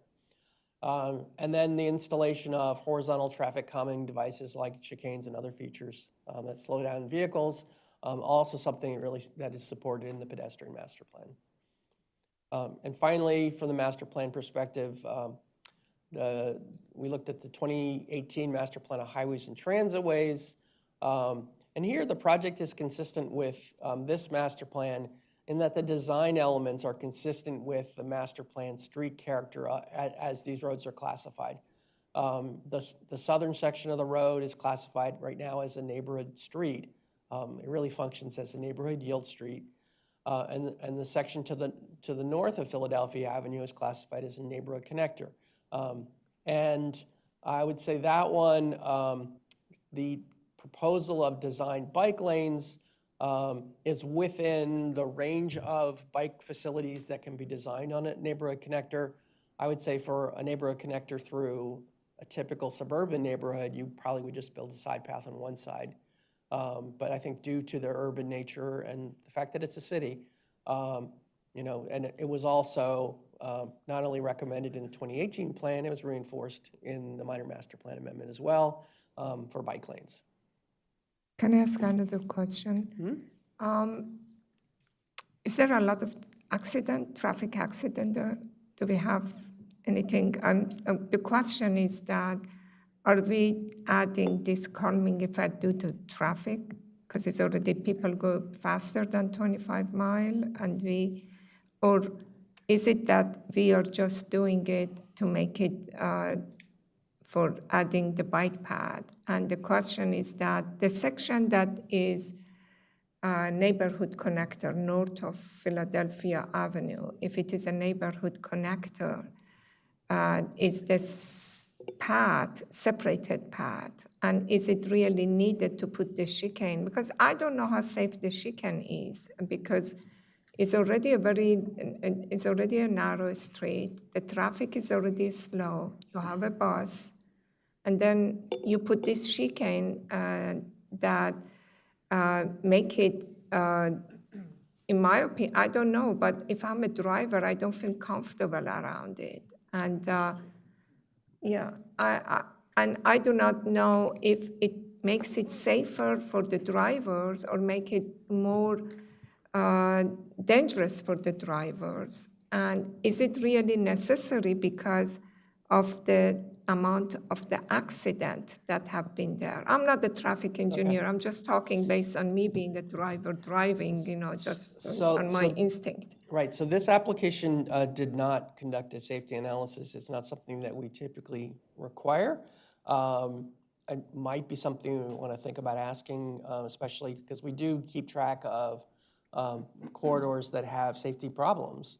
I'm not aware that this corridor has a safety problem, but I do know that when this corridor was studied through all the different master plans, that the need for bicycle travel along this street has been raised multiple times and has been affirmed by the planning board. Yeah, I have no question about the bicycle. I support the bicycle. I'm just asking the chicanes that we put. Yeah, For the record, I'm asking. Go ahead. For the record, David on Spocker, Division Chief. Chicanes are a known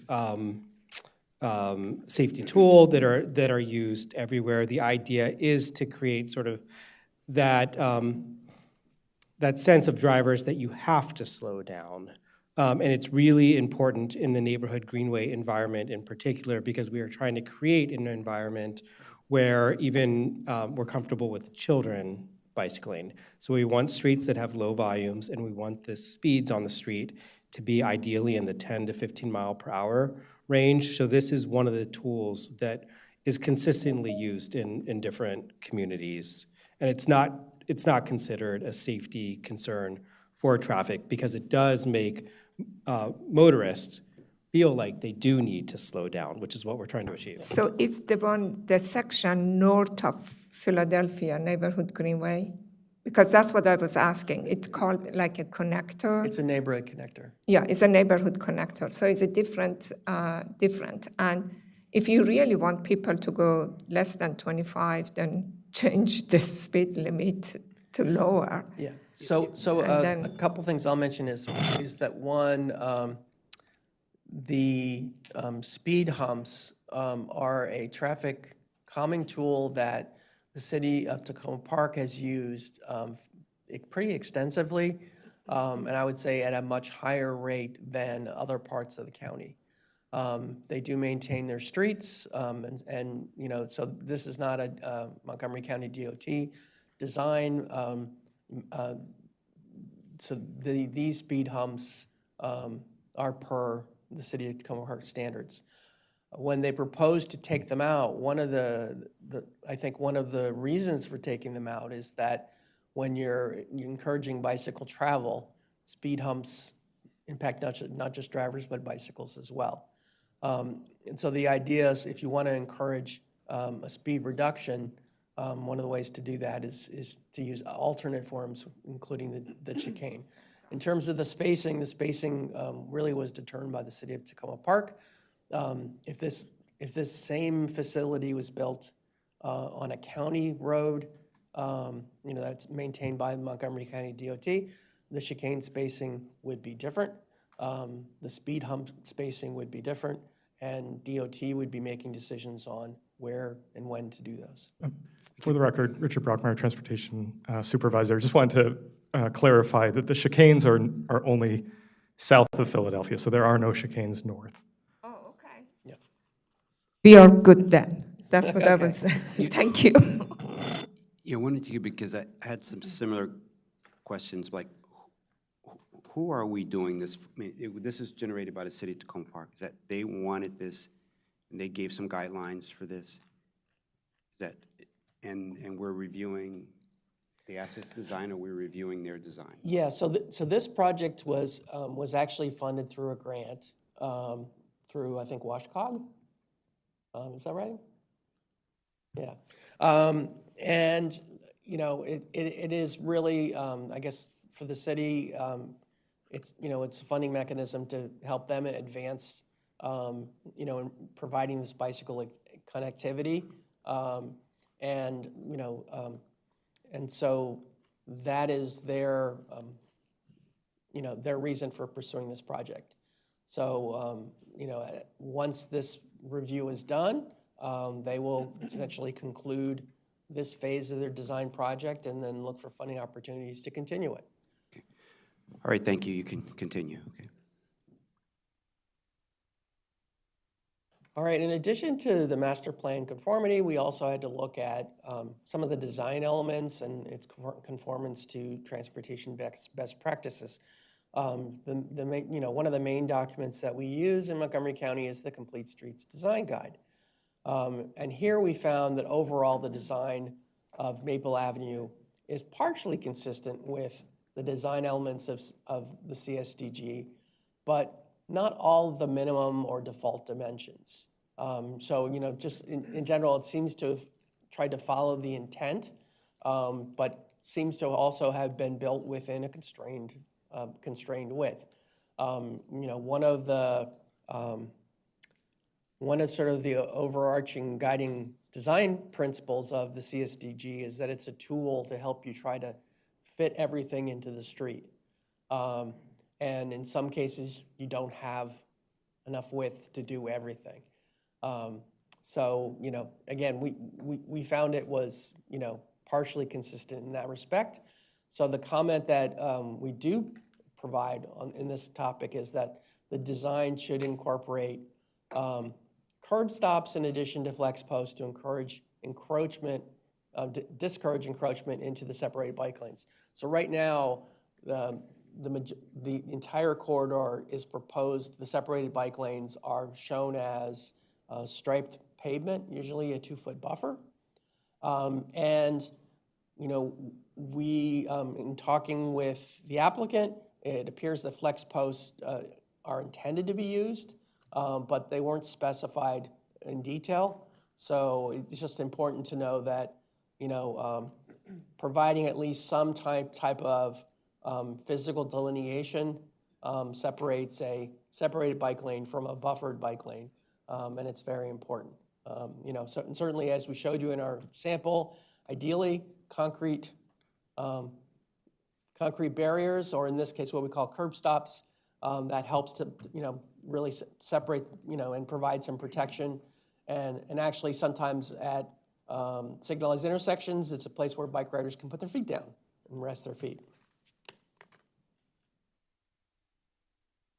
The next best practice that is becoming increasingly important is the Montgomery County Accessible Design Guide. One of the federal documents guidance that was released recently was the Public Right-of-Way Accessibility Guides, PROWAG. And while it's not yet the rule of the land, because the guide has been released, and I think US DOT and the Department of Justice need to work out some rulemaking of how it's applied. And then after that, every state has to fit it into their rules. So there's some time to go, but Montgomery County took, specifically MCDOT, they took a very proactive approach. They developed these guidelines in 2024 to try to ensure that the design elements are, compliant with the American with Disabilities Act now, and in addition, with PROAG. So at this point, we're not quite sure whether this guide legally applies to the city of Tacoma Park. It is a guide, so certainly it is a practice that should be considered as part of any design. So I think we strongly encourage its use. The city of Tacoma Park was not included in the development of this guide, so that's the one disclaimer I will say. So the one comment we have here is that every curb ramp along Maple Avenue will need to be made ADA compliant, and this includes both use of directional ramps and appropriate design requirements. With the American with Disabilities Act, there's sort of a pretty specific rule, which is if you touch it, you have to fix it. If you touch one of the ramps at an intersection, you have to fix all four. So, our comment is fairly general, and ideally, we'd like to see all of the ramps be improved, but it may be one that the project's going to have to assess as they advance their improvements, and if they can, avoid certain things, then they'll fix things where they can. So DOJ has requirement for accessibility. I know that because I had to do it for the Parks Department, and every public agency is required to do that. So I think, and they could fine you, or if there used to be people that they were going around and informing DOJ, and then they would come at your door and knock at your door. So they may not ask you to do everything accessible, but they want to make sure that there is one route available for accessibility for people. So if you don't want to follow Montgomery County, that you may not have to do it, but you're required to follow DOJ requirements. So you may want to look into that to see what is required to do. And he's right, if you touch it, you have to do it. It's a requirement, especially for public agency, and Tacoma Park is public, so we are required. All right, also in the guidelines, there are standards for accessible parking. And accessible parking is a new type of parking that is required not just off-street, but also on-street. It has a very different spatial requirement. As you can see in the photo here on the right, it is 13 feet wide and 24 feet long. So it actually requires, for an on-street space, for you to bump out or carve in some space in order to provide the accessible parking space. So it is a challenge. There is the table below comes from PROAG and also from Montgomery County's guide. It's essentially calculates the number of spaces that are required. It's essentially 4% of the total spaces provided need to be accessible. So this is a standard that certainly I know Montgomery County DOT is now trying to follow, and so we're recommending that this should be provided as well. Again, DOJ has requirements for that, so you may want to look into that. So my question, so on a public street, if they make these improvements, they have to put in accessible parking? On a public street? Accessible parking based on the number of spaces that are out there today, and I'll just use the example between Philadelphia and Hilltop and Sligo, the northern section. But what about the southern section? Do they have to? Because this is my question. Yeah. Tacoma Park is hilly. I don't know how you can if you touch it, it's going to be very, very expensive to make a place that's hilly accessible parking. So I think that the city of Tacoma Park, when they're thinking through this, they should. I live in Tacoma Park, but they should think through this. They should also look at, can they really do it, and what does it trigger? Because you may be making a problem bigger than you think, okay? Right. So I would, this is just as they think through this as a recommendation, okay? And you're correct, because the slope could not be more than 2%. So again, DOJ has requirement. If it's not possible there, they provide you alternative way. And if you could prove that it cannot be done with the prohibitive cost, then again, they allow it. But they're very reasonable. I had to work with them for a long time. So if you just follow that, and it may, because of the slope, it may not be possible. But then they want you to see if there is an alternative. So I think for the neighborhood connection portion of the project, we estimated that three accessible parking spaces would be required, so not too many. And certainly for the neighborhood street portion of the project, there is a significant grade, and there's also a fair amount of impact to parking due to the installation of the chicanes. So, that's something that I think the applicant's going to need to consider. How do you comply with this and still, design something that's reasonable? And, I do think that as part of ProWag, you don't necessarily have to provide the accessible spaces on the facility. You can provide it nearby.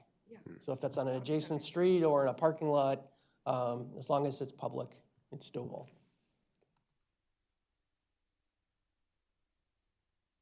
All right, next as part of the project, bus boarding islands really have been a big focus within Montgomery County.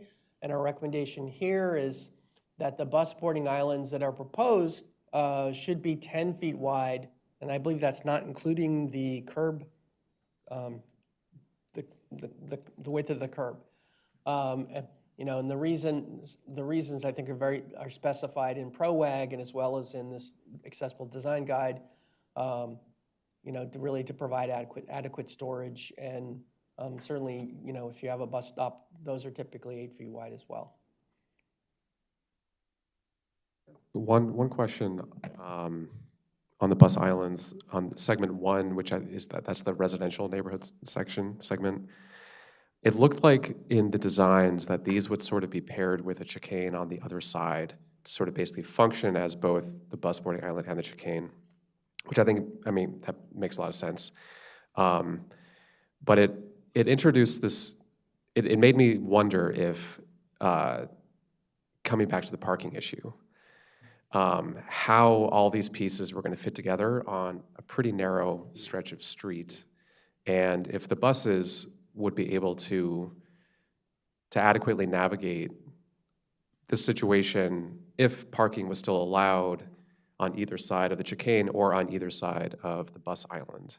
Yeah. And is that something we've thought through? Well, it's something that we have concerns about. The application did not include the specific parking striping, the parking layout on either sections specifically.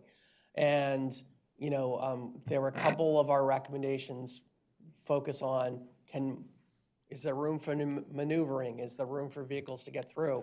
And we also have another concern that relates to parking.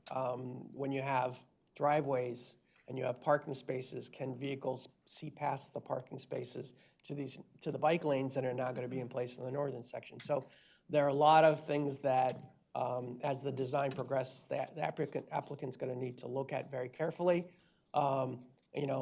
Ideally, it would have been nice if we had a full parking space layout. We could have done, probably a little bit more evaluation, but so instead we're providing sort of more like, make sure you assess this or that. Right.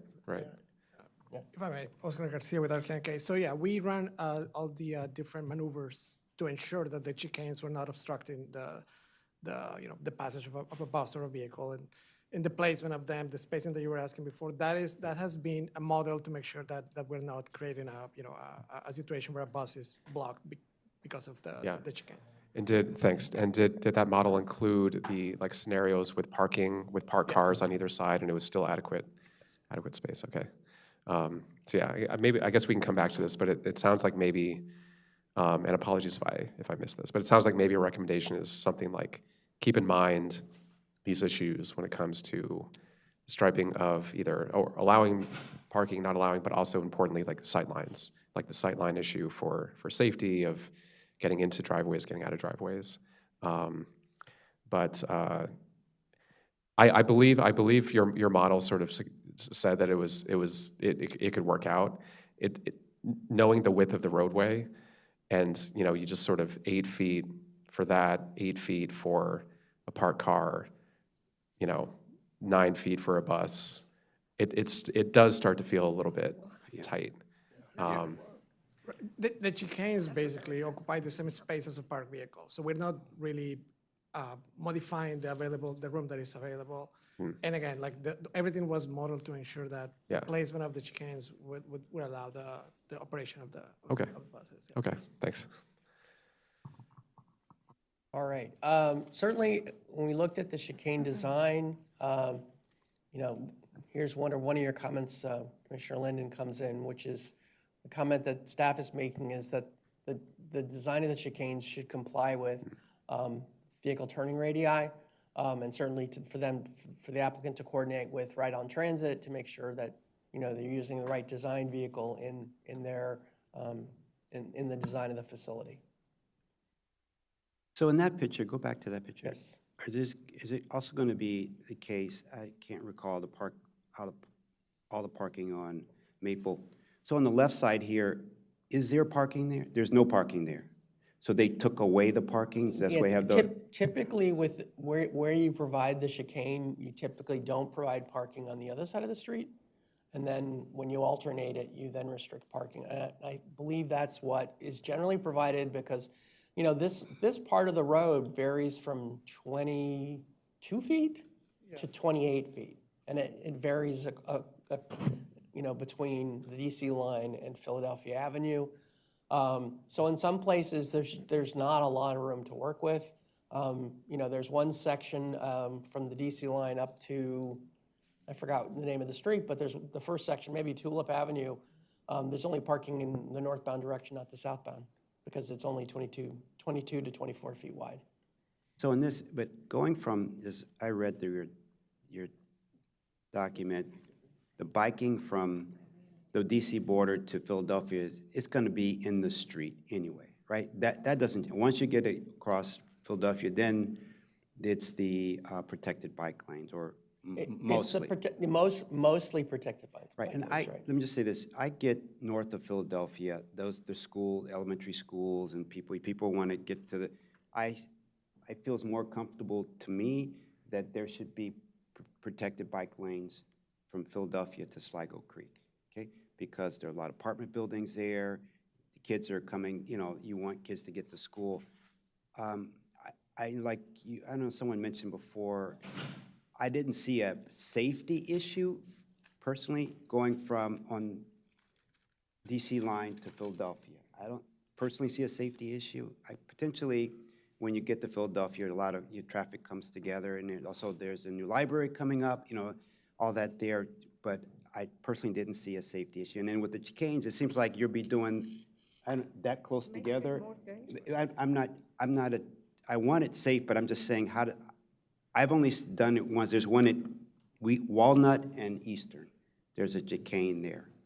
And when you're Walnut, just before you get making a left or right on Eastern Avenue, and I see how, the cars hold up on one side as the one go around, but I didn't know that's maybe a different width, and then they would operate differently. Yeah. But I just wanted, you maybe know chicanes more than I know chicanes. I wanted just what is the flow supposed to be? It seems like if I'm interpreting this right, and I've actually biked up Maple Ave. I've biked up that section of Maple Ave quite a few times. The existing speed humps are actually quite acute, and like they're much shorter but still the same height as speed humps you would find elsewhere, which means, as you talked about, you have to slow down really quite a bit. And on a bike, when you slow down that much going up a pretty steep hill, it really breaks your momentum, and it starts to get really hard to pick up speed again. So it sounds like this approach would encourage a little bit more biking activity by making it a little bit easier to get through, which perhaps is a perhaps is more of a reason for this stretch than the safety issue, because it sounds like it's roughly an apples to apples kind of safety comparison, while making biking, specifically up the hill, a little bit more feasible for folks. At least that's how I interpret it. And just to chime in for a second, I want to concur with that. A neighborhood greenway requires traffic calming. You want to make sure, if you're going to introduce children into bicycling in the road, that that the speed of traffic is slow. Currently, as was said, the way that Tacoma Park is slowing down traffic is with these quite jarring speed humps. And so to encourage bicycling, it's appropriate to look at a different form of traffic calming. Right. So I mean, but when you do this, I'm all about safety and traffic calming. How will the buses go around these things? I mean, how does that work? Well, that's a very good question, and that's actually that's one of our comments, is that as part of our review, we did not have auto turn analysis and things to look at to see how the bus would navigate.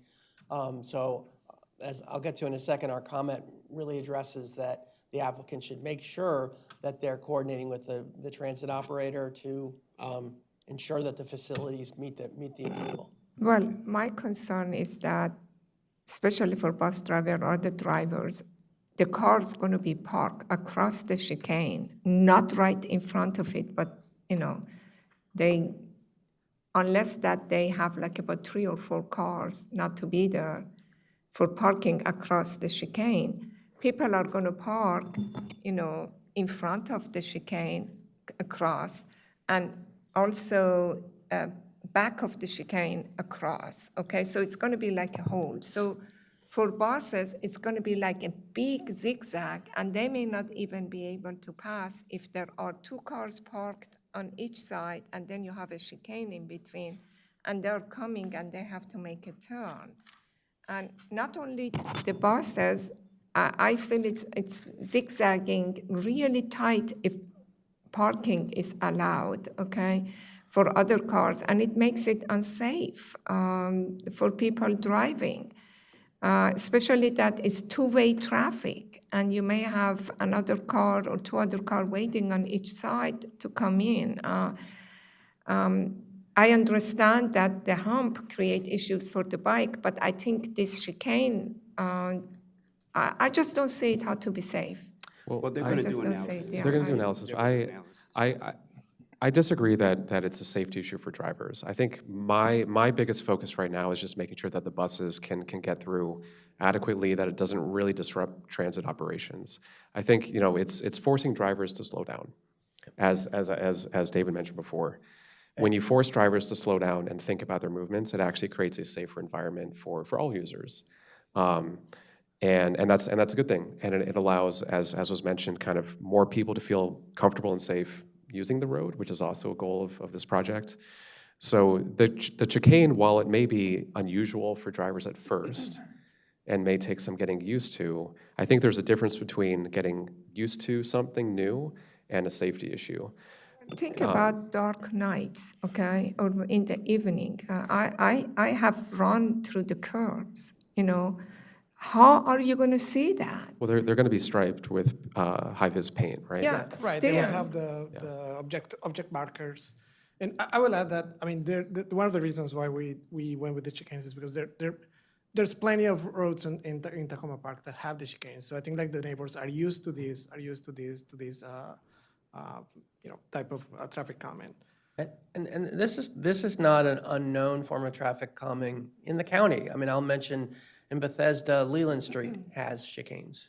And there are other places that I can't think of right now, but certainly as part of neighborhood greenways, this is a pretty standard traffic calming feature in our toolbox to employ. And so I think that they can be designed and they can be designed to work well, but certainly trying to make sure that the parking layout works and that you can ensure compliance is important. There are places in Tacoma Park where you have speed humps today. and people are parking on the speed humps, which I guess technically you're not supposed to do. So certainly enforcement is also important. Great, keep going. Okay. All right, the next comment relates to the intersection of Maple Avenue and Tulip Avenue.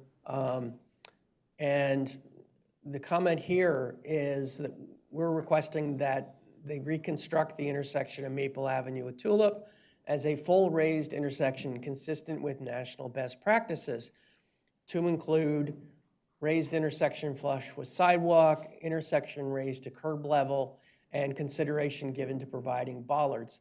The photo you see on the right is a pretty typical urban raised intersection. This is in Cambridge, Massachusetts.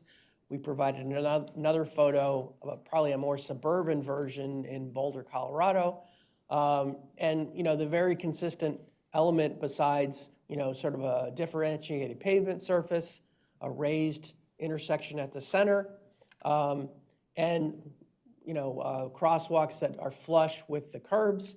The bollards are pretty essential there to provide protection, you know, for cars, you know, to keep them from running off the road. So this is a pretty standard design, I would say nationwide. You know, we provided some references. Certainly, the NACTO was one of the design guidelines, but it's also a design feature that's mentioned in the Complete Streets Design Guide as well.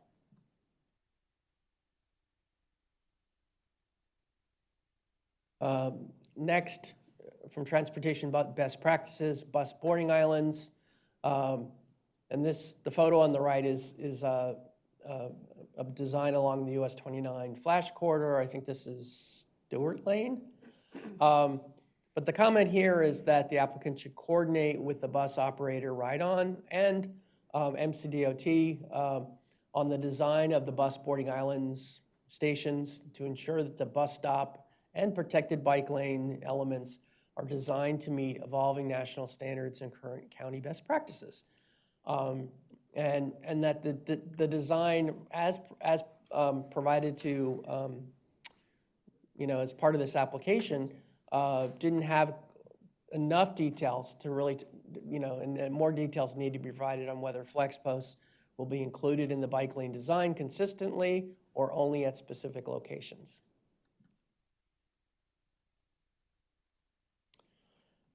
The next comment relates to parking.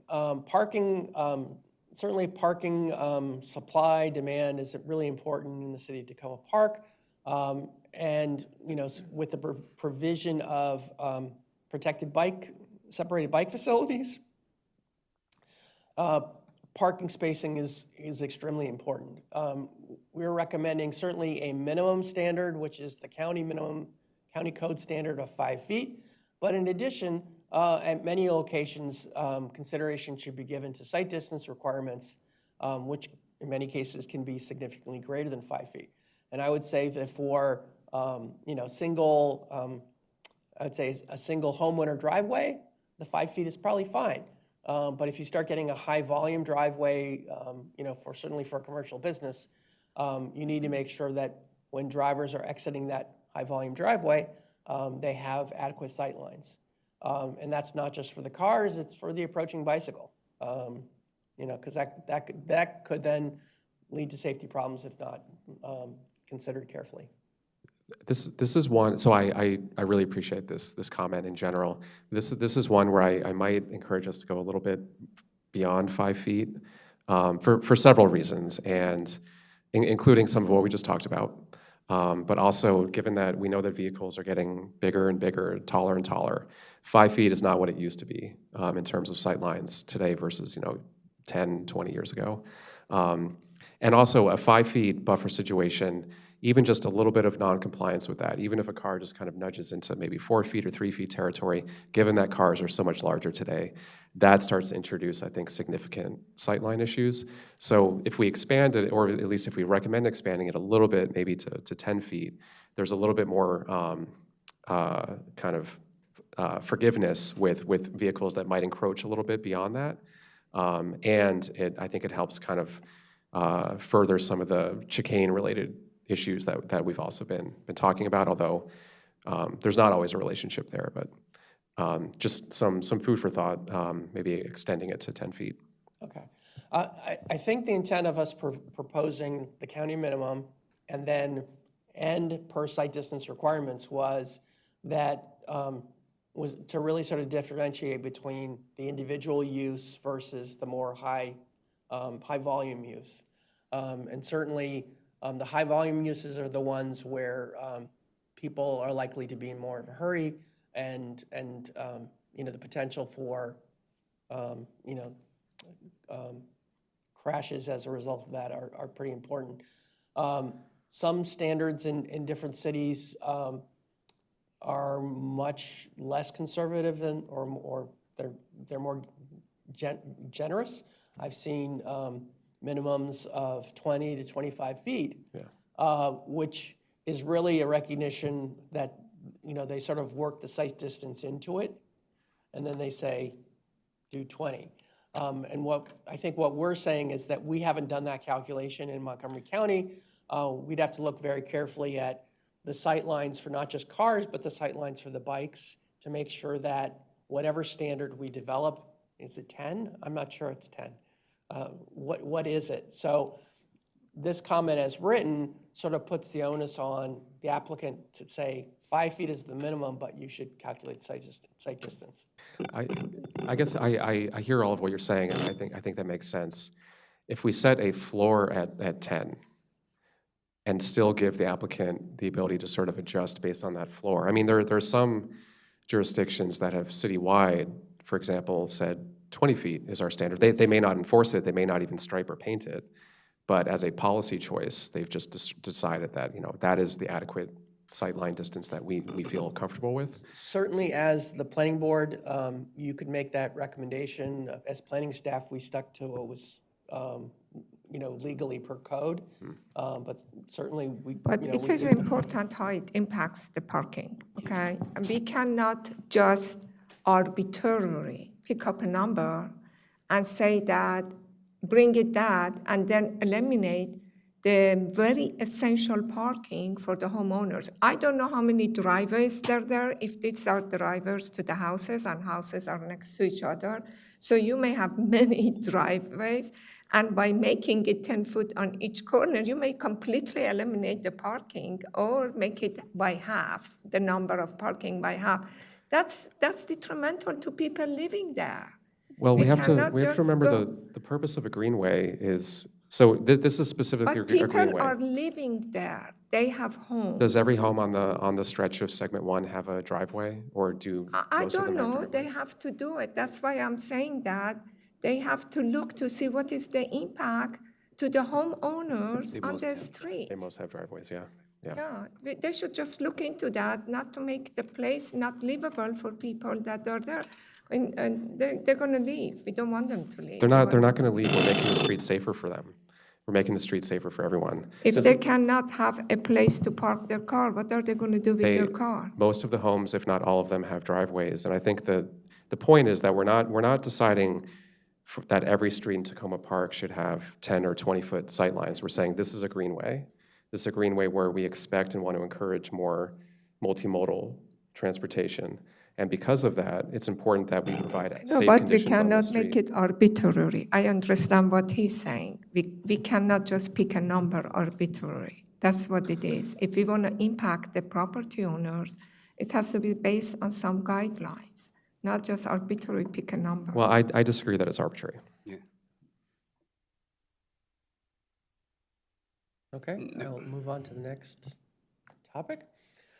All right. The next comment we have relates to some intersection design considerations at the intersection of Maple and Philadelphia. And actually, I'm sorry, I think that's the wrong comment. Back up here. Oh, okay. Yeah, I'm sorry.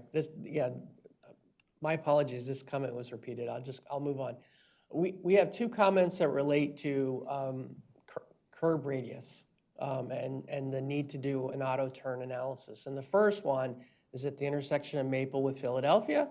You know, and I think what we were proposing here is that there's an existing pretty sweeping right turn radius, and we're curious whether this could be made tighter. And so you would have to look at. We know that a bus route turns right here. Certainly, this is a commercial corridor. Commercial vehicles turn right here.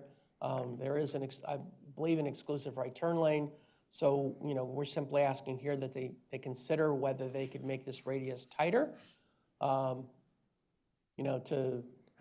shorten some distances for vehicles to cross, for pedestrians to cross. Great. The next okay with comment. that? Yeah, that you can keep going. The next comment is, going back to the neighborhood greenway section, the recommendation is to conduct an auto turn analysis, at key pinch points to look at the chicanes for adequacy by trucks, buses, and passenger vehicles, and work very closely with the transit operator to assess the spacing of the curb extensions relative to potential conflict zones. Certainly, you want to have folks at Ride-On and Montgomery County DOT comfortable to operate their buses down this street with the proposed design. That's fine. Also, I truly believe they should do this, whatever you call this, analysis on all this, whether it's a turning or whatever, like even we talked about on the Main Street on Maple, even as because it seems like the width may not to do all that. So how do you say, yes, conduct auto turn analysis? What do you call it? An analysis to make sure the maneuverability is along the You have it pretty much right. I mean, the auto turn analysis. So for instance, your commissioners, you folks have seen. You probably have seen auto turn analyses as part of development projects, where you're trying to get your freight vehicles in to load and unload. With the design of a street, not only do we have to design for cars, trucks, and buses, we also have to design for emergency vehicles. That generally is not something that we include in our mandatory referral review. It is in the public right-of-way. So the inherent assumption is that those activities are required, but we do sometimes look at things when improvements are proposed to see, to make sure that they can continue to happen. Okay, I misunderstood you. So this does mean on all streets where there's chicanes, not just, I was thinking about just intersections. Okay, I'm fine with that. All right, so that's the end of the transportation best practices section. And so now we're going to go through our historic preservation review. Segment 1 of the project, which is between the DC City line and Philadelphia Avenue, is located in the Tacoma Park Historic District. And then even though the proposed improvements are within the city's right-of-way, Chapter 24A-6 of the County Code, Historic Resources Preservation, requires a historic area work permit, a HOP, for alterations to public or private property within the environmental setting of any historic district. The applicant has been informed of that, and they will need to pursue that as part of the advancement of this project. Historic preservation staff is supportive of this project and encourages the applicant to apply for the HOP at their earliest convenience. And there are no anticipated impacts to any historic easements based on the plans presented by the applicant. From the environmental side, we also conducted a detailed review of the project. What we found is that the project conforms to the planning board approved environmental guidelines for environmental management of development in Montgomery County. The property is located within the Sligo Creek watershed, which is a Use 1 watershed, and any environmental impacts have and should be minimized to the greatest extent possible in order to achieve the design standards of the project. Also, part of the environmental review, we looked at forest conservation.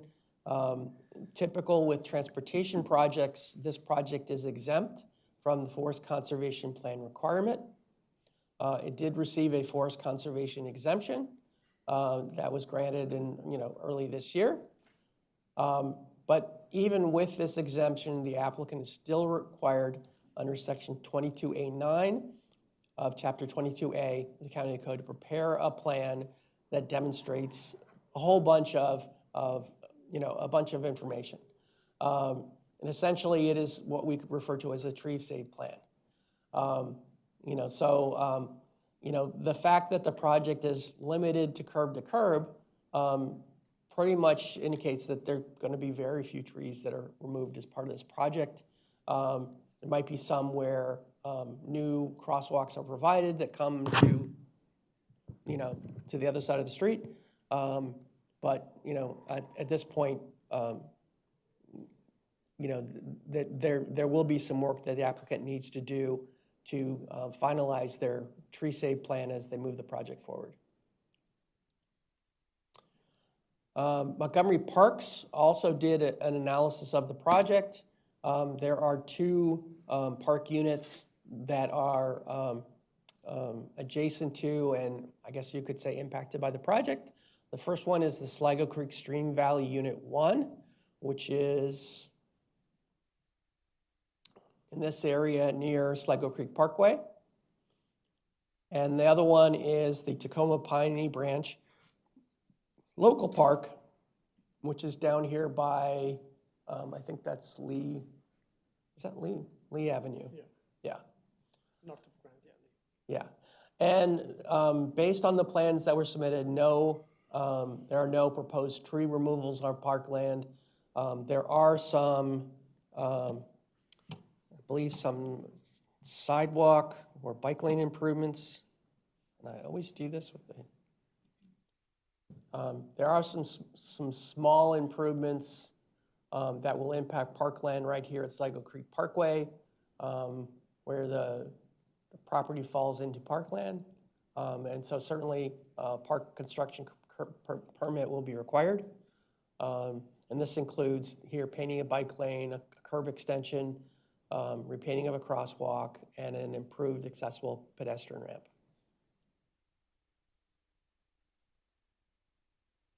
At Piney Branch Local Park, the work includes a curb extension and an improved pedestrian ramp, and there is no existing park connection here. So this is two comments prepared by Montgomery Parks as part of their park construction permit process. These are some pretty standard comments that they would be provided, and we've incorporated them into our overall comments to provide to the applicant. The first is that the construction plans for the park permit need to be submitted to MNC PPC, Department of Parks, for review to ensure that all work is performed in accordance with Commission standards, detailed specifications, and policies. And the last one is that there is a tree mitigation policy that's different than the county policy, which they'll also have to provide, also have to comply with. So that leads to our overall comments. Many of the comments that I mentioned earlier, they're now reiterated here. I guess I don't have to read them. There are a couple pages of them. We have, some of the ones here, the bike lane design with curb stops, ADA compliant curb ramps, accessible parking, wider bus boarding islands, making sure chicanes comply to bus radii, reconstructing Maple and Tulip as a full raised intersection, coordinating with the bus operator on the bus islands and stations to ensure that the bus stop and protected bike lane elements are designed to meet national standards and current county best practices, restricting parking within a distance of 5 feet and per site distance requirements in AASHTO. Conducting an auto turn analysis at the intersection of Maple and Philadelphia to determine if the turn radius can be tightened. Conducting a auto turn analysis primarily focused on the neighborhood greenway section to look at the conflicts with the chicanes, to make sure that all the vehicles that are proposed to use that facility can make them smoothly. And then finally, the 2 parked comments at the end. So that is our presentation. Those are our recommendations. It's quite a lot, but it's also a very, I would say, a very, very good project that we're pretty excited about. And, we'll turn it back to you, Mr. Chair. Yeah, thank you so much. Could you just go back? I'm to your recommendations, just so we can just go through them again. Okay. Start at the top. I will mention that I do have a slide at the end that relates to comments that we received, so I can get to that a little bit later. So I'm sorry. No, go back to your comment. What you we have, and also we have public testimony. Yeah, so I'm sorry. We did receive 7 comments by email or by mail, and so I summarized some of these here, and I'll just go through a couple of them. We had a resident of Tacoma Avenue had concerns about stormwater management.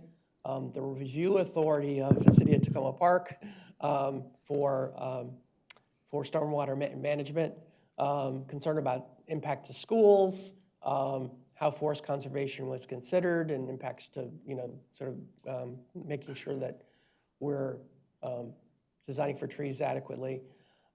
Whether the public engagement actually included a focus on environmental impacts, and a general concern that certain sections of Maple Avenue experience some pretty severe flooding at times due to the topography and probably the street design, and that those all need to be addressed.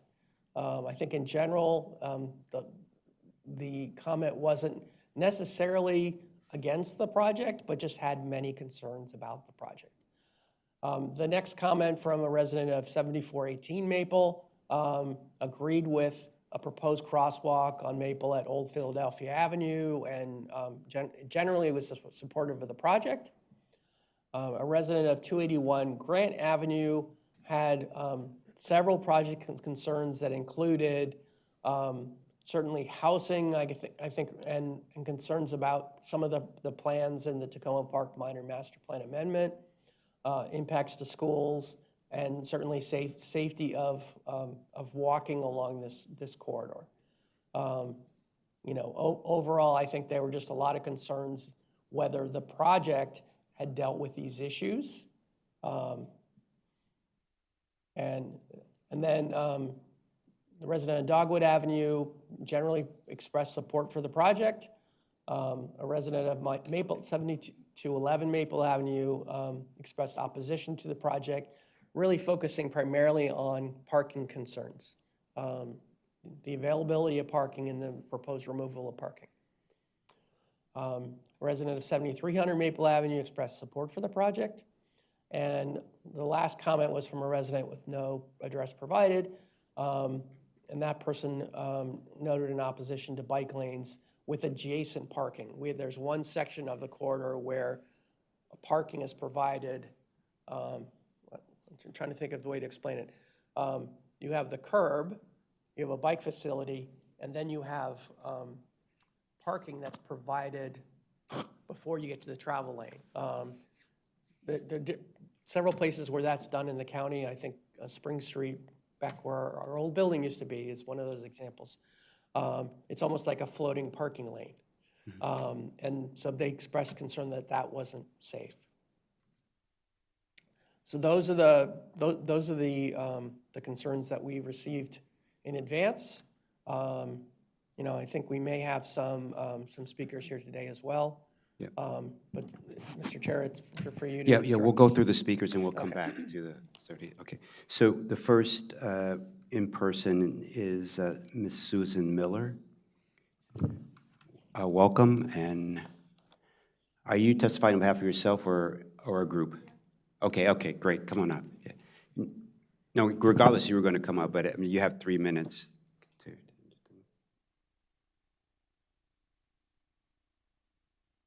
Yeah, push, and then announce your name, and then you can start, please. Good afternoon. I'm Sue Miller, a Tacoma Park resident and former PTA president at the elementary school on this stretch of Maple Avenue. I deliver groceries every 2 weeks on Maple. I have close friends living there, and I often park on Maple. I'm challenging the idea that public outreach for this project was vigorous. Actually, it wasn't even mentioned, but this project began with a 2020 grant to redesign the avenue, not because anyone living on the avenue asked for a redesign. Essentially, it removes parking and maybe trees in this dense corridor of affordable housing, which is, of course, a residential neighborhood, and puts in bike lanes for people to zip through it. Please ask the presenters how many parking spaces will be lost and the percentage lost, since that was not mentioned. Initial public outreach sessions were contentious. Then the city got a second big grant for the project in 2022. The subsequent recent public outreach has been very quiet. The last recorded meeting I could find was from January 2024 with a presentation that did not allow for questions, only small groups, and of course those weren't recorded. So there's no digital trace of the negative feedback. The city did post something about this hearing today, but with no information about the deadline to sign up to speak and no link to do so or where to email comments. The city mentions 2 surveys, but the public has never seen the results as far as I know. The city website also says public engagement round 3 would be in the summer of 2024, but there's no trace of that happening that I can find. The narrative submitted to planning says a public meeting is planned around September 2024 for the 60% design. I don't think that happened. And your staff report says a September meeting did happen, but I don't know if it did. The city website shows no trace of it having happened. I also want to note that this is a moment in our country when, because of detention and deportation of innocent local residents, some Maple Avenue residents are going to be particularly fearful about speaking out at a recorded hearing or making trouble of any kind. In summary, I park on Maple when attending city council meetings and when visiting the school, library, or friends. Recently, I heard teachers from the school describing how they park on Maple every day. This is the densest neighborhood in our city, and it is also a community crossroads with the school, community center, some retail, and the new library all there, giving cyclists who pass through priority over the residents who live there and who gather there is an equity issue. Thank you. Thank you so much, Ms. Miller. Next, we have Tom Gagliardo. Oh, no, that's virtual, I'm sorry. Denise Jones, I'm sorry.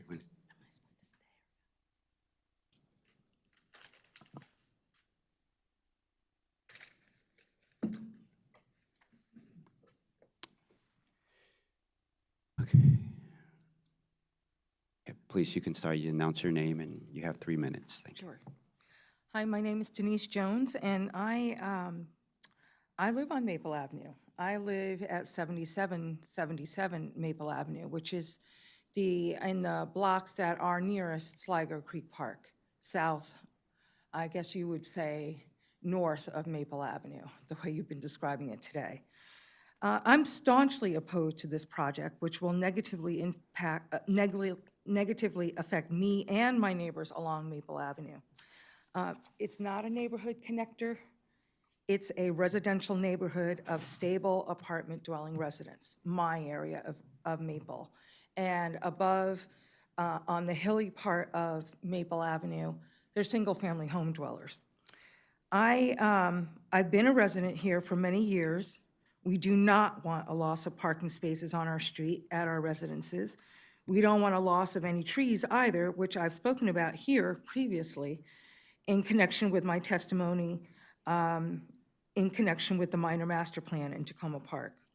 Like many of your families, I'm sure, there are often multiple drivers in a home, and we have some who need street parking. Additionally, Tacoma Park is one of few jurisdictions that allows for commercial vehicle parking on the street, which is a huge benefit to my neighbors. Some of my neighbors who have small businesses such as painting companies. One fellow has a painting van that is the family's only vehicle, and there are a few others. We want to know who asked for this project. Well, I know the city did, but not the residents. They didn't ask for it. The process was poor, it wasn't transparent, it hasn't been transparent.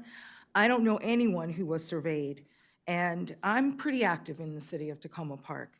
I did participate in online and in-person meetings, a few, and made objections and concerns known in a few years past. But this seems very much like a passion project for people who are new, a gentrification project, basically, because it does not offer improvements. There are changes. I don't know that I would necessarily call them improvements.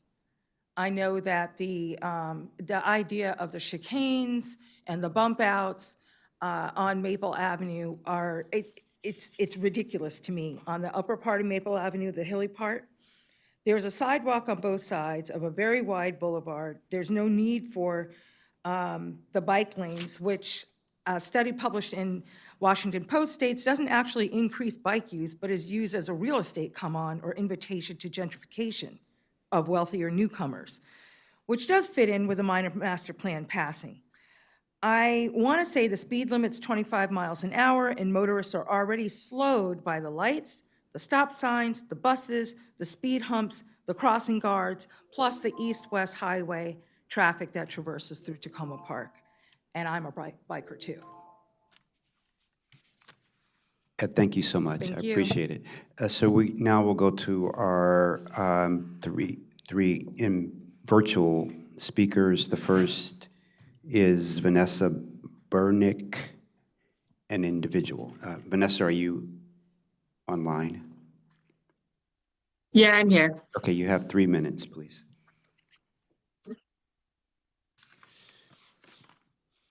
I also live on Maple Avenue. I'm on, I guess, what you're calling the northern half of Maple Avenue up towards like the DC line. I'm also a bike commuter. I bike probably 90 miles a week. I bike down Maple Avenue all the time. I have a lot of thoughts on this. First of all, putting chicanes on the first part of Maple Avenue, I actually think would probably make that road more unsafe for bikers. The speed humps slow people down a lot and are fine for bikes. Like I bike up Maple Avenue and it's steep. You can't get momentum going up that hill anyway. Those humps aren't doing anything except really slowing down drivers, which means that everyone on that road is going more slowly. I think adding chicanes would be hazardous for drivers and lead to backups, which I actually think are way more hazardous for bikes, because when you're a bike and you're behind cars, that's what causes problems and then leads to people making stupid, irrational decisions or moving too quickly. So as a general rule, I think that those are a bad idea. I also don't really see what problem they're solving. I don't know if there are a lot of accidents currently happening on Maple, but I haven't seen them. I see people biking down that street with their kids all the time. I think this is a good example of a street where things are actually working pretty well, at least on that half, and I don't know why this was suggested or what problem it's going to solve. And also, to the points other people have been making, parking is already a problem on Maple, especially where I am. We deal with people parking there to go into the city of Tacoma Park and like go into little shops. And that's great. I don't want to stop that. I think that, again, good example of a situation that's working well, but I know that I have trouble finding street parking near my house and I have to go and look for street parking elsewhere, and that's fine, but I don't really see why we're trying to limit it more when it isn't clear to me that it's a problem to begin with right now. As for the bike lanes on the second half, I know that's already a very dense urban area with parking problems to begin with, because I see all the like housing on that area and I don't know why I'd want to take it away from them. Again, I probably bike down that street like 3 to 4 times a week. I've never had an issue. There's already massive calming because of the buses and crossing guards and all of these other issues that I think really sort of solve a lot of the problems, which also gets to my final point. I actually think it would be a literal nightmare trying to drive down Maple with all of these impediments on top of buses trying to make their way down that street, which is already challenging at times. And it's part of living in an urban area, but it really looks to me like Tacoma Park is just making a nightmare driving situation on top of like what already exists, which again seems to be one of those rare situations where things are working fine right now, and I don't know why we would try to change them. Thank you so much. I appreciate you testifying. So next we have Tom Gagliardo. Good afternoon. I live in Tacoma Park at 107 Hodges Lane. My neighborhood abuts the Maple Avenue neighborhood. I like riding bikes, but I rarely do at my age. I own a car and I use it, and I frequently take Metro. But more importantly, the point I want to make is that we're all in this together. So let me share 6 points in just 6 sentences. 1, a greenway with dedicated bicycle lanes is a fine enough idea, but it requires balancing the interests of bike riders, who mostly but not exclusively will be recreational users, and Maple Avenue residents who need their cars to get to work and school, to go shopping, etc. They should not be deprived of parking close to their homes. 2, please do not let this become bikes versus cars, or bike people are good, car people are bad. 3, recognize that outreach by the planning board staff, and I'm being kind, has been lacking. 4, understand that Tacoma Park City staff, who I understand is represented here today, have been largely focused inward, and to a significant extent, they have failed to engage residents on Maple Avenue and the Tacoma Park community at large.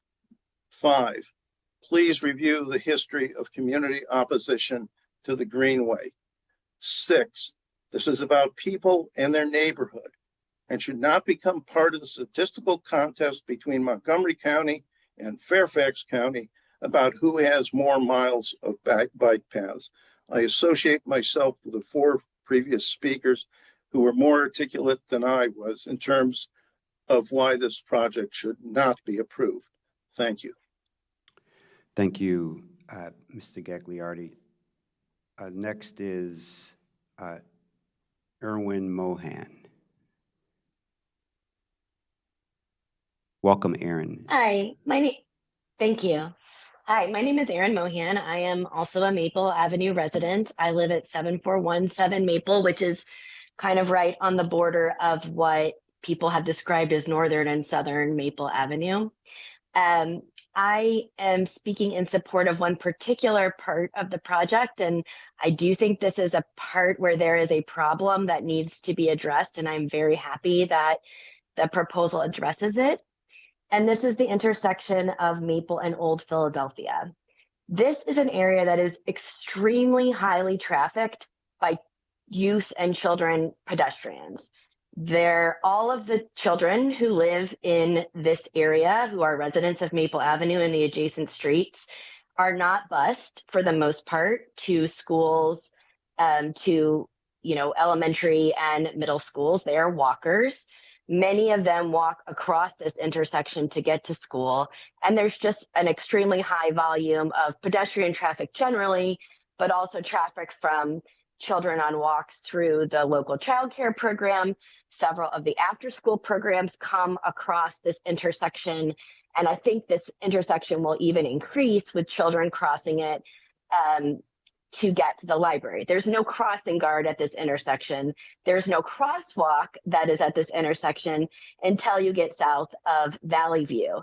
Although there used to be traffic calming measures there, they do not exist anymore. And so what happens, and I've observed this not only walking with my own child and crossing this area, but also because when I work from home, I can see out my window.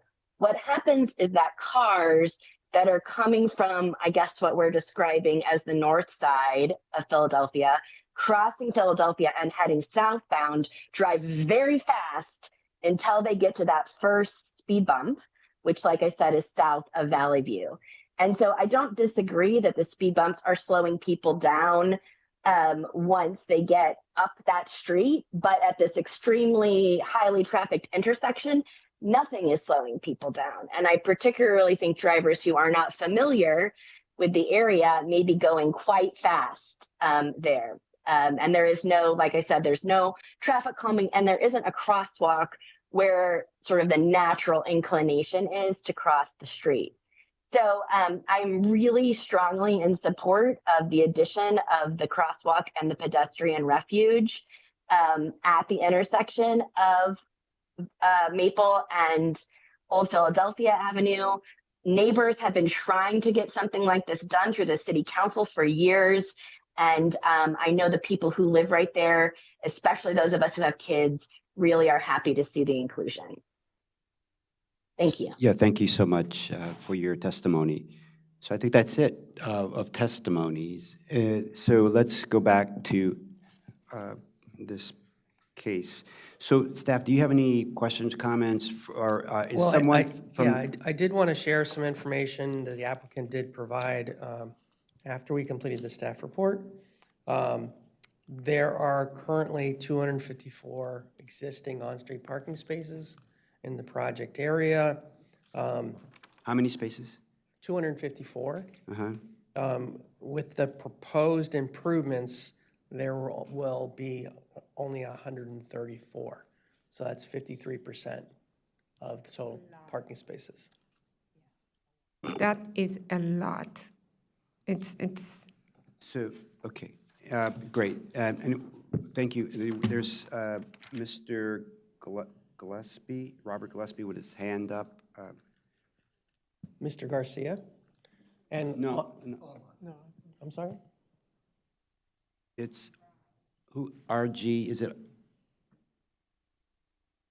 it Robert? We have Roz Maybe Grisby. Roz. I'm sorry, Roz. Roz, how you?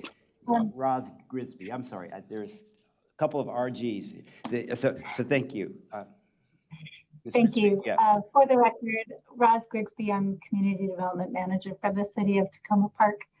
I just wanted to respond to two particular areas of concern. One is about the outreach that the city has done, the public engagement for this project. We've been working on this since 2020.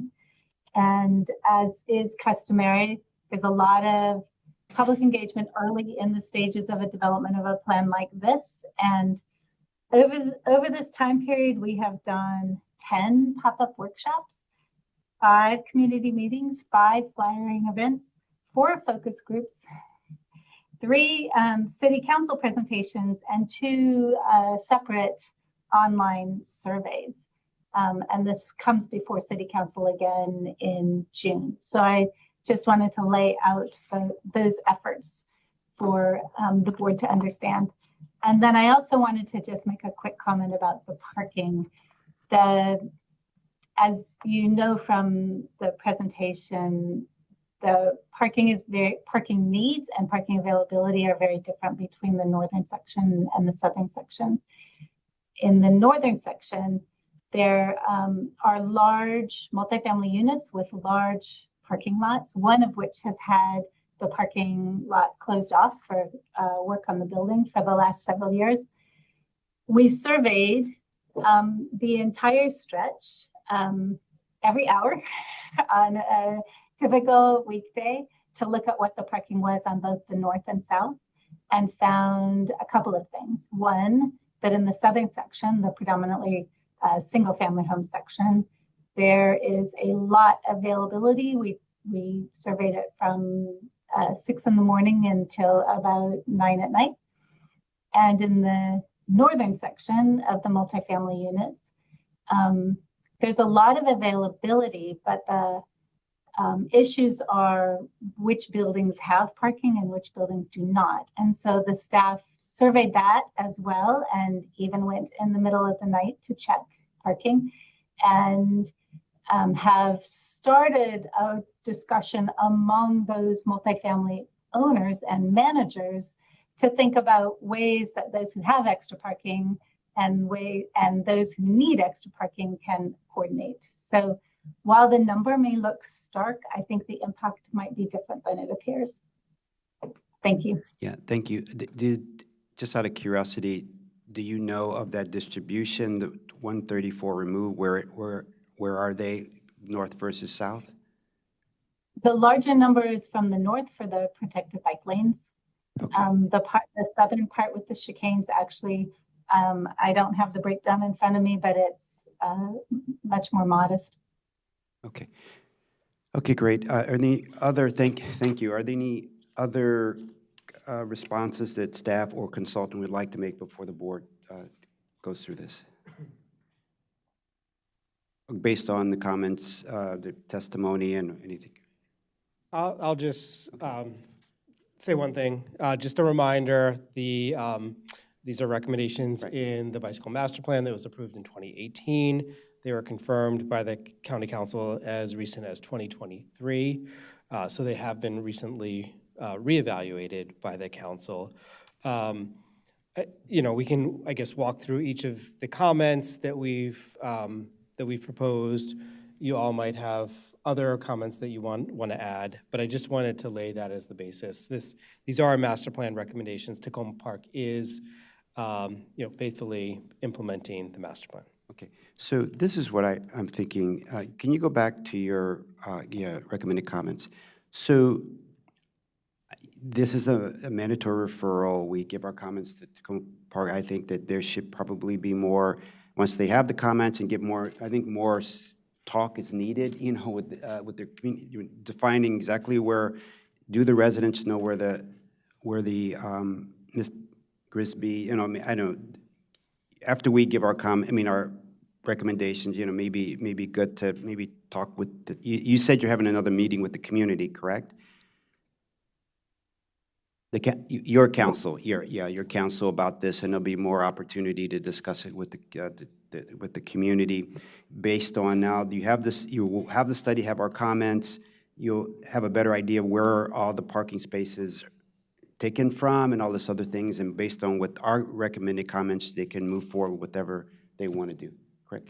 So I'm fine with moving forward with staff's recommendations, because they're going to be, Tacoma Park wants our recommendations, and these are, I was concerned, about, couldn't buses move around the chicanes, how the traffic flows and all those things like that, and we're recommending that we do some turning analysis and some going through there, how that all works. It sounds like, that I'm happy with your recommendations at Maple and Philadelphia and the old Philadelphia. It seems like there needs to be some things there, because that's where a lot of pieces come together.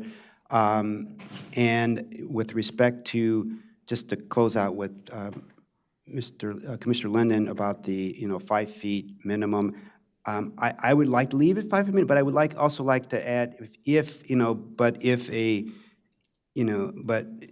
but may need to be increased after some sightline study or whatever if further is needed, that's fine with that. But and also I would also like to just put out in whatever we recommend that there's a cost. There's some things that are, you pull out one piece, another piece of the puzzle. It may be more costly than you think for all this, because you have to make some things ADA compliant, and you have to see what the impact of ADA compliant, the parking and all these other things. So it may end up being a larger project than we may think. But all of those things. But other than that, I would just say that, I'm okay with moving forward with staff's recommendations. Assuming you also put in a comment that, some of these things that may drive up the costs because of the current environmental conditions in Tacoma Park, right? That would be my general recommendations. You can. From my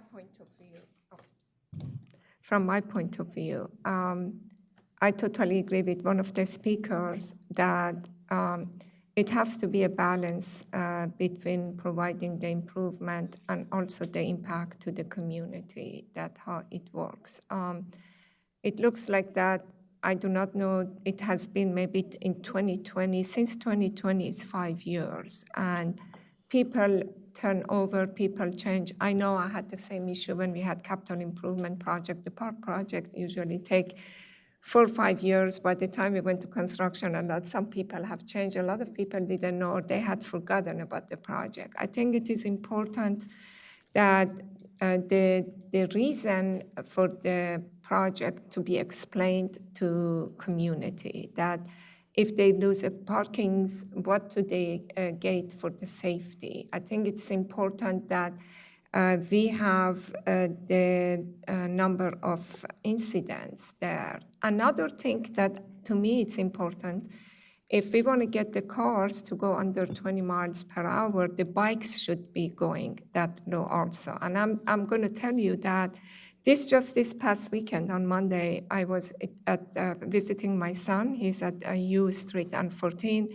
We went to have ice cream. I sat outside. I do not know if I was at U Street or 14th Street. I was sitting outside. They have a lane that is a separated lane on the traffic lane for the bikers. Right in front of my eyes, 2 electrical bikes, they had head-on collision. The impact was so high that one of the riders had a flip, completely fallen up a flip, and it landed on the asphalt right in front of my eyes. That I started screaming. I thought that he's probably, he didn't was wearing helmet. His head didn't hit the curb.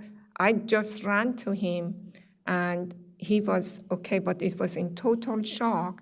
We tried to move his bike, and the front of the wheel of the bike completely separated. So the impact was so high.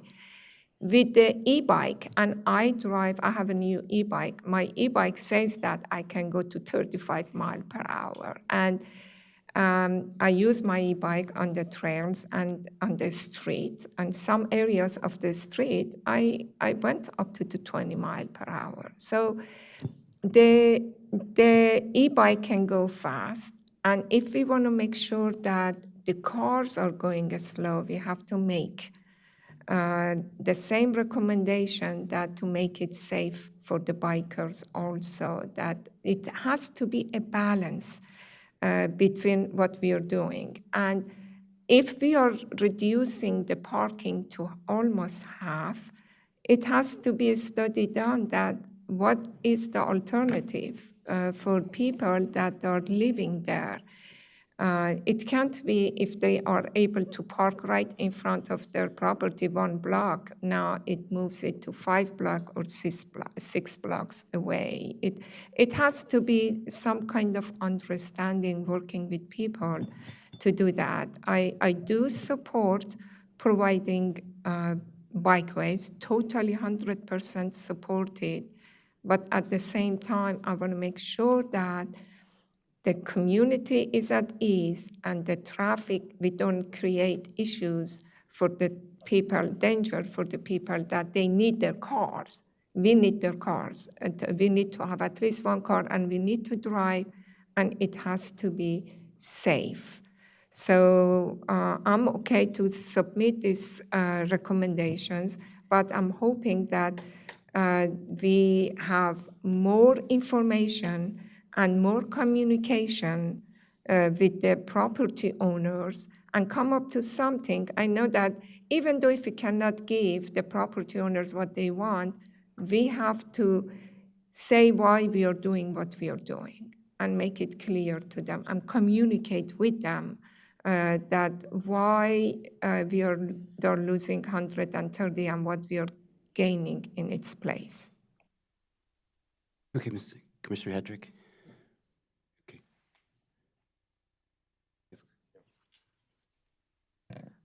I think that the only thing I would add is I think that staff, through the presentation and some of the conversation that happened after that, sort of illustrates the question that you were asking, which is why is this project happening? I mean, if we want a little bit more clarity, I guess we have a representative from Tacoma Park, and we can ask them as well, sort of what the original genesis of the project idea was. But I think that, in terms of the question of balance, in terms of the question of parking, and we hear everything you're saying.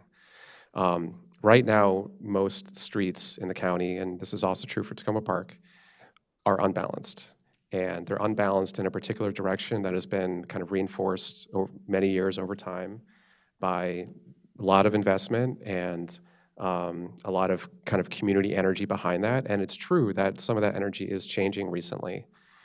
To me, and the reason why I support this project is because there should be a primary goal, and this is a goal that the county has adopted and Tacoma Park has also adopted. A primary goal of moving around streets should be safety. And we shouldn't wait for crashes to happen to force us to do something, which has really been sort of the status quo approach for many years, that if a terrible accident happens, like happened on Old Georgetown Road outside of downtown Bethesda, there was a person on a bike who was killed, which forced the state to do something. That has been the standard practice. We wait for something terrible to happen, and then we respond. And I think that's sort of the reason why I think you hear such kind of passionate arguments going back and forth is because it's true that we may sort of view how we get around a little bit differently and where the county may be moving in that sense. But I don't think there's any disagreement around safety. And that's something that I think we can probably all at least try to find some common ground about. Is the design as currently proposed, does it satisfy 100% of how each of us kind of would view the primary safety concerns that we have? Probably not. It doesn't for me either.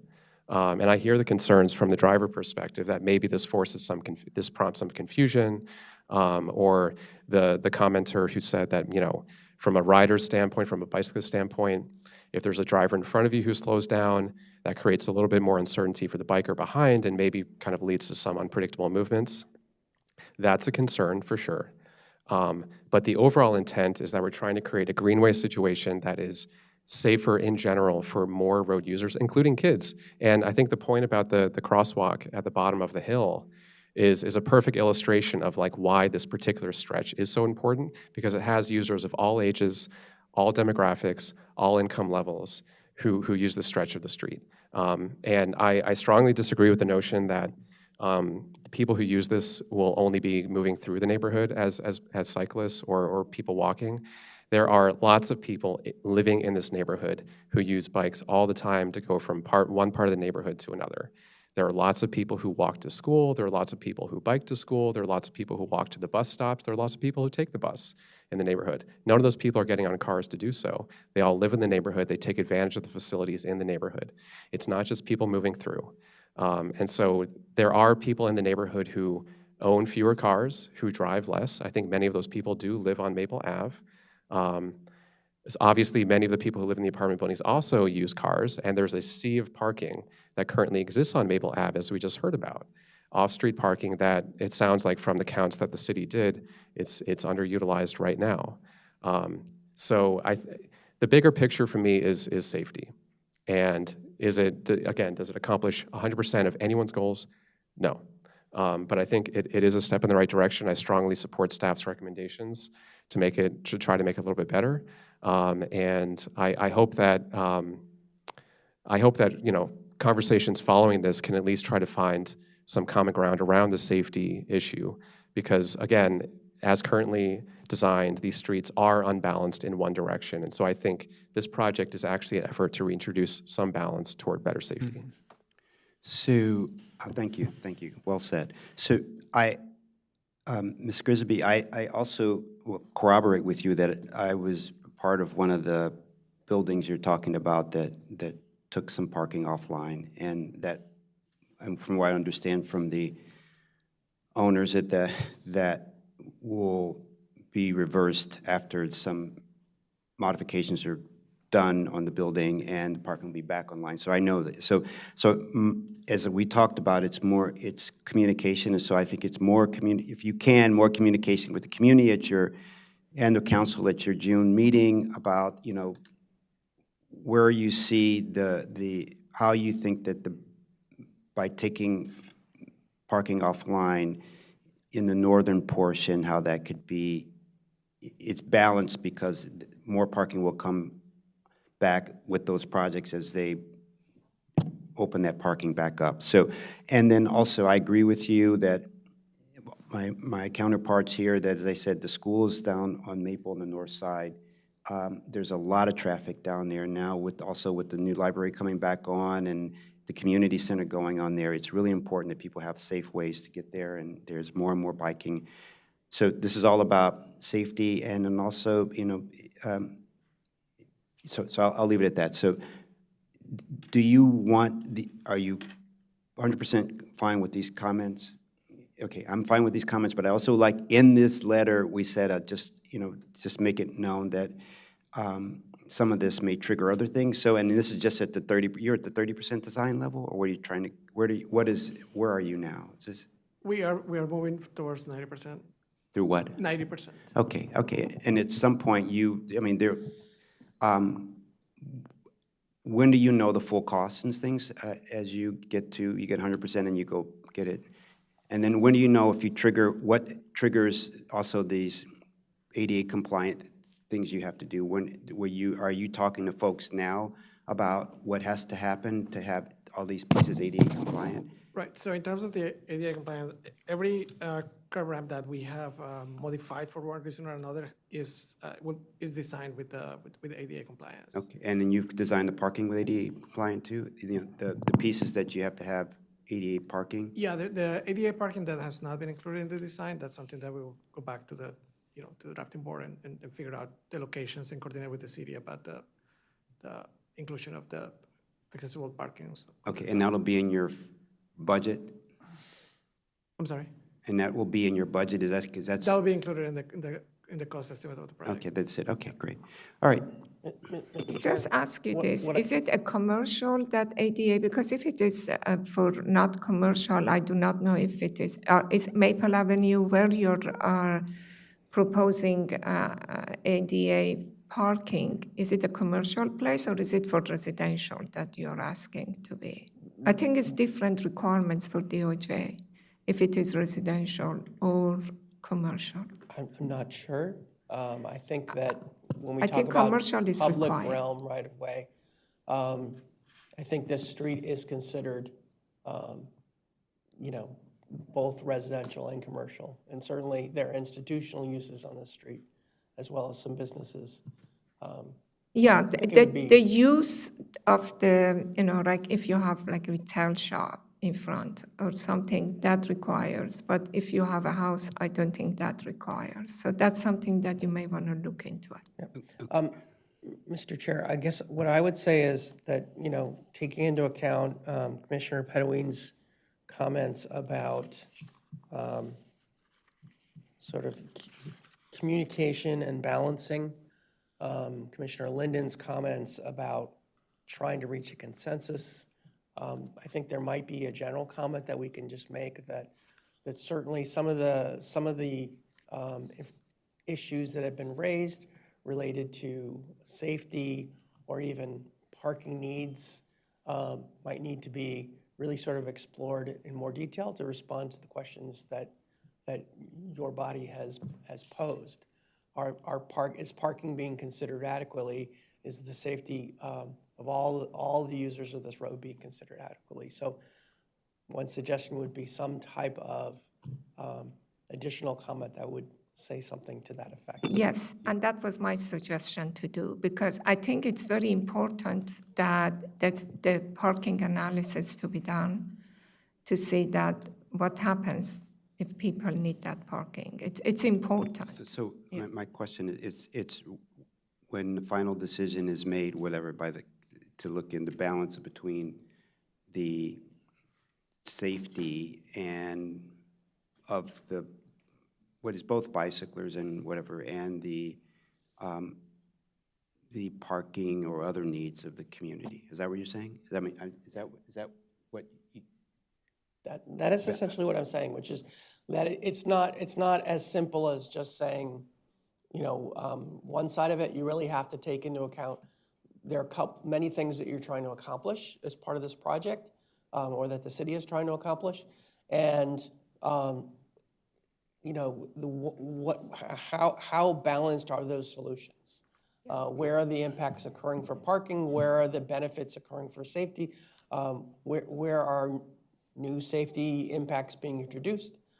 Just a little bit more information to really go look at those kind of issues. Yeah, and those are advisory, we just advise it, correct? It's an advisory. Right. I'm sure they're looking at both, but we can say, yeah, there was a lot of debate over this, and so I'm sure they're looking at both, but we can just say in our thing, there was a lot of debate over safety versus also availability of parking for existing residents and things like that. I'm fine with that. Yeah. Okay, great. I'm fine with that. So do I have a motion to approve the transmit comments to City of Como Park as stated in, what are the comments 1 through, what did you have here? I think it's 1 through. Yep. 1 through 12. Yeah, with approve additional- with the additional one. this design, Maple Avenue Community Project design with these recommended comments from staff, and also in the cover letter stating that, the needing for the, discussion on needing to balance the safety versus the community requests for, maintaining parking. Is it? I move to transmit comments to the city of Tacoma Park from today, taking into account what we discussed today. Second. All in favor? Aye. Aye. Aye, the ayes have it, 4-0-1. I guess it was just 4-0 because the other, 4-0. So thank you so much.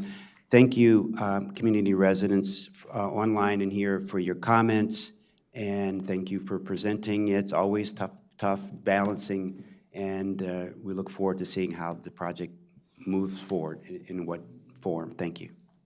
And so we're going to take a break and come back at, what time is it now?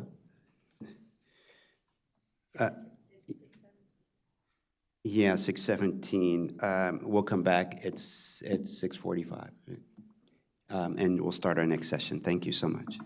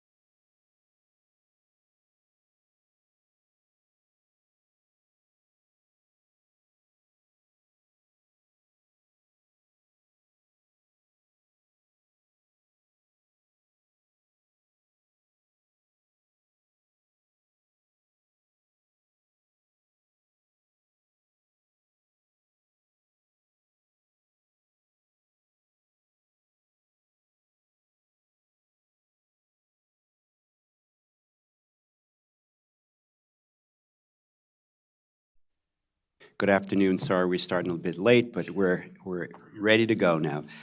So we're on item number 10, Olney Acres Preliminary Plan Amendment and Alfred House, Cashel Road Forest Conservation Plan number F2025-012A, where staff is recommending approval with the conditions. This evening, we have Ungo Njeze presenting this item. Welcome, and we look forward to hearing from you. Thank you.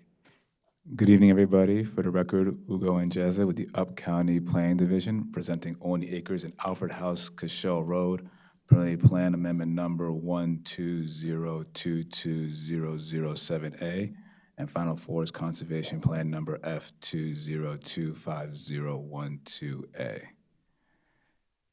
This is an application to create 4 lots for 3 new single-family detached dwelling units and 1 existing residential care facility. Staff recommends approval with conditions.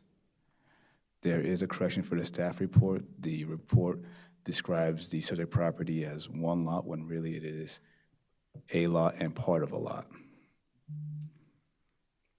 The applicant has met all noticing requirements, signposting. A pre-submittal meeting was held on October 17, 2024. Notice of application mailing was mailed by staff. Staff has not received community correspondence.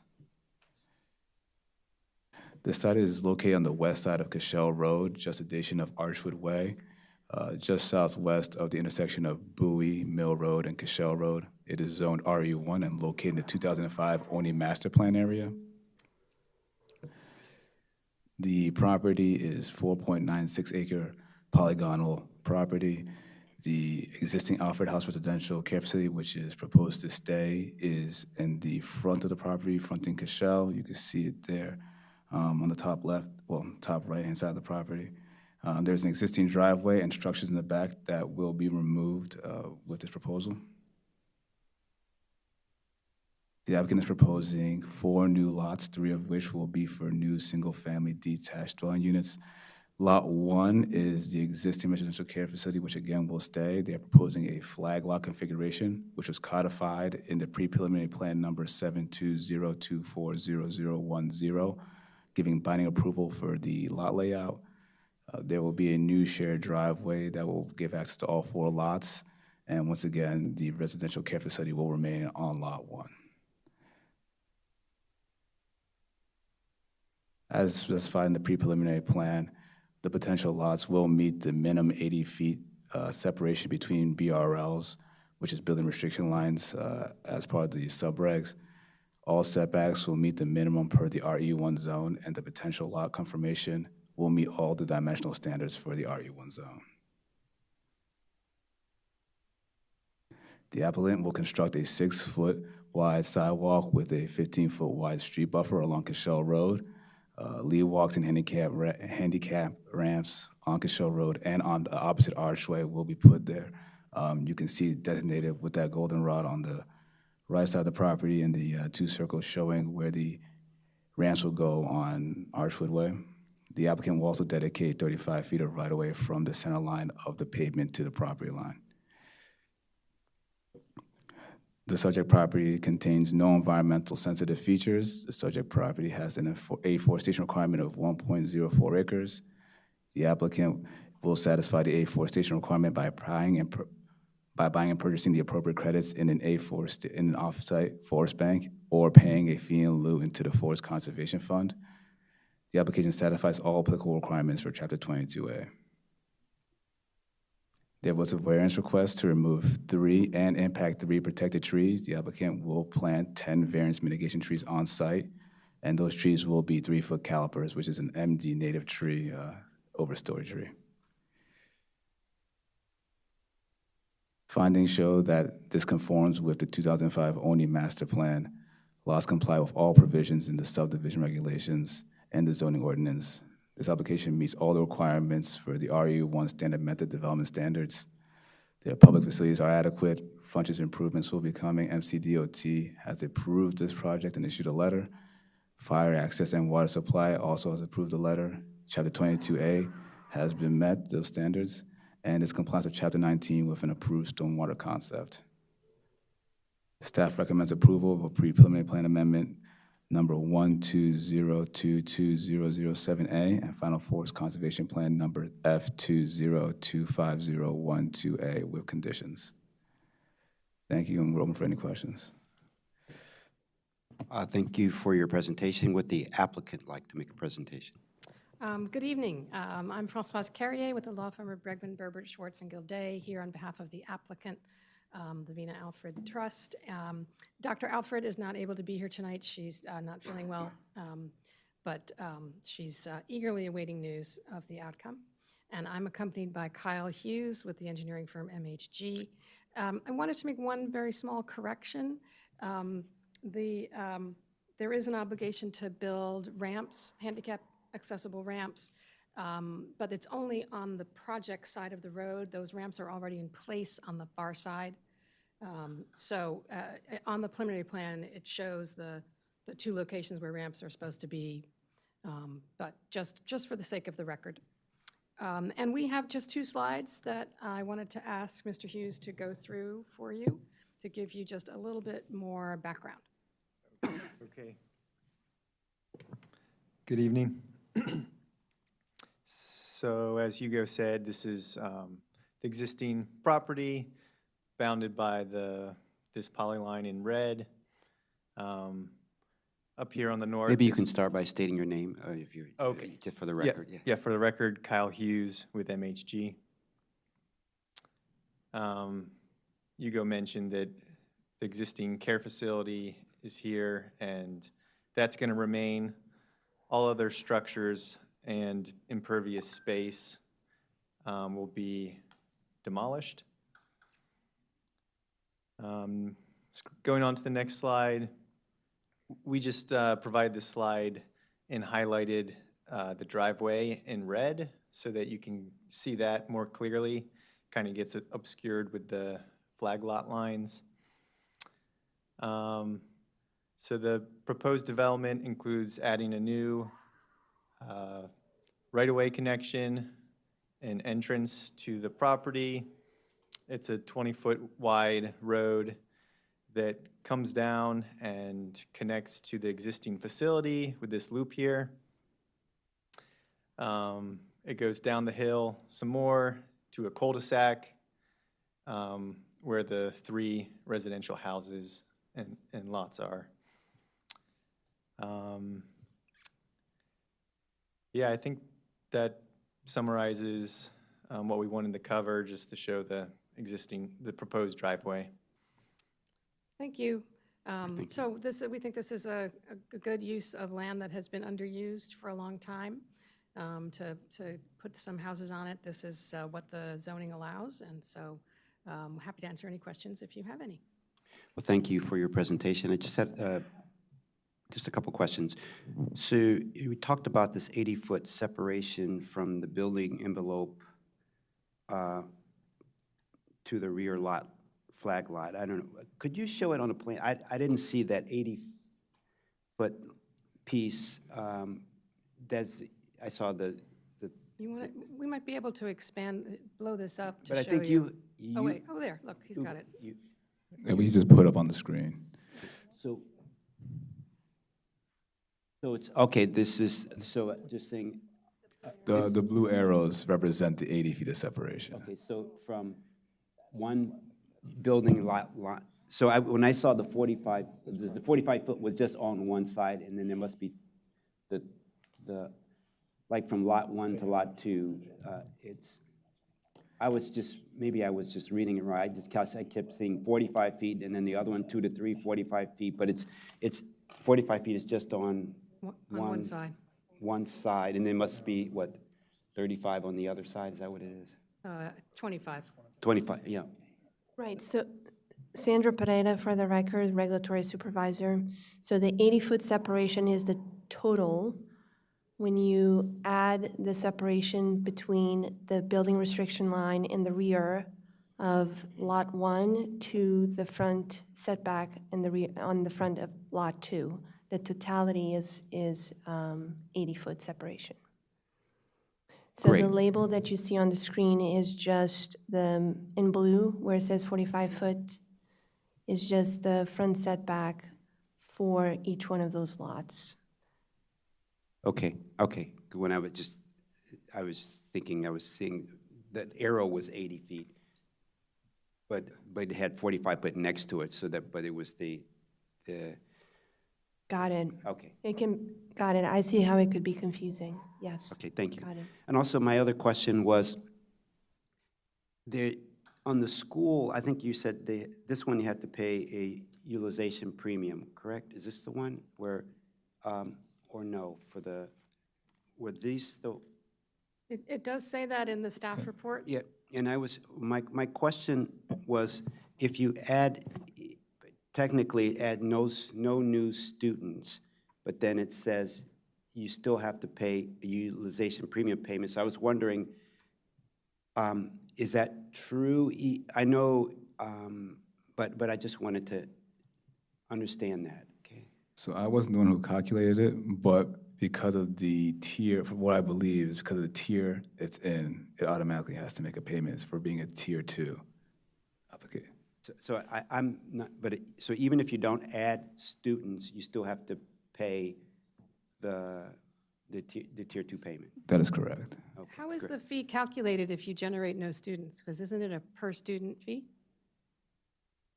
I actually had the same question. But I know under the normal, you pay per, just, if you had students, you pay the whatever per student, whatever. And then if you're in a utilization premium, that's another piece if the school is currently overcrowded. But I just didn't understand quite, if you weren't generating students, you had to. I mean, they generate like a fractional student. But I think they round down, right? I'm just not, you guys know better than I do. I'm supportive of the project, but those were my questions. That's a good question. I can come back to you with the answer to that question, but from what I understand, the premium has to be paid, and then there'll be no extra because no students were generated. Okay. So if there's uncertainty about whether a payment has to be made, may I suggest that the condition be adjusted to say the payment will be made if required? I don't think there's a question whether the payment is required or not. We are just looking for the justification, the explanation. So, Okay. And you don't know how it's so calculated? if there's any other questions, maybe we can come back to this one in a minute. Let us So, go through all the other. give us a minute. Okay. So those, great that they're adding 3 projects, need 3 new houses. I'm supportive of the recommendations. Good project.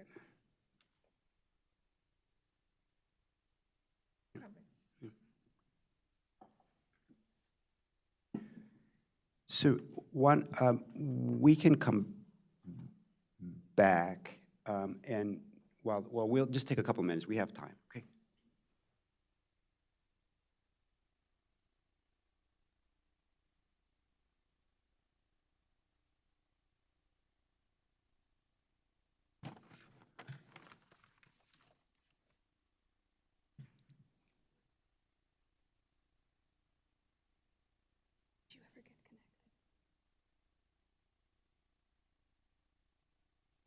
I think, yeah, let me see. My iPad does, but I didn't bring it. I figured they'd have Wi-Fi.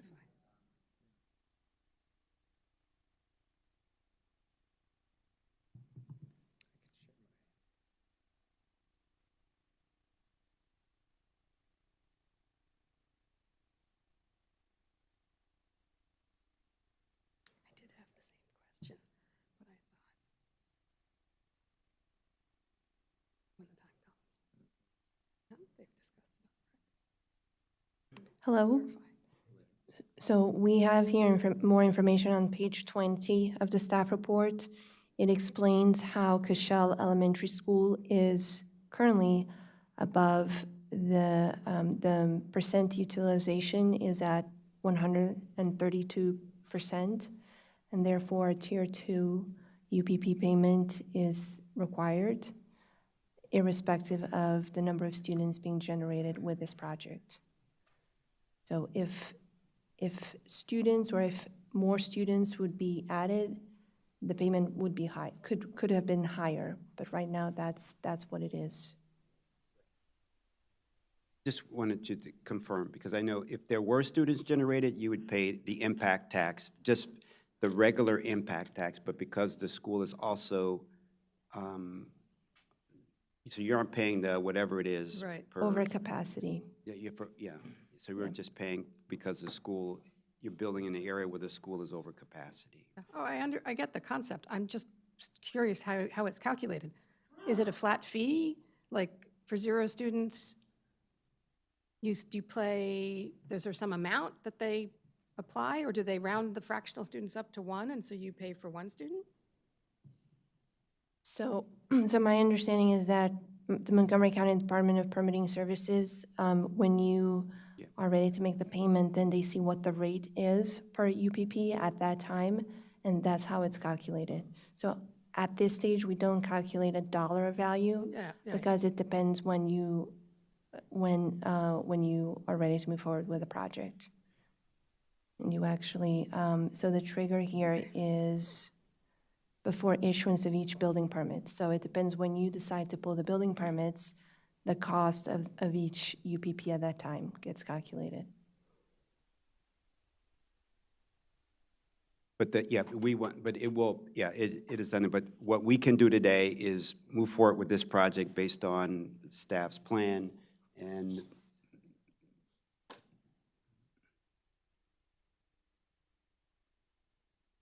The applicant is comfortable going forward on that basis. Yeah.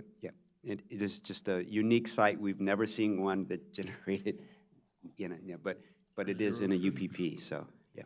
So, our council here, we could just move forward with approving, okay. So do I have a motion to, where is it here?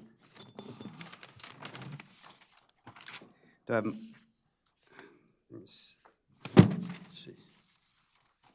So do I have a motion to approve the Only Acres Preliminary Plan Amendment Number 1, 2022-007A, where staff is recommending approval with conditions? Yeah, move to approve the preliminary plan. Second? All in favor? Aye. Aye, the ayes have it, 4-0. Do I have a motion to approve the Forest Conservation Plan Number F 2025-012A, where staff is recommending approval with conditions? Yeah, I'll move to approve the forest conservation plan. Second. All in favor? Aye. Aye. Aye, the ayes have it, 4-0. Thank you so much. And we'll just take a 1-minute break because we're running behind, and we'll go to our next item, which Thank is you very much. Yeah, thank you, which is Liberty Mill Road Preliminary Plan 1/2017-021D. Thank you.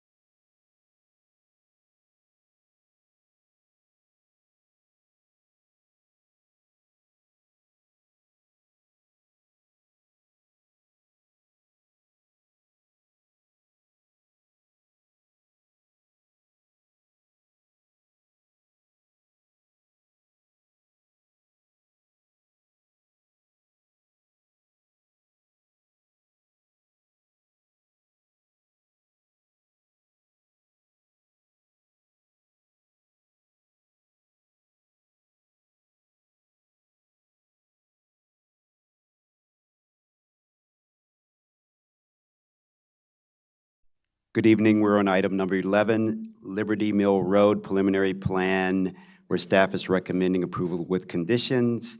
And this evening, we have Jonathan Casey with the Planning Department given this presentation. Welcome, Jonathan. Thank you. As the chair said, I'm Jonathan Casey with Up County Planning. This is Liberty Mill Road Preliminary Plan Amendment 1/2017-021D. And just so you know, all of these people are not here for this item. So, quick overview. Staff is recommending approval with conditions of the preliminary plan amendment, which includes a preliminary plan validity extension. That's the time you have to record a record plat, and as well as the APF extension, which is the time you have to actually build your project. Do want to note that we received two pieces of correspondence, both of which you all have seen. One was regarding the noticing requirements. We did verify that this application has been noticed correctly. A second piece was basically said that there was concerns about traffic and congestion related to the Germantown Elementary buses, parent drop-off, intersections, and students. But I think this project will actually improve those conditions, and I'll show you those in just a moment. Just to get you oriented, the subject property is in Germantown, south of Dawson Farm Road, and east of Germantown Road, highlighted in red here. And I'll note that Germantown Elementary School is right across the street. So this is what the site looks like today. It's an existing parcel, so they do still need to record a record plat. This is the R200 zone. There's frontage on Liberty Mill Road, as well as Dawson Farm Road. And when this project is constructed, the existing improvements will be removed. So I want to touch on the previous approvals. The previous approval was Amendment C, was to create a single lot for a conditional use for a residential care facility up to 125 beds with access to Liberty Mill Road right here. They did move this entrance as far away from that intersection as possible. They're providing on-site parking, bicycle parking, and they are providing frontage improvements. That's what I was alluding to earlier. The applicant will be providing a fairly significant amount of frontage improvements, including intersection improvements, as well as constructing a 10-foot wide off-site shared use path on the Germantown Elementary School site, and then extending even further to the next intersection. So as I mentioned, this application is for a preliminary plan validity extension. The applicant is requesting 3 years. So that would get them until, they would have until January 15th of 2028 to record their plat. As far as the APF validity goes, they're extending from the current validity period, which doesn't expire until 2027, until 2029.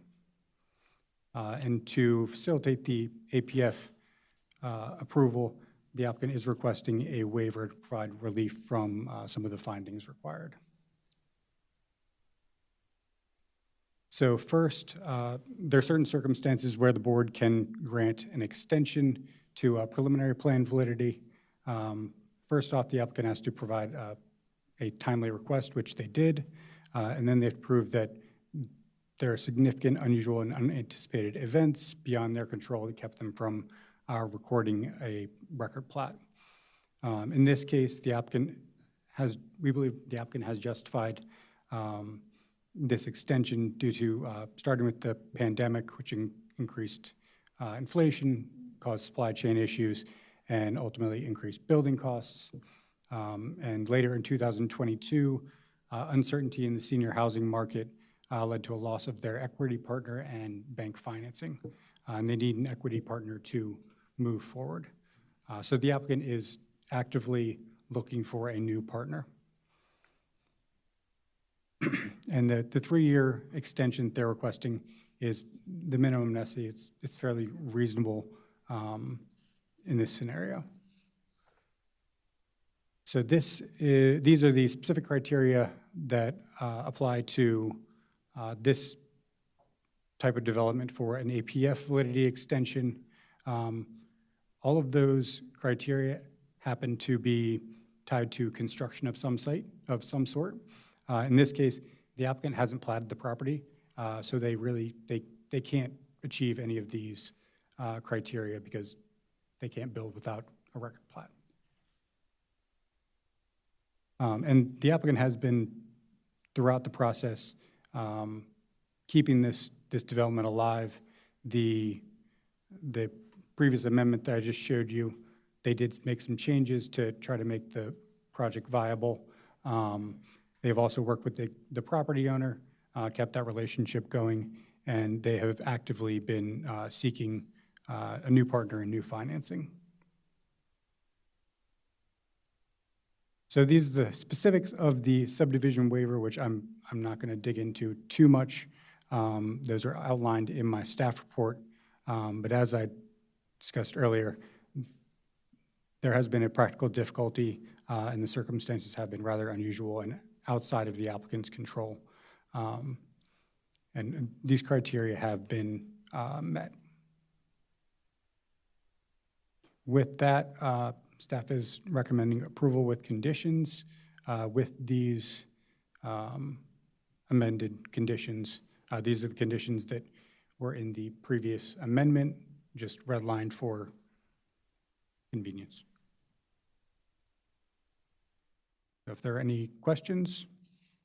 Okay, well, we have, thank you for your presentation. We have a virtual speaker this evening, David Holtzman.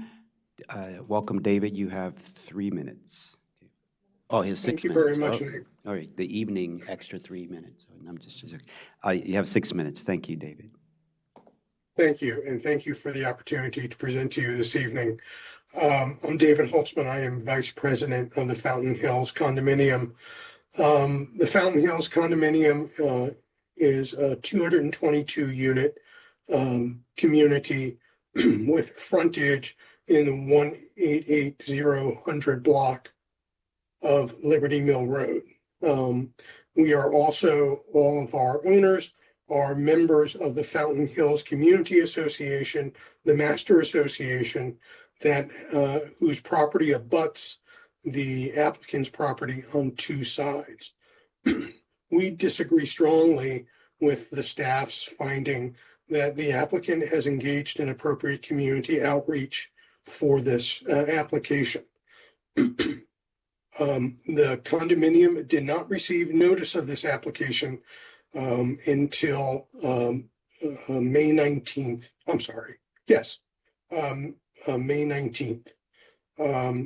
So we have not had an opportunity to hold a meeting at which we can discuss this with our membership, with our unit owners, and explain the applicant's project and come to a position on this. This is a very important project for our community. It impacts the children that walk to the community school, Germantown Elementary, and it also is a very large project in regards to the property that abuts with the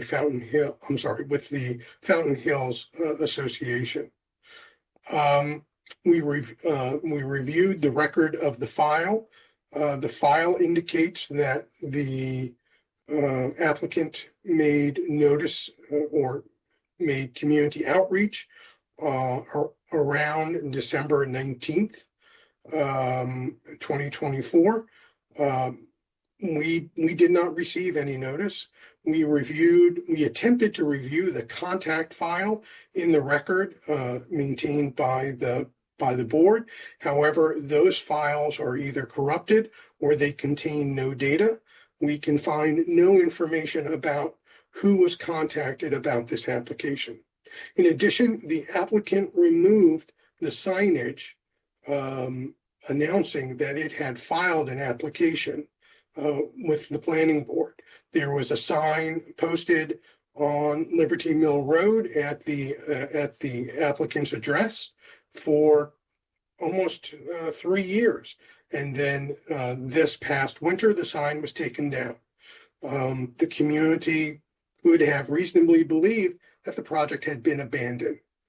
We had no notice that this project had applied for an extension.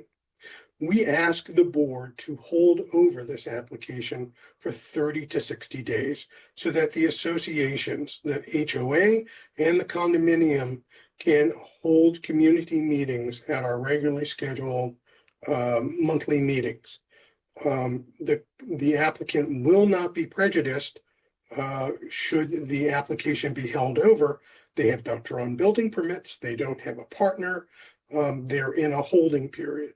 And we think that the community deserves the opportunity to share any concerns or opinions with the planning board, or the community may find that the current plan is acceptable and it takes no position. I thank you for the opportunity to speak with you tonight. Thank you for your work. Thank you so much for your comments. We always appreciate getting comments from the community and community engagement.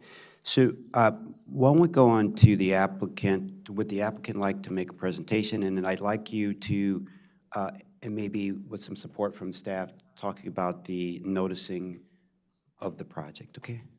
Yes, happy to do so. For the record, Casey Cerner with the law firm of Miles and Stockbridge.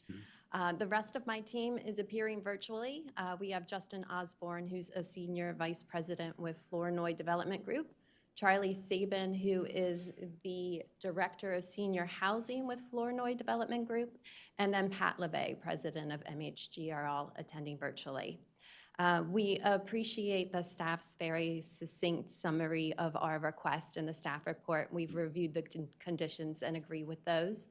To respond to the condominium's concerns that were raised, notice was provided appropriately for this type of application, which is a minor preliminary plan amendment, which requires under the development manual, which are technically regulations, that notice be provided at the time application acceptance. And my office did provide that notice on January 17th. The notice lists are actually, frankly, larger than what they previously were, since the notice requirements had subsequently changed, and additional property owners within 500 feet are now noticed for applications. But with respect to notice to Fountain Hills condominium, we have 3 different contacts for Fountain Hills. So they would have, for Fountain Hills condominium, that is, not the association. We have multiple for the association as well.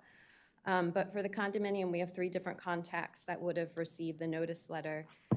With respect to the sign that was on the property, I suspect that that was the prior application sign for the original preliminary plan approval. So that would have been able to be removed since we're past the appeal period for that approval. With respect to community outreach, the applicant had significant community outreach with this project. Pre-pandemic, we had a community meeting. We also were in very close communications with 3 of the adjacent neighbors who participated in the process, as well as the Fountain Hills Association that does own the HOA parcel that abuts this property. We even worked with their attorney and the president of their HOA to negotiate an off-site stormwater management easement that we still have pending as one of the items that we will wrap up as the project moves forward.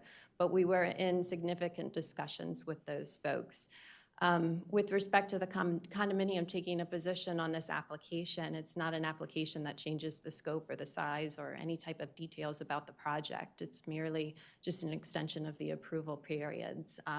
We're happy to hear from them, but we do not believe that this prompts a requirement to continue this meeting. That would prejudice my clients, frankly, because they are looking for financing partners for this project. So without having the entitlements validities extended, frankly, they're in a somewhat of a limbo period without those being solidified this evening based on the board's decision. So I believe it would be prejudicial to my client if we continue this matter. Oh, and then just one last piece for the notice. Notice of the hearing was sent out by Park and Planning as well. Great. And I'm happy to answer any other questions that you may have. With respects to the concerns he raised about the elementary school children, this project is providing a 10-foot wide shared use path on that side of Liberty Mill Road. That's approximately 630 feet long.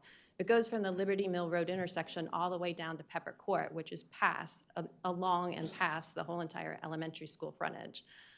Flournoy was very receptive to the fact that they are across the street from an elementary school. In fact, one of the first things we did was we met with that elementary school principal and Seth Adams, formerly with MCPS, to discuss the project and what they thought about and could see as potential impacts. And so Flournoy's been very cognizant of making sure that they have factored that into their project decisions. Well, great, thank you, Ms. Cerner. So proper notification was given to the Community Association and? Correct. He noted that there may have been something wrong with the files. I think they're Excel files. When you download them, you have to then open them in Excel. I tried to open them up out of DAIC, and they do come up as blank, but they are, David Holtzman is on the notice list, as well as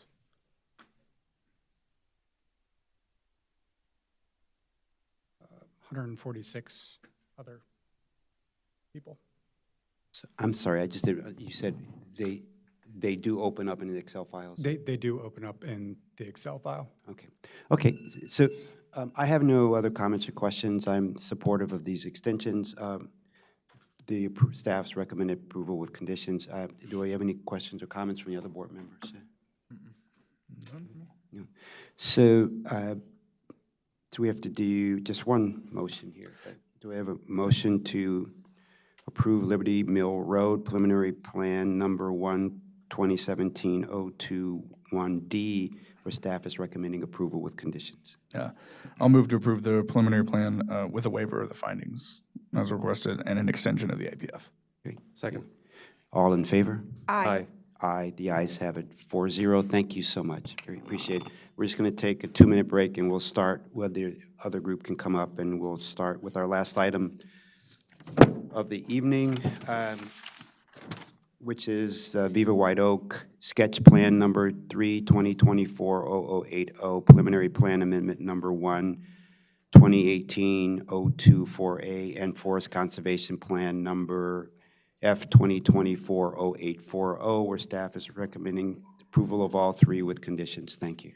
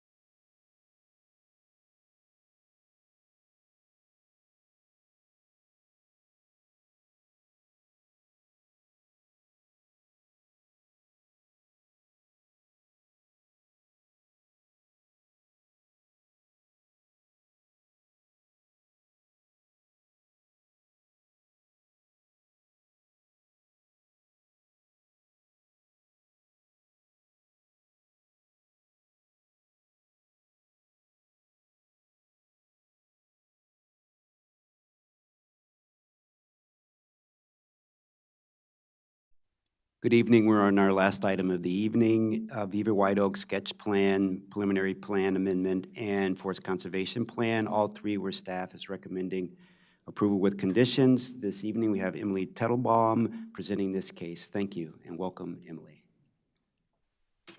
Thank you, and good evening, board members. My name, for the record, is Emily Tettelbaum with the Mid-County Planning Division. I'm here with my colleague, Steve Finley, who will discuss the forest conservation piece of this project. As the chair mentioned, this project is called Viva White Oak and includes a sketch plan, preliminary plan, amendment, and forest conservation plan. And staff is recommending approval of all three applications to set the groundwork for what we all hope will be a transformative development for this part of Montgomery County. The Viva property is located just west of the Montgomery County, Prince George's County border. You can see it here with the red star. It's located between Cherry Hill Road on the east and Industrial Parkway to the northwest here, both of which will provide access to the future project. The U.S. Food and Drug Administration campus is located directly to the south here, and there is a gate right here between this Perconti property and FDA that allows access onto the FDA site. Washington Adventist Hospital is located directly north of the property, right here, and Paint Branch Stream Valley Park. We cannot see your cursor. You can, okay. Oh, I'm sorry about that. I'm not sure if there's anything I can do about that. Now you see it?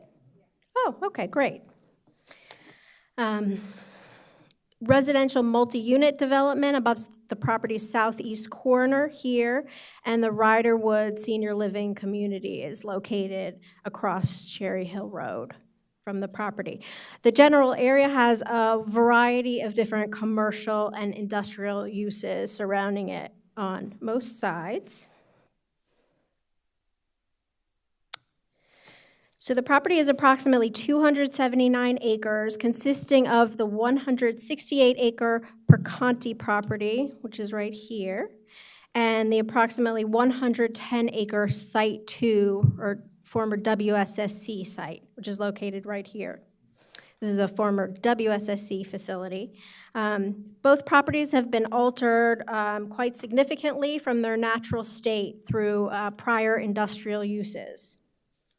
The property is within the CR zone with a maximum density of 1.0 allowed and a maximum height of 220 feet.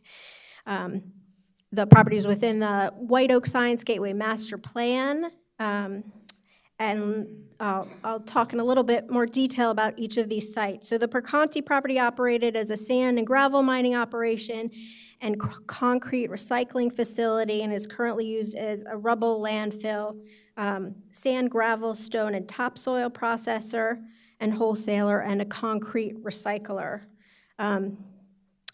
The previously mined areas are in various stages of reclamation, but the entire site is subject to a Maryland Department of the Environment requirements for land reclamation and cleanup.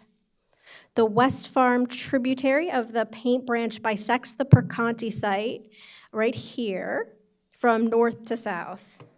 There are areas of wetlands associated with the stream as well as forest within the stream valley. Other forested areas are located at the periphery of the property.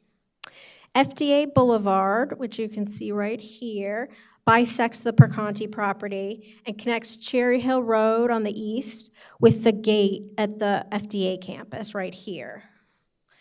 FDA Boulevard is owned by the federal government right now. It's in its own tax parcel, and pursuant to a 2013 agreement, GSA granted the county a perpetual easement allowing the county to use and maintain FDA Boulevard as a private road. So moving on to Site 2, this was operated as a gravel quarry and then a WSSC regional composting facility. The site has gone through extensive environmental remediation through the MD of the environments or MDE's voluntary cleanup program.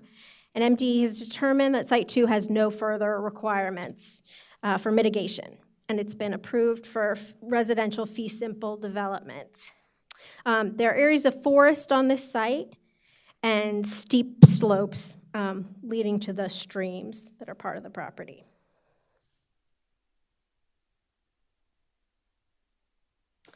So briefly go over the project history. There is a forest conservation exemption that allows the mining operation on the Perconti site that is still in effect. In 2016, Montgomery County signed a general development agreement with the owner of the Perconti site to facilitate joint redevelopment of the Perconti site and Site 2, which at that time was owned by the county. The general development agreement envisioned the redevelopment of these two industrial properties into a mixed-use world-class bio, life science, and research community with a variety of uses and amenities as envisioned in the master plan. So a sketch plan was approved by the planning board in 2018, allowing a mixed-use project with up to 12,180,000 and 270 square feet of development, up to half of which could be residential on these former industrial properties. The sketch plan expired in 2021 because the site plan was not submitted within the time frame required by the zoning code.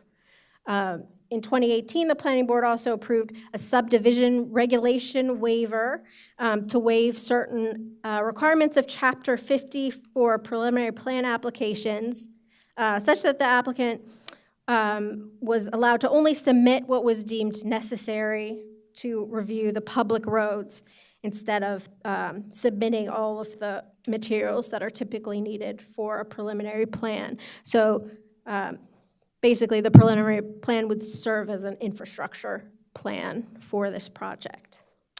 And the preliminary plan was approved by the planning board in 2019 to establish cross-sections for the master plan, public roads forming the main arteries through the proposed development. The plan included road cross-sections, illustrative large lots for future development, outlots for environmental buffers, and a forest conservation plan. This preliminary plan has not been implemented. Here on the slide is the original sketch plan that has expired. So since that original sketch plan expired, a new developer, MCB White Oak LLC, has become involved with the project and has submitted a new sketch plan, preliminary plan amendment, and forest conservation plan. The new sketch plan application requests the same density and a similar mix of uses as the expired sketch plan, but the layout of buildings and open spaces have been reconfigured.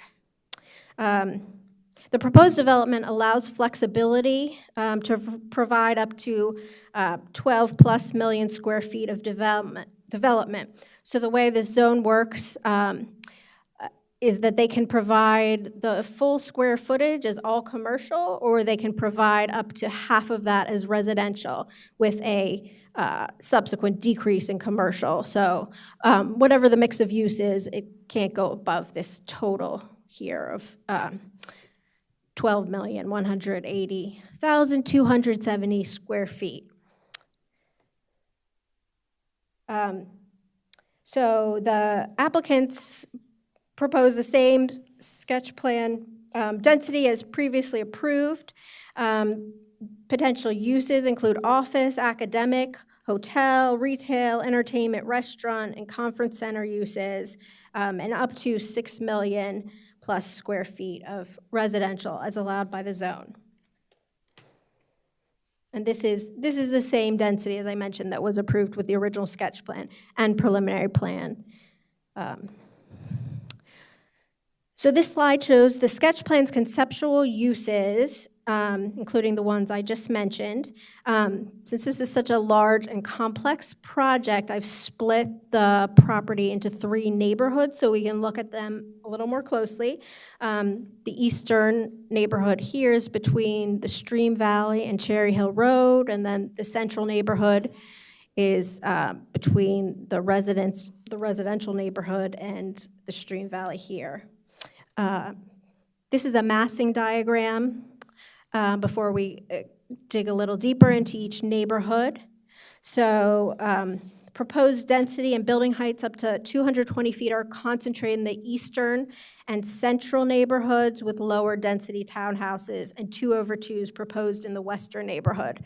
So this is a view looking from across Cherry Hill Road to the west towards Route 29. So this is the eastern neighborhood, which contains the greatest mix of proposed uses, including large and small-scale retail, multifamily, office, restaurants, and a hotel. The intersection of FDA Boulevard and Cherry Hill Road right here provides a gateway into the eastern neighborhood and the rest of the project. This neighborhood also contains Viva's proposed Main Street, which is just north and parallel to FDA Boulevard, and it's envisioned as the project's primary pedestrian-focused retail and commercial corridor. So moving on to the central neighborhood, this area includes a proposed office complex right here in the purple, a multifamily building complex right here, a hotel here in green, and then a co-located school and park site that will be a minimum of 9 acres. The office complex down here flanks the gateway into the FDA campus with the gate right here. And finally, the western neighborhood is proposed as all residential townhouses and 2/2 dwelling units with open spaces of various sizes scattered throughout the neighborhood. As I mentioned before, MDE approved fee simple residential development on this portion of the property. And this is the Site 2, or the former WSSC site, because the impacts from the prior industrial use have been remediated to allow this type of development.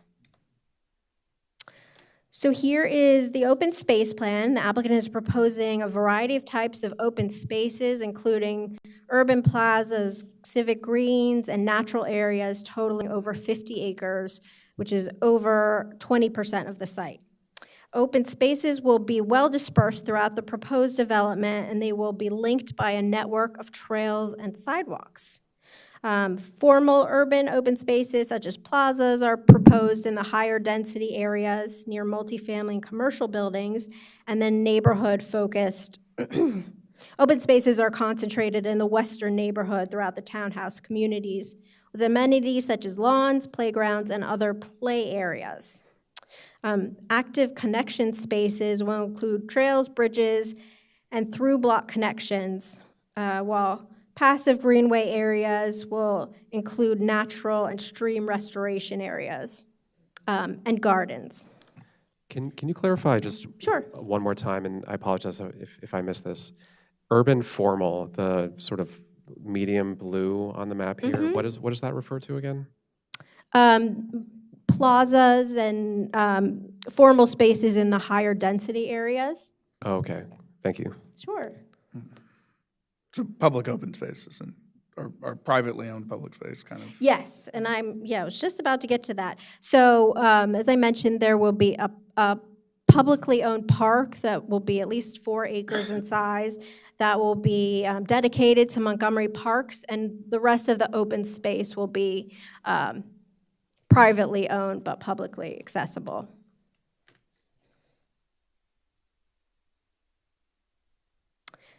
So the main vehicle access to the property will be from Cherry Hill Road to the east and Industrial Parkway to the west.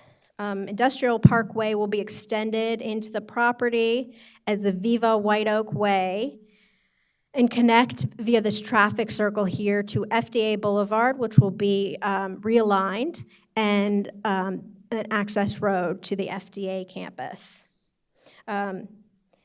Master Plan Road B5, which you can see right here, will connect the property to Plum Orchard Drive via Healing Way, right here, which is a private road adjacent to Adventist Hospital.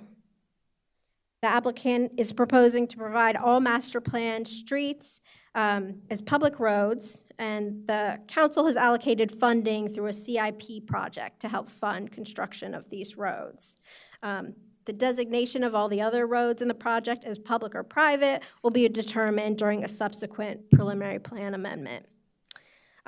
Pedestrian and bicycle facilities include bike lanes, shared use paths, sidewalks along all streets, and an extensive network of trails to provide access to the parks, plazas, greens, and open spaces. And the trail system will be designed as an extension of the sidewalk network. Bike lanes will be provided along FDA Boulevard and Viva White Oak Way, and a two-way bikeway will be provided along the property's Cherry Hill Road frontage. Road B5 that connects up here to the Adventist Hospital site includes a shared use path. Excuse me. Sure. The FDA highway, is that already built? FDA Boulevard? Yes. So yes, FDA Boulevard does currently exist, and I'll get into exactly what they're doing, but it's going to be realigned as part of this project. So they're going to reconstruct it? Yes, they're going to reconstruct it, and the alignment will change slightly. And so is the blue lines is publicly paid for? Because you said that public right away, so what is that is being paid by CIP? The CIP is paying a contribution towards the construction of the public road network. And that is the blue line? It's shown here, yes, in this dark blue color. So, yeah, this road network here. Not Cherry Hill Road, but the roads internal to the project. Do we know why we are rebuilding the existing FDA highway? That's not going to be cheap. I don't know, I guess. It's being realigned to change the right-of-way, the cross-section to provide more pedestrian facilities. There are no trees along it now. It'll have a bike lane along it, so it will improve the pedestrian experience a lot. So it's going to be widened, it's not going to be reconstructed? Well, so there are portions of FDA Boulevard that are very wide now because of the stormwater management facilities. It's a variable cross-section. It changes a lot along the current extent. Actually, I can show you, I think, a different slide. So if you can see right here, FDA Boulevard here, it has bump outs for stormwater management facilities. So in some places, it will be widened. In some places, it will be reduced. I believe that the new FDA Boulevard will actually be slightly smaller than the existing FDA Boulevard because of these big bump outs for the stormwater management facilities. But you can see the alignment right now, how it curves down into the FDA gate here. And I don't think I have a great image that shows it right now, but they will be installing a circle here to connect to Viva White Oak Way. So that's the main change that's easy to see here. It's in that corner. Okay, thank you. Sure. Let me see if I can remember which slide I was on. Okay, I think we discussed that one already. So Viva's proposed public benefits categories are shown on this slide. The applicant plans to exceed the 100-point requirement for a CR zone utilizing 6 public benefit categories as listed here and further detailed in the staff report. So at the time of future site plans, we'll determine the exact number of points that will be awarded for each portion of the project. So the project is obviously a phased development. It's a very complex that will be built out over many years. we recognize that, that the extent and timing of each phase shown here will likely change due to the scale, complexity, and financing of the project. The first phase, shown right here, is phase 1 as the public roads, is the most concrete element of the plan right now, and includes construction of these public roads. Basically, the infrastructure plan that's being approved with the preliminary plan. The rest of the phases right now are just conceptual due to the large and complicated nature of the development. A preliminary plan, site plan, and forest conservation plan amendments will be required for each subsequent phase of the development, because right now you're approving the sketch plan and then the public roads, basically. So any of the vertical development will require future regulatory approvals. So here is the preliminary plan amendment, which proposes changes to the approved right-of-way width and cross-sections for the master plan roads, changes to stormwater management facilities, and adjustments to the limits of disturbance. The preliminary plan amendment also includes the detailed layouts of the public roads in much more detail than were approved with the original preliminary plan. So upon approval of these applications, the applicant team will be able to move forward with the construction of these master planned roads. All of the lots and parcels shown on this are just illustrative, and they will all be finalized in future preliminary plans and site plans. So consistent with the initial preliminary plan approval, the applicant proposes to realign FDA Boulevard. So actually you can see it in this diagram. So here is the current alignment. It goes down here, these lines down here, and then the proposed alignment is shown in this magenta color. So a proposed traffic circle right here connects FDA Boulevard to Viva White Oak Way and the road leading to the FDA campus gate. So the federal government will retain ownership of FDA Boulevard, the traffic circle, and the road south of the traffic circle to the gate. All in this magenta color, this will be retained in ownership through a land swap with the federal government. And a new perpetual easement agreement between GSA and Montgomery County, similar to the existing agreement, will grant public access and maintenance responsibility to the county. So it will, much like it is today, be treated as part of the county road network. So the amendment proposes modification of the master plan cross-sections. They've been updated for consistency with the complete street design guide, which was adopted after approval of the initial preliminary plan. There's details about the changes in the cross-sections in the staff report. And the applicant team has worked closely with planning and DOT staff to determine details about the road design that were not approved with the initial preliminary plan, including the street tree and parking layout, potential locations of BRT stops, the truck turning movements, and protected intersection design. So the amendment also proposes structural underground stormwater management facilities rather than the microbiome retention facilities that were approved with the initial preliminary plan. So the roads in orange here will just be dedicated county roads here.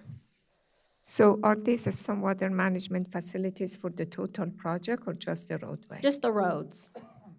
Okay.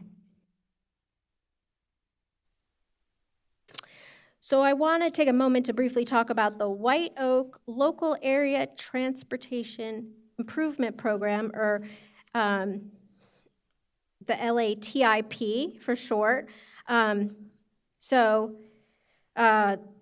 White Oak created, the LATIP was created for the White Oak Science Gateway Master Plan area. It replaces LATR analysis that's usually done with the preliminary plan. So instead of the typical intersection evaluation that would happen with a traffic study, DOT conducted this intersection analysis already and developed a list of projects, transportation projects with cost estimates for each. And instead of doing any improvements, each application has to pay a pro rata fee based on the number of trips generated by the project. So LATIP fees are collected by DPS for every new vehicle trip. And if you have questions about that, we have our LATIP expert from DOT on the phone. So an applicant can also implement LATIP improvements as a credit toward the required fee if they want to complete any of the construction projects that are laid out in the program. Participation in the LATIP program satisfies the adequate public facility reviews for transportation. And other public facilities, including schools, will be evaluated for all the proposed uses during future preliminary plans. I am going to now turn the presentation over to my colleague to discuss the forest conservation. Good evening. For the record, my name is Steve Fendley, and I'm an environmental planner with Mid-County Planning Division. And I'm going to talk briefly about the forest conservation compliance on the site. As you've seen, the preliminary plan covered the entire area, including former Site 2 and the Perconti sand and gravel mining operation. And the preliminary plan lays out the alignment of the master plan road and all of the associated design elements that are needed for the road construction. There is ongoing disturbance from the mining operation and the site reclamation that are continuing to occur on the Perconti sand and gravel portion of the site to the south. And those disturbances are currently covered for forest conservation compliance by Forest Conservation Exemption number 4/1998-160E. As long as that exemption remains active and the sand and gravel mining and reclamation remain active, the forest conservation plan that accompanies this preliminary plan cannot overlap that portion of the site. So the preliminary plan amendment will allow the applicant to continue to work out necessary agreements and design issues with federal, state, and local agencies for the road on the Perconti property. But road construction cannot proceed on the Perconti site until the mining and required site reclamation are completed and the state mining permit is closed out. So at this point, forest conservation compliance for this part of the preliminary plan amendment is covered by the forest conservation exemption on the southern portion of the site. Forest conservation compliance for road construction on the former Site 2 property is covered by Forest Conservation Plan F 2024-0840 that we're asking for approval by the board tonight. Prior to certification of the Forest Conservation Plan, adjustments must be made to conform the boundary of the plan to the area of the former Site 2 property, and all necessary adjustments made to the Forest Conservation worksheets, tables, plan views, and notes. It's because the initial submission of the Forest Conservation Plan did cover the entire site, but because of the exemption, at this point, it can only cover the Site 2 property on the north. Detailed requirements for adjustments to the FCP are specified in the conditions of approval. There will be 2 changes to the conditions of approval that we'll share with the board here in just a moment. These changes have been requested by the applicant to accommodate the complex timing of the road construction project. Staff estimates that the net tract area when the resubmitted Forest Conservation Plan, when it's submitted for certification, that will cover on Site 2 approximately 110 acres. That will include approximately 40 acres of forest, and of that total, approximately 1 acre will need to be cleared for construction of the road. And the area where the road crosses through, there's actually forest that kind of crosses all of that southern boundary of the Site 2 property. It gets fairly narrow in some places, but the road crossing is at about the narrowest point where that forest exists. The submitted F-plan includes areas identified for on-site planting of new forest to mitigate for the forest removed. As required by Chapter 22A, environmental buffers will need to be forested and placed in Category 1 conservation easements, along with any additional areas of forest retention and new forest plantings that will be credited toward the forest conservation requirements. The forests in the Viva development are subject to the sketch plan and preliminary plan amendments all lie within a priority urban forest area designated by the state of Maryland. You may just recently have started seeing plans that show urban priority forest areas, and these areas require an extra level of review to ensure that all appropriate measures are taken to minimize forest loss in these areas. The staff report outlines that the review of the steps taken to minimize forest loss associated with the master plan road construction under F 2024-0480. Again, the majority of the road alignment crosses unforested areas of the site, avoiding the significant forests on the property, but a small amount of forest clearing for road construction and associated grading was found to be unavoidable.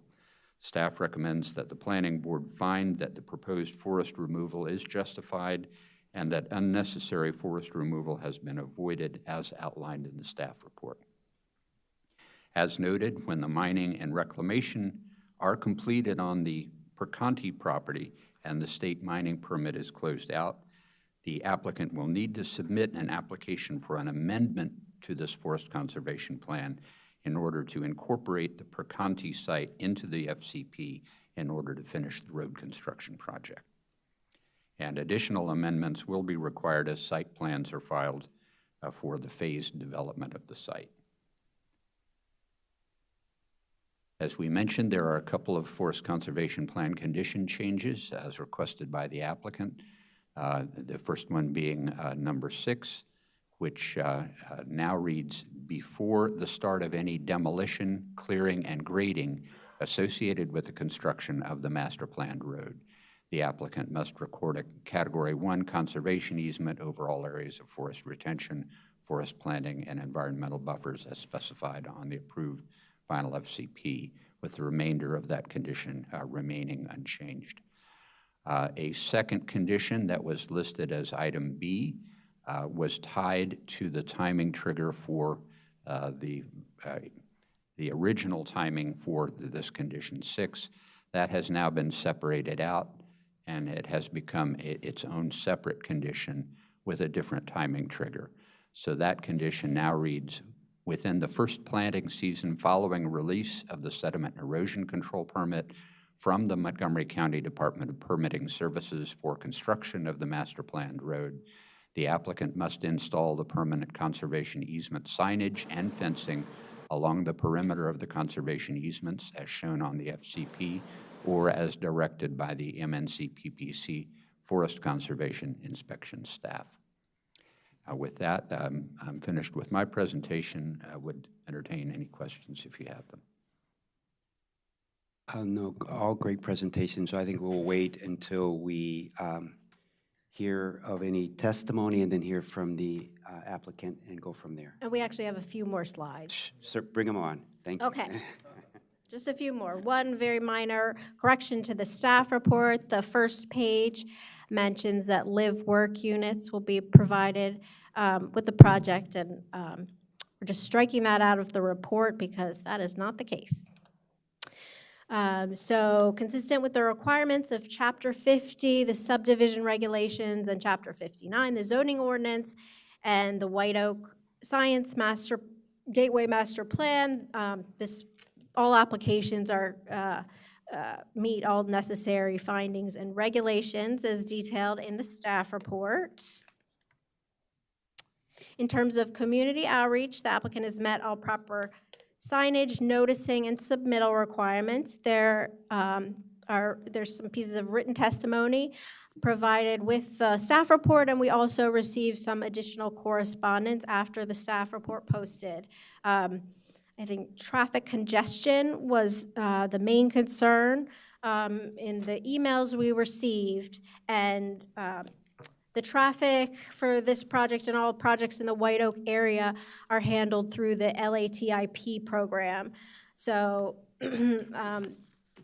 so again, we have someone from DOT on the line if you want to talk any more about that, but all the analysis and potential improvements have been decided through that program. We also received some comments about the building height potentially being too high along Cherry Hill Road.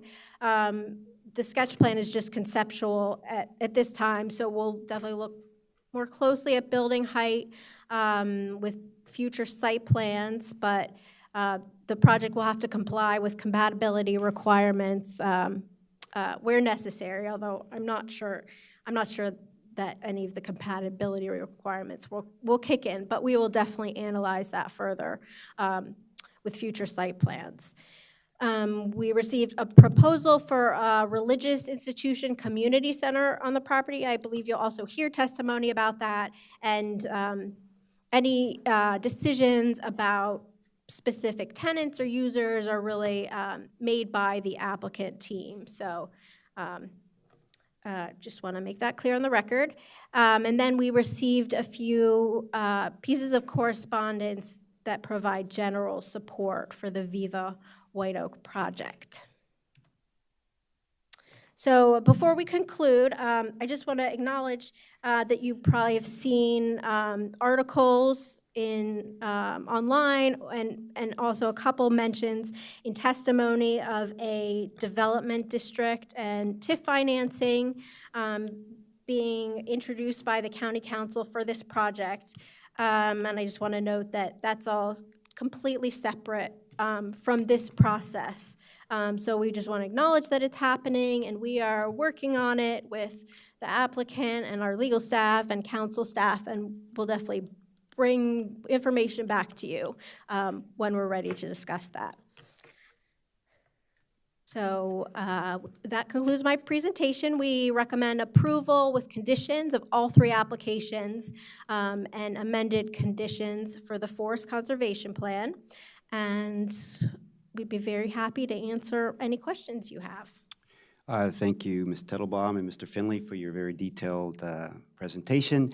Right now, we have 5 speakers, and I'll take them first, then I'll ask the applicant if they would like to make a presentation. So the first speaker is Ralph Bennett, testifying as an individual, followed by one of the other rest can come on up. We have plenty of room here, so we can take care of them. Dan Wilhelm from Greater Colesville Citizens Association, and Barry Wittes, the North White Oak Civic Associations. I think we have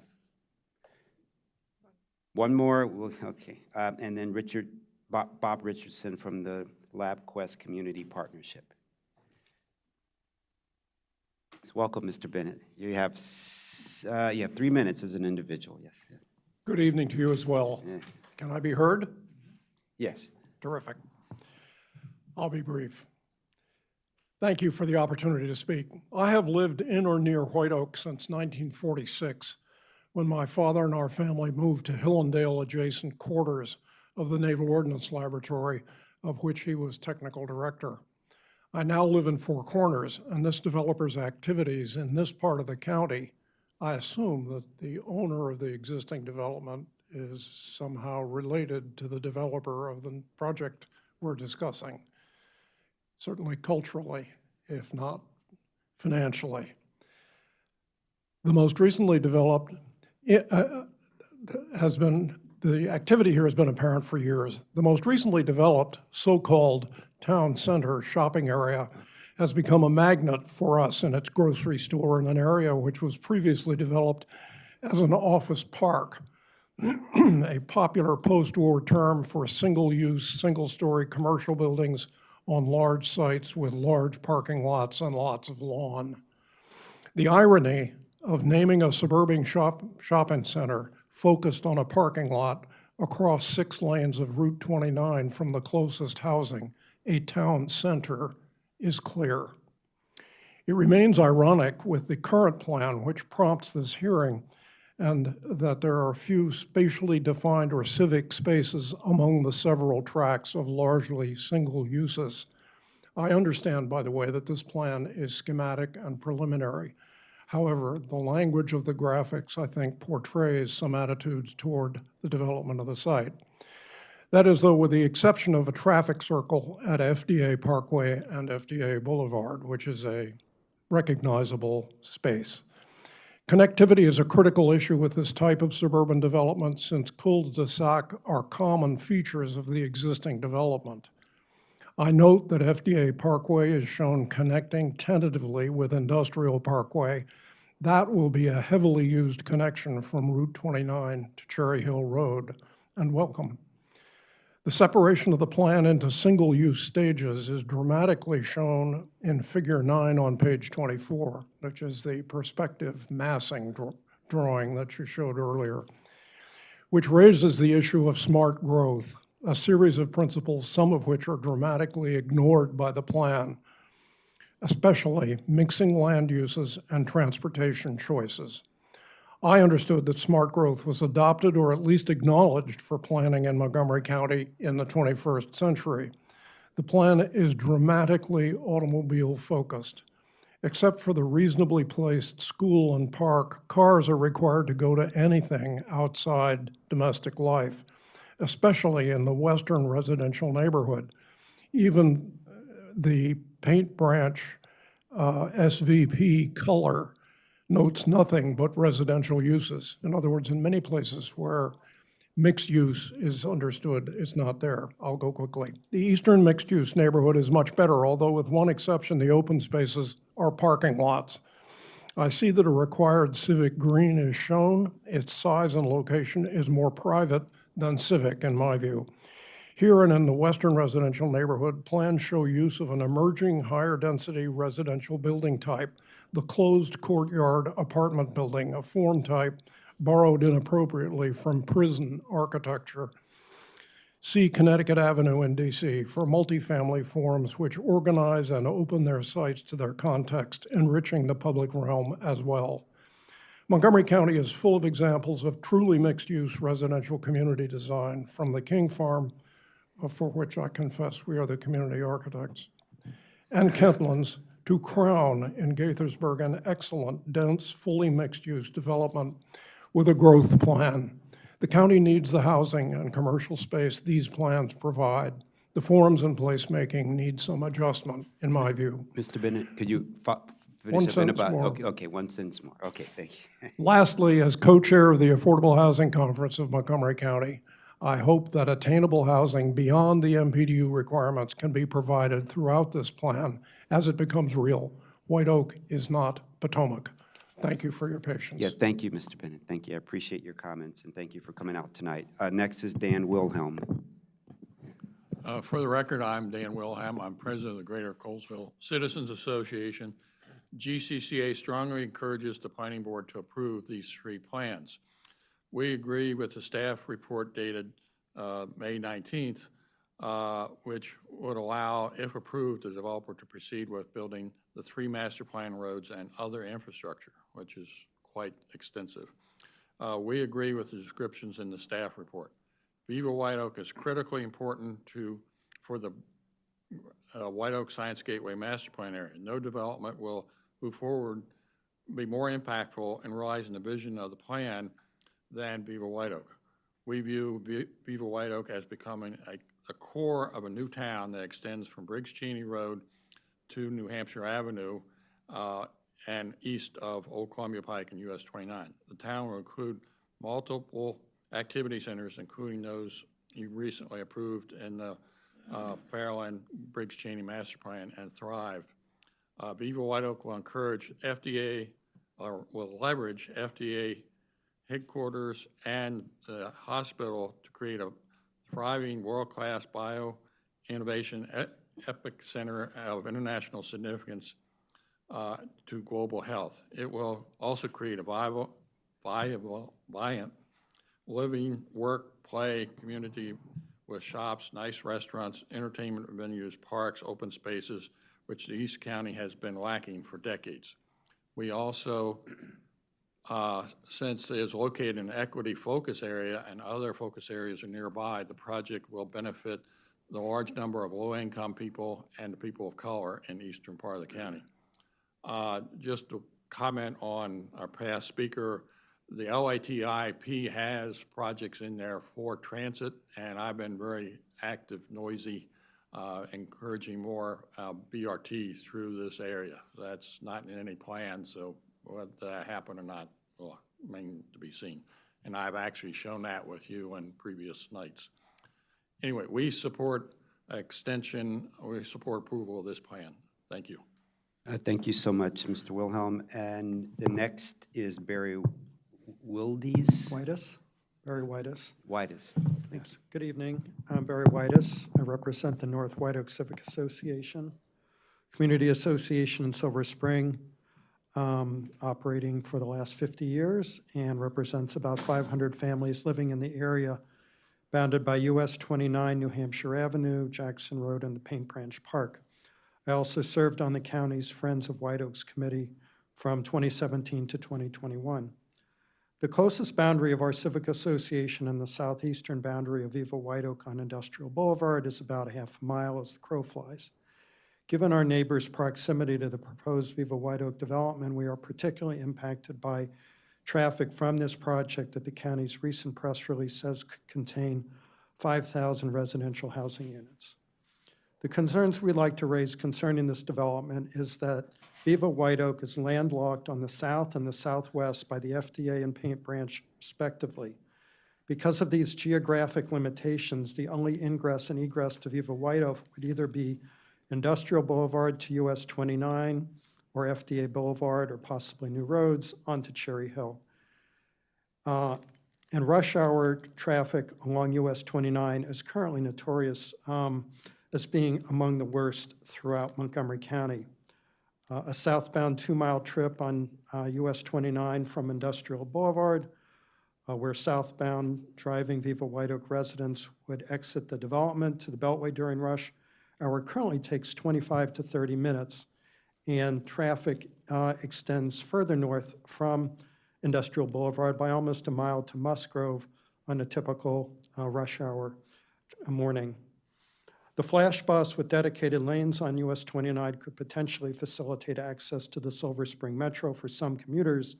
However, for commuters unable to use mass transit, the loss of a traffic lane and increased development of Viva White Oak would further worsen a bad situation. The 2014 master plan, White Oak Master Plan, identifies a number of road projects on US 29 and other major roadways near Viva White Oak to address these problems. However, besides the flash bus, no significant traffic mitigating or road improvements have been made in more than a decade since the plan was approved. And many of the proposed projects identified in the master plan on US 29 have been languishing on the books since the 1990s, unstarted and uncompleted. I would note that comparable large planned communities in Montgomery County, the Kentlands and King Farm in particular, do not suffer from inadequate peripheral road access. Kentlands, with 4,400 residential housing units, has 4 major roadways on all sides of the community and benefits from proximity to I-370 and I-270. King Farm, with about 3,200 residential housing units, has good peripheral road access on all sides with almost direct access to I-270 from Shady Grove Road and Redland Road. I know that the law states that the developer under the LATIP contributes money and is absolved from any responsibility for any of these road issues that I've talked about. However, as I mentioned a moment ago, this master plan has been in effect for more than 10 years, and we have seen nothing in terms of road improvements, knowing that the problems that we have are among the worst in the county and are not getting any better. So as much as we can say, oh, well, they'll contribute money, LATIP, wash our hands of it and move on, the fact of the matter is people in our community, where I live, North White Oak community, are literally prisoners of the neighborhood during rush hour. They cannot go to the Beltway or south in a car without spending 20 to 30 minutes getting there. It's bumper-to-bumper traffic during morning rush from the Beltway all the way north to almost Musgrove Road. I drove it several times in preparation for this. I actually took pictures, but we don't have the time to go through it. So I would just like to conclude by saying we want to see the Perconti and Site 2 property developed, but in a manner that occurs concurrent with peripheral road improvements. We commend the county's proposed plan for tax increment financing to help fund the infrastructure. However, a coordinated peripheral roads improvement project between Montgomery County, the State Highway Administration, and Prince George's County, just a few hundred feet from the Viva White Oak development, would need to be needed now so that these improvements come online as any new development is built out. Thank you for consideration of our views. Yeah, thank you for your testimony. Next is Rob Richardson. Thank you. For the record, I'm Rob Richardson. I'm a co-director of the LabQuest Community Partnership. LabQuest is sort of an overarching community organization made up of civic groups, business enterprises, and some government representatives. We were formed about 30 years ago when the Naval Research Station was closed on New Hampshire Avenue, and the community decided we wanted to have a say in what happened to that property. And what ended up as the FDA headquarters is something that we fought for a long time. And it's interesting, a lot of people are curious that a neighborhood, almost without exception, was in favor of bringing the FDA to our neighborhood because we saw that there was much needed in the White Oak area and the East County, for that matter, as far as amenities, and we felt as though we had been ill-served for a good while. Simply stated, LabQuest supports this plan.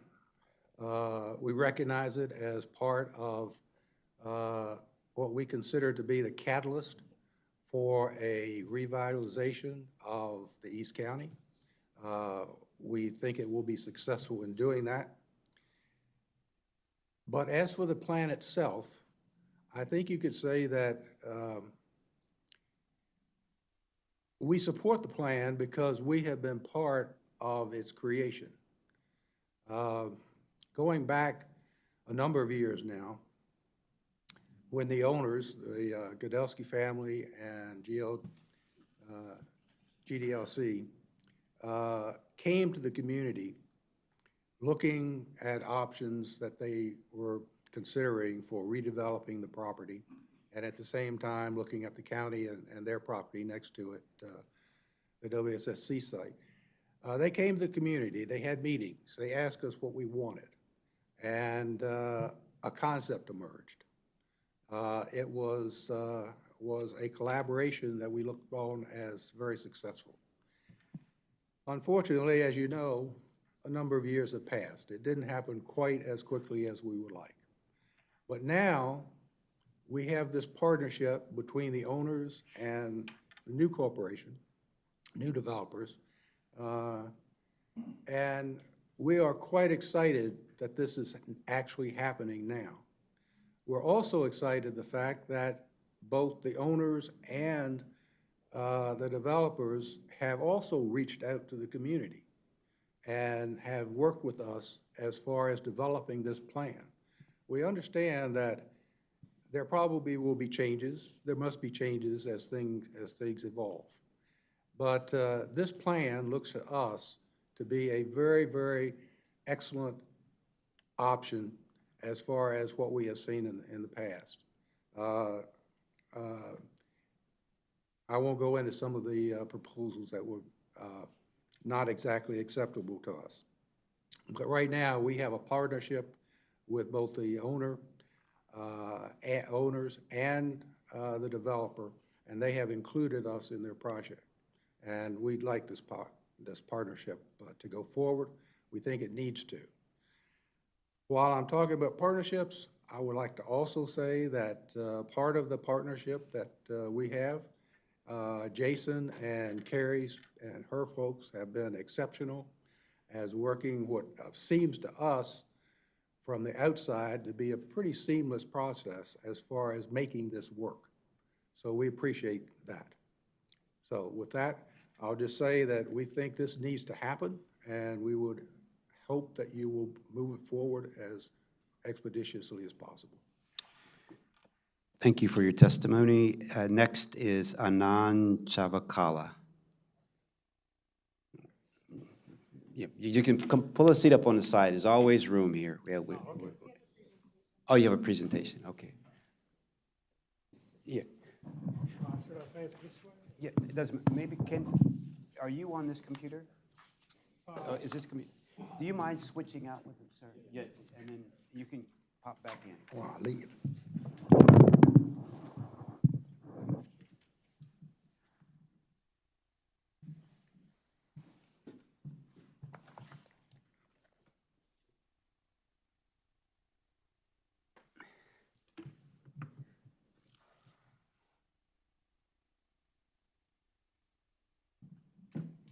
Just state your name and you can begin. Thank you.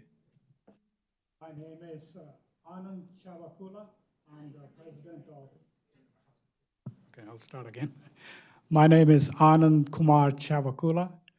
I'm the founder and president of Hopeside Ministries, Inc., which is a nonprofit religious and charitable institution registered in Maryland, and so we operate here. In fact, I live about 3-4 minutes to Viva White Oak, the proposed Viva White Oak, which is a very beautiful place and development that will come up. And so I would like to thank you for this opportunity to present my proposal of a unique center to be built in the Viva White Oak area. Ever since I came across this area since 2019, while I was walking on FDA Boulevard and looked at the initial plan, I wondered about having a large state-of-the-art multi-revenue generating center or community center or convention center, whatever is appropriate to call it, that is open to all and catering to all in the community. I developed this idea and first shared this with the Adventist Healthcare leadership, the president, and they liked it very much, and I was asking them if they can give their side of the land, and they told me that it's not enough, and I can understand. And then they told me to contact the owners on the other side, and so I was referred to Mr. Jonathan Genn, and so I shared this same proposal I'm going to show you shortly. And so they recommended and gave their endorsement in about 2021 or 2022 when I met with them. And then on May 7, 2024, I had the great opportunity to meet the current developer, which is MCB Real Estate, and especially Mr.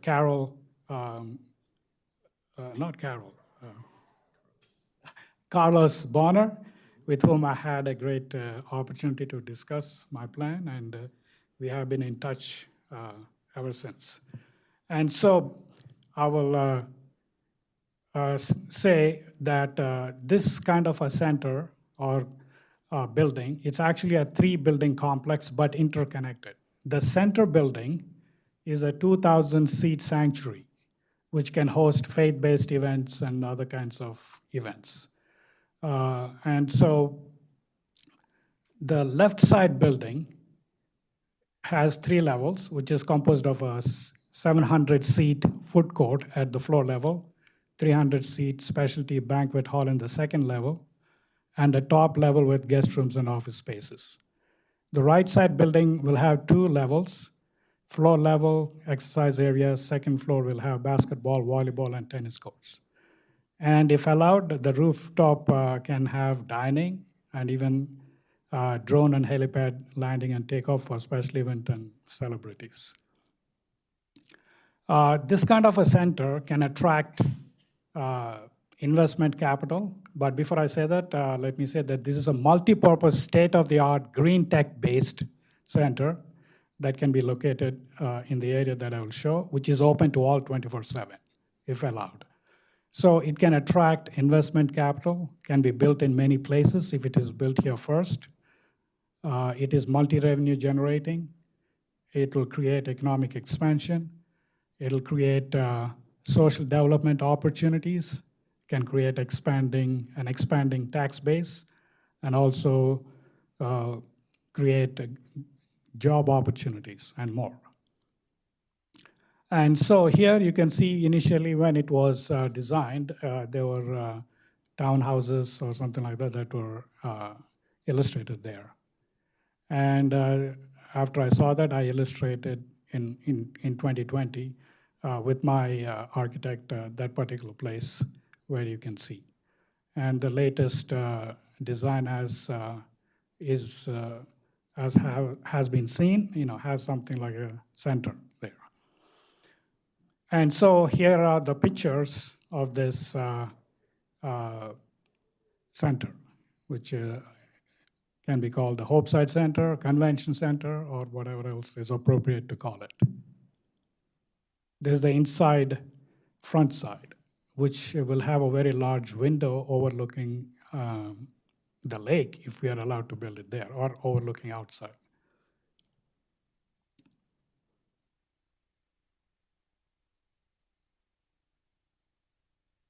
Baptistry, as you can see. This is the back side with a balcony. This is the side view of the balcony. There's the front side or the entrance. Side rooms and walkway.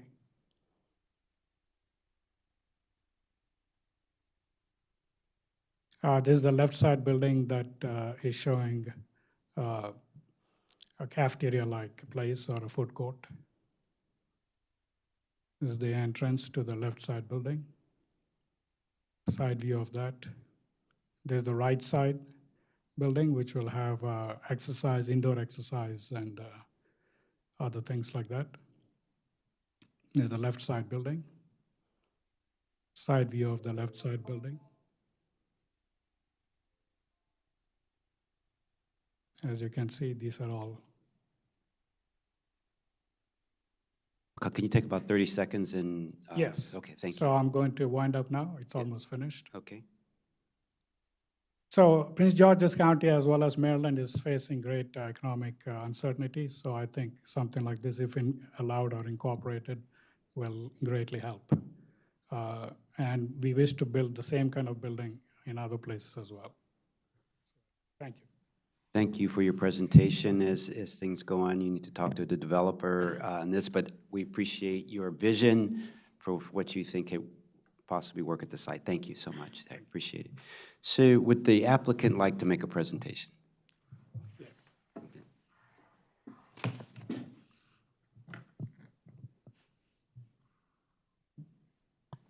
Thank you. For the record, I'm Scott Wallace with Miles and Stockbridge here on behalf of MCB. Thank you for your time tonight. We are happy to say that we are in support of and with all of staff's recommended conditions of approval for the sketch plan, the preliminary plan amendment, and the forest conservation plan.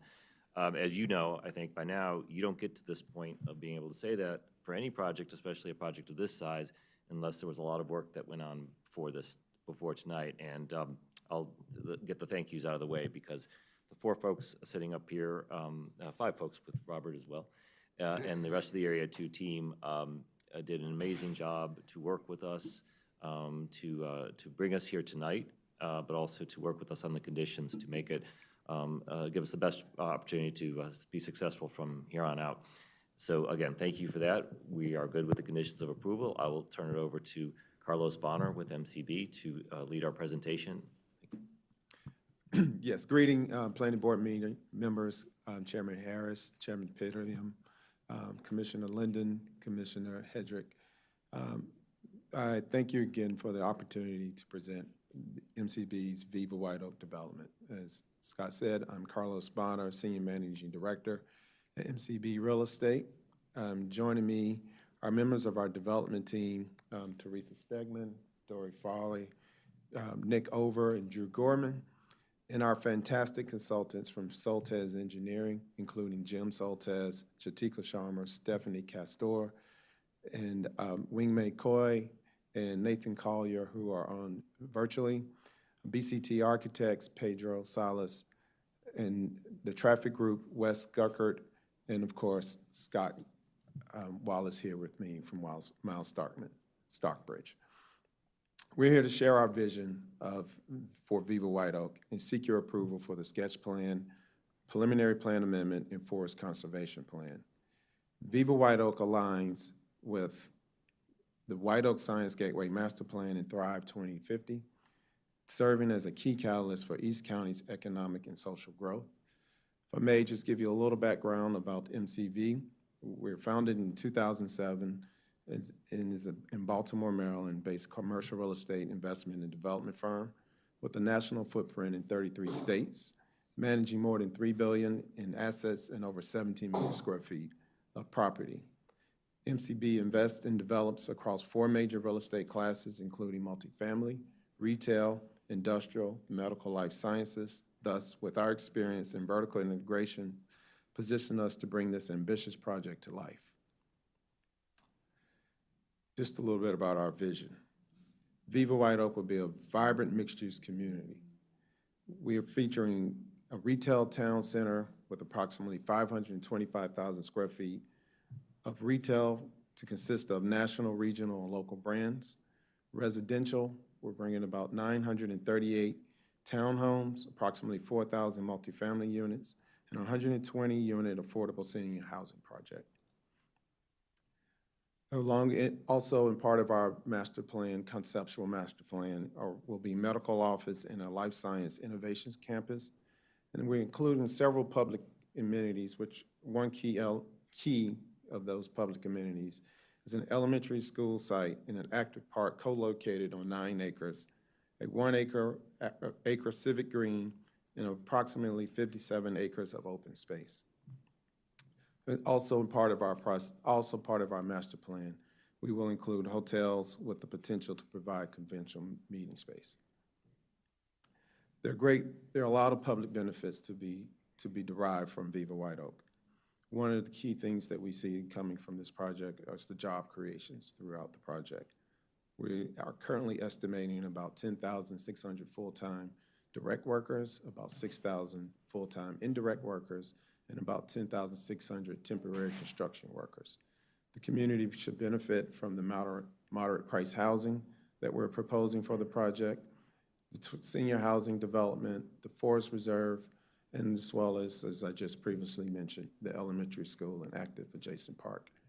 Our proposed public benefit points right now exceed the requirement, which shows to our focus on our delivery of a project that intertwines with the community at hand. Our road improvement plan and trail system were thoughtfully done with collaboration from a lot of the community members that we've met with. And so the roads, where it's meeting the needs for connectivity throughout the project and also serving as a continuous second means of egress for the FDA Boulevard, are also designed with pedestrian safety as a key factor in this project overall to make sure that crosswalks and vehicular traffic are always thoughtful. We've also incorporated some of the key elements for expansion for the project. As the gentleman to my left earlier mentioned, smart growth with the ability to have flexibility with low impact to the project to incorporate the BRT and autonomous vehicles. As well as we are also the public spaces that we're proposing with the parks, the plazas, and the trail system equate to about 21% of the total site area, which we see as a great benefit to the overall community. Along with our improvements, we are also, I want to just address as well, we've thought through all of the access to Viva White Oak White Oak from Cherry Hill and 29. And so and a part of our proposal is to conduct the projects out on US 29 at the intersections of Tech Road and Industrial Boulevard. So we are proposing to perform those as part of our first phase of construction. With that, our plan currently, pending this approval from this board today and subsequent DPS approvals, construction will begin in late 2025 with infrastructure completing by 2027. And our proposed first phase vertical construction, which it will be the retail town center, we anticipate seeing the first delivery in 2028. Again, we appreciate your time and consideration and welcome any questions. Thank you so much. Mr. Wallace, are you all done? Yes, we kept our presentation short, given Okay. the time and No long worries. schedule, No. but we do have the entire development team here for any of the questions you might have. Yeah, no, great. This is what an exciting and transformative project, not only for the county, but especially for East County. So I applaud you for taking it on. It's a huge project, but it will make such a great benefit having over like 12 million square feet of development. So yeah, thank you for hanging in there. So I just had a couple questions for, because it's such a large project, this is the first project I've ever seen where the preliminary plan is just for transportation, right? And so just wanted to understand a little bit about the process. Normally in projects, there is a traffic, there's a transportation analysis, and we see where, not only where things are done on site, but what's on off-site. But in this type of project, and because of the LATIP process, the staff weigh in on transportation adequacy at all? We just say that the roads are, I'm just trying to get a sense of the process, that these are, someone did the analysis, the roads are adequate, the off-site improvements are, is there a plan that shows where the off-site improvements are going to be? I just want to understand long-term, like what is plannings, what's the board's role? Are we approving someone else's evaluation of the roads? And then can you just tell me the process, okay? Sure. So hopefully Andrew Bossy from DOT is on the call virtually to tell you a little bit more about that. But basically the board is approving all the internal roads, all the frontage improvements, but anything off-site, any off-site improvements are determined by the LATIP, and I believe MCDOT determines what the LATIP fees go to in terms of improvements. They make that determination. Okay, and so we heard some testimony about, they don't necessarily know what the off-site improvements are, or I'm not sure, but I just wanted to know the whole process. Sure. Yeah. Yeah, Mr. Bossy, how are you? Yes, hello, Andrew Bossy, Montgomery County DOT. So there's basically if you just Google Montgomery County UMP, it'll probably be the first result that pops up, has the LATIP information, a whole bunch of it. I've tried to write it to be pretty easy to process for anyone listening in and wanting to know what it is. But basically, it back when the master plan was approved, we did a whole analysis that treated the master plan as if it was one single development and found what projects would be needed to basically make the master plan work. As part of the master plan approval, it did assume a pretty high non-auto driver mode share, basically getting people out of their cars. How many people are out of their cars? I think it was 40, hold on, I do have it here, one moment. 32%. So assuming 32% of people are not in single occupant vehicles, the rest of that traffic is now being treated as, we have all these projects to treat that traffic. We have a mixture of intersection projects, bikeways, transit projects, kind of miscellaneous projects, all in this program that basically it's our plan to how to make everything work. There's of course a caveat is that development comes first and then they pay the fee into this program, which means the infrastructure is, if nothing else, would lag behind the development, which is why we hope and prefer that developments pay or construct the treatments that are in the program for credit. And we understand, as the applicant just mentioned, they're intending to do that at several locations. And where else was it going? Oh yeah, there is a. Sorry, I got distracted halfway through. So the program has all these different projects. It has a total cost for those projects, and then that cost turns into a fee that each applicant pays. That fee is based on how many trips they generate, and I think the White Oak, the Viva site, I think is about 50% of the trips when it's fully built out. So it's a pretty substantial contribution. Yes, there's the website.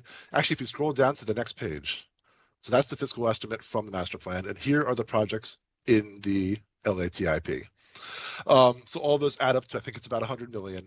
And you divide that by how many trips, it ends up at about $5,000 per trip. And that's what we expect from applicants. But they can construct these projects on the screen here. They can construct them for credit. And that's our hope, to get them on the ground sooner rather than waiting for the fees to be collected and build it after the fact. Okay, great. So anyone that wants to see what infrastructure improvements are going to be made off-site, they can go to this website and they can see it there.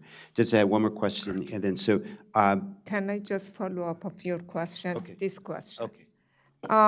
Andrew, can you tell us what is the estimated generated traffic due